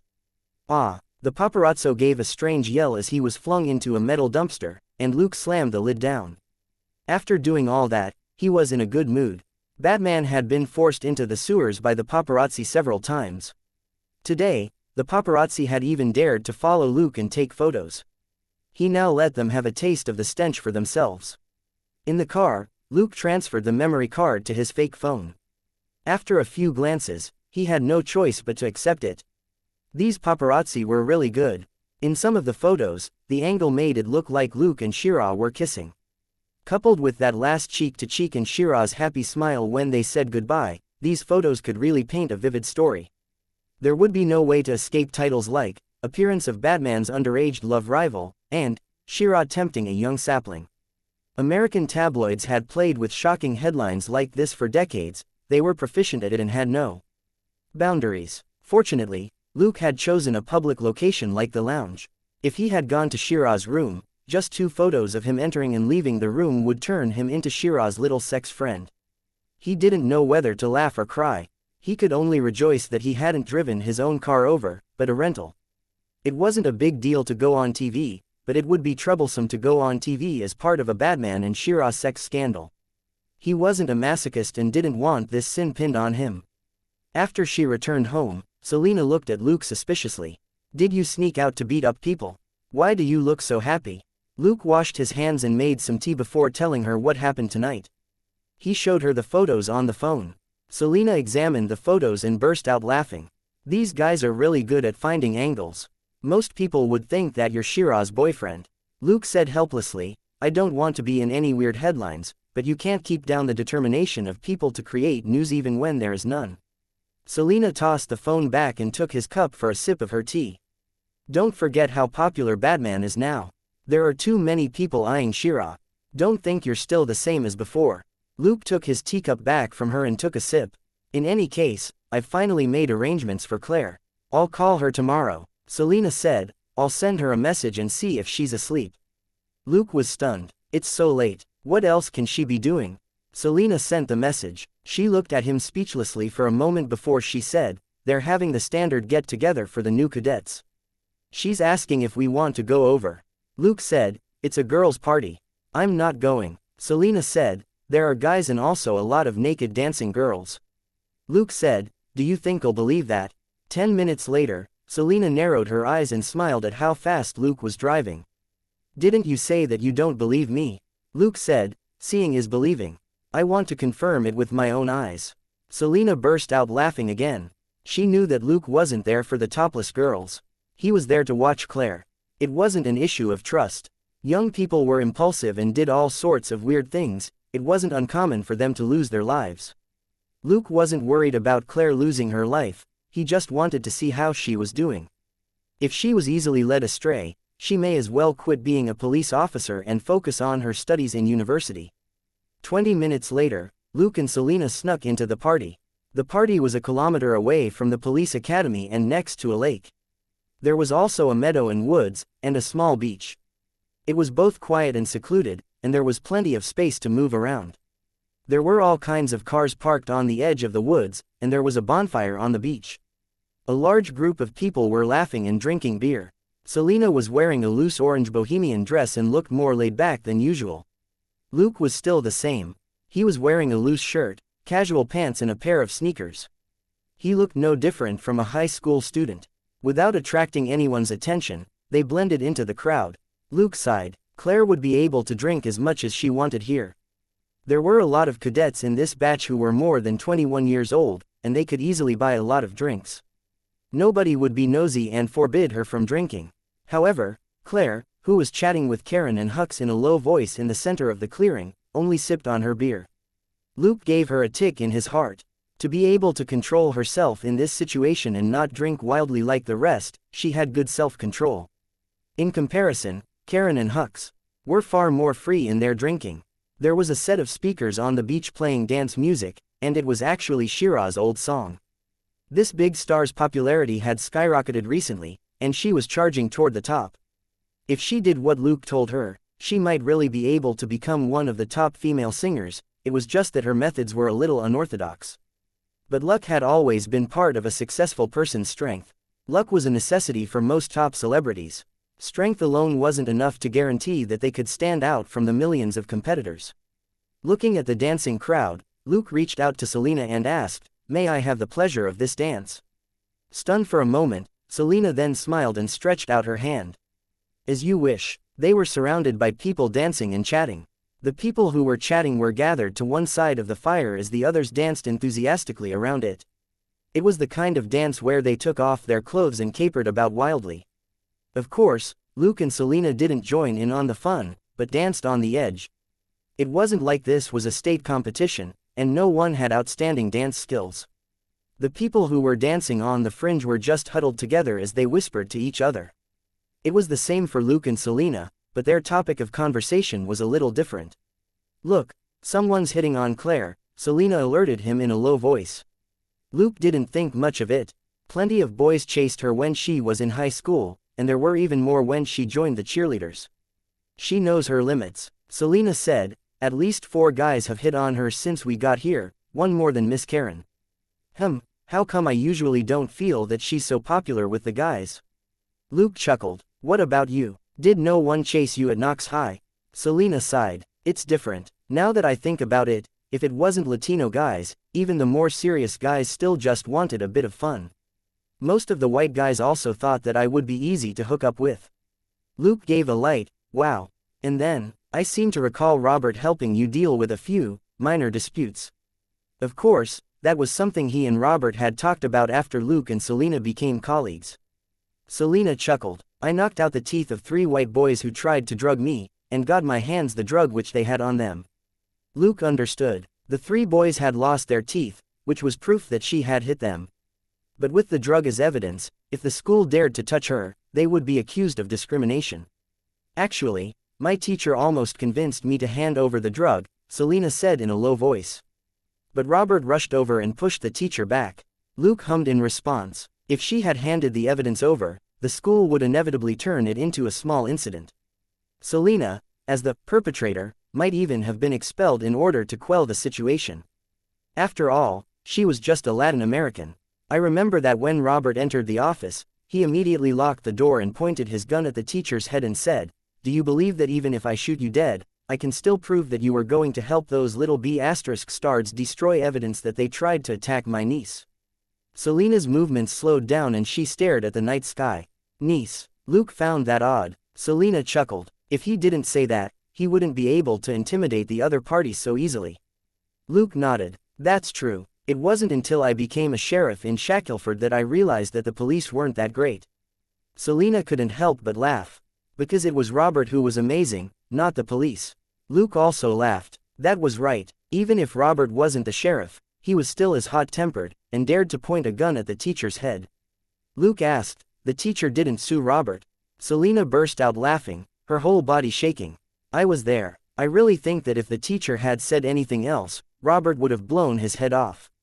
After that, the teacher didn't even dare fart, and he ran far away whenever he saw me." Luke chuckled. He never saw this side of Robert at home. That was because Catherine was at home, so this rough man never revealed his violent side to his family. Selena said, "When we left the school, I was still afraid to approach Robert. In the end, when we got into the car, he threw the gun at me and let me play with it." Luke. It was an air gun," said Selena. Speechless for a moment, Luke shook his head. "So Robert can be evil. He's not as reckless as he looks."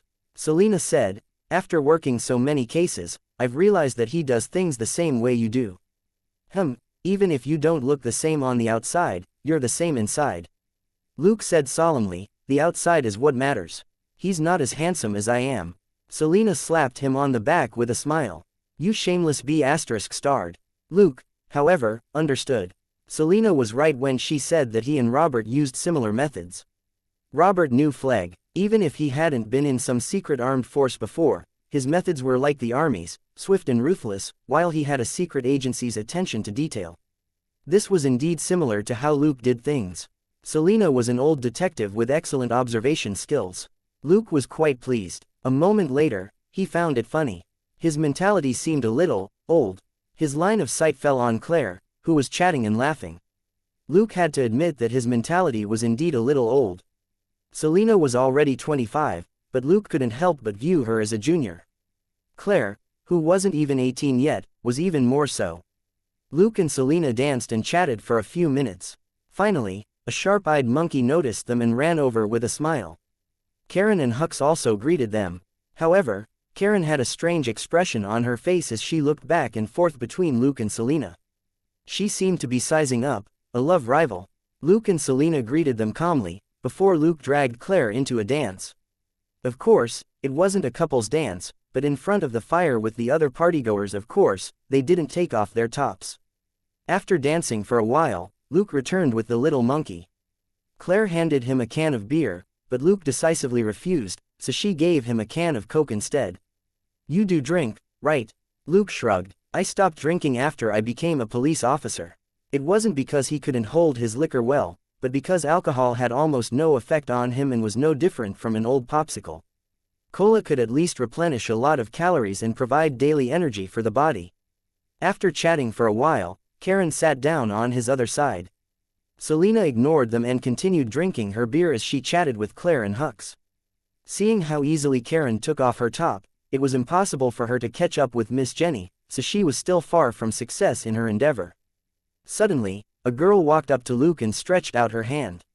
Nice to meet you. Luke shook her hand with a smile. Just call me Luke. I'm Clarice. The girl introduced herself. Luke was still smiling as he looked at their hands. Is this an invitation? Clarice seemed stumped for a moment. She didn't let go of his hand. Hearing Luke's words, she finally smiled. Oh, maybe it's because you're too handsome that I couldn't help myself. They let go. Then, Clarice stretched out her hand to Selina. I don't think we've met before, Luke. However, reached out and took her hand again. Just call her Selina. But, can I invite you to dance? Clarice was stunned for a moment, before she smiled. That would be great. As the girls watched, Luke led Clarice into the dancing crowd. Hux was confused. Karen was flabbergasted and cursed inwardly. Another love rival. Claire looked at Selina and then at Karen with a strange expression. She had a feeling that her brother would be in trouble tonight. Selina was as calm as ever. She took a sip of her beer as her gaze fell on Clarice. She was well aware of the kind of person that Luke was. It was definitely unusual for him to approach a girl. Karen, the fair, rich, and beautiful young miss, had taken the initiative many times, but had never made any progress. It was even more unusual for Luke to promptly pull a girl who had appeared out of nowhere into a dance. Recalling how Luke had stopped her from shaking hands with Clarice, Selina grew even more suspicious. She told Claire that she was going to the bathroom, then took Dollar to the woods. After lingering in the car for a moment, she returned to the beach and sat down next to Claire. Of course, Luke noticed her movements. He praised her inwardly, but continued, really? You're from Texas. What a coincidence, so am I. Half an hour later, Luke returned and told Claire to get in the car. He said he had good news for her, and told her to go home with them that night. Naturally, Claire had no objections. After saying goodbye to Karen and Hux, she got into the car and they left. Luke typed a name on the tablet and gave it to Selina, who was in the passenger seat. Claire, who was in the back seat, found it strange. Huh, Dollar, you're very lively today. Ah, so much saliva. Haha, no licking, no licking. Luke knew that Dollar was only Dollar now since Gold Nugget number 1 had already recombined with Selina. He had a smile on his face and a strange look in his eyes. Claire, are you very familiar with that classmate, Clarice? After fending off Dollar's saliva attack, Claire shook her head. So. We've spoken a few times, but we don't interact much. What's her personality like? Luke asked again. Claire found that odd. Luke, are you really going after her? Well, I'm not saying that she's bad, but I really don't know much about her. Should I ask around tomorrow? Luke said, it's fine. I just think she's quite open-minded. Selena looked at him and shook her head. She was telling him that there was nothing suspicious about Clarice's identity, and that there were no matches in the database of criminals or important people. Luke shifted his gaze and casually mentioned the volunteer position which he had found for Claire. Stunned for a moment, Claire then screamed. Ah, Luke, is that true? Luke frowned as he endured the ringing in his ears. Are you really that happy? You're not a hardcore fan of She-Ra. Claire shrieked. Don't you know anything about this charity show? There are already 20 celebrities and singers who are going to be in the show, including 2 rock bands that I like. Fine, you definitely wouldn't have heard of them. Only then did she remember that her brother didn't even know that She-Ra's new song was at the top of the charts. There was no way he would care about which stars and singers would be participating in the charity show. Luke smiled. Then you have to be mentally prepared. Claire asked, for what? Luke quickly put in 2 earphones before he said, the minimum number of stars and singers participating in this show is 50. The ideal forecast is 100. Ah, Claire screamed again. Annoyed, Selena covered her ears and glared at Luke accusingly. He knew that Claire would scream again, and had put in earphones himself. Dollar, who was in the backseat, was so scared that it whimpered and moved away from the creature that had suddenly turned into a shrieking banshee.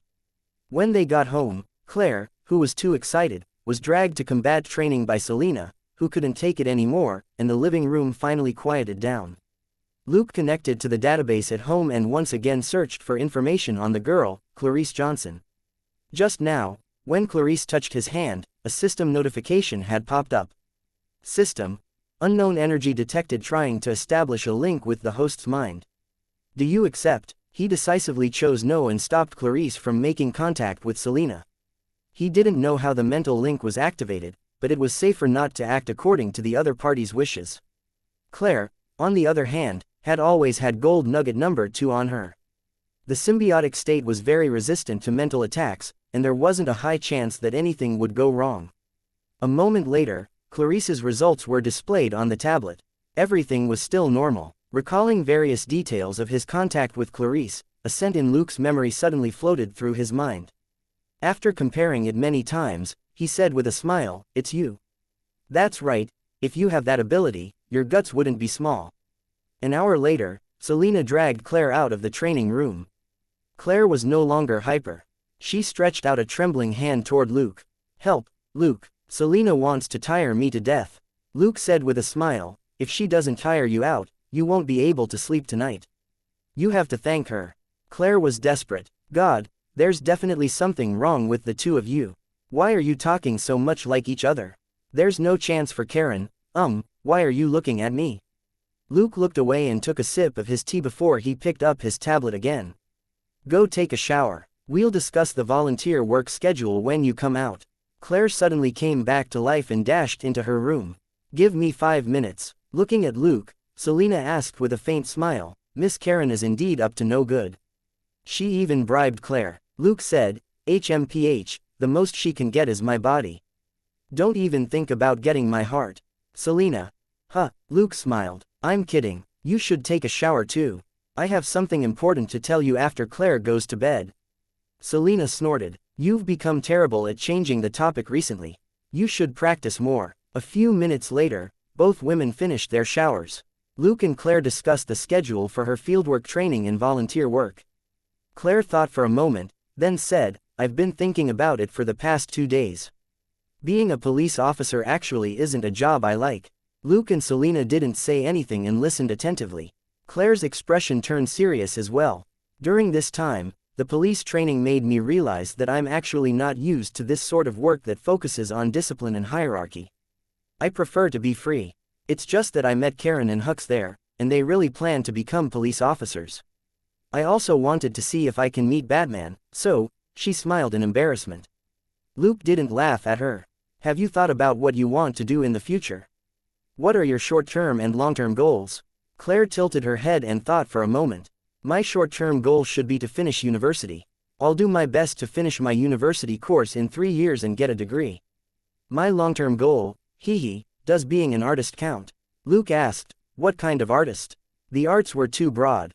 Painting, photography, sculpture, film, music, literature, and even extreme sports could be associated with the performing arts. Claire said, I'm mainly considering two things: singing and dancing. Luke smiled. Cheerleading captain, Claire. Yes, I like to challenge myself to accomplish difficult targets. I want to stand under the bright lights and look at the scenery from there. In the end, under Luke's silent gaze, she still chose to tell the truth. Fine, the truth is that I've always wanted to be a celebrity, but I've never learned acting. I have a foundation in singing and dancing. Luke asked, so, you won't miss this volunteer opportunity? Claire nodded decisively. That's right, it's good to see for myself what a singer has to deal with, and confirm beforehand that I don't hate this life. Luke was satisfied. He didn't think that Claire was suited for a job as a police officer. Actually, he himself wasn't really suited to be a police officer. The reason he was doing well was because of his motivation to get experience and credit points, as well as the ever-present sense of danger. He knew that even when he wasn't around in the movies, the superheroes would save the world. But what if something went wrong? Could he just sit around and wait for death with his family? As a loyal fan of the first rule of safety, he would never place all his and his family's hopes on superheroes. He had never forgotten the ordinary people who died in the war between heroes and villains. He also didn't want his family and himself to end up like those people who died without a word. He also wouldn't denounce superheroes the way some people did. Without them, the world would end and nobody would survive. Denouncing a superhero was just a way for ordinary people to vent their grief. He didn't need that. He wanted to become a strong person who had enough resources to protect his family. Based on his current progress, he should be able to achieve this goal in 1 to 3 years, enough to keep up once the curtain opened. Claire had also made a major decision in her life. She would leave the police academy and start her short stint as a volunteer as she officially came into contact with the work and lives of celebrities. After Claire returned to her room, Luke gestured at Selena.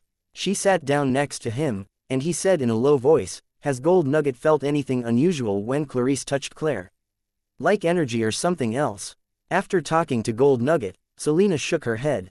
"Nothing unusual, they haven't interacted much, and Gold Nugget hasn't noticed this girl." Luke said, "Have it think back carefully." Selena hummed in assent, then asked, "Is she a superhuman?"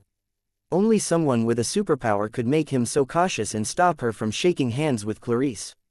Luke nodded. "Remember, try not to have any physical contact with her. We saw her ability not long ago." Selena was surprised. "Who? Wait, let me think. We saw a woman with a superpower recently." Luke nodded with a smile. Selena thought for a moment. "Is she the superhuman who pretended to be Sanchez and Harrison?" Luke chuckled. "I'm 80% sure it's her." Selena thought for a moment and said, "She can take someone else's appearance, so Clarice's identity might not be real, right?" Luke narrowed his eyes. "Yes, that's why Gold Nugget has to follow you at all times to ensure that she won't impersonate you." Selena said, "She won't pretend to be you, will she? You danced with her for quite a while." Luke sneered. "Maybe that's why she ran over to see us today. But Gold Nugget will definitely confirm my identity." He then touched Selena's hand. She shivered and exclaimed softly, but her expression was still calm. "Fine, Gold Nugget said that it knows how to confirm it's you." Luke chuckled. "That's good." As for Claire, the two of them weren't worried. Gold Nugget number 2 was always with Claire and had never left. The two clones could communicate telepathically and had yet to be restricted by distance. Last time, Gold Nugget went with Luke to rescue Robert from the cruise liner on the Atlantic, and the two clones could still communicate with each other. They were even more useful than phones. If this Clarice really approached Luke and Selena in Claire's form, she would instantly be seen through. Suddenly, Selena said, "Gold Nugget said that the two clones need to recombine to make sure that nothing is wrong with the second clone." Luke nodded. "It can come out after Claire falls asleep. I'm going to the workshop." A moment later, Selena sent him a message saying that Gold Nugget hadn't found anything unusual, and that the clone had returned to Claire. Luke replied that he got it and went back to work. He wasn't in a hurry to deal with Clarice Johnson. In any case, this person was still at the police academy. He would give this copycat a full set of tracking devices tomorrow. Since he had noticed the anomaly, as long as she didn't discard everything that could be tracked, she wouldn't be able to escape as easily as last time. The next morning, the three of them went to the police academy. Claire had to go through the procedure to leave. Luke had already informed Remick, and Claire could go through the procedure herself.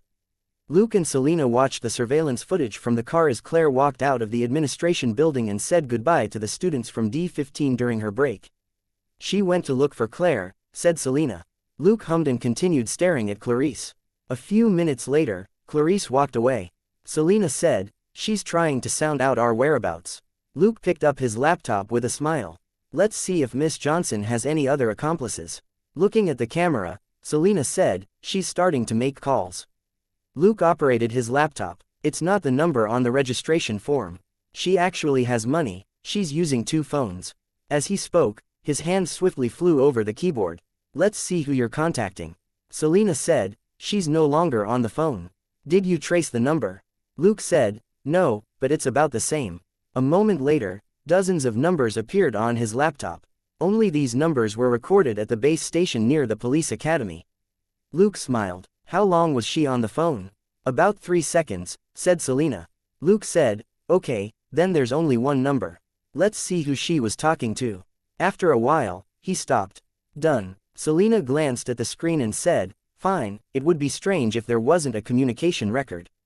In the record for the phone number they had traced, only the number Clarice was using showed up, and that was only after the end of the police training. Also, both were prepaid numbers. As a loyal customer of prepaid phones, Luke knew what that meant. After saying goodbye, Claire drove off to her new volunteer life. Luke and Selena still hadn't left. Half an hour later, Clarice left the police academy in her car. Luke and Selena looked at each other and smiled. What an impatient kid. They drove off as well. Instead of following Clarice's car, Luke and Selena drove to a block east of the city and wandered the streets. Selena looked at the camera. "She's here." Luke hummed in acknowledgement and asked, "Have you confirmed their destination?" Selena said, "It should be that bungalow. That number was dialed from this area recently." He thought for a moment. "Let's go and have lunch first." They went to work as usual in the afternoon. At 3 o'clock, Luke's expression changed. "Check the security system at home. Someone's in the house." Selena took out her tablet and quickly checked the surveillance footage. Looking at the image, she exclaimed, "Wow. If you weren't right next to me, I would have thought that this was you." Looking at the person who looked exactly like him on the screen, Luke snorted. The security system didn't warn of a break-in. Her imitation is really good. Selena clicked her tongue. "Did she touch your body last night and turn into you today? Why does this ability feel so weird?" Luke said, "It's even weirder to watch her rummage through the house." As he spoke, he sped home. When they were close to their neighborhood, Selena warned, "She's going to run. She probably knows that we're on the way back. Does she have accomplices helping her keep an eye out?" Luke said with a smile, "Don't forget that she took 2 twin girls with her out of the police department." Selena didn't even raise her head. "She's running to the back door, holy sh*t. She's now Karen Gaffney." This was the first time she had seen a person transform from a man to a woman in just a few seconds. It was as unbelievable as a movie special effect. Luke's smile grew wider. "That's great. Let's go say hi to this good neighbor." The car swung around the corner and sped up. The sound of tires screeching on the ground rang out as Luke parked the car by the back entrance. Looking at Karen Gaffney, who happened to be standing in front of the gate, Luke said with a bright smile, "Hi, neighbor, long time no see. Are you here to talk to Selena?" Karen heard the brakes and turned around. She chuckled. "No, I was just passing by. I know you're busy." Luke opened the back gate with a smile and drove past her. "It's fine. We just happened to get off work early today." Selena had already gotten out when Luke stopped the car. At that moment, she walked to the side of the road and pulled Karen into the house. "Since you're here, chat with me for a bit. We haven't met in days." Karen looked conflicted. "I'm sorry to bother you." Selena said, "It's fine. It's been a long time since you and Jeff came to have dinner with us. When Jeff gets off work, have him come straight here." Karen gave a dry laugh. He's working overtime today." Luke and Selena were both secretly amused. Working overtime, Jeff Gaffney was a mid-level manager in the HR department who spent his time chatting idly. What damn work. After they entered the house, Selena sat down with Karen and had Luke get some drinks. Luke put some drinks and snacks on the table and took out a deck of poker cards as he sat down. You lost terribly the last time you played poker. Let's have another round today. Karen's face stiffened. Well, I have to go home and cook. Luke waved his hand. It's only 4 o'clock. You can cook some steak and sausages when you get back. It won't take you even half an hour. If you really don't have time, we can pack up some barbecue meat for you to take home later. Karen's mouth opened slightly, but she had nothing to say. In her muddle-headedness, she played a few rounds of Fight the Landlord or whatever with Luke and Selena, and lost to Luke 3 times. Luke, on the other hand, looked at the system notification and smiled. So that was how it was. System, you have defeated Stacy Geraldine Carlisle and have received a list of her abilities. Stacy Geraldine Carlisle's abilities: Basic Combat, Basic Firearms, Basic Intelligence Gathering, Elementary Replication, X-Gene, partially available. Prerequisites: 60 Strength, 20 Dexterity, 40 Mental Strength and 20,000 credit points. After getting what he wanted, Luke gave a perfunctory reply and sent the copy of Karen Gaffney out. Karen quickly slipped away as if she had been granted amnesty. Standing in front of the door, Luke chuckled. There was a special scent in the air that ordinary people couldn't detect. Thanks to his sharp nose, he could easily lock onto it. This Stacy with the replication superpower was the accomplice of the twin sisters who had broken out of custody. She had also turned into the female SWAT officer, Sanchez, and shared a car with Luke. In the end, she turned back into Harrison and swaggered out of the police department after she picked up the twins. This person's ability was impossible to guard against, and was one of the abilities that Luke wanted the most. He had thought that these 3 gutsy girls had already left Los Angeles, but they hadn't. However, from Luke's mental communication, he could tell that this Stacy wasn't malicious. She was more like a thief who had been caught red-handed and was desperate to escape. However, he was quite unhappy about the fact that Stacy had come into contact with Claire. Thus, he forced her to play cards with him, and won 3 times. In fact, after his second net victory, he was qualified to learn elementary replication. But he still went for a 3rd victory. Based on his experience, even lucky people like a certain tycoon would show signs of bad luck after losing 3 times to him. If someone with ordinary luck lost to him 3 times, it would be normal for them to choke on water or slip on a banana peel when walking. He had just obtained Stacy's ability in passing. In any case, he was free, and was able to obtain the ability by playing a few rounds of Fight the Landlord. He didn't mind losing it later. However, that wasn't the main point. The main point was that he had put a special drug in the drink that he had given to Stacy. It was a drug developed for his sharp nose, which had been in his inventory ever since it was invented. It would only be metabolized 72 hours later. Before that, the person who absorbed the drug would emit a scent that ordinary people wouldn't be able to detect. For Sharp Nose, it was no harder to track than body odor and not as bad. It could help him lock quickly onto Stacy and her unpredictable appearance, until he had finished dealing with the 3 girls. That night, Luke took Selena out. They were only dressed casually tonight, and Selena drove. When he reached the place that he had been looking for, he opened the door and got out.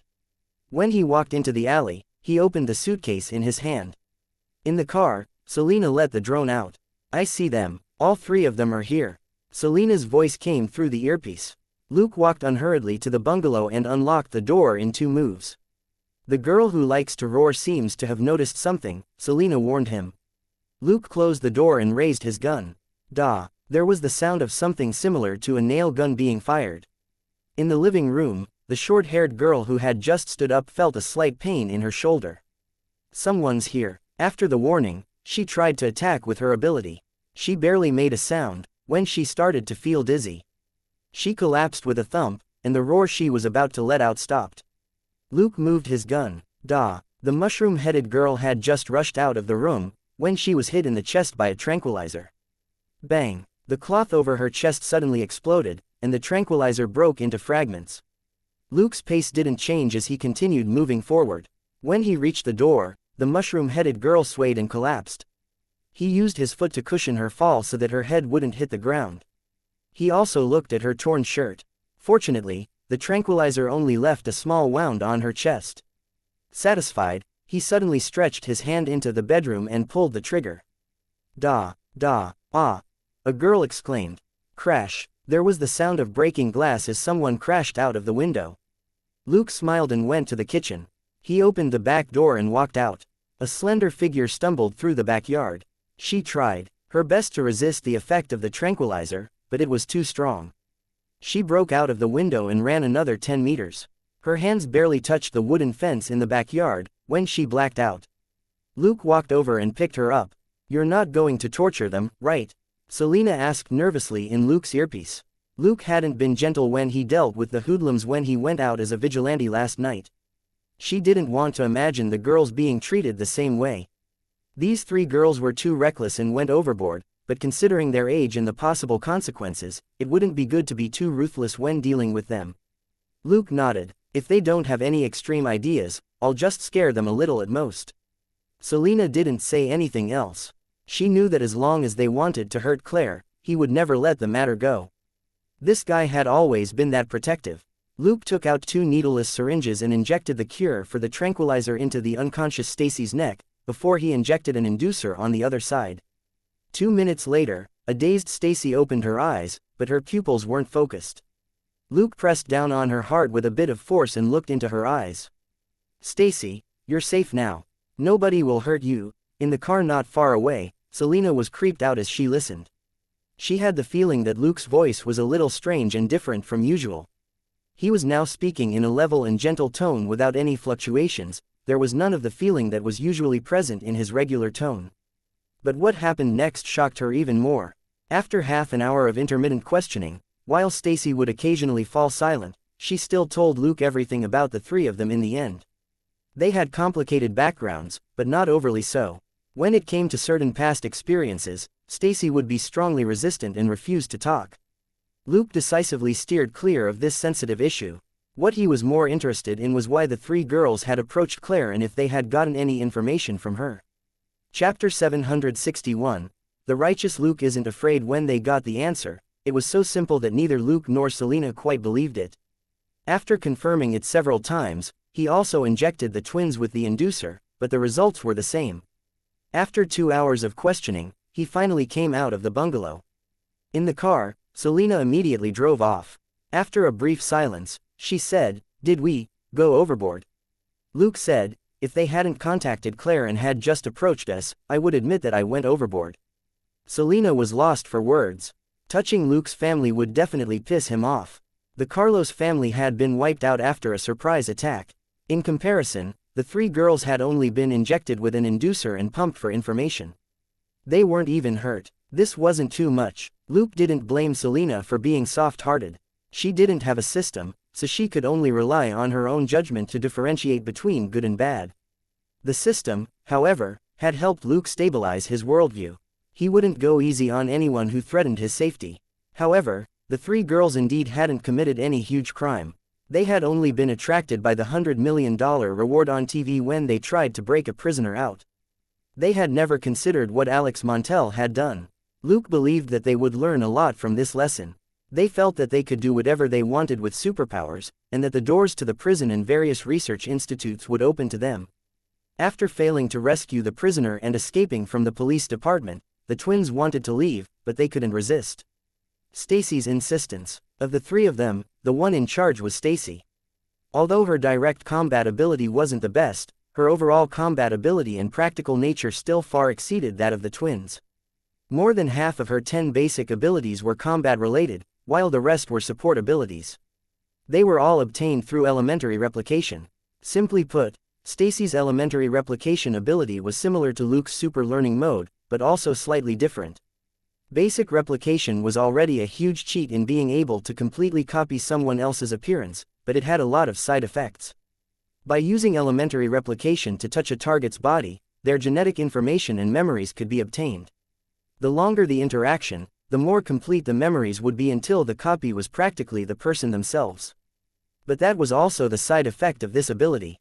The more thorough the replication, the deeper the influence that the target's memories would have, which would lead to a more unstable mental state. This was equivalent to the appearance of multiple personalities. Stacy had used this ability many times, and there were few targets that she had copied deeply, but she was still greatly affected by it. Her personality had also changed from lively and cheerful to irritable and sensitive. Last time, Luke had foiled their plan to break Alex out and had caught the twins and placed them in custody, which complicated her feelings for Luke. She had a few personalities who were fond of appearances, and she liked Luke's sunny and handsome appearance. There were a few personalities who were petty and angry, and couldn't forgive him for ruining their plan to make money. Either way, she was unwilling to admit defeat and leave. After a struggle, she made an irrational choice: stay in Los Angeles and make trouble for Luke. But when all was said and done, the three girls weren't ruthless people. Their plan for revenge was to collect evidence of Luke's corruption and then make it public so that he lost his job. Using her ability to change appearances, Stacy looked around for evidence of Luke pocketing dirty money. If it were anyone else, they would definitely go crazy from anger. But a straight body did not fear a slanted shadow. As the cleanest and most promising young detective in Los Angeles, he had never been corrupt, and certainly wasn't afraid of being investigated. Naturally, there was no progress in Stacy's investigation. At first, she tried making direct contact with Luke. Elementary replication required physical contact, and it couldn't be for too short a period of time. But Luke had always kept his distance from people. He liked to wear homemade gloves when he worked, and shaking hands wasn't an option. It was even more impossible to bump into him. Stacy had assumed different identities and pretended to slip and fall nearby, thus seizing the opportunity to knock into Luke, but Luke always swiftly stretched out a hand to stop her. And if she didn't bump into him, she really fell. She had no choice but to give up when it came to someone as difficult to handle as Luke. After many twists and turns, she finally found out that Luke often came to the police academy to visit his sister, Claire, who was training there. As for the real Clarice, something had happened at home recently, and she left school right away. So, Stacy replaced Clarice and wanted to see if there were any leads in Claire's memories, only to find that she couldn't access them. At that moment, Luke and Selena appeared at the party, and she went to look for Luke. Dancing was the perfect opportunity to touch his body. As a matter of fact, Luke hadn't been wearing gloves that night. She was delighted when she shook his hand. But, before she could celebrate, she realized that she couldn't read Luke's memories either. Recalling how she couldn't read Claire's memories, she could only speculate that there was something special about Luke's family. She immediately switched targets to Selena. A detective was even closer to his partner than his wife. She also knew that Selena and Luke lived together. There was definitely something fishy going on. But Luke didn't give her the chance. He dragged her out to dance. When she investigated Luke, she had checked the police department's internal files and learned that the guy had an astonishing success rate when it came to cracking cases and unbelievable combat ability, which was why he had been able to catch the twins so easily that night.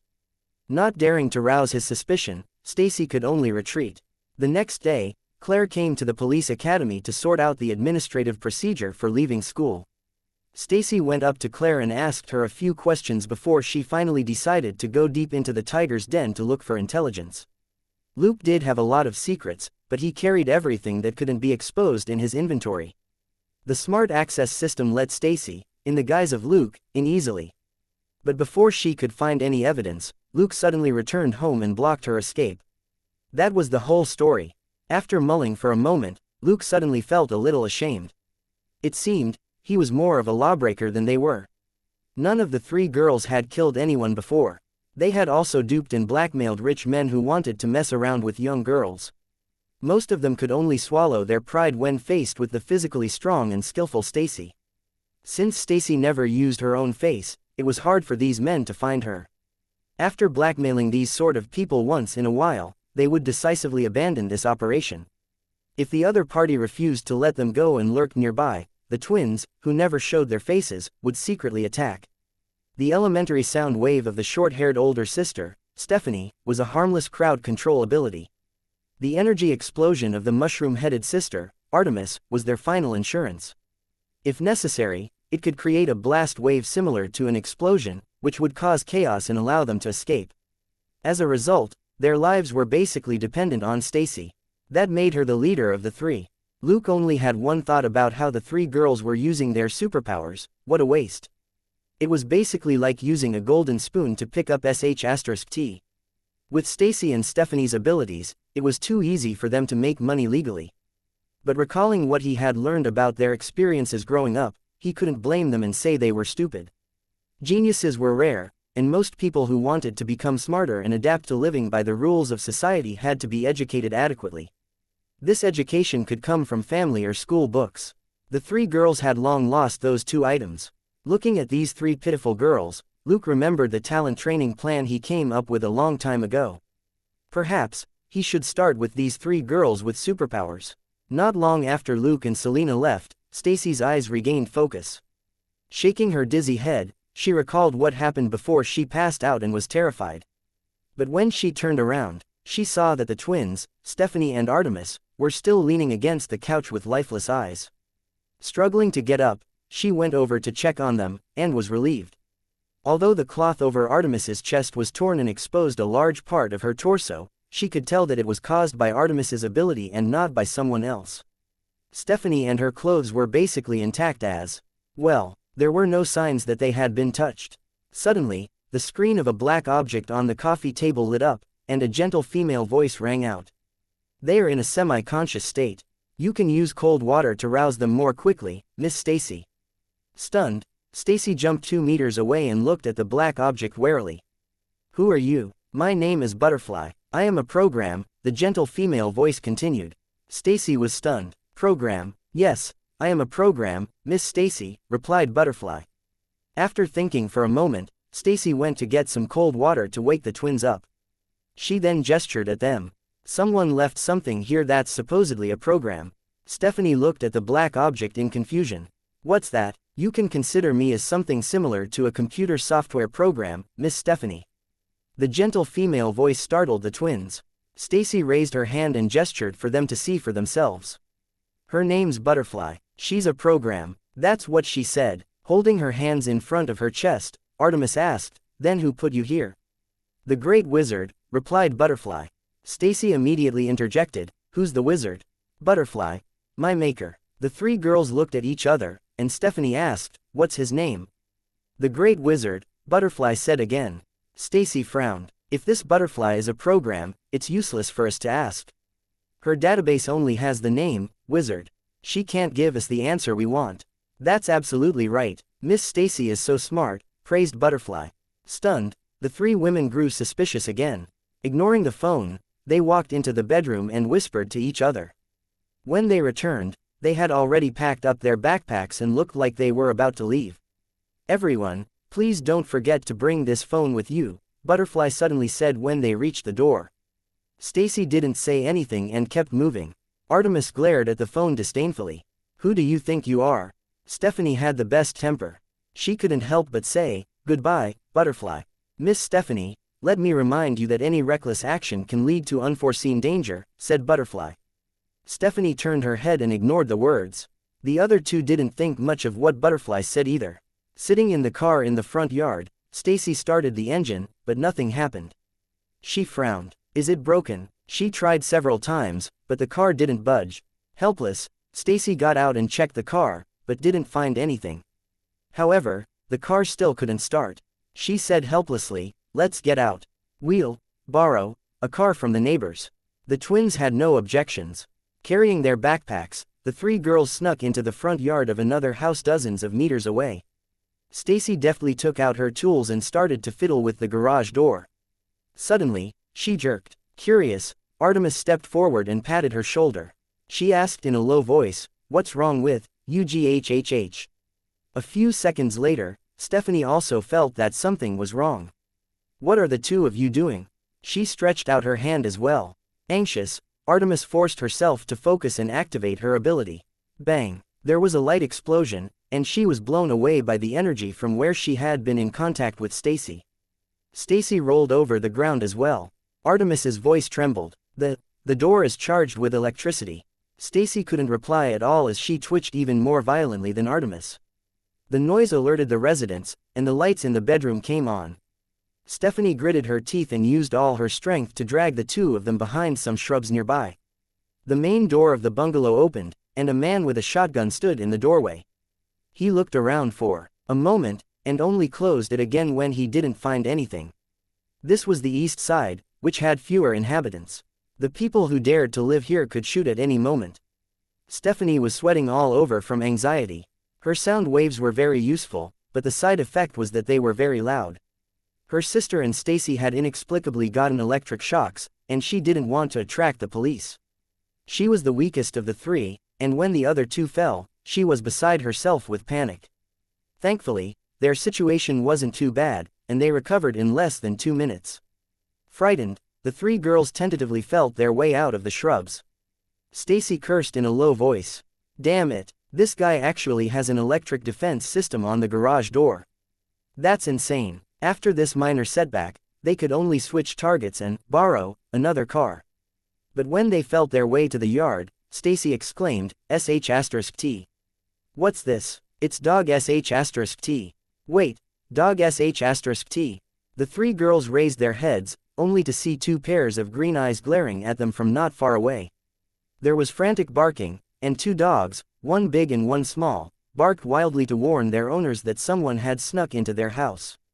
The three girls ran. They weren't shameless enough to continue trying when they weren't successful. Once they had been found out, they could only run.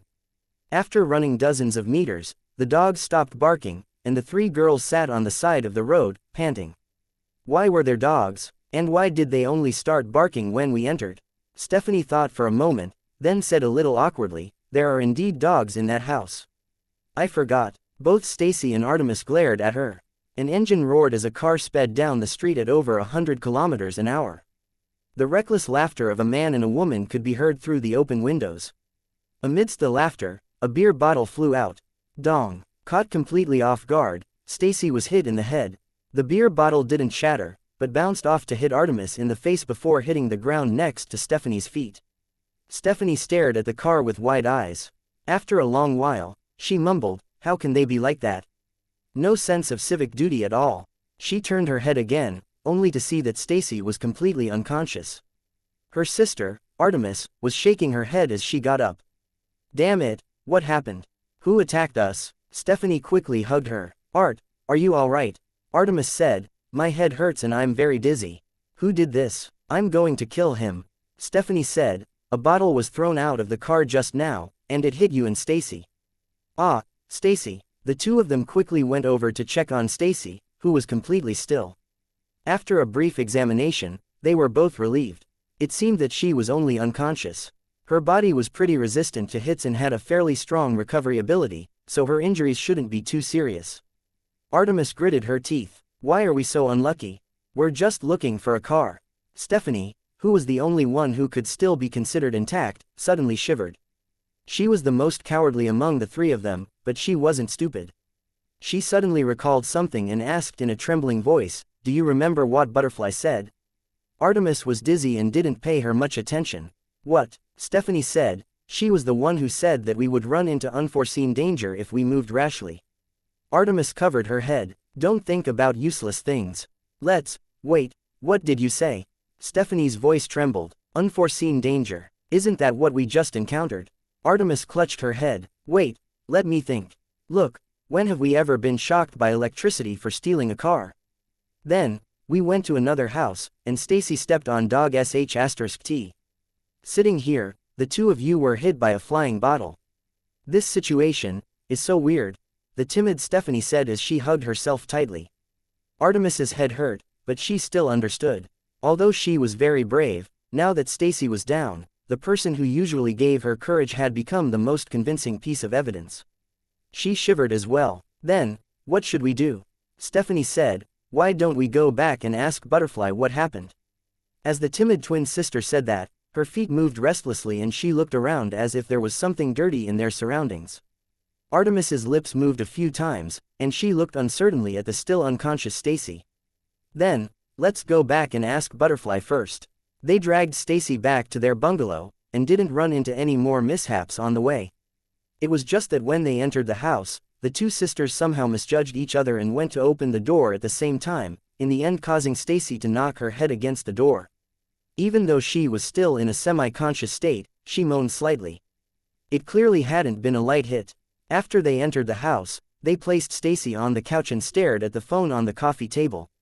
It was only at that moment that they realized that this phone was different from what they were used to. Actually, they hadn't realized it was a phone until Butterfly said so. The sisters looked at the phone for a moment and communicated with their eyes before the braver Artemis finally asked, "Butterfly, are you there?" The dark screen lit up again, and Butterfly said, "Yes, Miss Artemis." Artemis asked, "Were you behind what happened just now?" Butterfly, "I'm just a program. I have no ability to interfere with the outside world." Artemis said, "I don't believe you. You must have been the one who attacked us while keeping an eye on us." Butterfly, "I can't do anything to you. If you're good enough, you can look for the program code on the phone." Artemis, "It's not like I'm one of those shut-in nerds, I don't know programming." Stephanie finally couldn't help but interject, "Then, if you didn't cause those accidents, what happened?" Butterfly said, "This is a warning from the Great Wizard. He told me to tell you that Miss Stacy will run into the most serious danger, followed by Miss Artemis. Miss Stephanie will basically be fine." The sisters, recalling what happened just now in their current conditions, they realized that Butterfly was spot on. Also, even if the flying bottle could have been set up, them stealing a car and choosing the house and direction in which they went was impossible to predict. Stacy getting an electric shock and stepping on dog sh*t was truly hair-raising. Stephanie asked in a trembling voice, "Why? A curse?" Butterfly's gentle voice rang out. "The Great Wizard put a curse on the three of you based on how many bad things you've done and to what extent." The sisters shivered and hugged each other involuntarily. "A curse?" Artemis asked. What curse?" "If you want to do something bad, you'll be cursed with all kinds of bad luck," Butterfly explained in a gentle voice. "If you stay in your room and wait for the Great Wizard's message, you won't be too unlucky." Stephanie exclaimed, "Isn't it just bad luck either way?" Butterfly, "Taking a tumble or choking on water is always better than passing out from being hit." The sisters were speechless. On that side, the three girls were being duped and educated by Luke's program. On this side, Luke had already returned home and started work in a hurry. 3 suitable test subjects had appeared out of nowhere. He had always had ideas for his training program, but there were a lot of things which he hadn't started making yet.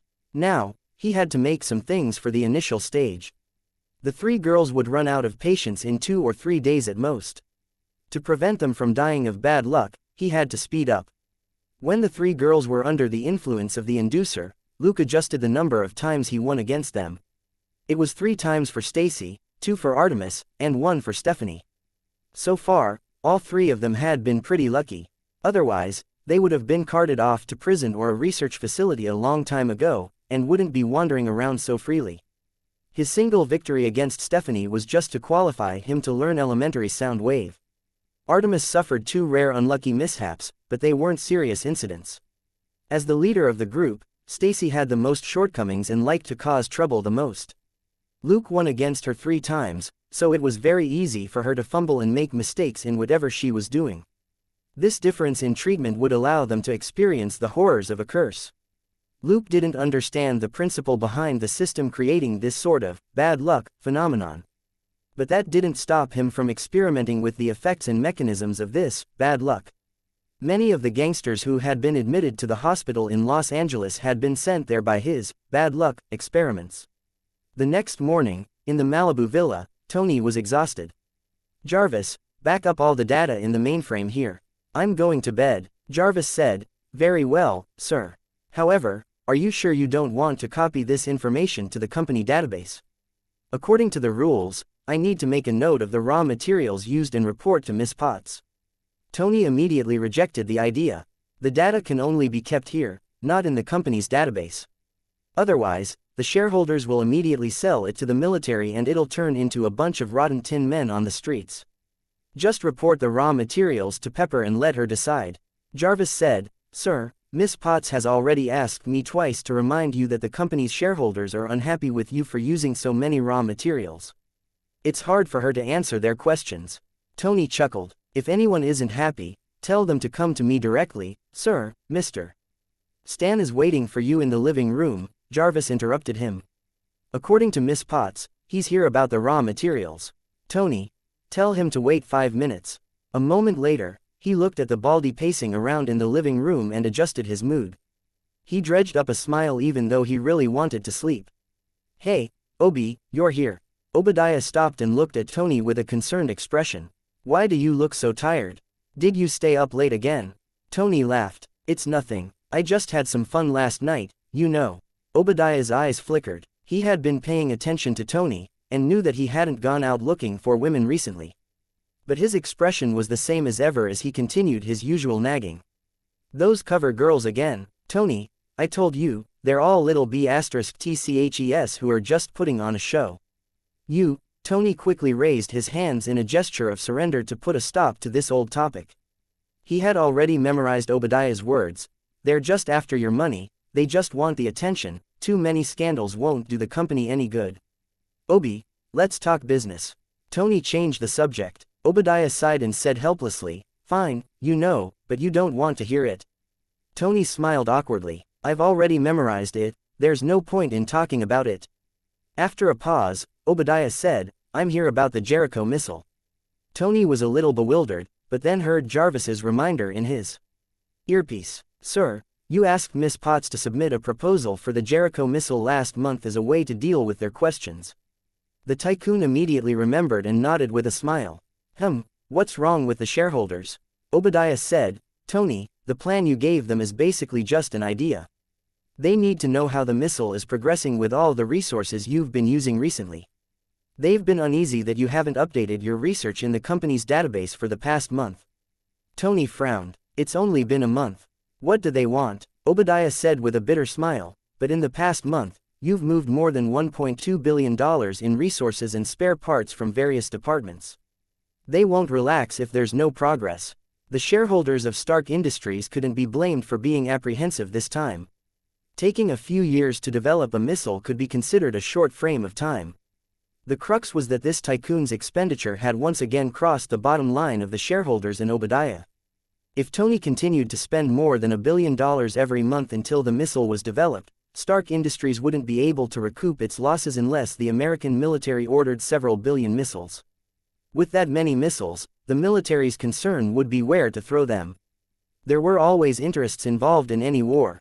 Missiles weren't the only things that were needed in a war, and even accounted for just a small portion of spending. The United States hadn't made any big moves recently, and didn't need so many missiles. Tony didn't think much of it. He always spent a lot of money on research, so over $1 billion was nothing. He was too focused on his big toy to bother with the shareholders. How could Tony's perfunctory attitude fool Obadiah, who had watched him grow up? The Baldy's heart jumped. He knew that he couldn't persuade this young master. His heart ached, not for the tycoon, but for the money. Obadiah could only make a decision inwardly. It wasn't something that he had only thought about recently, but Tony had brought success to Stark Industries' weapons R&D team, which was why Obadiah had delayed making the decision. Now, he had been shaken by this terrifying expenditure of $1.2 billion a month. He wasn't going to put it off any longer. After saying a few clichés and telling Tony to show them the exact progress of the Jericho missile as soon as possible, Obadiah got up and left. Looking at the beach villa in the rearview mirror, Obadiah thought to himself, goodbye, Tony. Tony was unaware of Obadiah's change of heart. After the bald uncle left, Tony immediately went to his bedroom. As for the Jericho missile, of course, the shareholders could FCK off. There was no need for Tony to explain himself to stupid shareholders. Forget it, he should take some time to do the Jericho missile properly to fool the shareholders so that they wouldn't continue to disturb his research of the Iron Man armor. Tony sighed and made a difficult decision. The next day, Luke slipped away. Selena went to the police department and helped him report in and took a case, while Luke rented a temporary safe location. He dragged in a bunch of renovation materials. He was busy until late into the night and only returned home after that. Selena finished with her training, and when she saw Luke, she asked, "Will you be busy tomorrow?" Luke shook his head. "I finished everything today, I'll go to work tomorrow." Selena nodded and went to bed.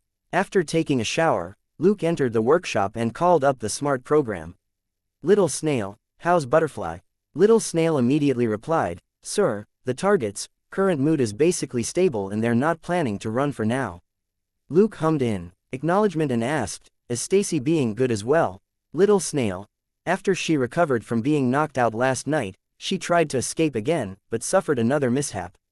Luke raised an eyebrow. "Play the video, let me see what Miss Stacy is unhappy about."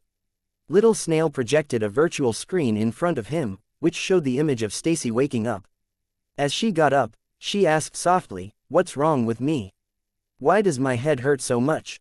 On the screen, she ran her hands over her head. My forehead hurts, and so does the back and top of my head. Why is my entire head hurting? The twins looked at each other. You were knocked out by a beer bottle thrown from a passing car and fell to the ground. It's probably from that. Oh, said Stacy, but she still felt that something was wrong. Why does the top of my head hurt? Did I hit a lamppost? The twins didn't say anything. They certainly didn't want to say that they had accidentally knocked her head against the door when they were helping her inside. Next, the twins asked Butterfly to repeat the connection between the curse of the wizard and the bad luck they had run into. Of course, Stacy didn't believe it. Due to the side effects of her ability, her personality changed constantly, and she clamored to set off again. This time, before the twins could stop her, she abruptly got up and grabbed her bag. She had only just bent over when she felt dizzy and her legs went weak as she fell to her knees. In a normal situation, it would only be her knees that hurt when she knelt like this. But now, because she was dizzy, her head also fell forward. Her sudden movement caught the twins by surprise. They watched as she knocked her head on the solid wood coffee table in front of them. Dong! There was a dull and crisp sound as Stacy's head hit the wooden table. The twins were dumbfounded. Just like that, Stacy quietly sank to her knees and leaned over the coffee table. The twins were stunned for a few seconds before they came back to their senses. They hurriedly helped her back to the couch. Stacy was unconscious again. In addition to her forehead and the back and top of her head, there was now a fourth bump. Luke burst out laughing. What a delightful sight. Of the three girls, the one with the most shortcomings was Stacy. It would take a lot of bad luck to suppress her impulsive nature. Little Snail played the next few videos. Sure enough, Stacy was no ordinary person.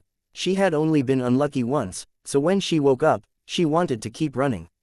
In the end, they were almost hit by a car on the street, and the patrol officers almost discovered them. Finally, Stacy turned obedient. She could change her appearance, but the twins couldn't. They were still on LAPD's wanted list. If an accident happened during their escape and the twins were caught by the police, she would have to rescue them. After the twins persuaded her, she finally returned to the house, hoping to find out from Butterfly what curse the wizard had put on her. Her personality was unstable, but she wasn't an idiot. In just 2 hours, she had suffered so much bad luck. Furthermore, the faster she ran, the faster her run of bad luck. On the other hand, Artemis had only fallen a couple of times, and was fine after she got up. Stephanie was completely unharmed. It was exactly like what Butterfly had said. Most of these unfortunate events didn't seem like a setup, it was just a series of terrifying coincidences that linked the usually unremarkable incidents together and turned them into accidents. Butterfly's voice was still as gentle as ever. If you've given up on running, you can start learning the training program which the wizard left for you. What program? A small virtual screen was suddenly projected. From Butterfly's phone. Freedom, equality, justice, rule of law, integrity, friendliness. The three girls were stunned. What's that? Butterfly said. The wizard said that you can't undergo dangerous training right now. What you need the most right now is moral education. The three girls. WTF. Luke turned off the screen with a smile and began to formulate a detailed training plan for the three problem girls. What he had done during the day was only to resolve hardware issues, he had yet to create the educational software. As for the 6-word mantra, he was just giving them something to do for the time being. It was impossible for them to understand the deeper meaning of the 6-word mantra just by repeating it several times. The next day, Luke went to work as usual. After work, he went to the temporary training center to upload the training content before he returned home. On the other side, the three restless girls received a notification from Butterfly. Everyone, the training base is ready. The Great Wizard invites you to the base for a month of basic training. The three girls looked at each other, picked up their things, and hailed a cab to the address that Butterfly had given them. Less than half an hour later, they were on the roadside. Stacy cursed non-stop. Damn it, what kind of curse is this? We actually have to walk. Stephanie said carefully, at least you didn't pass out this time. Hearing that, Stacy was speechless. The cab had only taken them halfway when it suddenly broke down. They could only get out and walk. Thankfully, the sun was setting, so the three of them didn't have to travel under the sun. But when Stacy thought about how she still had 10 kilometers to go before she reached the training base, she was truly infuriated. She realized that she wasn't cursed to be unlucky if she did anything wrong, but to be unlucky all the time, which made her initial plan to escape go up in smoke. Given how unlucky she was afraid that it would only be a matter of days before she wound up in the hospital. On the way there, Stacy inevitably fell down a few times before the three of them finally reached the address which Butterfly had given to them. Looking at the desolate neighborhood that was so quiet that not even a ghost could be seen, she said angrily, "You want us to stay in this damn place? Are we going to sleep in the sewers later?" A moment later, they passed through the hidden security system and opened the door to a spacious house. Their eyes bulged and their mouths dropped open. Stephanie exclaimed in delight, "Ah, it's not a sewer. It seems nice." Artemis subconsciously nodded in agreement. Not bad. The building looked old on the outside, but the interior was clean and new. It was simple and modern, and had a slightly futuristic feel. Butterfly suddenly said, "Stephanie, you can connect me to the AI butler. I'll provide you with everything." Stephanie hurriedly took out Butterfly's main body from her bag. She put the phone into a slot on the coffee table in the living room as instructed. As soon as she put the phone in, the slot closed up and sealed the phone inside. Butterfly's voice rang out in the room. "I've taken over the facilities in the training center. If you have any questions, you can ask me."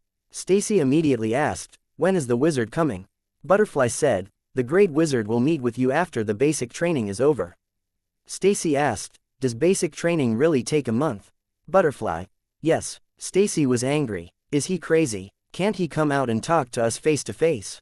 Butterfly, "No relevant information in the database. I am unable to answer that question." Artemis couldn't help but interject, "What happens after training is over? He won't do anything to us, will he?" The three girls tensed at the question. They recalled the secret research institute which they had escaped from. They had experienced too many nightmarish days. Butterfly, "As long as you complete the training program and pass the Great Wizard's assessment, you should be able to move freely." Stephanie asked in a low voice, "Really?" Butterfly said, "The Great Wizard knows your situation like the back of his hand. The training is merely to help you adapt to this world better." Stacy gritted her teeth. "Liar. He actually cursed us and put us in danger. He's definitely not a good person." Butterfly said, "Miss Stephanie and Miss Artemis are on the police's wanted list because of your proposed plan to break out a prisoner." Stacy flushed. That was just an accident. If we hadn't run into that detective, we would have gotten the $100 million reward and lived comfortably for the rest of our lives." Butterfly said, "Miss Stacy, it's precisely because you don't feel shame, but take pride instead in your criminal activity, that you don't fit in with normal people. That is why the wizard needs to educate you." Stacy flushed even more and said angrily, "You're just a program. How do you know how humans think? Those rich people make a fortune from committing crimes. What's wrong with me doing this?" Butterfly, "But they're all dignified and elegant on the surface, and also the ones who set the rules. You don't have a proper plan for the future. Acting rashly will only make your situation worse. That's why you need this training." Stunned for a moment, Stacy then screamed and charged at a sandbag in the corner of the room and pummeled it repeatedly. "I'll kill you. I'll kill you, you twisted wizard." The twins traded looks, and after confirming each other's opinion, they decisively ignored the raging Stacy. Unlike the sensitive, paranoid, rebellious, and unruly Stacy, they agreed with what Butterfly said. Even the bolder sister, Artemis, didn't like to earn money by committing crime. Stephanie had always been against it, but she was too weak to stand up to the aggressive Stacy. The three had gone through life and death together, and she could only follow Stacy around. They had been caught for training by a wizard this time. Although Stephanie was scared, she was also looking forward to it. If this training could really help them master various ways to earn a lot of money, she was willing to do it. Just like that, under Butterfly's care, the three girls began a month of training. The place had a cold room with enough food for 2 months. Most of the food was frozen meals, while a small portion was ingredients which they could cook under Butterfly's tutelage. It certainly wasn't as good as a professional chef's, but it was already better than what most housewives could do. Apart from the fact that they tried not to step out of a 50-meter range around the bungalow, and cut down on their outdoor activities so that the twins, as wanted fugitives, weren't discovered, they were doing pretty well. It had been a long time since they had a safe place to stay. Thus, the three of them adjusted to this peaceful yet busy life in a few days. Butterfly's training program was packed. Stacy complained that it was inhuman. Butterfly considerately suggested that she could reduce the daily training and thereby extend the overall training for 2 or even 3 months. Stacy promptly shut up. It wasn't a bad life, but she couldn't stop thinking about that wizard. She wouldn't give up until she met this mysterious guy. Fortunately, the training program was more interesting than they had imagined. Even the multi-talented Stacy couldn't help but become immersed in it. Social psychology, individual behavioral analysis and sociology were all presented to them through specific and bizarre cases. Butterfly would then analyze various theories and factors that they had never thought of. During this process, Butterfly would interact with them and let them analyze their current personality and behavior based on their own experiences. It was as if they were observing the world and at the same time exploring their own learning, which made them realize that they weren't real geniuses. Their behavior and personalities were similar to that of ordinary people. Superpowers were just another kind of tool. It was similar to how financial experts used financial knowledge to cheat ordinary people of their money, or how robbers used weapons to rob banks. Robbers used weapons as tools to obtain power beyond that of regular humans to loot money. Financial specialists, on the other hand, would play with the law and numbers to legally earn money from others. They could also become the big shots that Stacy mentioned, while robbers and the girls would become criminals. A smart person should learn how to make money within the rules. The 3 girls weren't stupid. In fact, they were quite smart. What they lacked was a teacher who could teach them professional knowledge. The lesson plan which Luke used Little Snail to compile, plus the smart program Butterfly which implemented the plan, enabled the girls to grow quickly. This growth wasn't about getting stronger, but about improving their worldviews and mindsets. The reason why many superheroes became superheroes was because of their abilities and their mindsets. Their mindsets couldn't make them invincible, but could make them display extraordinary combat ability. For example, a person's sense of self could create an iron mindset and willpower which made them bold enough to attack an enemy. Ordinary people, on the other hand, might tremble in fear at the sight of a thug with a knife. Luke didn't pay much attention to the 3 girls' training. He set up the training program through Little Snail, and had Butterfly supervise the training. All he needed to do was check their progress from time to time, just like the leaders of big companies, and he had Butterfly do random spot checks of their learning progress. In any case, the 3 girls' superpowers were a little excessive to begin with. They needed good and cautious mindsets. There was no need to increase their combat ability before they faced this complicated and dangerous world. After a few days of training, Butterfly collected a lot of intelligence on the 3 girls. After analyzing it, Little Snail gave a more optimistic prediction. There was a 70 to 80% chance that the twins would be useful to him, and they were worth training. There was only a 30 to 40% chance that Stacy would accept someone else's leadership. Because of her ability, she was fickle and paranoid, and wasn't as easy to fool as the twins. Luke was quite interested in her ability. She was very suitable to be an elite agent in the intelligence system. However, even if Stacy ran off in the end, Luke wouldn't force her to stay. Keeping the twins as a connection to Stacy in future collaborations, and treating her as an outside informant, also wasn't a bad choice. There were too many capable people in this world. He wasn't Hydra, and didn't need to control all of them. As long as he could build up his own strength and influence more people through various means, he would be satisfied with cooperation or temporary employment.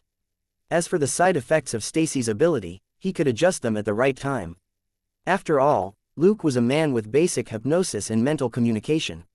It wasn't easy to completely resolve Stacy's psychological issues, but it wasn't hard to control them to a certain extent. The chaos in Los Angeles had died down significantly. The other earthquake caused by the Ellsworths had nothing to do with the ordinary people. Ordinary people didn't really care about the news of the Ellsworths' crimes. After all, if these families didn't commit any crimes, it would be like celebrities who didn't drink alcohol or take drugs, basically impossible. The hottest news in recent days was still Batman, Iron Man, and the Angel of Judgment. Next was She-Ra. Riding on Batman's momentum, She-Ra became popular again. After accepting Luke's proposal, she found Jennifer Perry, who had also been saved by Batman, and they started a new round of promotion to pull people in for the charity show. Under the banner of disaster relief, and thanks to the 2 women's status in the music and film industry, they quickly persuaded more than a dozen first- and second-tier celebrities and singers to take part. At that point, they were set. With these dozen or so people joining them, they could easily pull in even more celebrities. When the number of participants reached 50, this participation turned into a symbol of status in the film and music industry. From the very beginning, Shira and Jennifer had looked for famous celebrity singers. Even if they weren't as popular anymore, their names were still well known. As the number of participants increased, many stars began to deliver themselves to the door. They didn't want the public to think that they weren't qualified enough to participate in this event. Some of these celebrities were genuinely here for charity, but only they themselves knew if they were here just to follow the popularity trend or harbored ill intentions. Whether it was for show or charity, however, the beneficiaries were the victims, so there was nothing to look down on.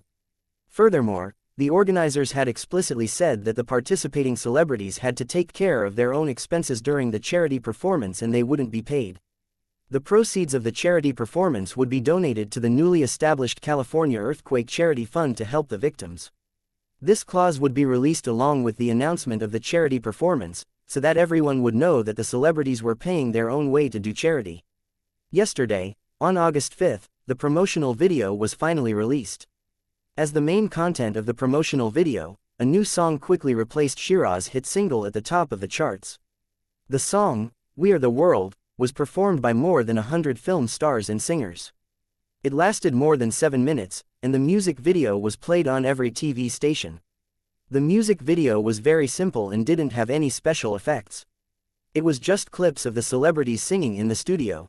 However, the song had only just been released, and even Batman's rumored girlfriend, Shira, couldn't beat it. It went straight to the top of the charts. A whole bunch of celebrity singers were in the music video, which attracted a lot of fans. Some wanted to see the celebrities they liked, some wanted to see which stars were there, and some wanted to see how many lines each star sang. That was right, this song could even cause a discussion about who sang which lyrics. A lot of troublemakers found new delight in making strange comparisons like, the XXX I like sang 2 lines, and the XXX you like sang 3 lines. This then led to a wider discussion of who had a higher status and who was more professional at singing. There were a lot of discussion topics and it was shockingly popular. This was the current situation with this new song, "We Are the World." Luke hadn't paid much attention to it at first. After all, he was the one who had given Shira the song, and he was the one who had given her the idea. All of this was within his expectations. But during dinner, Claire called Luke. "Luke, did you hear my new song?" "Luke, what? We Are the World. I sang some lines in it," Claire reported excitedly. "Luke, what?" A moment later, he hung up. Selena asked curiously, "Did she really become a singer?" Luke was conflicted. "I don't think so." Selena said, "Didn't she say that she sang We Are the World? Aren't all the singers in there celebrities?" Luke said helplessly, "See for yourself. She said that she sang at 5 minutes and 51 seconds, she's not even on camera for a second." Selena laughed and took out her tablet. "Let me see what it's like when our big star is on camera for the first time." 2 minutes later, she burst out laughing again. "Oh my God, it's these 2 lines. Claire's really there. She looks like a kindergarten kid." Luke said, "Let me see." Selena turned the tablet to him. He replayed the last few seconds before he finally saw Claire. Unfortunately, she had inexplicably been placed between 2 tall celebrities who were clearly much older and were at least in their 40s. Claire's tender face was even more eye-catching, like a child who had snuck into a group of parents.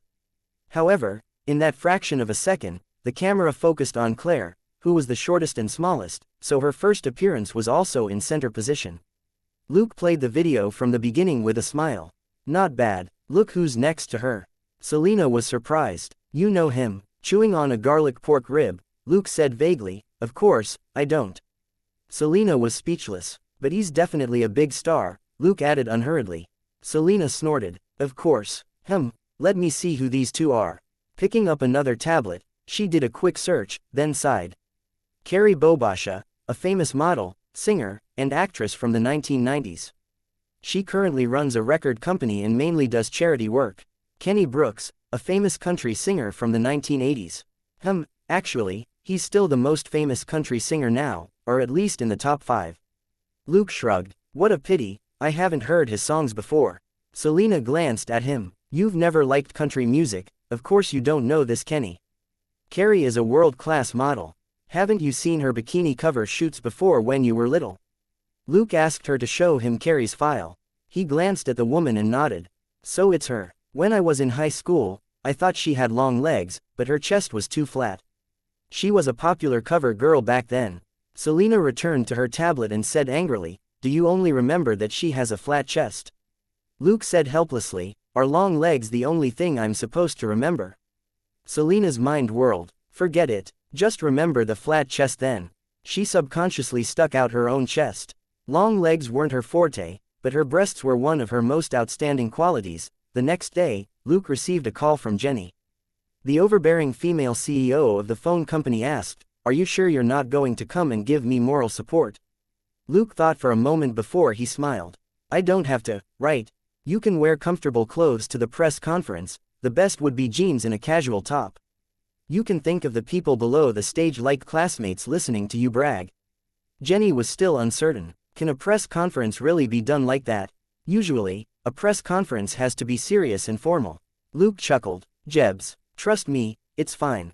Jenny was confused. "What Jebs? As long as it isn't Lebs 1, it's fine." Luke murmured to himself. What we're making are new phones that aren't available on the market. They're epic-making products that can change how people live and work. Why do we need to learn from those big, old-fashioned companies? You're the CEO. Even I, the chairman of the board, can't control how you hold a press conference. What are you afraid of? Jenny immediately pooh-poohed, but a smile appeared on her face. You said it yourself. If anyone makes fun of me, you owe me dinner. Fine. Luke wasn't scared at all. The more relaxed you are, the more convincing you'll be. This press conference is meant for young people. They don't like old people or stereotypes. Just do it, Madam CEO. After getting this reassurance, Jenny finally hung up and went to prepare for the press conference. The news conference for the titanium phones would be held tonight, which was the night of August 7th. At midnight on August 8th, the first round of limited sales would officially begin. Luke smiled. We're finally going to make a fortune. Selena hummed and didn't pay much attention. She couldn't live without her fake phone and tablet. After experiencing the power of a smartphone for herself, she knew that it wouldn't be hard to sell the titanium phones. Many people might be able to resist the communication function of the titanium phones, but young people wouldn't be able to resist the convenience and the various designs of such an entertainment product. A lot of women would shell out money just to be able to take photos and short videos with the phone, and it wouldn't be just young women. Even an 80-year-old woman would be of a mind to show off. There were plenty of trendy old ladies in this country. Selena simply asked, "What are you going to do with the money?" Luke chuckled. The titanium phone company's headquarters will be in Nassau County. Selena was stumped. Is that what you want to do? Since it's near New York, why don't you choose New Jersey? Luke said, in any case, the distance is about the same. The New Jersey land that's close to New York also isn't cheap. The crux was that New Jersey was right next to New York's Manhattan. Land prices were higher because of the rivers. It was too easy to run into some, free and efficient, demolition groups, in Manhattan. Luke didn't want his company to get caught up in it, and have to rebuild the building in a few years. Nassau County, on the other hand, was a lot safer. It was separated from Manhattan by the whole of Queens, and they wouldn't be as unlucky there. What about you? When are you going to buy a ranch for your dad? He asked. Selena said, I've already discussed it with my mom. She'll ask Robert to help buy a ranch. Well, it'll probably be right next to your grandpa's ranch. Luke, are you serious? Selena shrugged. Robert told me that this way, we can set up a joint farm and ranch company, and leave most of the management work to the people in the company. My dad can do whatever he wants on his own ranch and rest whenever he wants. Luke said, all right, that does sound like a good choice. Luke didn't know what the press conference was like. He didn't watch it at all. The most important thing was the phone itself. If Jenny's press conference was a little old-fashioned, it wouldn't make the headlines. If she succeeded, she would become a rising star in the American business world, and at the same time, provide a new conference model for launching tech products. At that moment, he and Selena went out again as Terminator and Beast, and started another round of combat training. Even the three girls had a special training program. Selena naturally couldn't be left out. The three girls were just pawns that he had casually picked up, but Selena was his important partner, and he had high hopes for her. After beating up two groups of gangsters, they passed a street in the middle of the city. Selena asked curiously, "What are these people doing? They don't look like homeless people." Luke said, "They're in line to buy something." Selena asked, "What is it?" "Discounted toilet paper." Luke, "Titanium phones." Selena narrowed her eyes and looked at the dark shop sign for a moment. "Wow, they're so proactive." Luke was amused. "The first 100 customers who enter each store can buy the second-gen version at first-gen prices." Selena asked, "Aren't you afraid of losing money?" Luke led her to the edge of the roof and pointed at a few street corners. "Do you see those people?" Selena observed for a moment. "Let me see, why do they look like paparazzi?" Luke chuckled, "It's the paparazzi. The titanium phone company has them working overtime. It'll be in the news tomorrow that the titanium phone is a hot seller, with customers lining up in front of numerous stores very early in the morning." Selena's eyes widened. "Was that your idea?" It sounded a lot like something Luke would do. One nickname coined for Xiaomi phone CEO Lei Jun when he wore a black shirt and blue jeans to launch the phone in a style similar to Steve Jobs' Chapter 769, "Cell phone hits the market," and Joseph's call. Luke shrugged. "It's just an old business trick. Once the wireless network and telecommunications companies start operating, a lot of people will be lining up for the phones even without this sort of promotional strategy." There were actually only 8 titanium stores in New York and Los Angeles, which meant that there were only about 1,000 people in line, while there were more than 10 million residents in Los Angeles and New York. In the future, most phone stores would be replaced with online pre-sales. So, this really was just a small trick. Luke simply told Jenny about some of Apple's marketing tactics, and she was in charge of implementing them. When it came to business, he couldn't compare with Jenny's talent. Suddenly, one of the paparazzi down below noticed something, and pressed the shutter in Luke and Selena's direction. Luke got up helplessly. "Let's go. These paparazzi are too sharp-eyed. Isn't he afraid of getting arthritis in his neck?" Selena got up with a smile, and they disappeared into the darkness. Down below, the hands of the reporter who had captured a shot of Luke and Selena were trembling. He hid on the side and flipped through the digital photos he had just taken. When he saw 2 blurry figures whose silhouettes were nevertheless still quite distinct, he exclaimed, "Got them. New superheroes." The intern reporter, Eddie, had just graduated from college, and had been sent to do the business flattery of the titanium phones. Only newbies like them would work overtime and wait here all night for the sake of an official job position. Eddie was also a superhero fan. He had heard so much about Batman and dreamed of interviewing him one day. But this opportunity was too rare, which was why he had been asking around about other superheroes. He felt that after Batman and Iron Man appeared, other superheroes might appear. Relying on his quick mind and his own hard work, he had gathered plenty of more plausible information from some low-level hoodlums about up-and-coming superheroes. For example, Knee Breaker, who liked to beat up rapists, or a pair of mysterious superheroes who had appeared recently. Eddie had even heard of the Ghost Butcher. Of course, he didn't consider the Ghost Butcher a superhero, that was too much like a ghost story. The superhero he liked couldn't be a ghost. His young body was full of vigor and he had excellent eyesight and keen observation skills. He suddenly noticed 2 shadows on a 6-story building not far away and acted swiftly to take a photo of them. Now, it turned out that he had done the right thing. "Superhero couple," he mumbled. "This is going to be big news." But this photo wasn't enough. He needed more information. The next day, the sun rose as usual in Los Angeles.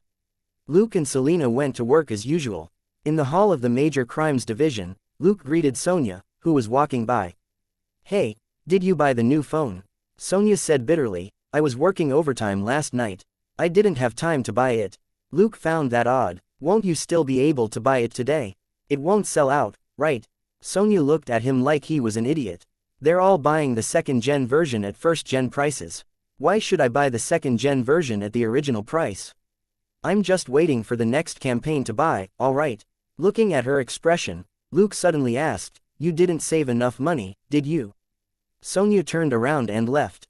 Go, go. I'm busy." Luke smiled. He had hit the nail on the head. That might have been one reason why she hadn't bought the titanium phone, but a bigger reason was that she had no money. A police household didn't have that much surplus. Of course, unless Sonia asked, Luke couldn't take the initiative to offer to lend her the money. When it came to money, most people had very clear views. They wouldn't casually lend money to their friends, nor would they casually borrow money from them.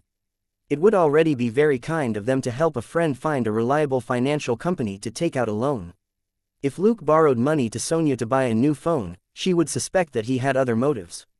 Sonia was a great beauty. Her breasts were magnificent, her lower body was sturdy, and she had beautiful muscles. Many people in the police department liked her, but she wasn't Luke's type. It would be a pain in the ass if she got any ideas. Could he say, "You're mistaken, I actually just admire your beauty"? He would never do something so stupid. After greeting their colleagues in the hall, Luke and Selena went to Elsa's office. After she closed the door and sat down, she said, "There's news from the boss. Several departments have started to investigate them, the Ellsworths are in big trouble. We should be fine now." Luke chuckled. "Then why do you look like that?" Elsa glanced at Selena and saw that she was as calm as ever. She asked, "You didn't do anything in private, did you?" Luke shrugged. "When Selena and I were investigating a case, the state police came looking for trouble with us. We ran away without exposing ourselves, and stopped investigating. 2 days after we returned, Jennifer was attacked. Even if I wanted to do something, I had no chance to do so." After a brief silence, Elsa nodded. "That's good, it's fine, you can go now." Luke and Selena left. After they left the police department, Selena asked casually, "Are you not going to take care of those 3 wild cats?" Luke said, "Let them calm down for a while so that they don't get too excited once we meet." He could imagine how the 3 girls would condemn him for appearing in front of them as a wizard, and putting a curse on them, especially Stacy, whose head was full of lumps. At noon, Luke suddenly received a call. Hearing the ringtone, he immediately picked up. "Joseph, what's up?" On the other side, Joseph said in a very soft voice, "Luke, hurry and think of a way to stop Grandpa. He's really angry right now." Stopping the car on the side of the road, Luke asked, "Who pissed him off at the ranch? Or is it off the ranch?" "No, Grandpa specially brought me to Dallas to watch a motorcycle stunt show." "You know Johnny, right? The man who can fly over a football field?" Joseph said quickly. Luke said, "I watched his performance when I was a kid. Back then, he was just driving through rings of fire." Yes, that's him. We went to see him fly over 6 Black Hawk helicopters today," Joseph quickly said. "After lunch, Grandpa said that he would visit an old friend before taking me back to Shackelford. In the end, when he got back, he kept making calls and saying something about shooting dead the guy who dared to touch his old friend." Luke frowned. "Is he just talking in the heat of the moment? I think Grandpa might really want to shoot someone," Joseph said in a low voice. "Ferreira is also here with us for work. Grandpa called him just now and told him to take me back." Chapter 770.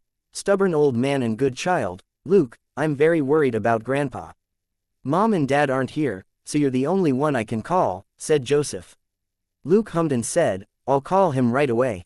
Don't worry." He then hung up. Although Joseph was young, he was quite smart. While chatting with Luke, Catherine had mentioned before that Joseph's IQ might very likely meet Mensa's requirements. Robert and Catherine were still in Europe, and Luke and Claire were in Los Angeles. Joseph easily determined that the best person to ask for help was Luke. Luke didn't dare treat his little brother's words lightly. He immediately called Drax, but the line was busy. He frowned and said, "Redial the number." He then put the phone on the dashboard. A minute later, Drax's phone was still busy. Selena took out her phone. "I have Ferreira's number. I'll call him." Luke hummed in acknowledgement. Ferreira, the vet at the ranch, had worked with Selena's father for many years. Joseph had said that Ferreira was in Dallas as well, so he could confirm the situation by contacting Ferreira. Ferreira quickly picked up. After saying a few words, Selena put her phone on speaker. Sure enough, Ferreira was on his way to pick up Joseph, but he didn't know why Drax was so angry. Luke simply told him to get to Drax as soon as possible and make sure that he could get through to his bad-tempered grandfather. Even Robert remained at a distance when Drax's temper was bad. One could imagine how hard it was to persuade him. Drax was born with a bad temper, and it was hard for him to keep it under control. If he stayed with his daughter Catherine, he would definitely argue with Robert every day, which would make things difficult for his daughter and grandkids. Catherine understood his thinking. When they were free, she would take the 3 kids to spend the weekend on the ranch, so Drax was content to stay on the ranch.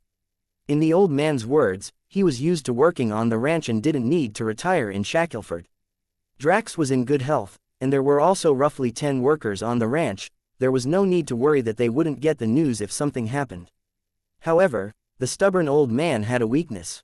He had always been biased toward Luke since he was young and rarely scolded him. And he completely doted on Claire and Joseph. If it wasn't because Claire and Joseph only spent the weekend at the ranch, this stubborn old man would have spoiled them to death. For example, it was definitely Joseph's idea to watch the motorcycle stunt show in Dallas. Otherwise, Drax wouldn't be interested in watching such a show when he was already in his 70s. A few minutes later, Luke finally got through to Drax's phone. He barely said a few words before he could only helplessly listen to the beeping on his phone. The stubborn old man had gotten flustered at Luke's words and directly hung up. Selena asked, "Should I help you apply for leave?" Luke sighed, "I'll let Elsa know myself. I ran out of leave long ago." If this had happened 2 days earlier, he could have taken the weekend off without any qualms. Now, he could only go through the back door and let Elsa know to avoid any urgent cases being assigned to him. If he ran into an unusual situation and was investigated, Elsa would immediately give him a leave slip.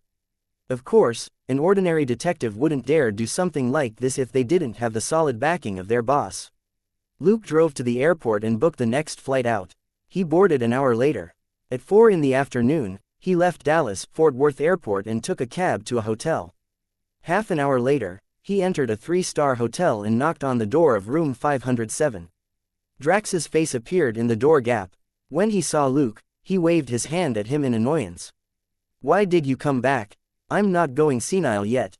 You don't have to worry about me." Luke followed him into the room and closed the door behind him.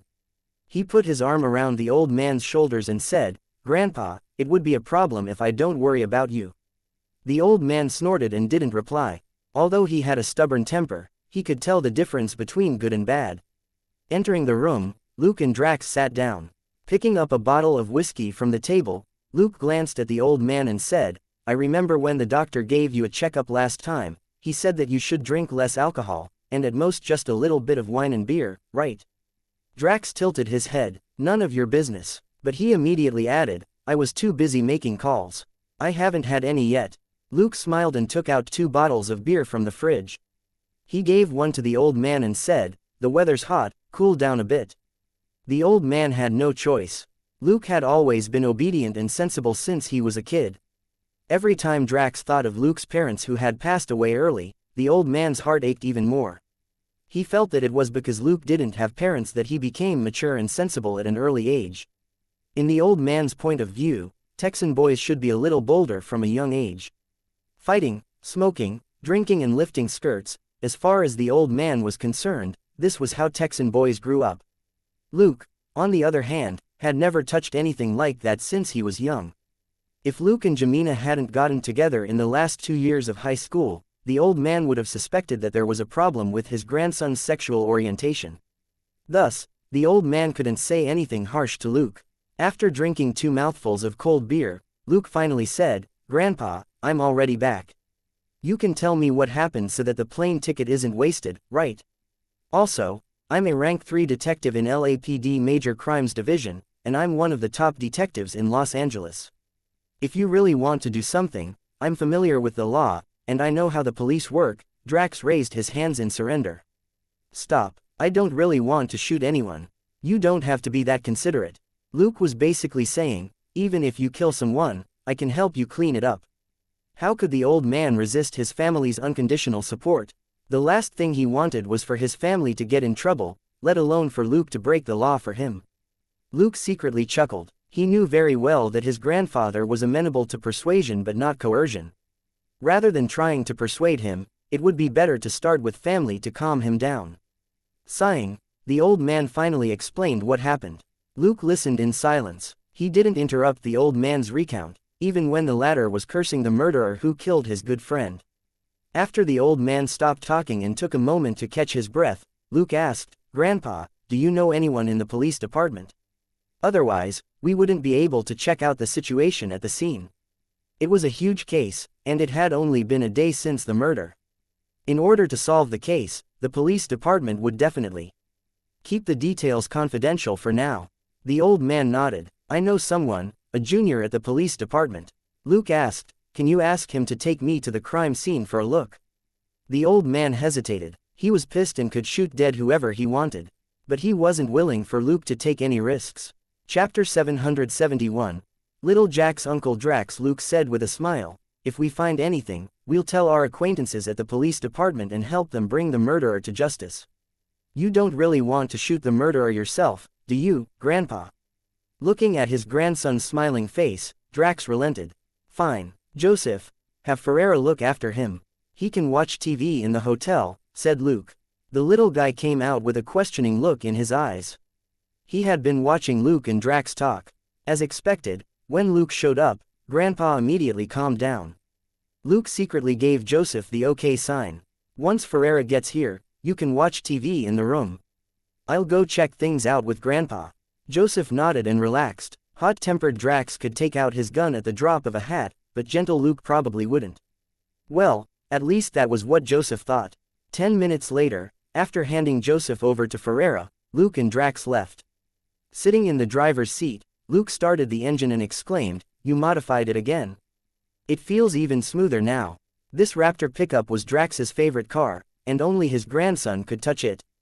Robert had played around with the car twice at the very beginning, and the old man had pulled a very long face. Thus, Robert had tactfully stopped touching it. Although he wasn't in a good mood, Drax couldn't help but laugh. "So, you can tell. You've improved." Luke shrugged. "Now that I'm working, I drive every day, and I have to fix up my car every now and then. I have to improve." Drax patted his shoulder in satisfaction. "Not bad, just like a Coulson." Luke smiled but didn't say anything. In Drax's view, men should like cars, guns, and women. Of course, he felt that their importance should be in that order. Cars were first and women last. Compared with his high school days, Luke was in regular contact with cars and guns every day. As for women, when he thought about it, there were quite a few. Drax had been a handsome man in his youth, and many girls liked him despite his hot temper. Drax believed that as a child of his family, as long as there was no issue with Luke's sexual orientation, he absolutely wouldn't lack women. Look at Joseph, who already had 2 girlfriends since kindergarten. The Coulson men absolutely wouldn't lack women. Naturally, Luke was deliberately chatting with the old man about things that interested him to distract him so that he wouldn't brood. This was the bad thing about people with crabby tempers, it was useless for anyone to say anything to them. But the old man wasn't on guard against Luke, and soon calmed down under Luke's basic hypnosis and mental communication. Although he was still sad about his old friend's death, he was no longer thinking about taking out his gun. After hearing what Drax said, Luke knew that there was a big problem with this case. He absolutely didn't approve of the old man trying to find the murderer himself. Simply put, Drax and his old friend Bradley were from the same hometown and had grown up together. Later, the old man joined the army and went to war. He came back, married and had children, and ran a ranch. His old friend Bradley, on the other hand, came to Dallas. He mixed around, joined a biker gang, and also played rock and roll. In the end, he made a fortune and opened a bar, which could be considered as him turning over a new leaf. Bradley had his methods and was quite capable. When he was young, he made a lot of connections. As a biker with the Hells Angels. After opening his bar, he was no longer involved in the internal affairs of the Hells Angels, but he would still give them some advantages, which helped keep his bar profitable. Thus, the Hells Angels would have the occasional gathering at the bar. Of course, the bar always operated normally, and wasn't a gang base. The truth was that given Bradley's background, it wouldn't be strange if he died violently. Drax wouldn't insist on avenging him either. But last night, Bradley and 2 bartenders, as well as a dozen Hells Angels members who had been drinking inside, died in the bar. If it was a gang seeking revenge, they would have definitely used cold weapons or guns. The strange thing was that the people in the bar last night hadn't died from these 2 things. The close to 20 victims had died bizarre deaths. Most of them had died abruptly on the spot with frozen expressions. Even stranger, all the victims had turned blue. The preliminary autopsy showed that they had all died of sulfur poisoning. Only a large amount of sulfur would cause this kind of poisoning, for example, burying someone in a pile of sulfur. The situation in the bar wasn't like that. It was more like the work of a lunatic or a cultist. A normal person wouldn't kill people in such a troublesome and bizarre way. Outside the bar with the yellow cordon tape, Drax waved at a man in a suit. "Little Jack, come here." The 40-year-old Caucasian man, Little Jack, said helplessly, "Uncle Drax, just call me Jack. I was going to call you when I'm done with this case. You didn't have to come personally." Drax snorted, "You police officers have to follow the rules when you're working a case. The person who did this isn't as law-abiding." He then patted Luke's shoulder. "This is a kid from my family, Luke. He's a detective with LA's Major Crimes Division." Looking at Jack's expression, Drax sneered impatiently. "Enough, he was worried about me, so he came as well. If he finds any leads, he'll tell you. Keep your thoughts to yourself and go over them when you get home." Jack nodded and smiled wryly. "Come in, just don't touch anything inside. Forensics isn't done yet," Luke said. "Okay, Jack." He followed Jack into the bar. All the bodies in the bar had been moved out, but the forensic scientists were still investigating the entire bar. Given the size and number of people in the bar, it was definitely a huge endeavor. It would be considered pretty good if they could finish everything in 2 or 3 days. Luke frowned. For him, this was definitely one of the worst crime scenes he had ever seen. After a rough analysis, he confirmed that at least 150 people had been here in the last 2 days. This included police officers, forensic scientists, paramedics, reporters, and all sorts of random people. The bar itself had staff coming in and out all the time, and the numerous smells were annoying. However, Luke was already accustomed to using his sharp nose. He only picked out the scents that carried the strongest scent of sulfur. The smells most likely belonged to the dead, which gave the impression that their own scents were completely made of sulfur. After a long while, he looked at Jack and asked, "Are you sure there were only 18 victims?" Chapter 772. Grandpa returns and sudden disaster. Jack glanced at Drax, unwilling to piss off this hot-tempered elder. He nodded decisively. "Yes." Luke asked, "Did you find any other bodies?" Jack's eyes flickered, but he still shook his head. "There's no evidence of that." Luke nodded. "Okay, can I take a look at the bodies of the 18 victims?" "I'm just looking. I won't touch them." Jack nodded helplessly. "Let's go." The bodies are at the forensics department. In the morgue at the forensics department, Luke opened the body bags one by one and examined their injuries. Finally, he found a body with a small hole in the chest. Taking a closer look, he activated Sharp Nose, and suddenly asked Jack, "What's the difference between this man and the other victims?" Jack said, "We suspect that he might be the first victim since his body was right outside the door. As per the Hells Angels' habit, this person was probably the lookout outside the bar." Luke asked, "Have you examined the wound on his chest?" Jack said, "Not yet. There are too many bodies." Luke hummed and said, "Check this first." Jack asked, "What did you find?" Luke pointed at the hole in the chest and asked Jack, "Do you understand?" Jack was stunned. "Are you saying that this was done with a finger?" Luke shrugged. "It could also be a prosthetic hand or something similar to a finger. At the very least, that's another direction to look in." Jack accepted the explanation. Compared with using sulfur to kill someone, it wouldn't be strange if the culprit used a fake hand to kill someone. At that moment, Luke glanced at Drax. "Should I talk here or when we get back?" Stunned for a moment, Drax looked at Jack on the side, and after thinking for a bit, he nodded. "We can talk here. Once you leave, however, don't bring it up again." Jack's face turned dark when he heard that. "You two are indeed related. You're so blunt in front of me."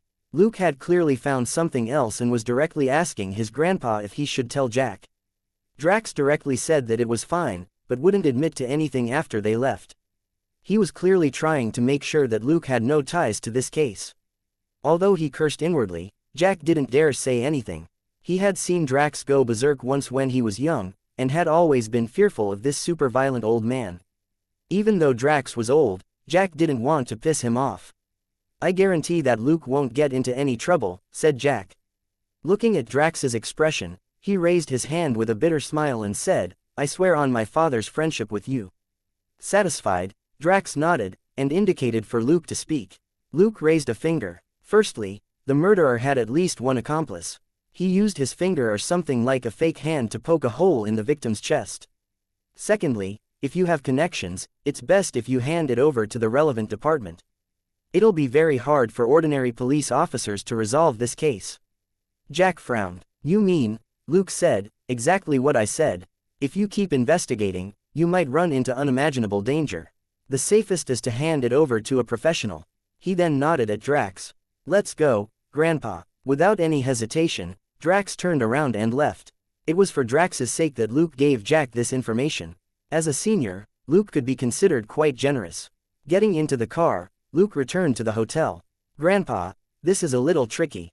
Take Joseph back to Shackelford." Drax snorted. "Whoever the murderer is, I'm not scared of them." Luke sighed. "What if they aren't human?" Drax was confused. "What do you mean?" Luke said, "The hole in the victim's chest was either made by a fake hand or a real finger." Drax frowned. "Maybe you're mistaken. Piercing someone in the chest with a finger was completely illogical." Luke said, "No, I've worked many cases, and I've dabbled in forensic science. I definitely didn't see wrong." Drax fell silent. Luke continued, "I've run into a few strange cases in the past year. You can't use a gun to take care of this murderer. The FBI has special departments to deal with cases like these. Do you need me to let them know?" After a brief hesitation, Drax shook his head. "Let Jack know. If you can, give him the phone numbers of those departments and let him decide for himself." When they arrived at the hotel, Ferreira had already come down with Joseph and their luggage. He would return to Shackelford in the same car, so he could take turns driving and help Luke watch Drax. Before they left, Drax grabbed Luke and said in a low voice, "Since I'm going back, don't stay here any longer. Go back to Los Angeles tonight." Luke said with a smile, "Then I'll stay at the hotel for a night. At the very least, I have to confirm that you've reached home." Drax glared at him helplessly. "Fine, I promise I'll call you tonight.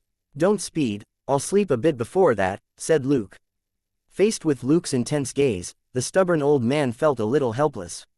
If it wasn't for him, Luke wouldn't have flown back from Los Angeles in a hurry. But this case involved something unimaginable, and Luke certainly wouldn't let him single-handedly carry out his vendetta. For his grandkids' safety, the old man gave in. Watching them leave, Luke called for a cab and followed them out of the city. After Drax's Raptor pickup got onto the Northwest Highway for Shackelford, Luke told the driver to turn around and return to the city. The cab had just entered the city, when a series of noises approached them swiftly from the east. The next moment, the cab was hit by a large shock wave and spun in the air before it crashed upside down on the ground with a loud bang.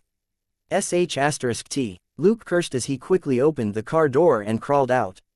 He took a few steps and asked the woozy driver, "Does it hurt anywhere?" The driver coughed. "No, I'm fine. What happened just now?" Listening to him, Luke confirmed that he was fine. It was a good habit to put on a seatbelt. Even when the car flipped over, the driver wasn't injured. He pulled the driver out of the driver's seat and helped him sit down on the side of the road. He then took out the driver's phone and called 911 to explain the situation. Putting the phone and $100 into the driver's hands, Luke said, "This is the fare. I called the police for you.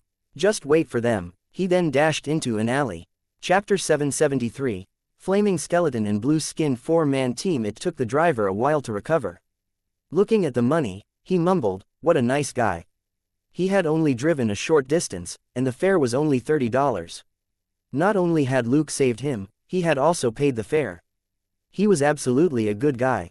Good guy Luke, on the other hand, was in a dark area with no one around. He took out a Triumph motorbike from his inventory and put on his helmet before he quickly circled around to the road where the strange incident had taken place. In the distance, he could see a line of fire on the road that headed west. He decisively sped up and gave chase. In the split second when the cab was sent flying, he had seen a motorcycle flash past. There were many people in America who liked to ride motorcycles. But this was the first time in his life that he had seen a burning vintage Harley-Davidson motorbike with fiery wheels, which had been speeding at over 200 kilometers per hour. Chasing that disappearing line of fire, Luke sized up the situation along the street in passing. The glass windows of various cars and buildings on the street had been shattered by the blast from the vintage Harley-Davidson motorcycle. After the line of fire on the ground disappeared, a tire trail was left behind by the high temperature. The cars on the street also showed signs of being burnt. The street lamps and parking meters had bent from the heat, and the trees burned like huge torches. "What the hell is that?" Luke mumbled inwardly. However, he was glad that it was heading west and away from the northwest. He floored the motorcycle and gave chase. This level of destructive power didn't seem like something an ordinary supernatural being could do. In that fleeting glimpse just now, he had seen the person on the vintage Harley-Davidson motorcycle smoking, as if they were on fire. But he hadn't smelled any burning flesh.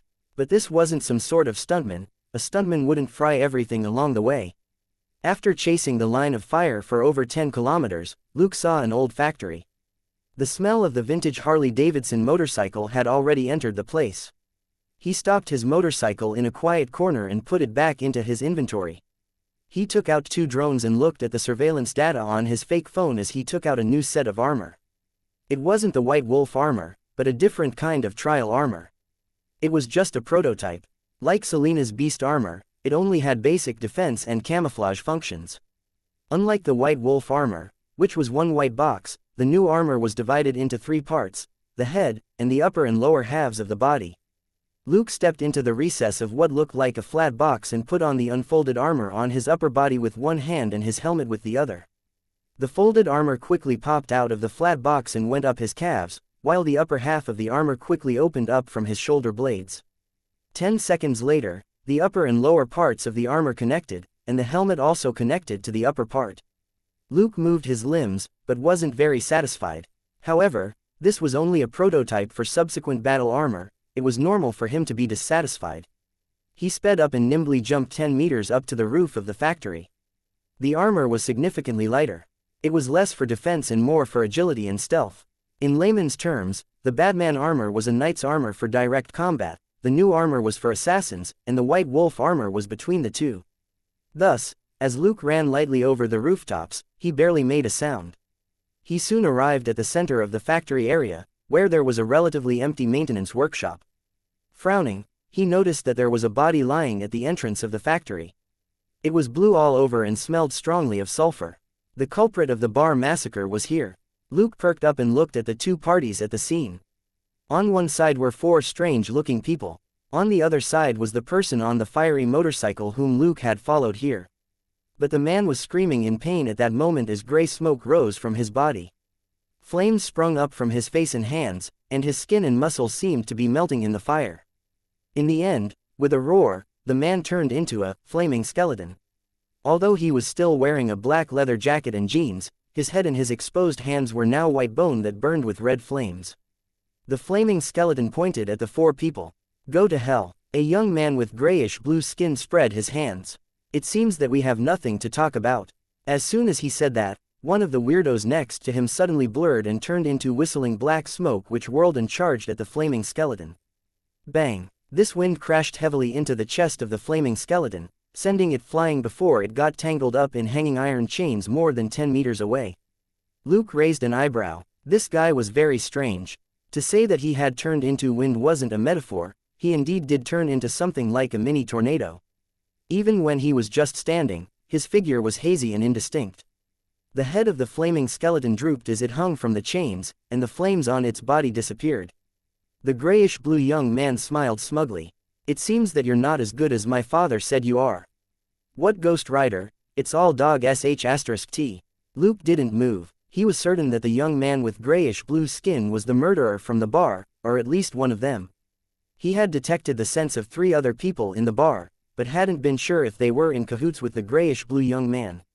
Now that the 4 of them were standing together, even if they weren't accomplices, they were still B***stards who had watched the young man slaughter the victims. But the flaming skeleton had flipped Luke's cab upside down earlier, and had caused severe city damage, which Luke didn't like as well. In any case, that flaming skeleton didn't seem like a weakling who could be easily dealt with. Sure enough, as soon as the blue-skinned young man said that, the skeleton hanging from the chains burst into flames again. It suddenly raised its head, tore off the chain that was around its neck, and charged at the group of 4. The freak who could turn into wind attacked again. This time, the flaming skeleton was prepared. Although it shook at being hit, it wasn't sent flying again. On the side of the 4-man team, someone climbed into a large truck outside the warehouse.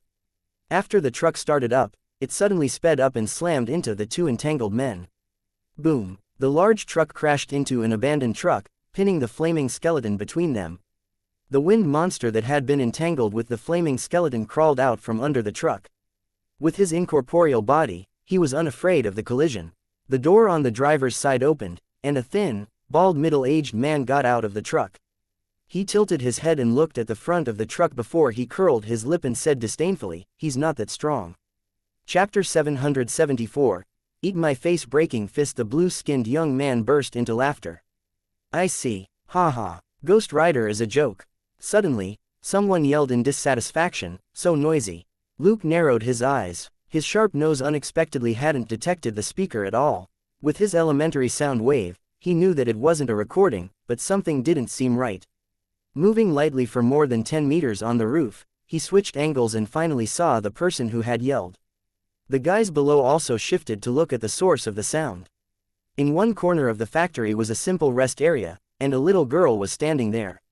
Before she screamed, she had been blocked by the junk around the area, so nobody had noticed her. She looked like she was about 10 years old. She had long, curly red hair, was wearing a simple white dress that looked like a nightie, and her feet were bare as she quietly stood in a corner of the factory. The rest area looked like it had been tidied up, and was set up with all sorts of old toys, including furry bears, pink unicorns, Barbie dolls and music boxes. The blue-skinned young man looked over and gave a light exclamation. What's that? It looks like an out-of-body soul. In his amazement, he forgot about the flaming skeleton and headed straight for the little girl. Looking at the girl, a memory flashed through Luke's mind, and he suddenly found a familiar image. Back when he and Selena were still in Houston, they had passed through Rumford on a business trip. After that fog incident, they escaped with Alice and her daughter. This little girl was her daughter, Carrie. Sighing silently, Luke jumped off the roof and fell a distance of 20 meters. Bang! With a light sound, he landed on one knee before he slowly stood up. Get lost, or I'll kill you. Stunned for a moment, the blue-skinned young man burst into laughter. Who are you? Luke said, if you don't get lost, you'll hear my name. In this day and age, anyone dares to think of themselves as a big shot, murmured the blue-skinned young man. The next moment, his face suddenly twisted. His head stretched forward and 2 rows of long fangs appeared in his mouth as he roared like a wild beast. I'm going to send you to hell and interrogate your soul personally for your name, Big Dipper Face Breaking Fist. There was a loud yell as fluent Chinese rang out in the factory. With a roar, a fist smashed into the blue-skinned young man's face from below and twisted his head 120 degrees. Big Dipper Fervent Face Breaking Fist. Luke shouted again. Both his fists left afterimages in their wake as he struck ferociously. A punch landed in the blue-skinned young man's abdomen and he was lifted off his feet, his waist bent. His head was also pulled back, and 2 punches landed on his cheeks. With one last right hook, Luke unleashed his full strength. Just like that, the blue-skinned young man's neck was stretched out by the force of the punch, and he was sent flying to the side. He crashed through a wall and disappeared in a pile of junk outside. The blue-skinned young man was covered in dust and felt dizzy, but he was already snarling furiously, Wind Demon, kill him. The man immediately turned into wind and lunged at Luke. This time, let me see if my new ability works. Luke thought to himself as he roared, Big Dipper Demon Breaking Fist. When he punched out with both fists, his arms glowed with a faint yellow light. His fists danced in the air as they formed a bright circle to meet the incoming Wind Demon. Wind Demon didn't care at all. His ability was to transform into wind, and ordinary physical attacks were useless against him. This idiot who relied on his fists to fight would only be played to death. Just as he was thinking that, his wind form collided with that yellow circle. Ah! Wind Demon let out a blood-curdling scream, and an extremely horrified expression appeared on his face. No! Luke shouted even louder than he did. Big Dipper Explosive Fist. The yellow fist shadows picked up speed once again. At the same time, the circle glowed brightly and enveloped the charging Wind Demon. Less than a second later, the yellow light suddenly disappeared. Luke's arms were bent slightly, with his left fist in front and his right fist at the back, in a classic Wing Chun stance. There was nothing in front of him. Wind Demon had completely disappeared. The blue-skinned young man who had just swaggered in through the hole in the wall, and one of the weirdos, who was dripping wet, were stunned. What the hell was going on? Wind Demon was dead. As members of the same race, they could sense that Wind Demon was truly dead and hadn't escaped. What the hell did this guy do to kill Wind Demon? It seemed like a fist technique. As a race with long lives and special abilities, the blue-skinned young man was proficient in many languages. Of course, he could understand Luke's shout. There were a lot of people who weren't to be trifled with in the East. Was this person from there? For a moment, the blue-skinned young man was bewildered. Luke, on the other hand, suddenly dashed to the side and shouted, "Take this, Big Dipper splitting fist." As he yelled, his arms lit up with the yellow light again, and he cut ferociously at a figure with his fists as he circled them. Ah! Another miserable cry rang out. A man wrapped tightly in a red iron chain was cut up into countless pieces by Luke's yellow fist shadows. The man crashed to the ground and turned into a pile of mud that reeked of sulfur. This was the bald man who had crashed into the flaming skeleton in the truck earlier. When Luke had been fighting the blue-skinned young man and wind demon, the flaming skeleton whom they called Ghost Rider suddenly pushed the large truck aside and crawled out, before it threw out a chain in its hand. The ordinary chain suddenly turned red and bound up the bald man tightly, burning him until he screamed. Luke had just killed Wind Demon, when the system notification popped up. System: you have killed Hell's Wind Demon and have received a list of his abilities. Hell's Wind Demon's abilities. Demon bestowed, unyielding. This was within Luke's expectations. The ability to transform into wind didn't sound like something he could learn. The real reward was the experience and credit points. System: kill Hell's Wind Demon. Completed. Total experience: 4,000. Total credit: 4,000. Contribution rate: 100%. EXP plus 4,000. Credit plus 4,000. Host's experience: 68,990,000 credit, 57,400. This was the first time Luke had gotten so many experience and credit points from killing a single target. Seeing how the system had judged this, Hell's Wind Demon, he could guess why this guy was worth so much in Daddy's system. This Hell's Wind Demon must have killed a lot of people. Over 100 people would be a conservative estimate. Recalling that almost 20 people had died in the bar massacre, and it was the blue-skinned youth in the four-man team who had acted, Luke concluded that the four-man team was worth a lot. Chapter 775. Luke steals and the little girl cleans up. Luke had just killed Wind Demon when he saw Ghost Rider tie up the bald man. This was an opportunity to kill him, and he couldn't let it go. Without any hesitation, he followed up and killed the bald man. Another notification popped up in the system.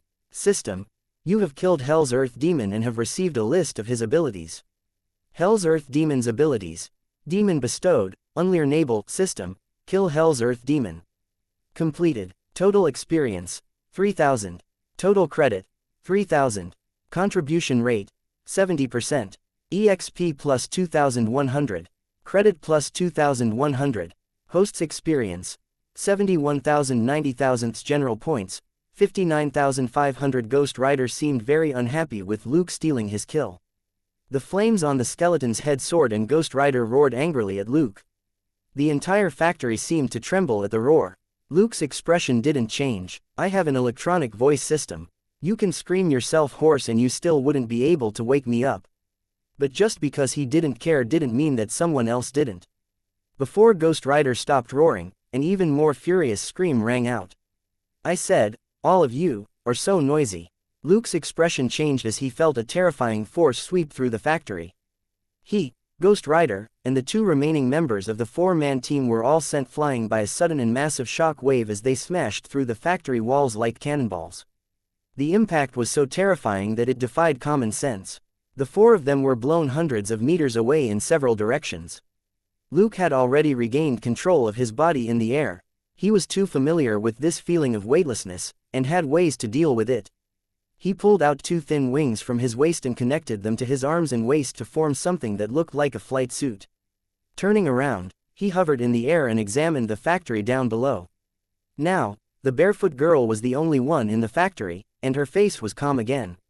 An analytical string of data appeared on Luke's lenses, and the portable smart program concluded that the center of the shock wave was the barefoot girl. In other words, she was the one who had instigated the terrifying attack. He didn't know whether to laugh or cry. Why was this kid attacking indiscriminately? But thinking that the little girl was autistic, he couldn't get angry. The last time they met, however, she had only been autistic, and hadn't displayed such extraordinary power.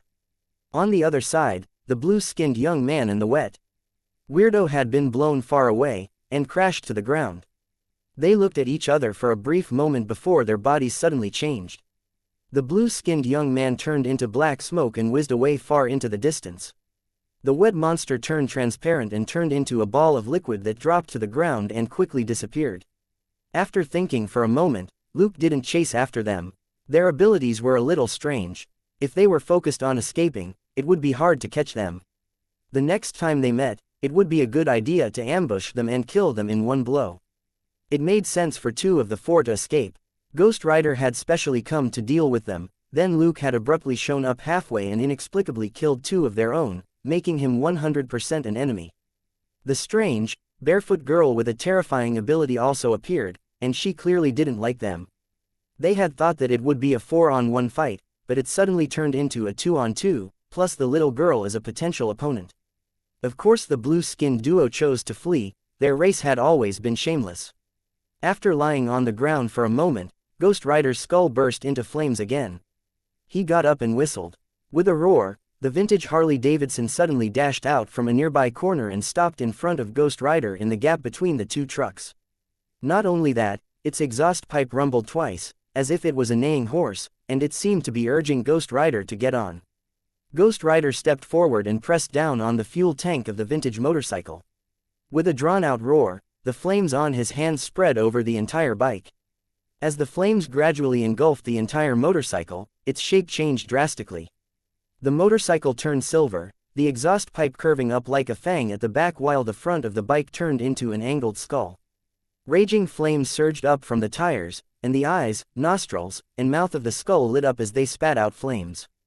A brand new fiery skeleton war chariot had appeared. Ghost Rider swung one leg over the motorcycle. With a deafening roar, the bike turned to chase after the blue-skinned young man. But before he left, Ghost Rider glanced at Luke and the girl in the factory. Luke didn't think much of it. He circled around and returned to the factory. The girl's indiscriminate attack just now had sent 4 of them flying in 3 different directions, but hadn't caused any direct damage to the other objects in the factory. At most, it was the 4 of them who had broken a lot of things and smashed through the walls. This ability was quite interesting. Luke was more interested in talking to the little girl than chasing after the blue-skinned duo. She had appeared alone, her situation was too abnormal, and they had met once before. Even if it was just basic sympathy, Luke couldn't turn a blind eye. Dropping from the sky, he stopped at the factory entrance instead of going in. The girl had shown a bad temper earlier, and he didn't want to agitate her too much. As he expected, the little girl didn't pay any attention to him at all. Luke asked, "Where's your mother? Why isn't she here?" The girl's eyes flickered, but she remained silent. Pa, pa, pa. Unhurried applause rang out. Frowning, Luke looked over and saw an old man in a black robe clapping in delight not far away from the girl. The old man lowered his hands and walked toward the little girl. "I never thought I would actually run into such a pure and perfect soul. It's so powerful and beautiful." Staring at the old man, Luke knew that there was something strange about him. He unexpectedly hadn't sensed anything before the old man appeared. It wasn't until he spoke that Luke noticed him and his sharp nose picked up the man's scent, as if the old man had appeared out of thin air in the factory. But Sharp Nose picked up a familiar scent from the old man's sulfur. The smell, which was a mix of sulfur and other strange things, was a little similar to the scents of the dead earth demon and wind demon, and resembled the scent of the blue-skinned youth even more. So, the old man in the black robe and the blue-skinned man came from the same place. At that moment, the old man approached the girl's private room. Chapter 776. Triggering the active defense mechanism. As the old man walked into the rest area, it was as if the little girl was triggered. "Annoying, stay away from me." Boom. The air in the factory stirred with the force that had sent Luke and the others flying hundreds of meters. The old man still had a smile on his face as he walked closer. "What a powerful talent. You're very suitable to be my envoy." The little girl was stunned, as if she hadn't expected her attack to be ineffective. She promptly increased her power, and some of the debris in the factory suddenly flew up and lunged at the old man. The old man continued walking forward slowly. "It's useless. You can't hurt me in your state." As he approached, the little girl became even more twitchy and angry. Unfortunately, the force which she had used to send Luke flying was useless against the old man. Even when she used this force to throw other things at the old man, the junk would automatically fall to the ground in front of him, and didn't pose a threat at all. Luke finally moved. Although this old man was very strange, it was impossible for Luke to turn around and leave. In a flash of movement, he arrived at the edge of the girl's private room. Facing the old man in black, he stood between the old man and the girl. "Didn't you hear her? Stay away from her." The old man's smile grew even more distinct, and there was a strange feeling about it. I heard. So what? As he spoke, he suddenly turned into black smoke and disappeared. Luke turned around and saw a cloud of black smoke coalesce into the old man in front of the girl. He frowned. Magic, superpower, technology, real or an illusion? This black-robed old man was indeed unusual. Or, were he and the little girl similar? The moment the old man appeared in front of the girl, he touched her forehead with his right index finger. Do you have a wish you want fulfilled? Tell me. Fear and pain filled the little girl's face. It hurts. Mom, save me. The old man smiled. You want to be with your mother, right? Come, sign this contract, and you can fulfill your wish. A scroll-like object suddenly appeared in his left hand, and he handed it to the little girl. Although the little girl was in pain, she couldn't help but raise her hand to take the scroll.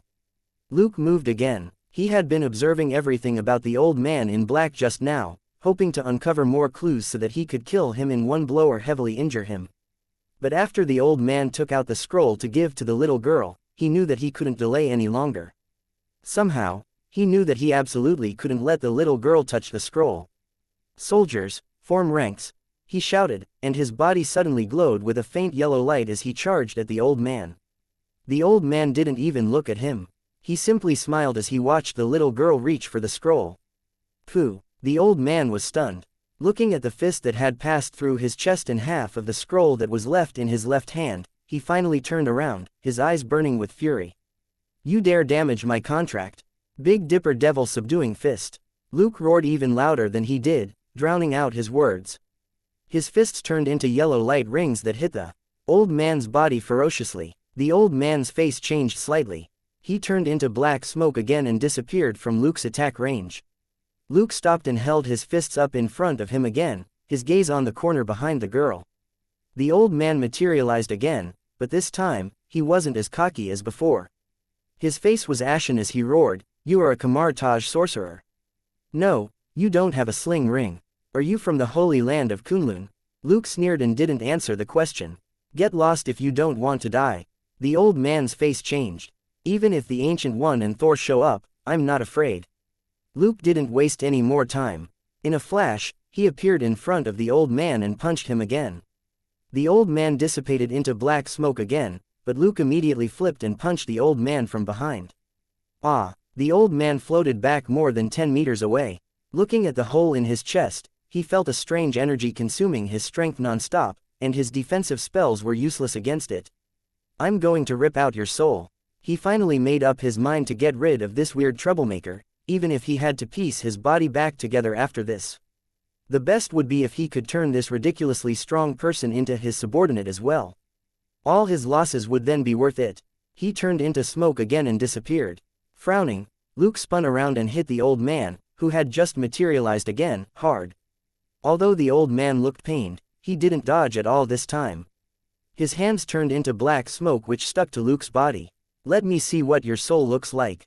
The old man grinned hideously. Luke's fists glowed yellow again. Big Dipper explosive fist. The old man's body didn't stop warping and crumbling as it was torn into black smoke by countless fist shadows, but he actually smiled. Ah, so you've already signed a contract. Let me see who your master is. At that moment, Luke's lips twitched as he looked at the sudden system warning. Just now, when the old man's hands turned into black smoke and touched his body, he had sensed something wasn't right. The old man had touched him despite the risk of getting hurt. Also, even though the little girl was in a semi-transparent state, he still had to protect her. It was too late for him to dodge, so he could only prepare his trump cards. But the moment the black smoke touched him, Daddy's system suddenly sent out a warning. System: unknown evil energy detected trying to link with the host. Active defense mechanism has been activated. Active defense mechanism requires credit points. Please choose the amount of credit points to consume, 5. That was right, the system had issued a warning this time, not just a reminder. Looking at the name, Active Defense Mechanism, Luke knew that this was a dangerous situation. The system, which had shut down for 10,000 years and never took the initiative to speak no matter what, was now taking the initiative to defend itself, which maxed out Luke's sense of crisis. Sure enough, this old man in black was a big problem. Luke would even go so far as to say that this old man was a top boss who had surpassed several levels. Looking at the 4 spaces which followed the number 5, Luke of course knew what Daddy's system meant. It was clearly asking for at least 50,000 credit points to activate the defense mechanism. Without any hesitation, Luke filled in the empty slots with a thought 59,500. Chapter 777, I'm Your Father. What were credit points for? Although they were used as currency to purchase abilities, in the end, they were still abilities which Luke used to protect himself. Now, he naturally chose to use all his credit points to keep himself alive. If he couldn't deal with this old man, he wouldn't even be able to buy a suitable ability with his remaining credit points to turn things around. After dealing with this old man in the black robe, he would have plenty of time to earn back his points. Thus, he stuffed all his credit points into the system's muzzle, without any hesitation, and roared, I'm your father. At that moment, the old man in black had just said, You've signed a contract. A dense and dark golden light suddenly surged out of Luke's body to swiftly make contact with the old man's hands, before it spread out. In the blink of an eye, the dark golden light turned into countless dark golden threads that wrapped around the old man like a huge net. The old man's grin stiffened. A moment later, he cried out in fear, What is this? Ah, what the hell is this? Why can it burn my soul? As he shouted, the old man's body suddenly turned into black smoke as he tried to escape from the dark golden net. In the blink of an eye, the black smoke crashed into the dark golden net 1,000 times as it tried to find a way to escape. But even as the net of light grew thinner as he smashed into it, the pressure grew stronger. The black smoke knew that if this continued, his body would run out of energy, and even the soul fragment in this body would be trapped by the net. He had never been an expert in a head-on battle, nor did he want to lose the soul fragment in this body for no reason. Without any hesitation, the black smoke suddenly shrunk into a dot, but the dark golden net of light didn't give up and continued to press down on the black dot. The old man was furious. Let's see how I deal with you when you enter my domain. A tiny hole suddenly appeared near the black dot, and the black dot shrunk again so that it was small enough to stuff itself into the tiny hole.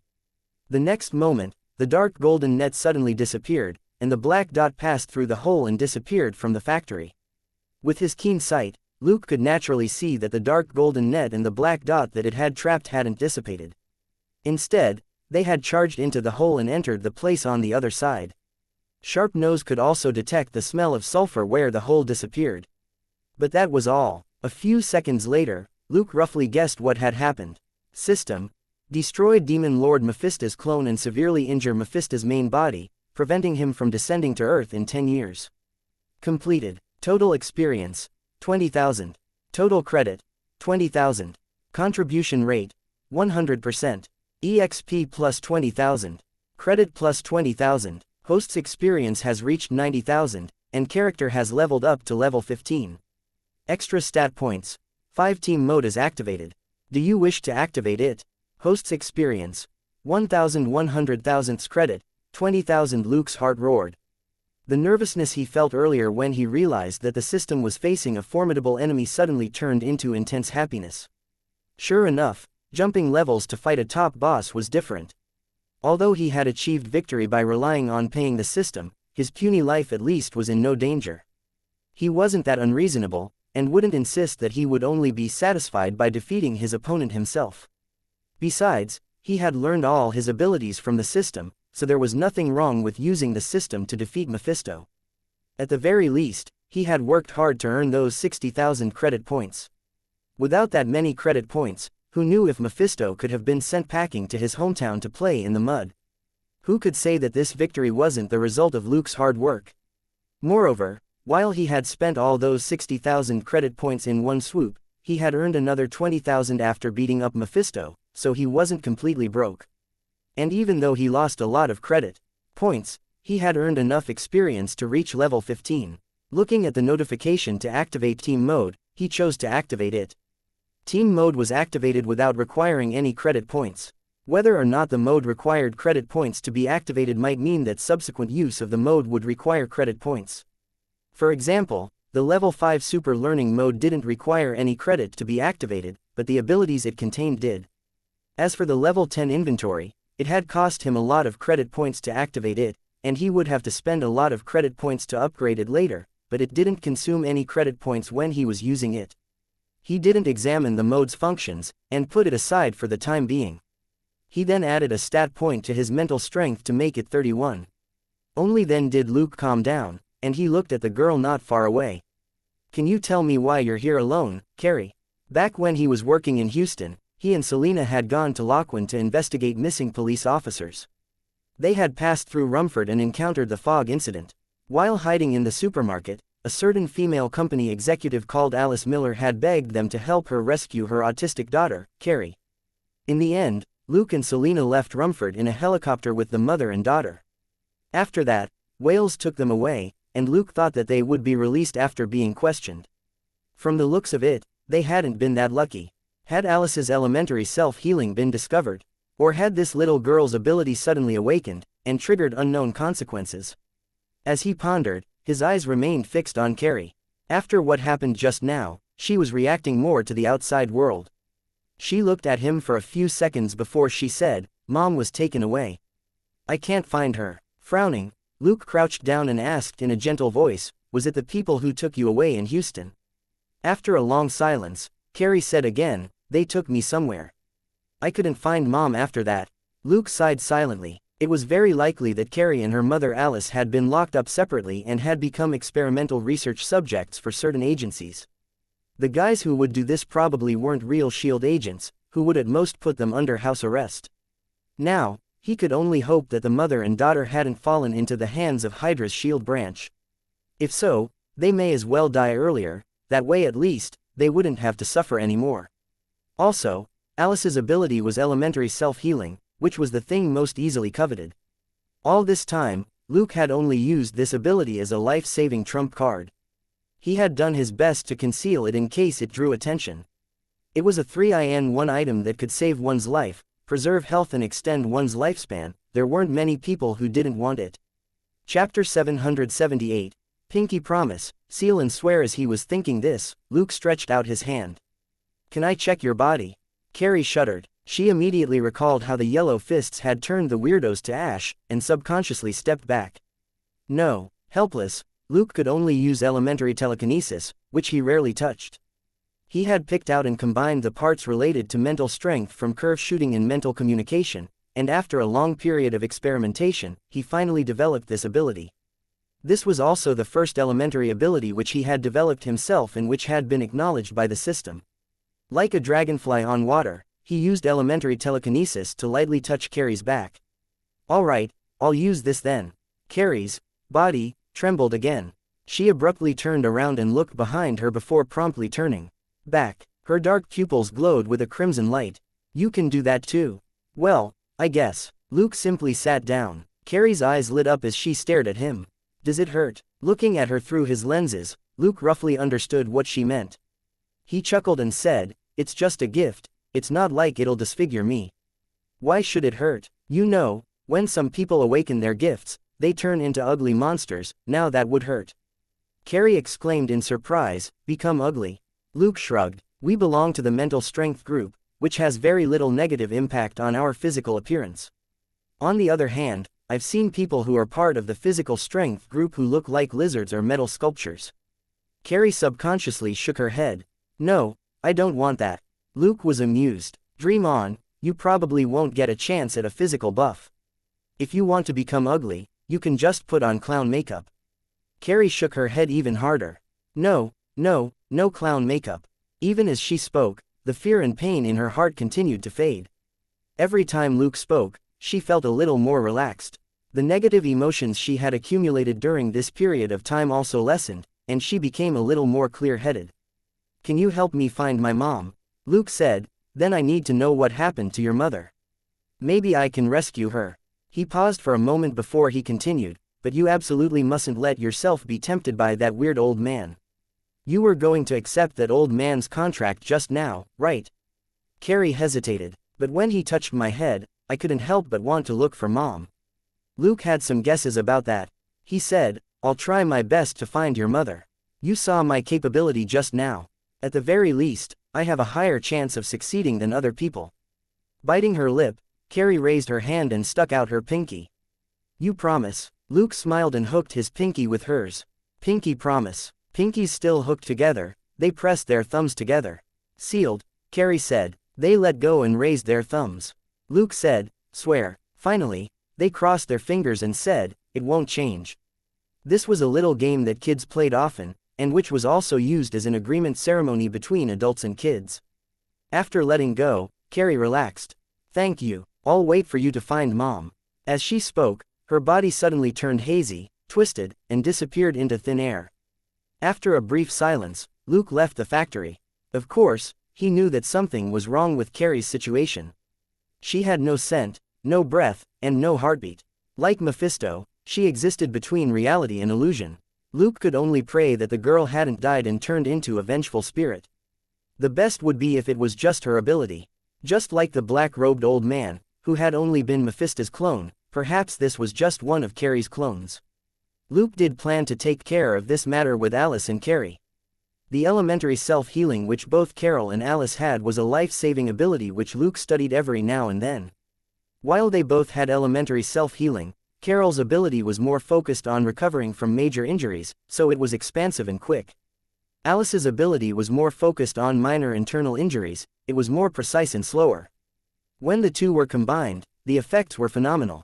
He had used Alice's ability, and Carrie herself was very valuable, it was worth making the effort to find them. Making a note of this, he turned around and left the factory on his motorcycle, following the scent of Ghost Rider in the air.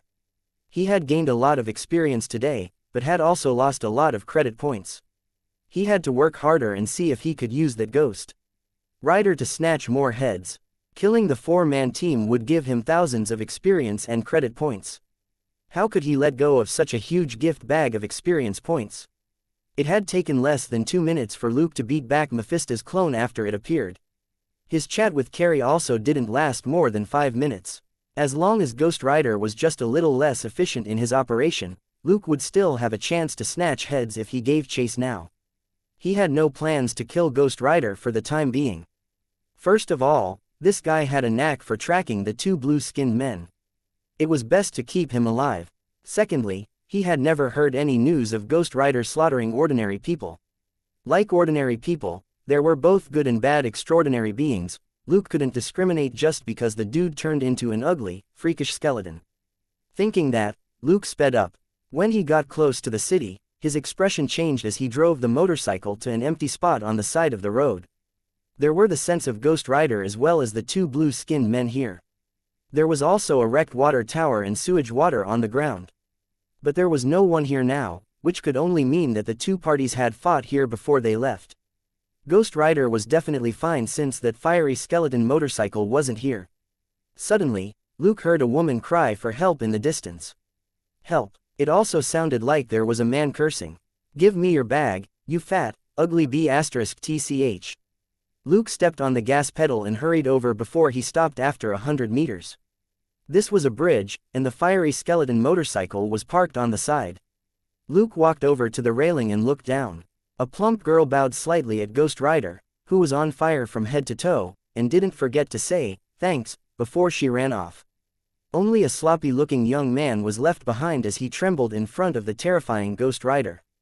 Chapter 779, You, Guilty. Look into my eyes. Luke didn't need to think to have a rough idea of this sloppy man's identity. He had a rotten temperament and a panicked expression, and his movements were wretched and fierce. The sloppy man lived his life every day as a tramp, a drug addict, a thief, and a robber. He might even have a criminal record for assault or murder. Of course, Luke couldn't be bothered with such scum. The devil might not be anything good, but this sloppy man could be said to be a little devil on earth. He was shameless and malicious, and deserved to die. Luke wanted to see what Ghost Rider would do. In the end, the skullhead pointed at the sloppy man. You, guilty. Luke was lost for words. Why did that sound so familiar? Ghost Rider, on the other hand, strode toward the trembling sloppy man and lifted him up in the air so that they were on the same eye level. Look into my eyes. Looking at the black eye sockets in the skull, the sloppy man screamed in fear and recklessly raised the dagger in his hand and stabbed at Ghost Rider's neck. Pooh! With a muffled sound, the knife pierced the leather jacket, but Ghost Rider didn't move. Unwilling to give up, the sloppy man pulled out the knife, only to see that the blade was very red. The moment he pulled it out, it melted and dripped down. Ghost Rider continued, "Your soul has been dyed red by the blood of the innocent. Feel their despair and pain." "No," the sloppy man screamed miserably. Less than 2 seconds later, Ghost Rider tossed the sloppy man to the side and let him fall to the ground. He flung out the chain that was wrapped around his shoulders to wind around the skeleton motorcycle. He whistled, and the bike pulled him up to the bridge. Then, the skeleton motorcycle drove back and drifted to a stop in front of Ghost Rider. It shot out flames twice, as if urging Ghost Rider on. Ghost Rider got onto the motorcycle and sped off again. After he left, Luke walked out of the darkness under the bridge and went over to the sloppy man. He examined him for a moment and was a little surprised. The man was still breathing and had a heartbeat, but Luke couldn't detect any fluctuations in his thoughts with mental communication. His brain had clearly stopped working, and he was a living dead man. He recalled what Ghost Rider had done earlier. He had only made the sloppy man look into his eyes for a second or two, before the man turned into a vegetable. This ability was really creepy.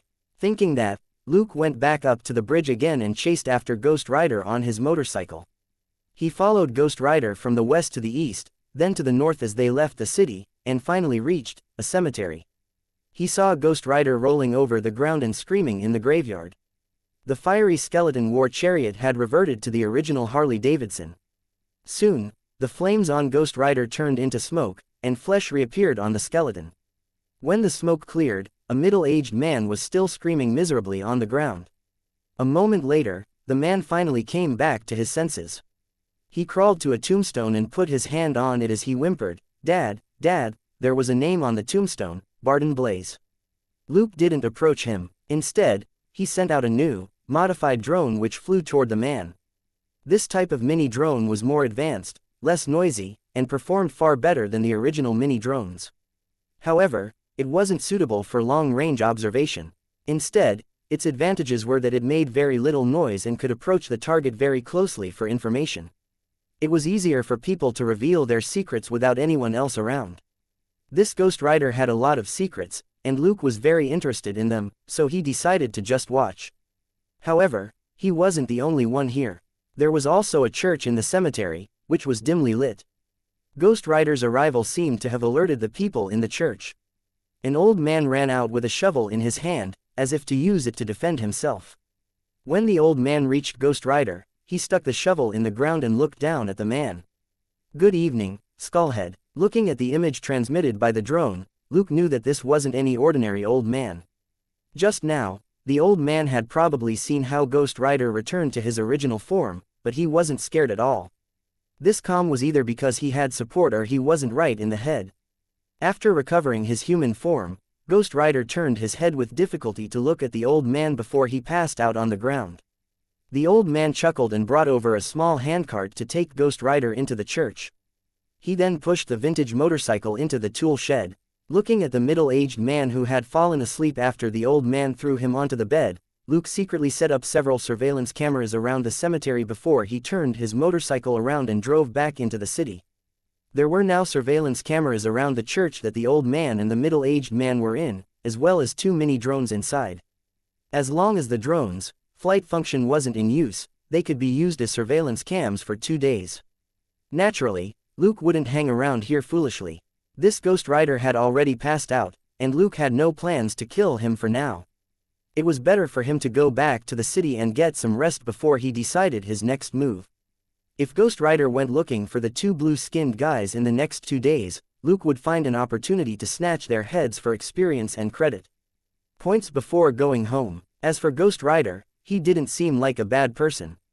The only bad thing was that his means of transport was too ostentatious and damaged a lot of private property and public facilities.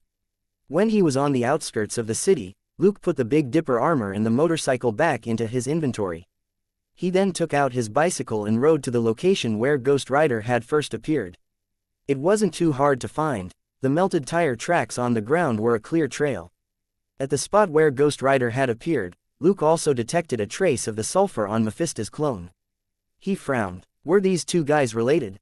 Was it an internal conflict between Ghost Rider and the 4 blue-skinned men? If that was the case, should he kill that Skullhead as well? As he pondered, he found a 3-story building dozens of meters away.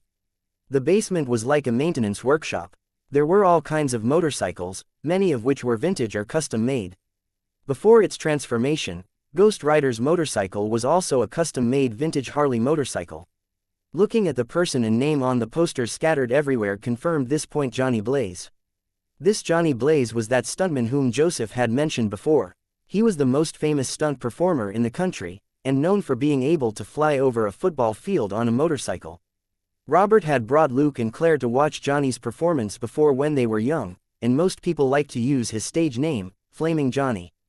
It was a slightly pretentious nickname, but very suitable for Johnny, who was fond of playing with his life. Chapter 780. One of the biggest trump cards. Luke walked up to the second floor of the building. It was a spacious, open-plan industrial loft.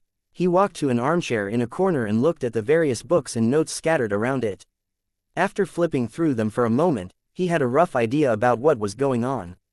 From the books and notes that Johnny Blaze was reading, it seemed that he was looking for all sorts of information on demons, including religious knowledge, psychology, and modern scientific analyses. Based on the notes, he clearly hadn't figured out much. After checking Johnny Blaze's place, Luke left a surveillance camera behind and left. The results of the search just now basically confirmed that there was nothing wrong with Johnny. There weren't any videos, photos, or text records of him killing or injuring people. He was just a motorcycle stuntman who liked to court death. If he really wanted to kill someone, the most likely target was himself. Anyone who was into high-risk extreme sports would be suspected of having a death wish. Luke found a 24-hour donut store and ordered 4 boxes of donuts. Blueberry cheesecake, pumpkin, apple sauce, chocolate peanut butter, and maple cream were just some of the common flavors. There were also special donuts like tiramisu, hibiscus ginger and mocha chocolate. Just like that, Luke sat in a corner and pondered his gains from tonight.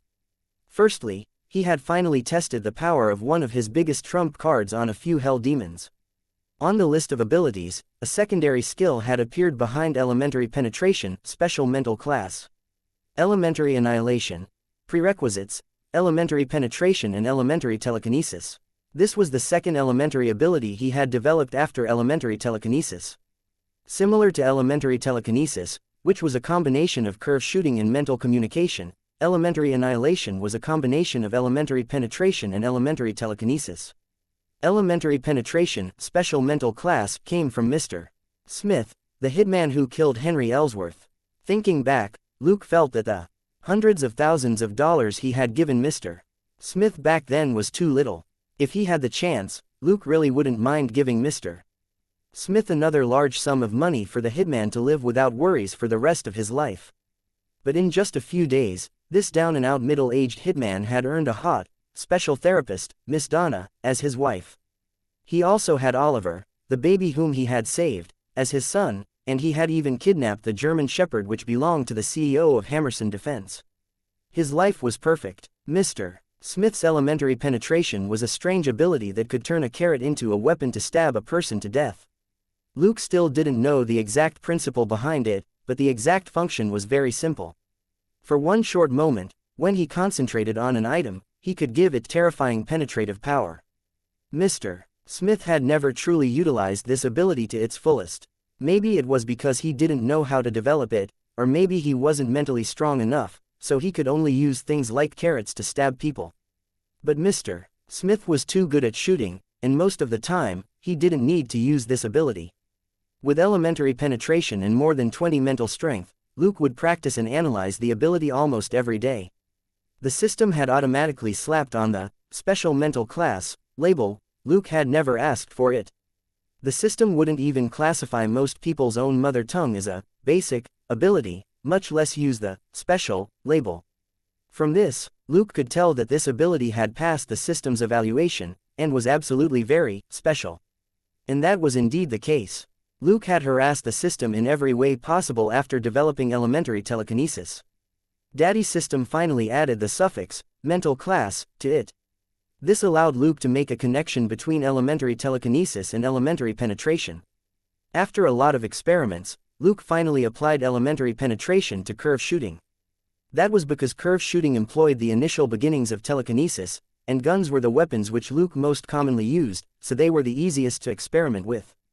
The bullet from an ordinary pistol enhanced by elementary penetration could pierce through a bulletproof panel that could withstand a 7.62mm rifle bullet, which surprised and delighted Luke. Wasn't this simply an anti-armor skill? After repeated tests, he was even more certain that the force of penetration depended on the ability itself. For example, if the force of a pistol bullet was 1 and the force of elementary penetration was 10, the combination of the two would be 11. If the force of a rifle bullet was 5, with elementary penetration, it would be 15. Of course, this wasn't an accurate explanation. Given that the theory behind elementary penetration wasn't clear yet, there were often odd deviations in the tests. For example, Luke had fired a Glock once, and the experimental data showed that it had a ridiculously high penetrative force, which was even more outrageous than when he used AM500. But generally speaking, elementary penetration gave a minimum added value, and bullets were just the beginning. Luke had created this ability, but had basically never used it in public. Because it wasn't necessary, he didn't have to shoot through the enemy's bulletproof vests with his pistol, nor did he have to shoot through an armored car with his rifle. He kept this ability hidden as a trump card, and elementary penetration was just his first trump card. After creating this anti-armor buff spell, Luke had a clearer understanding of elementary telekinesis and elementary penetration. After working his way backward in multiple experiments, he reverse-engineered elementary telekinesis and successfully applied it to elementary penetration. So far, Luke had officially taken out one of his biggest trump cards, elementary annihilation. The anti-armor buff spell gave bullets a penetrative effect. Elementary annihilation used telekinesis and part of elementary penetration. The effect of the anti-armor buff spell only lasted for a short moment, and didn't require much mental strength on Luke's part. Elementary annihilation, on the other hand, required him to have perfect command of this special mental class. It could cut its opponents like a sharp blade, or protect them like armor, but the latter was much more difficult to do. Endurance and control were the biggest features of elementary annihilation. It was also the killer weapon, which Luke had used to intimidate the alien dog head. Gold Nugget basically disregarded ordinary physical attacks, but the first time it tried to combine with Luke, it was blown out of Luke's body by elementary annihilation, which had yet to fully take shape. Chapter 781, all of this. It's all a lie. Thankfully, Luke's ability hadn't matured yet at the time, and elementary telekinesis was far more powerful than elementary penetration. Most of it was just used for repelling, not annihilating. Gold Nugget was lucky that it hadn't been killed. Of course, after the system assessed elementary annihilation and it became an official ability, Luke's control over it increased significantly. At most, he would take it out occasionally to zap the dog head so that it wouldn't be so naughty. Gold Nugget was practically immune to physical attacks, and even elementary telekinesis could only send it flying. But against elementary annihilation, the dog head was as cowardly as a bug in the face of insecticide. In its own words, elementary annihilation had a devastating lethal effect on it. It was also because of its cowardice that Luke had more conjectures about the effect of elementary annihilation. Facing Wind Demon, who was clearly immune to physical attacks, along with the other 3 guys who were probably also demons, Luke had still dared to step forward because he had elementary annihilation. The test results for elementary annihilation itself was very strange. Wind Demon happened to be the ideal test subject. It was thanks to Wind Demon that Blue Skin hadn't been killed by Luke at the very beginning. Transforming into wind and flying at astonishing speeds, Wind Demon was definitely Luke's least favorite opponent. If he killed Blue Skin first, he wouldn't be able to catch up with Wind Demon if the latter focused on escaping. And Wind Demon was Luke's ideal target. Elementary annihilation didn't have any effect on physical attacks. Luke would use this monster to demonstrate the skill's effect on the elements. Sure enough, the result was even better than he had expected. Using elementary annihilation on his arms, he completely destroyed Wind Demon, who had been speeding and couldn't brake, and then cut Earth Demon to dust. Even if it had been Mephisto's clone, elementary annihilation had still been able to deal it serious damage. If it wasn't for this top-level boss Mephisto's unusual ability, which allowed him to forcibly touch a person's soul, he would have also been destroyed in the end. Of course, Luke guessed that there was a limit to what Mephisto's clone could do. The guy had talked big when he mentioned Ancient One and Thor, but it sounded more like he was saying, "I may not be able to beat you, but I'm not scared of you." It was possible that this guy had created a clone to avoid being hunted down by these two. When Luke was fighting, the yellow light on his fists and body was just the reverse effect of the Big Dipper armor's stealth chameleon function. The yellow light wasn't an ability at all. It was just an ordinary light emitted by the armor. Coupled with the name of his Chinese technique, they were a cover-up to prevent anyone investigating the elementary annihilation ability. Only part of the movements he had used to kill Wind Demon and Earth Demon were Chinese ancient martial arts. The real damage was from the elementary annihilation energy on his arms. The truth was that the Big Dipper Fist name was something he cooked up from a comic in his previous life. Just like how Batman wouldn't use the Pegasus Meteor Fist from Saint Seiya, the Big Dipper Fist was in fact nothing like the one from the comic. None of his abilities had any visual effects, and he didn't need to shout out his moves. The yellow light, movements, and names were all lies. These things would throw other people off. For example, if the Big Dipper Fist was Chinese, then the reasonable suspicion would be that elementary annihilation was a mysterious power from that ancient Eastern nation. Since S.H.I.E.L.D. didn't have law enforcement power in China, Luke wasn't afraid of Hydra finding out the origin of the Big Dipper Fist. In any case, he indeed had no background in China. Even the one move that hadn't been prefixed with Big Dipper, soldiers, form ranks, was a deliberate feint.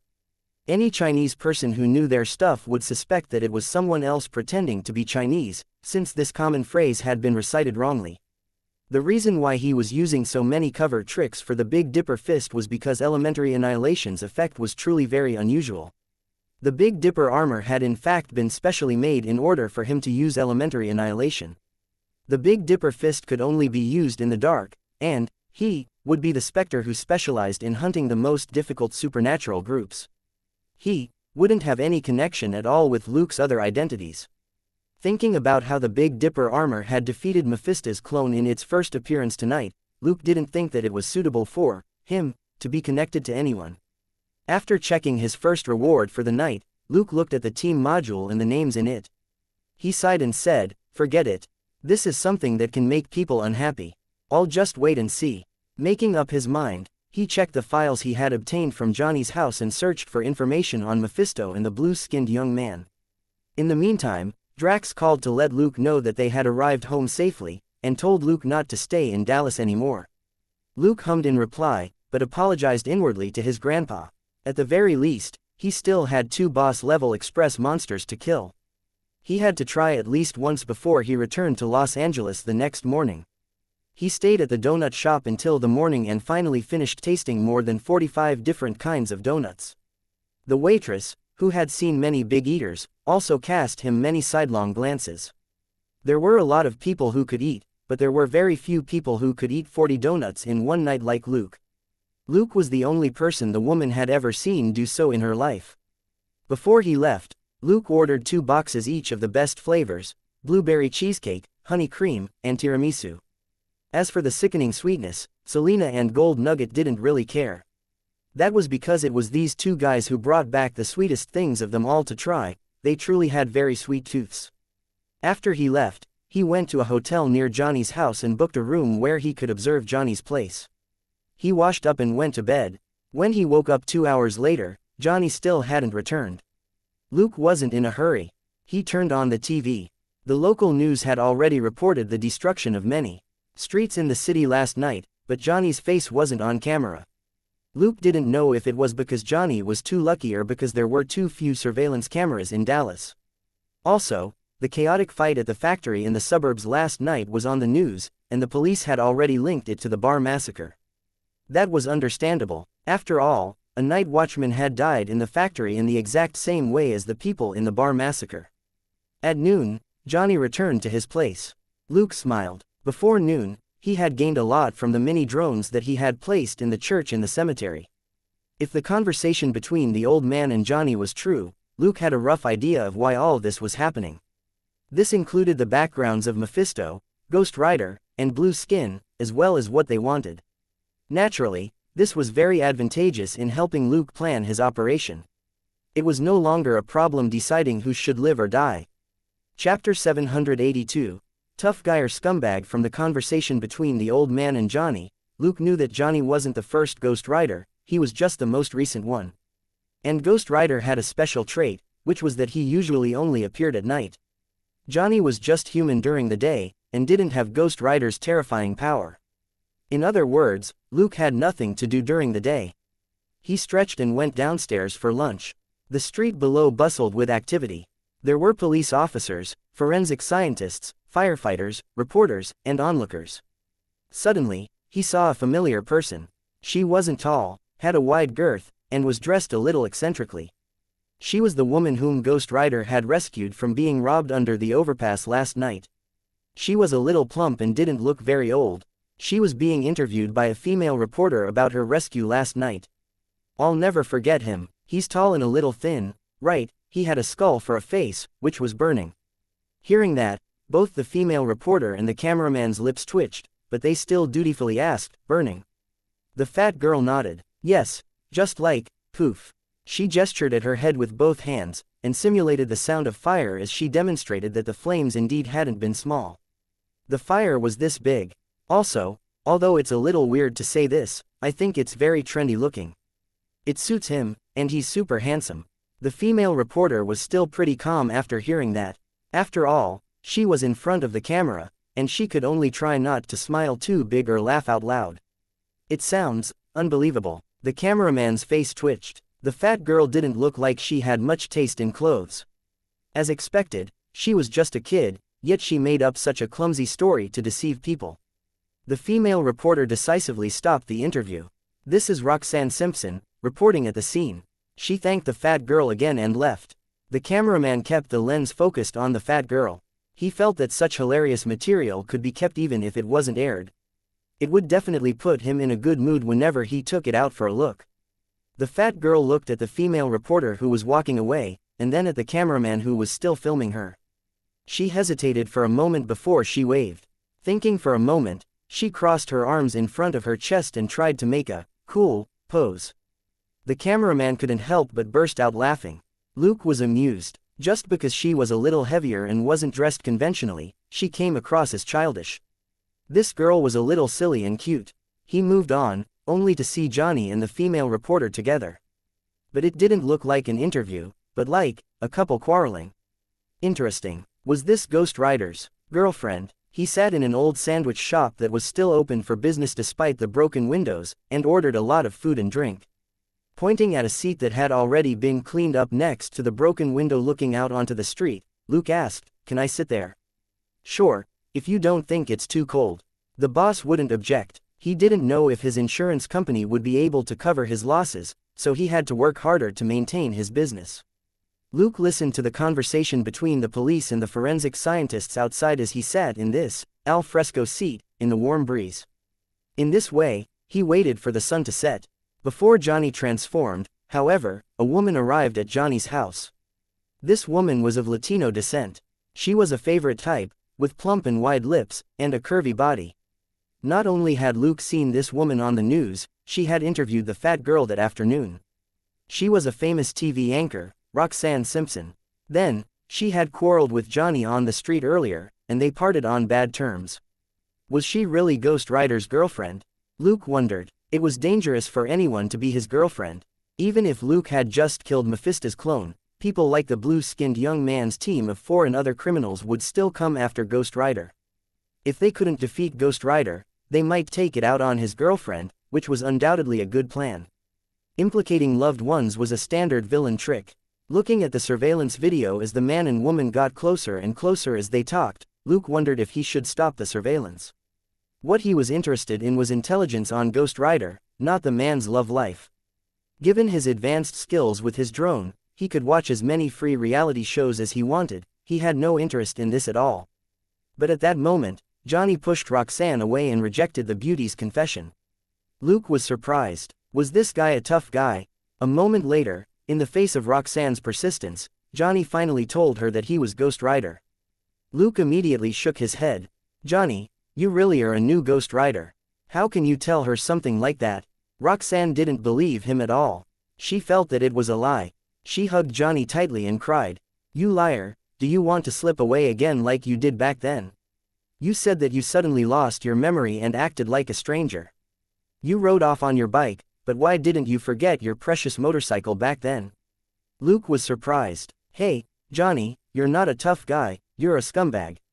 He made a simple deduction. Johnny forgot his lover when he lost his memory, but he didn't forget his precious motorbike. Thus, the lover couldn't compare with his motorbike. He sighed, then his expression changed when he pulled up another surveillance video. Blue Skin and Water Demon had appeared and were on their way upstairs. While the dumb man and angry woman were entangled, Blue Skin suddenly appeared behind Johnny and grabbed his neck.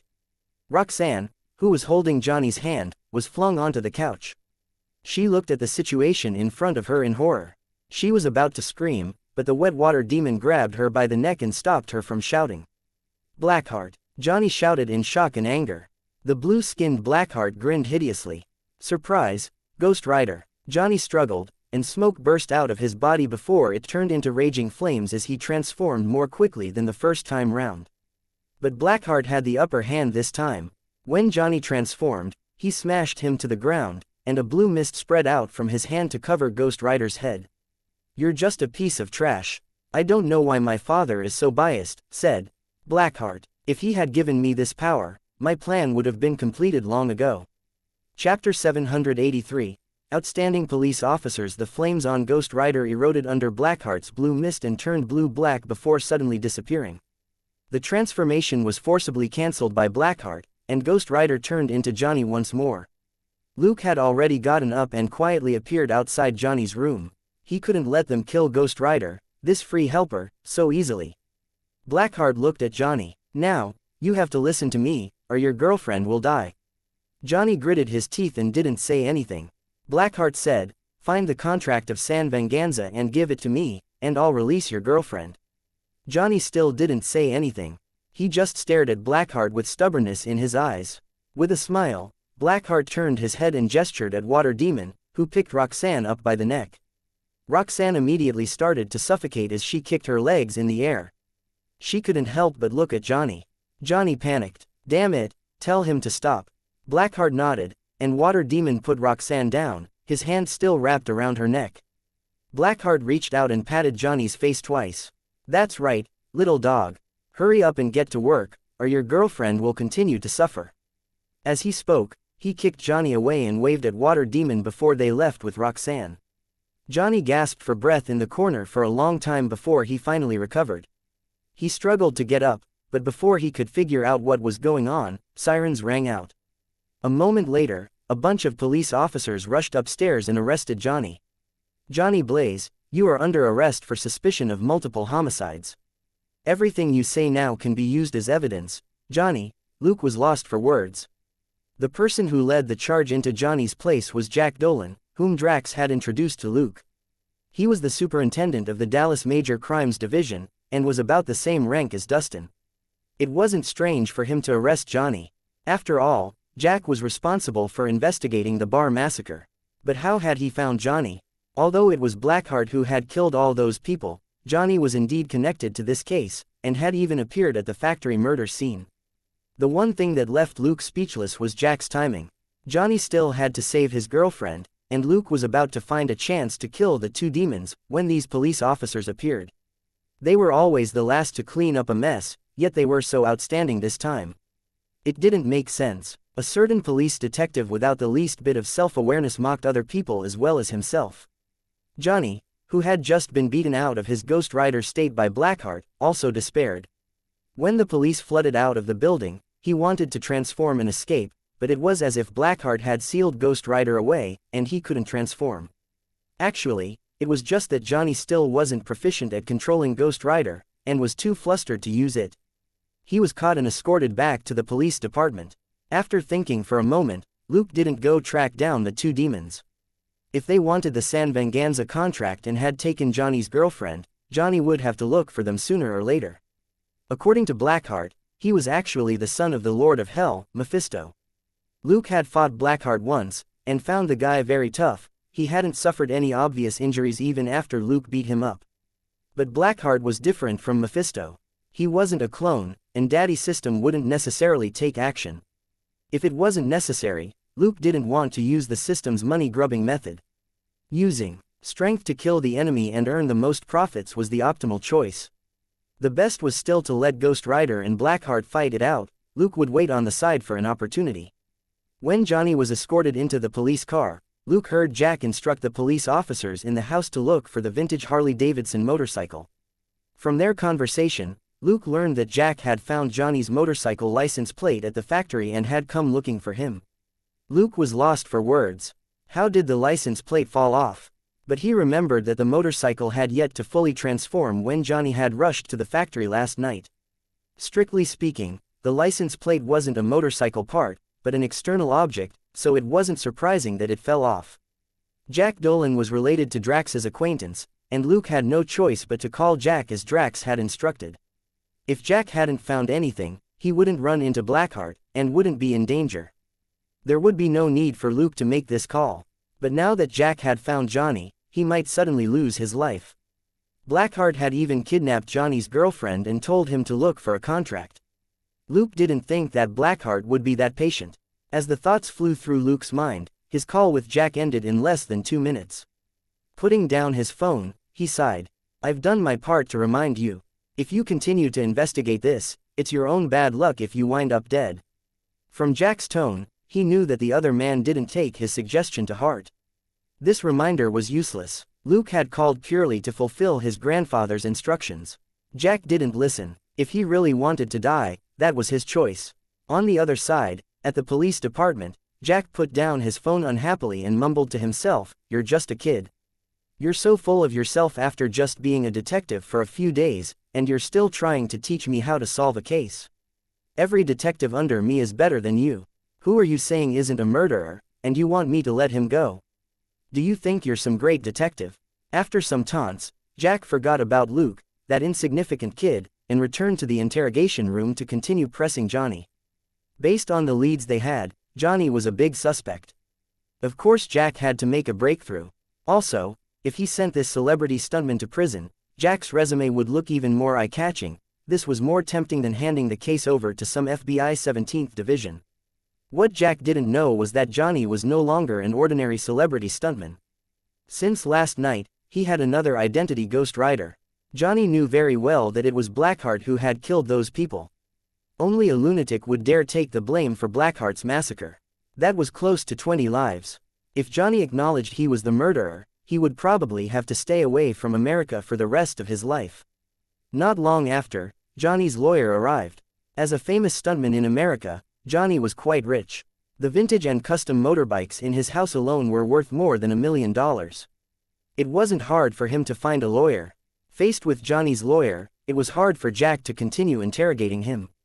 In the end, he decided to stall for time. "Fine, that's it for today. Edward, take this star to the temporary detention center and arrange a nice room for him." There was a meaningful tone in Jack's voice when he said that. Chapter 784. Victory within the police's grasp. And crazy, death-courting hoodlums, the lawyer immediately said. "I want to bail out my client immediately." Jack got up and left. "He's a suspect in multiple homicides, he's not eligible for bail. If you have the ability, have the director give me an order. Otherwise, do as you like." The lawyer was helpless. He could prevent the police from extorting an unfavorable statement out of Johnny, but he couldn't get Johnny out. The bar massacre this time was too big, and around 20 people had died. It wasn't something that could be handled casually. Even a big lawyer showing up couldn't deal with it. Jack went to the lounge and poured himself a cup of coffee. Soon, his deputy, Edward, returned. Jack asked, "How was it?" Edward chuckled. "I locked him in the big room." The big star seemed scared. Jack curled his lip. He's bold enough to do stunts, but that doesn't mean he wouldn't be scared of those scumbags. Edward asked, "Do we need to keep an eye on him?" Jack said, "There's no need. Let him enjoy a whole night first. It won't be as effective if the period's not long enough. He won't be able to continue being stubborn tomorrow once those scumbags torture him long enough." Jack and Edward both looked confident at this. Not far away, in a 24-hour fast food restaurant outside the police department, Luke smacked his lips and took a leisurely sip of his coffee. Nothing bad will happen, right? He had sent a mini drone into the police department earlier to monitor the interrogation room. He wasn't worried about Johnny, but was worried that Ghost Rider would suddenly appear and use the penance stare, which could judge souls, on Jack and the other police officers.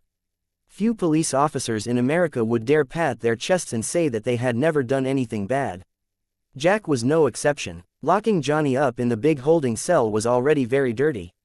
But nobody in the Major Crimes Division was that clean. Luke had lured suspects into traps before with guns that didn't belong to him, so he had no right to condemn Jack. Watching the hooligans surround Johnny, Luke pondered for a moment, but didn't take action. Most of these hoodlums had committed all sorts of crimes and were unrepentant. It wasn't unjustified if they died. Johnny did his best to resist the beating, hoping that they would give up on him. He wasn't afraid of being beaten up by these hoodlums. The feeling like his bones would shatter after dropping from a flying stunt wasn't new to him. What he was afraid of was that the Ghost Rider inside him would suddenly appear.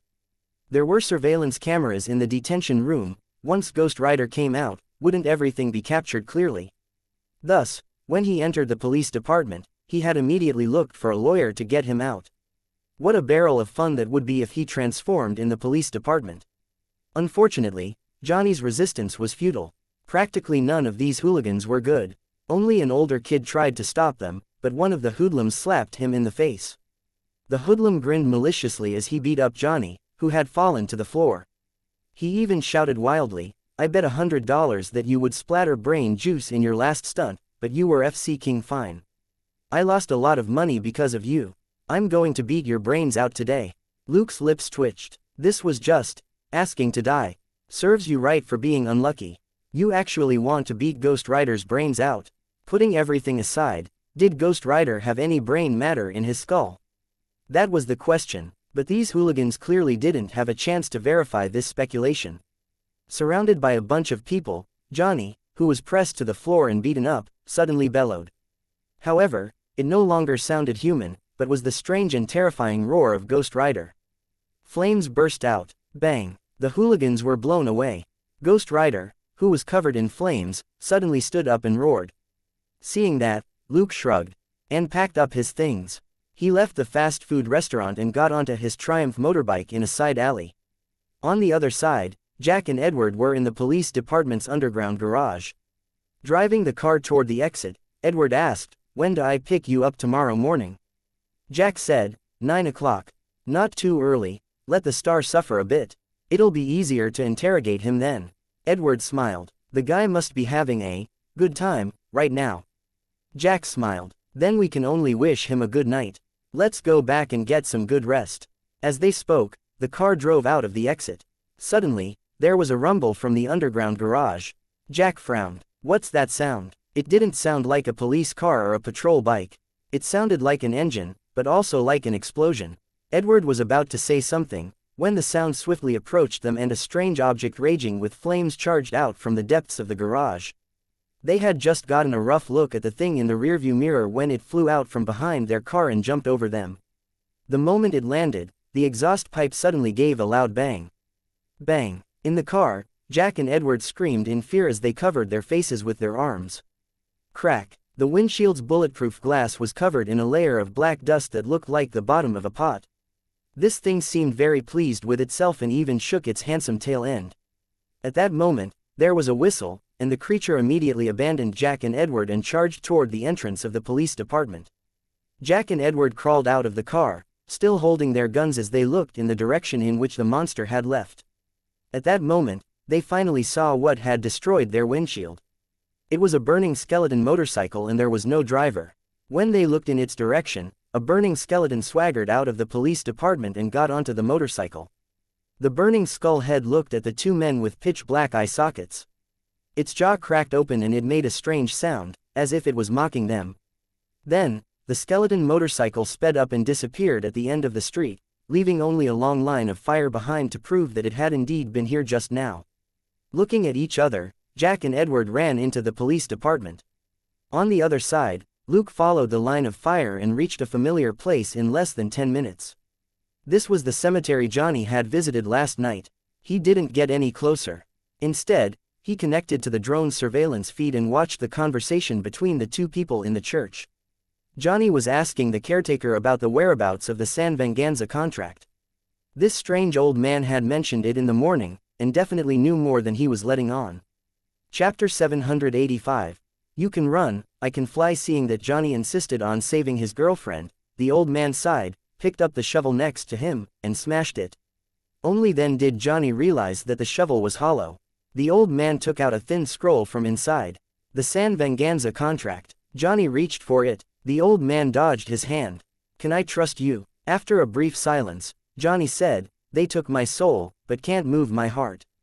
The old man smiled. Anyone who dares to sell their soul for love has the power to change the world. Remember what you said. With that, he handed the scroll to Johnny. Johnny took out the scroll. Where's San Venganza? The old man said, about 200 kilometers southwest. We need to set off quickly. He then walked out of the cemetery. Johnny put the scroll away and followed the old man. On the way to the cemetery, the old man stuck his fingers in his mouth and whistled. A horse suddenly whinnied not far away, and the sound of horse hooves on the ground rang out as it swiftly approached them. A black horse suddenly galloped out of the hazy night and stopped in front of the old man. It rubbed its big head against the old man affectionately. The old man mounted his horse. I think I can ride it one last time. As he spoke, flames burst out of his head and spread downward. A ghost rider appeared in front of Johnny. Johnny looked at the scene in shock and was suddenly enlightened. Carter Slade. The ghost rider nodded slightly. Luke wasn't too surprised. Carter Slade was the last ghost rider that the old man had mentioned. In order to prevent Mephisto from obtaining the powerful San Venganza contract, Carter had betrayed him and disappeared with the contract. On one hand, the ghost riders whom Mephisto's had working for him weren't very obedient. On the other hand, the ghost riders also had to have the qualifications. If just anyone could unleash the power of a ghost rider, Mephisto's wouldn't have to be picky about the people who accepted this power. But it wasn't easy for Mephisto's to control the people who obtained this power. Johnny looked at the horse suspiciously. Can it keep up? Carter's skull grinned, and the flames on its body suddenly spread to the black horse. The hooves and eyes of the originally unremarkable black horse were now ablaze, and sparks spurted out of its nostrils and mouth. It pawed the ground and tilted its head, as if in disdain at Johnny's question. Johnny said, "Okay, let's go." As he spoke, flames rose from his body and he turned into Ghost Rider. The next moment, there was the rumble of an engine and the crisp sound of horse hooves as the motorcycle and horse sped off. Luke sighed. Are you kidding me? It was one thing for these two guys themselves to transform, but they could also use this fire to change the nature of their mounts. That was really cheating. Both the black horse and the vintage motorcycle immediately turned into super strong means of transport after they were consumed by the flames, and they traveled 300 kilometers in a short period of time. Furthermore, the two of them headed west right through the wilderness and didn't take the road at all. It was hard for the Triumph motorcycle to go at that speed on the highway. Luke snorted, put the motorcycle away, and released a small plane in an open space. He mumbled, I can't run, but I can fly. From the night sky, he could see a line of fire and a trail of flaming hoofprints on the ground. He wouldn't lose them. Looking at the two people in front of him, especially the handsome skeleton horse, Luke was a little jealous. However, he could only look at the motorcycle and horse down below and drool. Additionally, although Ghost Rider's transformation was too flashy, it was indeed very cool and could conceal its identity. When Ghost Rider appeared, he was just a skeleton, and trying to figure out his build based on that wasn't easy. Luke had even reconstructed a face from Johnny's skull when he was bored. In the end, the face composite he came up with didn't belong to Johnny, but to a stranger. Clearly, this skeleton wasn't Johnny's. But Johnny had transformed in the detention center. There was no way he could hide his identity anymore. He had wasted such a good disguise. On the other hand, Ghost Rider's transformation was something bestowed by Mephisto. Luke had never thought of selling his soul. Even if they had no grudge and Mephisto was willing to sign a contract with him, Luke wouldn't be able to sell his soul. Before this big shot was sent back to hell by the system, he had inadvertently mentioned that Luke's soul had already signed a contract with someone. Now that Luke thought about it, that should be referring to the system. It was also because of this that the system, which usually didn't take the initiative, stopped Mephisto trying to invade its territory, rejecting Mephisto's mental connection, and even attacked him. In other words, as long as the enemy didn't do anything to Luke's soul or mind, the system wouldn't react. Just like that, Luke, who was deep in thought as he flew along, tailed the two Ghost Riders down below and arrived at the ruins of San Venganza. Looking at the dark ruins of the small town not far away, the flames on Carter's body went out, and he returned to his old appearance. I'll see you off here. Johnny was stunned. You're not coming with me. He thought that Carter had come to help him save Roxanne. How could he be done after just running over? Cadley said helplessly, I'm too old, and my Ghost Rider energy is almost depleted. I only came with you to fulfill my wish. Johnny asked, what wish? Carter said, I want to be sure that someone will continue fighting demons after I die. From his horse, he tossed a Winchester shotgun at Johnny. Go, kid. Johnny caught the gun, and Carter pulled on the reins. The black horse neighed and reared before it turned around and went back the way it had come. They soon disappeared into the deep night. Johnny was speechless. Carter was a Ghost Rider from 150 years ago. He had survived until now all thanks to the Ghost Rider energy. But this support was limited, and wasn't enough to make a person immortal. Carter had already given Johnny the San Venganza contract which he had guarded for more than 100 years. This meant that his only concern and responsibility was now in the hands of Johnny, the new Ghost Rider. Having lived for almost 200 years, there wasn't anything he was reluctant to part with. After accompanying Johnny on this final journey, it also meant that the story of the previous Ghost Rider had come to an end. From now on, Johnny would be the new Ghost Rider who would travel alone. After watching Carter disappear over a small slope, Johnny put away his melancholy and continued on toward the ruins of San Venganza. Chapter 786, Best Experiment Conditions. I'm really too resourceful on the other side. Carter didn't urge on the black horse under him, but let it make its sedate way back. His Ghost Rider ability was no longer enough for him to transform, but this old partner under him was much stronger than he was, and could still take him back to the cemetery. After that, he would wait in the church in the cemetery for the day he was completely free. He didn't know when that would be, but he would sense it when the time came.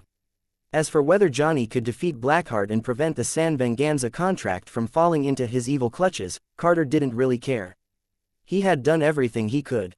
If it still failed, it could only be said that it was God's will. Suddenly, the black horse stopped and neighed uneasily. Looking at someone not far away, Carter frowned and didn't say anything. Luke narrowed his eyes at Carter and smiled, his mind racing.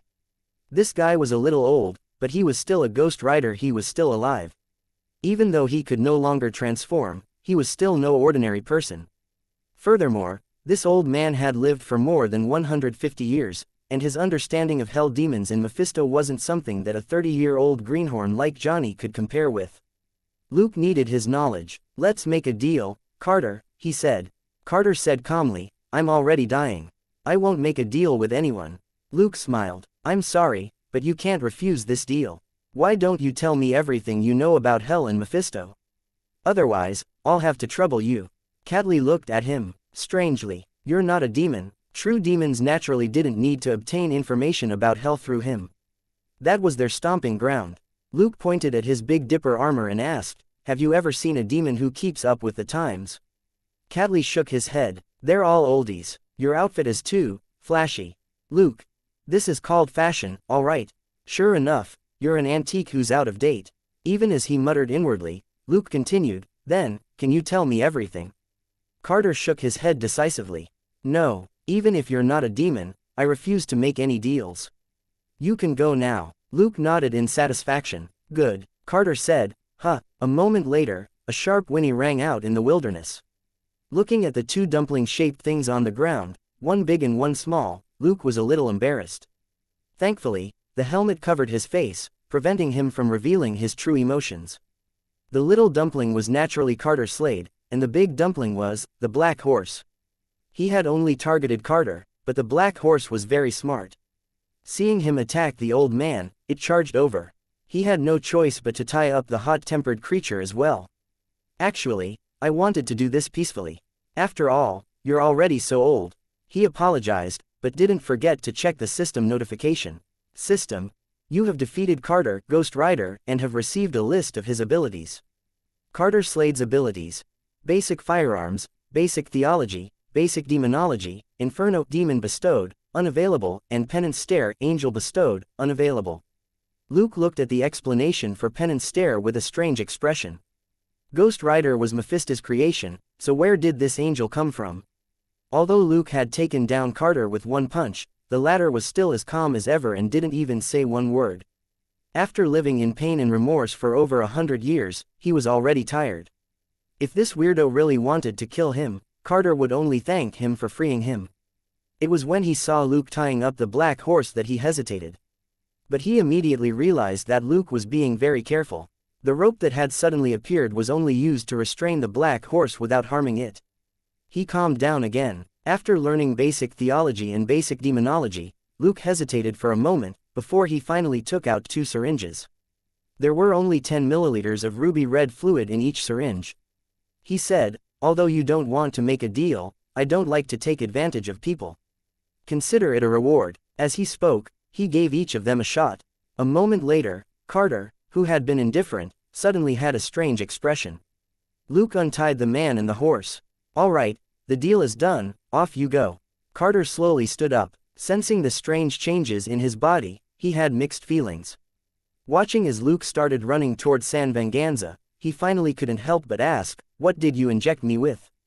"I don't know." Luke's voice rang out from afar. "I'm just giving it a try. You might live for a few more years." Carter slayed.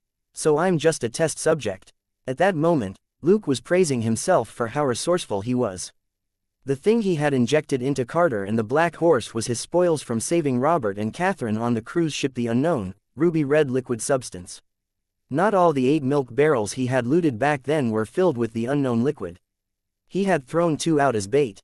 One really was just milk, and the other had basically been licked clean by that mutant octopus. Of the remaining 6 barrels, 4 contained real milk, and only 2 had the unknown substance. Thankfully, the milk barrels weren't small. They were the standard 1 gallon, or 3,785 ml, barrels. But Luke had never used the liquid after he obtained it. He didn't want to experiment with this mysterious liquid on ordinary people or animals. Doing so was too despicable and went against his principles. Use it on bad guys. He wasn't that kind. If the unknown liquid cured these bad guys, he would have to kill them again. That would be too wasteful. It wasn't until he met Carter today that he suddenly remembered this thing. This old man was a decent person and was on the verge of death. It was the same for his Black Horse. He would be lucky if he could live 1 more day. Even a small amount wouldn't produce anything too weird. A ghost rider itself was a special existence. After using this mysterious unknown liquid, the 2 together might produce some amazing results. These were the most optimal conditions for an experiment. Besides, as a former ghost rider, it was impossible for the old man to go to a media agency or call the police and say that someone was using him as a live experiment. Everything was perfect, and Luke had accomplished a small goal. Watching him leave, Catley couldn't help but raise his voice. "Who are you?" Luke said, "Big Dipper." With that, he disappeared into the night. Stumped for a moment, the old man then shook his head with a bitter smile. Chapter 787. Special Deception. Carter's Slade had been prepared to die tonight, but this Big Dipper had appeared out of nowhere and injected him with the red liquid. At that moment, he actually felt his old and decaying body glow with vitality. For the last 100 years or so, he had relied on the power of Ghost Rider to maintain his body. But he was really too old. Although Ghost Rider was powerful, that energy couldn't stop the old man's body from decaying. Over the years, his body had become like a bucket full of holes, and the Ghost Rider power continued to leak out. In the last few years, the Ghost Rider power had clearly fallen to its weakest, allowing him to anticipate his death. Now, this mysterious, Big Dipper, had injected him with a strange energy that was slowly healing his body. It was mending the cracks, and the rate at which the Ghost Rider power was depleting gradually slowed down. He estimated that he could live for at least another 3 to 5 years. What was going on? He had been ready to go back and die. Carter was conflicted. A person who knew that he was going to die and had been prepared for everything suddenly learned that he would live for a while yet. The feeling was unimaginably complicated. Luke had already let go of Carter Slade's matter for now. What he had needed was the old man's knowledge. The basic theology he just learned contained a lot of general knowledge about hell. He had achieved his goal. He had long guessed that the old man was very sensitive to the word deal, which was why he had deliberately used it so that the old man would refuse. That way, he could defeat the previous Ghost Rider and obtain a list of his abilities. He hadn't mistreated the old man. The unknown red liquid was a form of compensation. In any case, the old man no longer had the will to fight. Even if he lived a few more years, he would just retire in the cemetery and not go out and cause trouble like a young man. Now, Luke only had one target left: Blackheart. Oh, and that water demon, he couldn't forget him, Luke reminded himself. Looking at the images captured by the drone from the air, Luke sped up.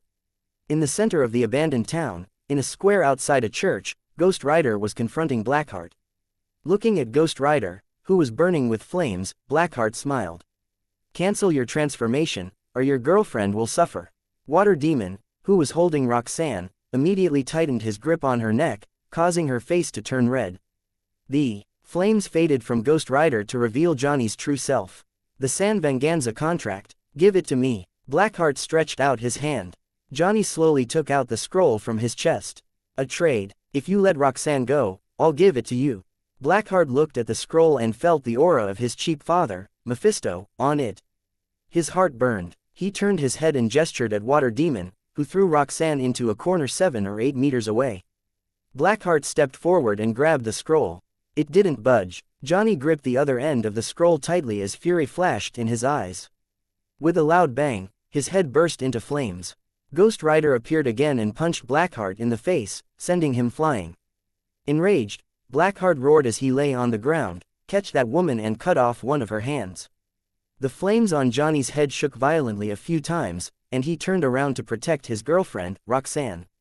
Water Demon also started moving almost at the same time, but the next moment, both of them exclaimed in surprise. The corner which Roxanne had collapsed in was empty. Blackheart got up and cursed at the motionless Water Demon.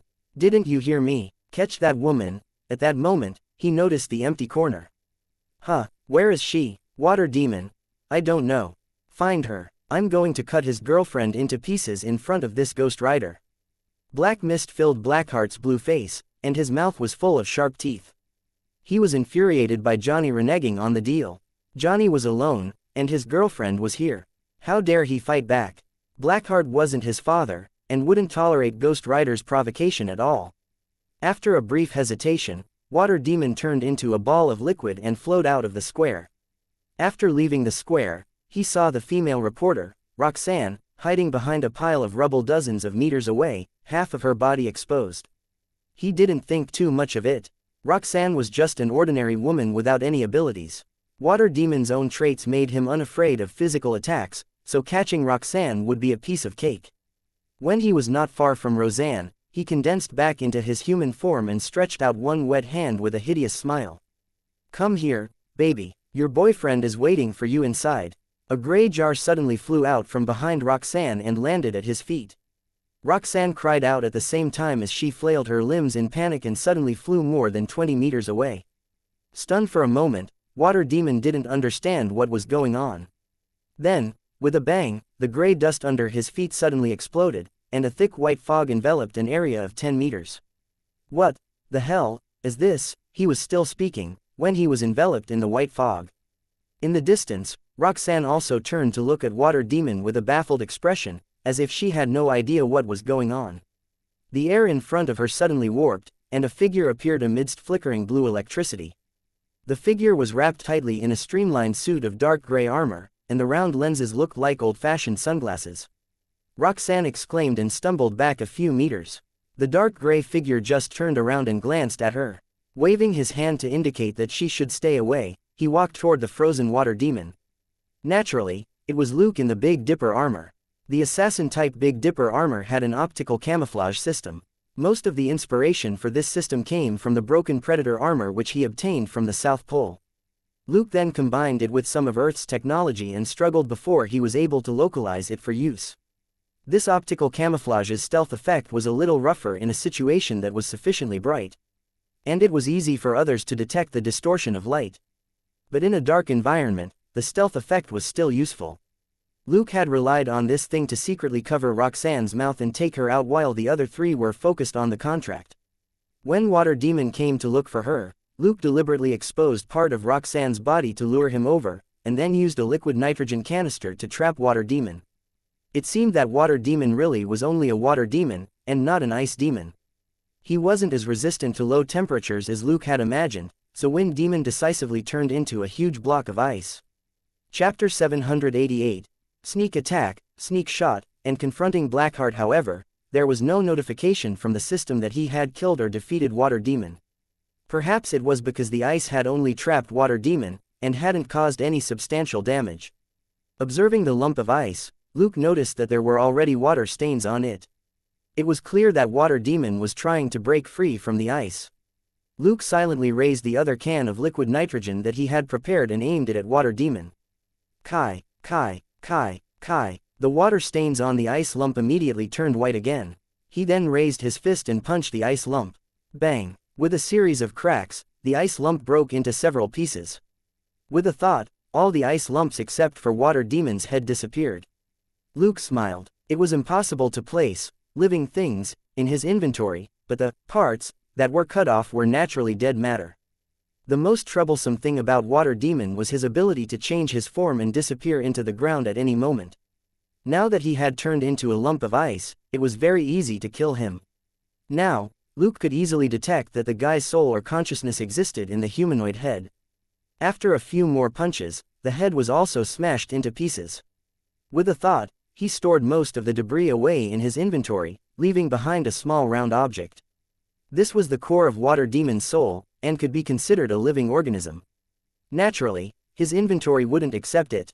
Holding the little ice ball in his hand, Luke activated elementary annihilation to wrap around it and crush it mercilessly. Cracking sounds rang out as the little ice ball swiftly shrunk, scattering ice crystals until it was completely destroyed. As the last of the ice crystals disappeared into the air, there was a barely discernible scream. It was Water Demon's dying voice. System: Kill Hell's Water Demon. Completed. Total experience: 3,000. Total credit: 3,000. Contribution rate: 100%. EXP plus 3,000. Credit plus 3,000. System: You have killed Hell's Water Demon and have received a list of its abilities. Hell's Water Demon's abilities. Demon bestowed. Unlear Nabel. Waving his hand casually to shake off non-existent dirt, Luke returned to the square. In the small square, Blackheart had the upper hand in fighting Ghost Rider, and had just seized the contract. He laughed delightedly. Ha ha ha ha, you garbage mongrel rider, you still want to fight me? Luke looked at Ghost Rider, who couldn't get up from where he was being stepped on by Blackheart. He silently took out his special M500 and stuck his gun out from behind the wall. Bang, bang, bang, bang. 4 large holes exploded in Blackheart's chest and abdomen, and a large amount of blue smoke drifted out. He staggered back and screamed in pain. He glared in Luke's direction in shock and anger. Who's there? Bang. As soon as he said that, a huge hole appeared in his right hand, which held the contract. Luke was surprised. This guy's body was indeed resistant to attacks. Even an M500 couldn't break his hand. Blackheart roared, "You want to kill me? Not that easy." Luke smiled under his helmet. With a thought, special ammo was loaded into the M500. Bang, bang, bang, bang, bang. He fired 5 consecutive shots, 1 armor-penetrating bullet, 2 highly explosive bullets, and 2 incendiary bullets, and hit Blackheart in the head and upper body. Every bullet was equipped with elementary penetrations, armor-breaking ability. This time, Blackheart finally couldn't make any noise. Half of his head was gone, and his chest and stomach were riddled with holes as his injuries continued to burn. Ghost Rider, who had gotten up from the ground, turned around and said to Luke in the corner, "It's useless. Your gun can't kill him." As he spoke, blue smoke suddenly poured out of Blackheart's wounds to instantly cover a 5-meter radius around him. Luke didn't say anything and fired again. As a result, the blue smoke expanded to 10 meters. Luke frowned and mumbled to himself, "This blue-skinned guy doesn't completely have sh*T for brains, he knows how to use a smokescreen to dodge bullets." Inside the blue fog, Blackheart, who was missing half a body, was furious, but he had a sinister smile on his face. He raised his remaining hand and opened the contract. Luke threw down a mini microphone behind the wall. He snuck over to the other side before asking through the microphone, "Can you translate it? I don't understand what he's saying." Half of Blackheart's mouth was gone and his words were extremely garbled. Even with Carter Slade's knowledge of the demonic language, Luke couldn't make out the words. Ghost Rider turned his head and seemed astonished when he looked at the corner that the microphone was in. Finally, he replied, "He's using the contract to order the evil spirits of San Venganza to fuse with him." Luke said, So it's something like, "If I go, I'm taking you with me." The flames on Ghost Rider's head flickered. Almost. He remembered that voice. It belonged to the person who beat up Blackheart and killed Wind Demon and Earth Demon in front of him not long ago. Just now, Water Demon had gone out to catch Roxanne and hadn't returned, but this voice had appeared. Roxanne was also watching from a corner further away. Sure enough, Water Demon had been killed by this mysterious person. He was clearly an ally. The Ghost Rider that Johnny had transformed into wasn't stupid, and he knew how difficult it was to deal with Blackheart. With a powerful teammate like Luke, it would be easier for him to defeat Blackheart and rescue Roxanne. What was even stranger was that he couldn't detect any evil on this mysterious person. For Ghost Rider, everyone carried sin, but to varying degrees. The more evil a person was, the more he couldn't control his urge to attack them. This mysterious person gave him the feeling that he was too clean as a piece of paper, as if he had never done anything wrong. Ghost Rider couldn't attack this mysterious person. Johnny, however, knew that there was something strange about this person. He and Ghost Rider were just two people in the same body, and Ghost Rider's instincts didn't completely make him lose self-awareness. Compared with never having committed sin, Johnny was more inclined to believe that the mysterious person had some sort of method to block Ghost Rider's perception of guilt. But now that they were facing a powerful enemy, he wouldn't let Ghost Rider go after the mysterious man. Hearing Ghost Rider's reply, Luke hummed and narrowed his eyes at the blue smoke not far away. Half of Blackheart's body had been blown up just now and he couldn't utter complete syllables, yet he was still chanting. A devil's vocal cords were indeed very mystical. Blackheart opening the contract was one of the things Luke had anticipated. He had just learned Carter Slade's basic theology and basic demonology, and Carter Slade had also witnessed the birth of the San Venganza contract. He knew a lot of secret information about the contract. Thus, Luke wasn't in a hurry. Chapter 789. Blackheart's upgrade. The bullets which Luke had shot at Blackheart just now were to test the effectiveness of the bullets with elementary penetration on the demon. If he really did kill this guy in one go, he wouldn't mind picking up this new gift bag and happily count the experience and credit points. If the guy wasn't killed, he would wait for an opportunity. After all, he had a young and strong Ghost Rider with him who was just waiting to hit Blackheart. In the blue fog, Blackheart, who didn't even have an intact mouth, finally finished chanting in a strange language. He threw away the contract in his hand and roared. The entire town started to change.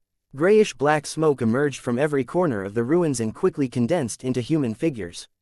The grayish-black smoke figures were slightly blurry, but it was clear that they were all wearing ragged clothes, and were as thin as mummies. Some of them crawled over the ground and some flew in the air as they screamed mournfully. These were the evil spirits of San Venganza. As the first evil spirit lunged at Blackheart in the huge expanse of blue smoke, all the evil spirits followed suit as they turned into pillars of smoke that flocked toward him and entered his body.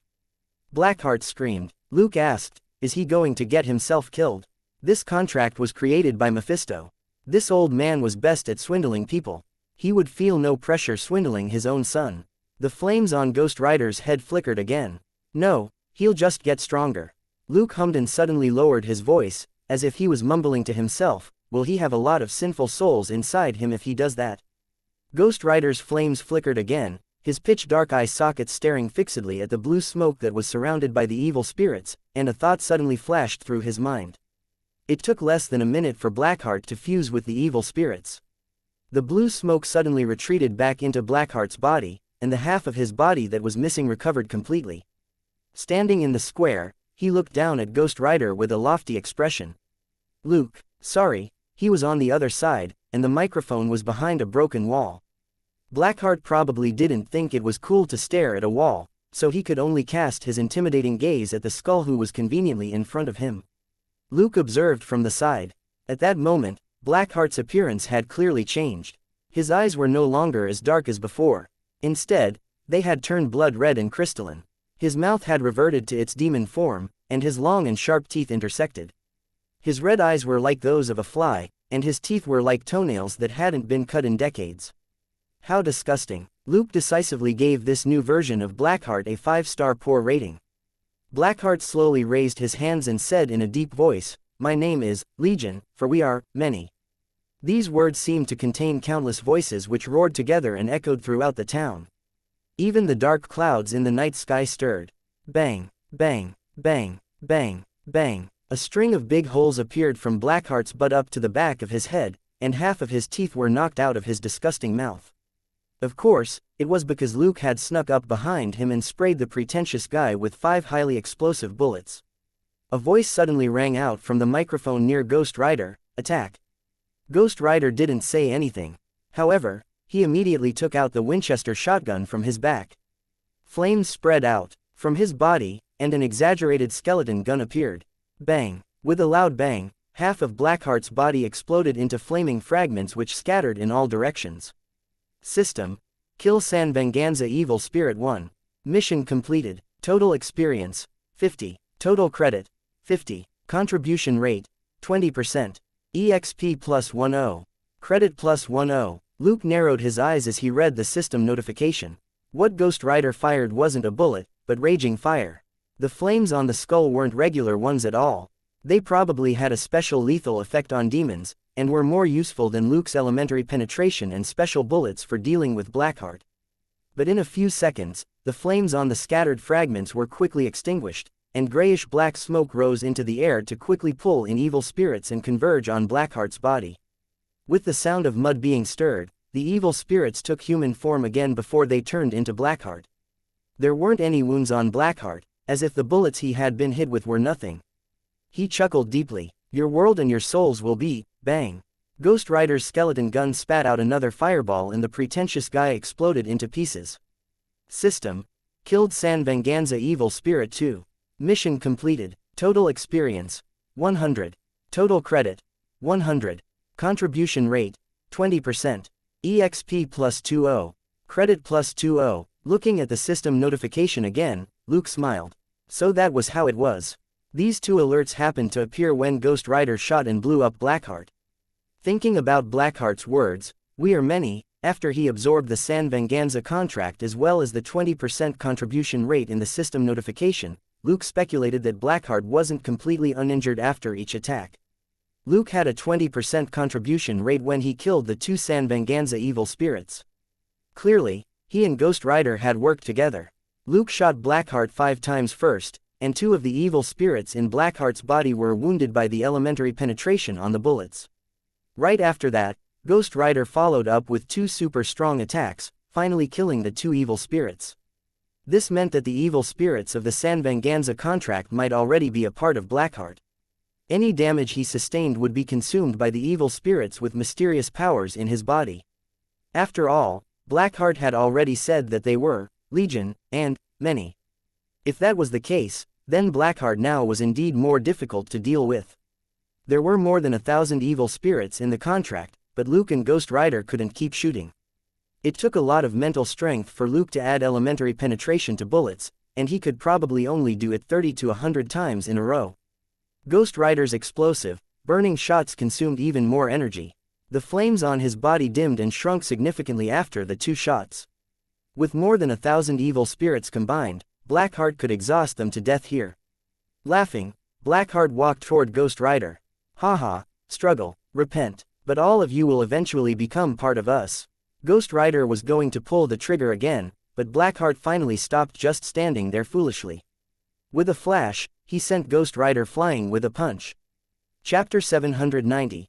Big Dipper doesn't want to talk to you. He throws a Ghost Rider at you. Luke, who was observing in secret, was cheerful. Just 2 of the evil spirits were killed, and this pretentious prick couldn't take it. The father was a straightforward man. When his clone died, it died. How could he have such a useless son? While Luke was thinking this, Blackheart turned around and lunged at the spot Luke had fired from, but there was nobody there. Bang, bang, bang, bang. Several bullets shot out from the shadows nearby, and Big Dipper's voice rang out. Go to hell. Blackheart turned around and lunged at the source of the sound again. There was still no one behind the wall, except for a pistol set up with a remote and a small microphone next to it. It was this remote control device that had pulled the trigger just now, and the words had naturally come from the microphone. Luke had been communicating through the armor's voice system and microphone. Blackheart, who had just escaped from hell, was an old antique.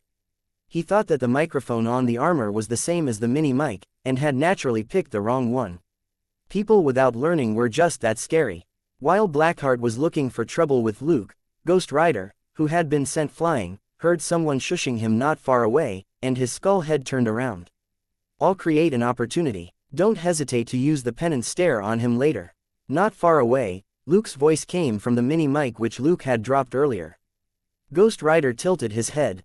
Later, Blackheart smashed the remote control device and was so angry that his face turned blue. He roared, "Come out, you despicable coward. Don't you have the courage to face me?" With a disdainful hiss, Blackheart suddenly turned to look in Ghost Rider's direction. He saw a man in gray standing there. "I'm out, what can you do?" Blackheart was furious. "I can kill you." As he spoke, he lunged at Luke. Luke quickly retreated, and completely didn't appear as tough as he had been earlier as he subconsciously waved his hands. Blackheart closed in on him quickly, and the grin on his face grew wider. This bastard had been like a leech for the past few days, ruining his plans and beating him up, ambushing him several times. His hatred wouldn't be quelled until he devoured this B***tch. "Don't come any closer." Luke retreated 7 or 8 meters to the wall with his hands out in front of him, as if he was trying to stop the enemy from approaching. "It's useless. Come and become one with me." Blackheart's smile grew wider as he lunged forward. Luke suddenly roared, "FCK off. I don't want to talk to you." He turned and ran around a corner. Blackheart gave chase and turned the corner as well. Luke ran 7 to 8 meters away before he reached out with one hand to pick up the killer weapon that was ready to go and threw it at Blackheart. Ghost Rider, who had been listening to the mini mic, suddenly felt like he was flying. Bang! With a dull thud, the two figures crashed into each other in the air and rolled 7 to 8 times over the ground before finally stopping. "Quick, kill him," Luke shouted. Ghost Rider immediately recalled Luke's random warning. The flames on his body surged as he pressed down on Blackheart. "Look into my eyes." Shocked, Blackheart was about to take action. Bang, bang, bang, bang. 4 bullets flew through the air, accurately avoiding Ghost Rider to hit Blackheart's limbs. Blackheart was too late. Ghost Rider had already said the complete line. "Your soul is stained by the blood of the innocent. Feel their pain." Blackheart screamed, "No." One on the ground and one on top, the two of them looked at each other, like a couple in love. Unlike the hooligan who had been hit with the penance stare, the affectionate look between Blackheart and Ghost Rider lasted for almost a minute before Ghost Rider finally let go of Blackheart's lapels and got up. Luke was also relieved. System: assist Ghost Rider in killing Blackheart. Completed. Total experience: 8,000. Total credit: 8,000. Contribution rate: 40%. EXP plus 3,200. Credit plus 3,200. Host's experience: 7,200. 100,000 credit, 26,000. Blackheart wasn't worth many experience points, it was less than half of his dad's clone. Luke knew it was probably because this guy had just escaped from hell and hadn't killed too many humans yet. It wasn't hard to deal with Blackheart, but it had taken quite a bit of effort. After absorbing the power of the contracted evil spirits, Blackheart had an absolute advantage in numbers, which made Luke and the Ghost Rider a little powerless.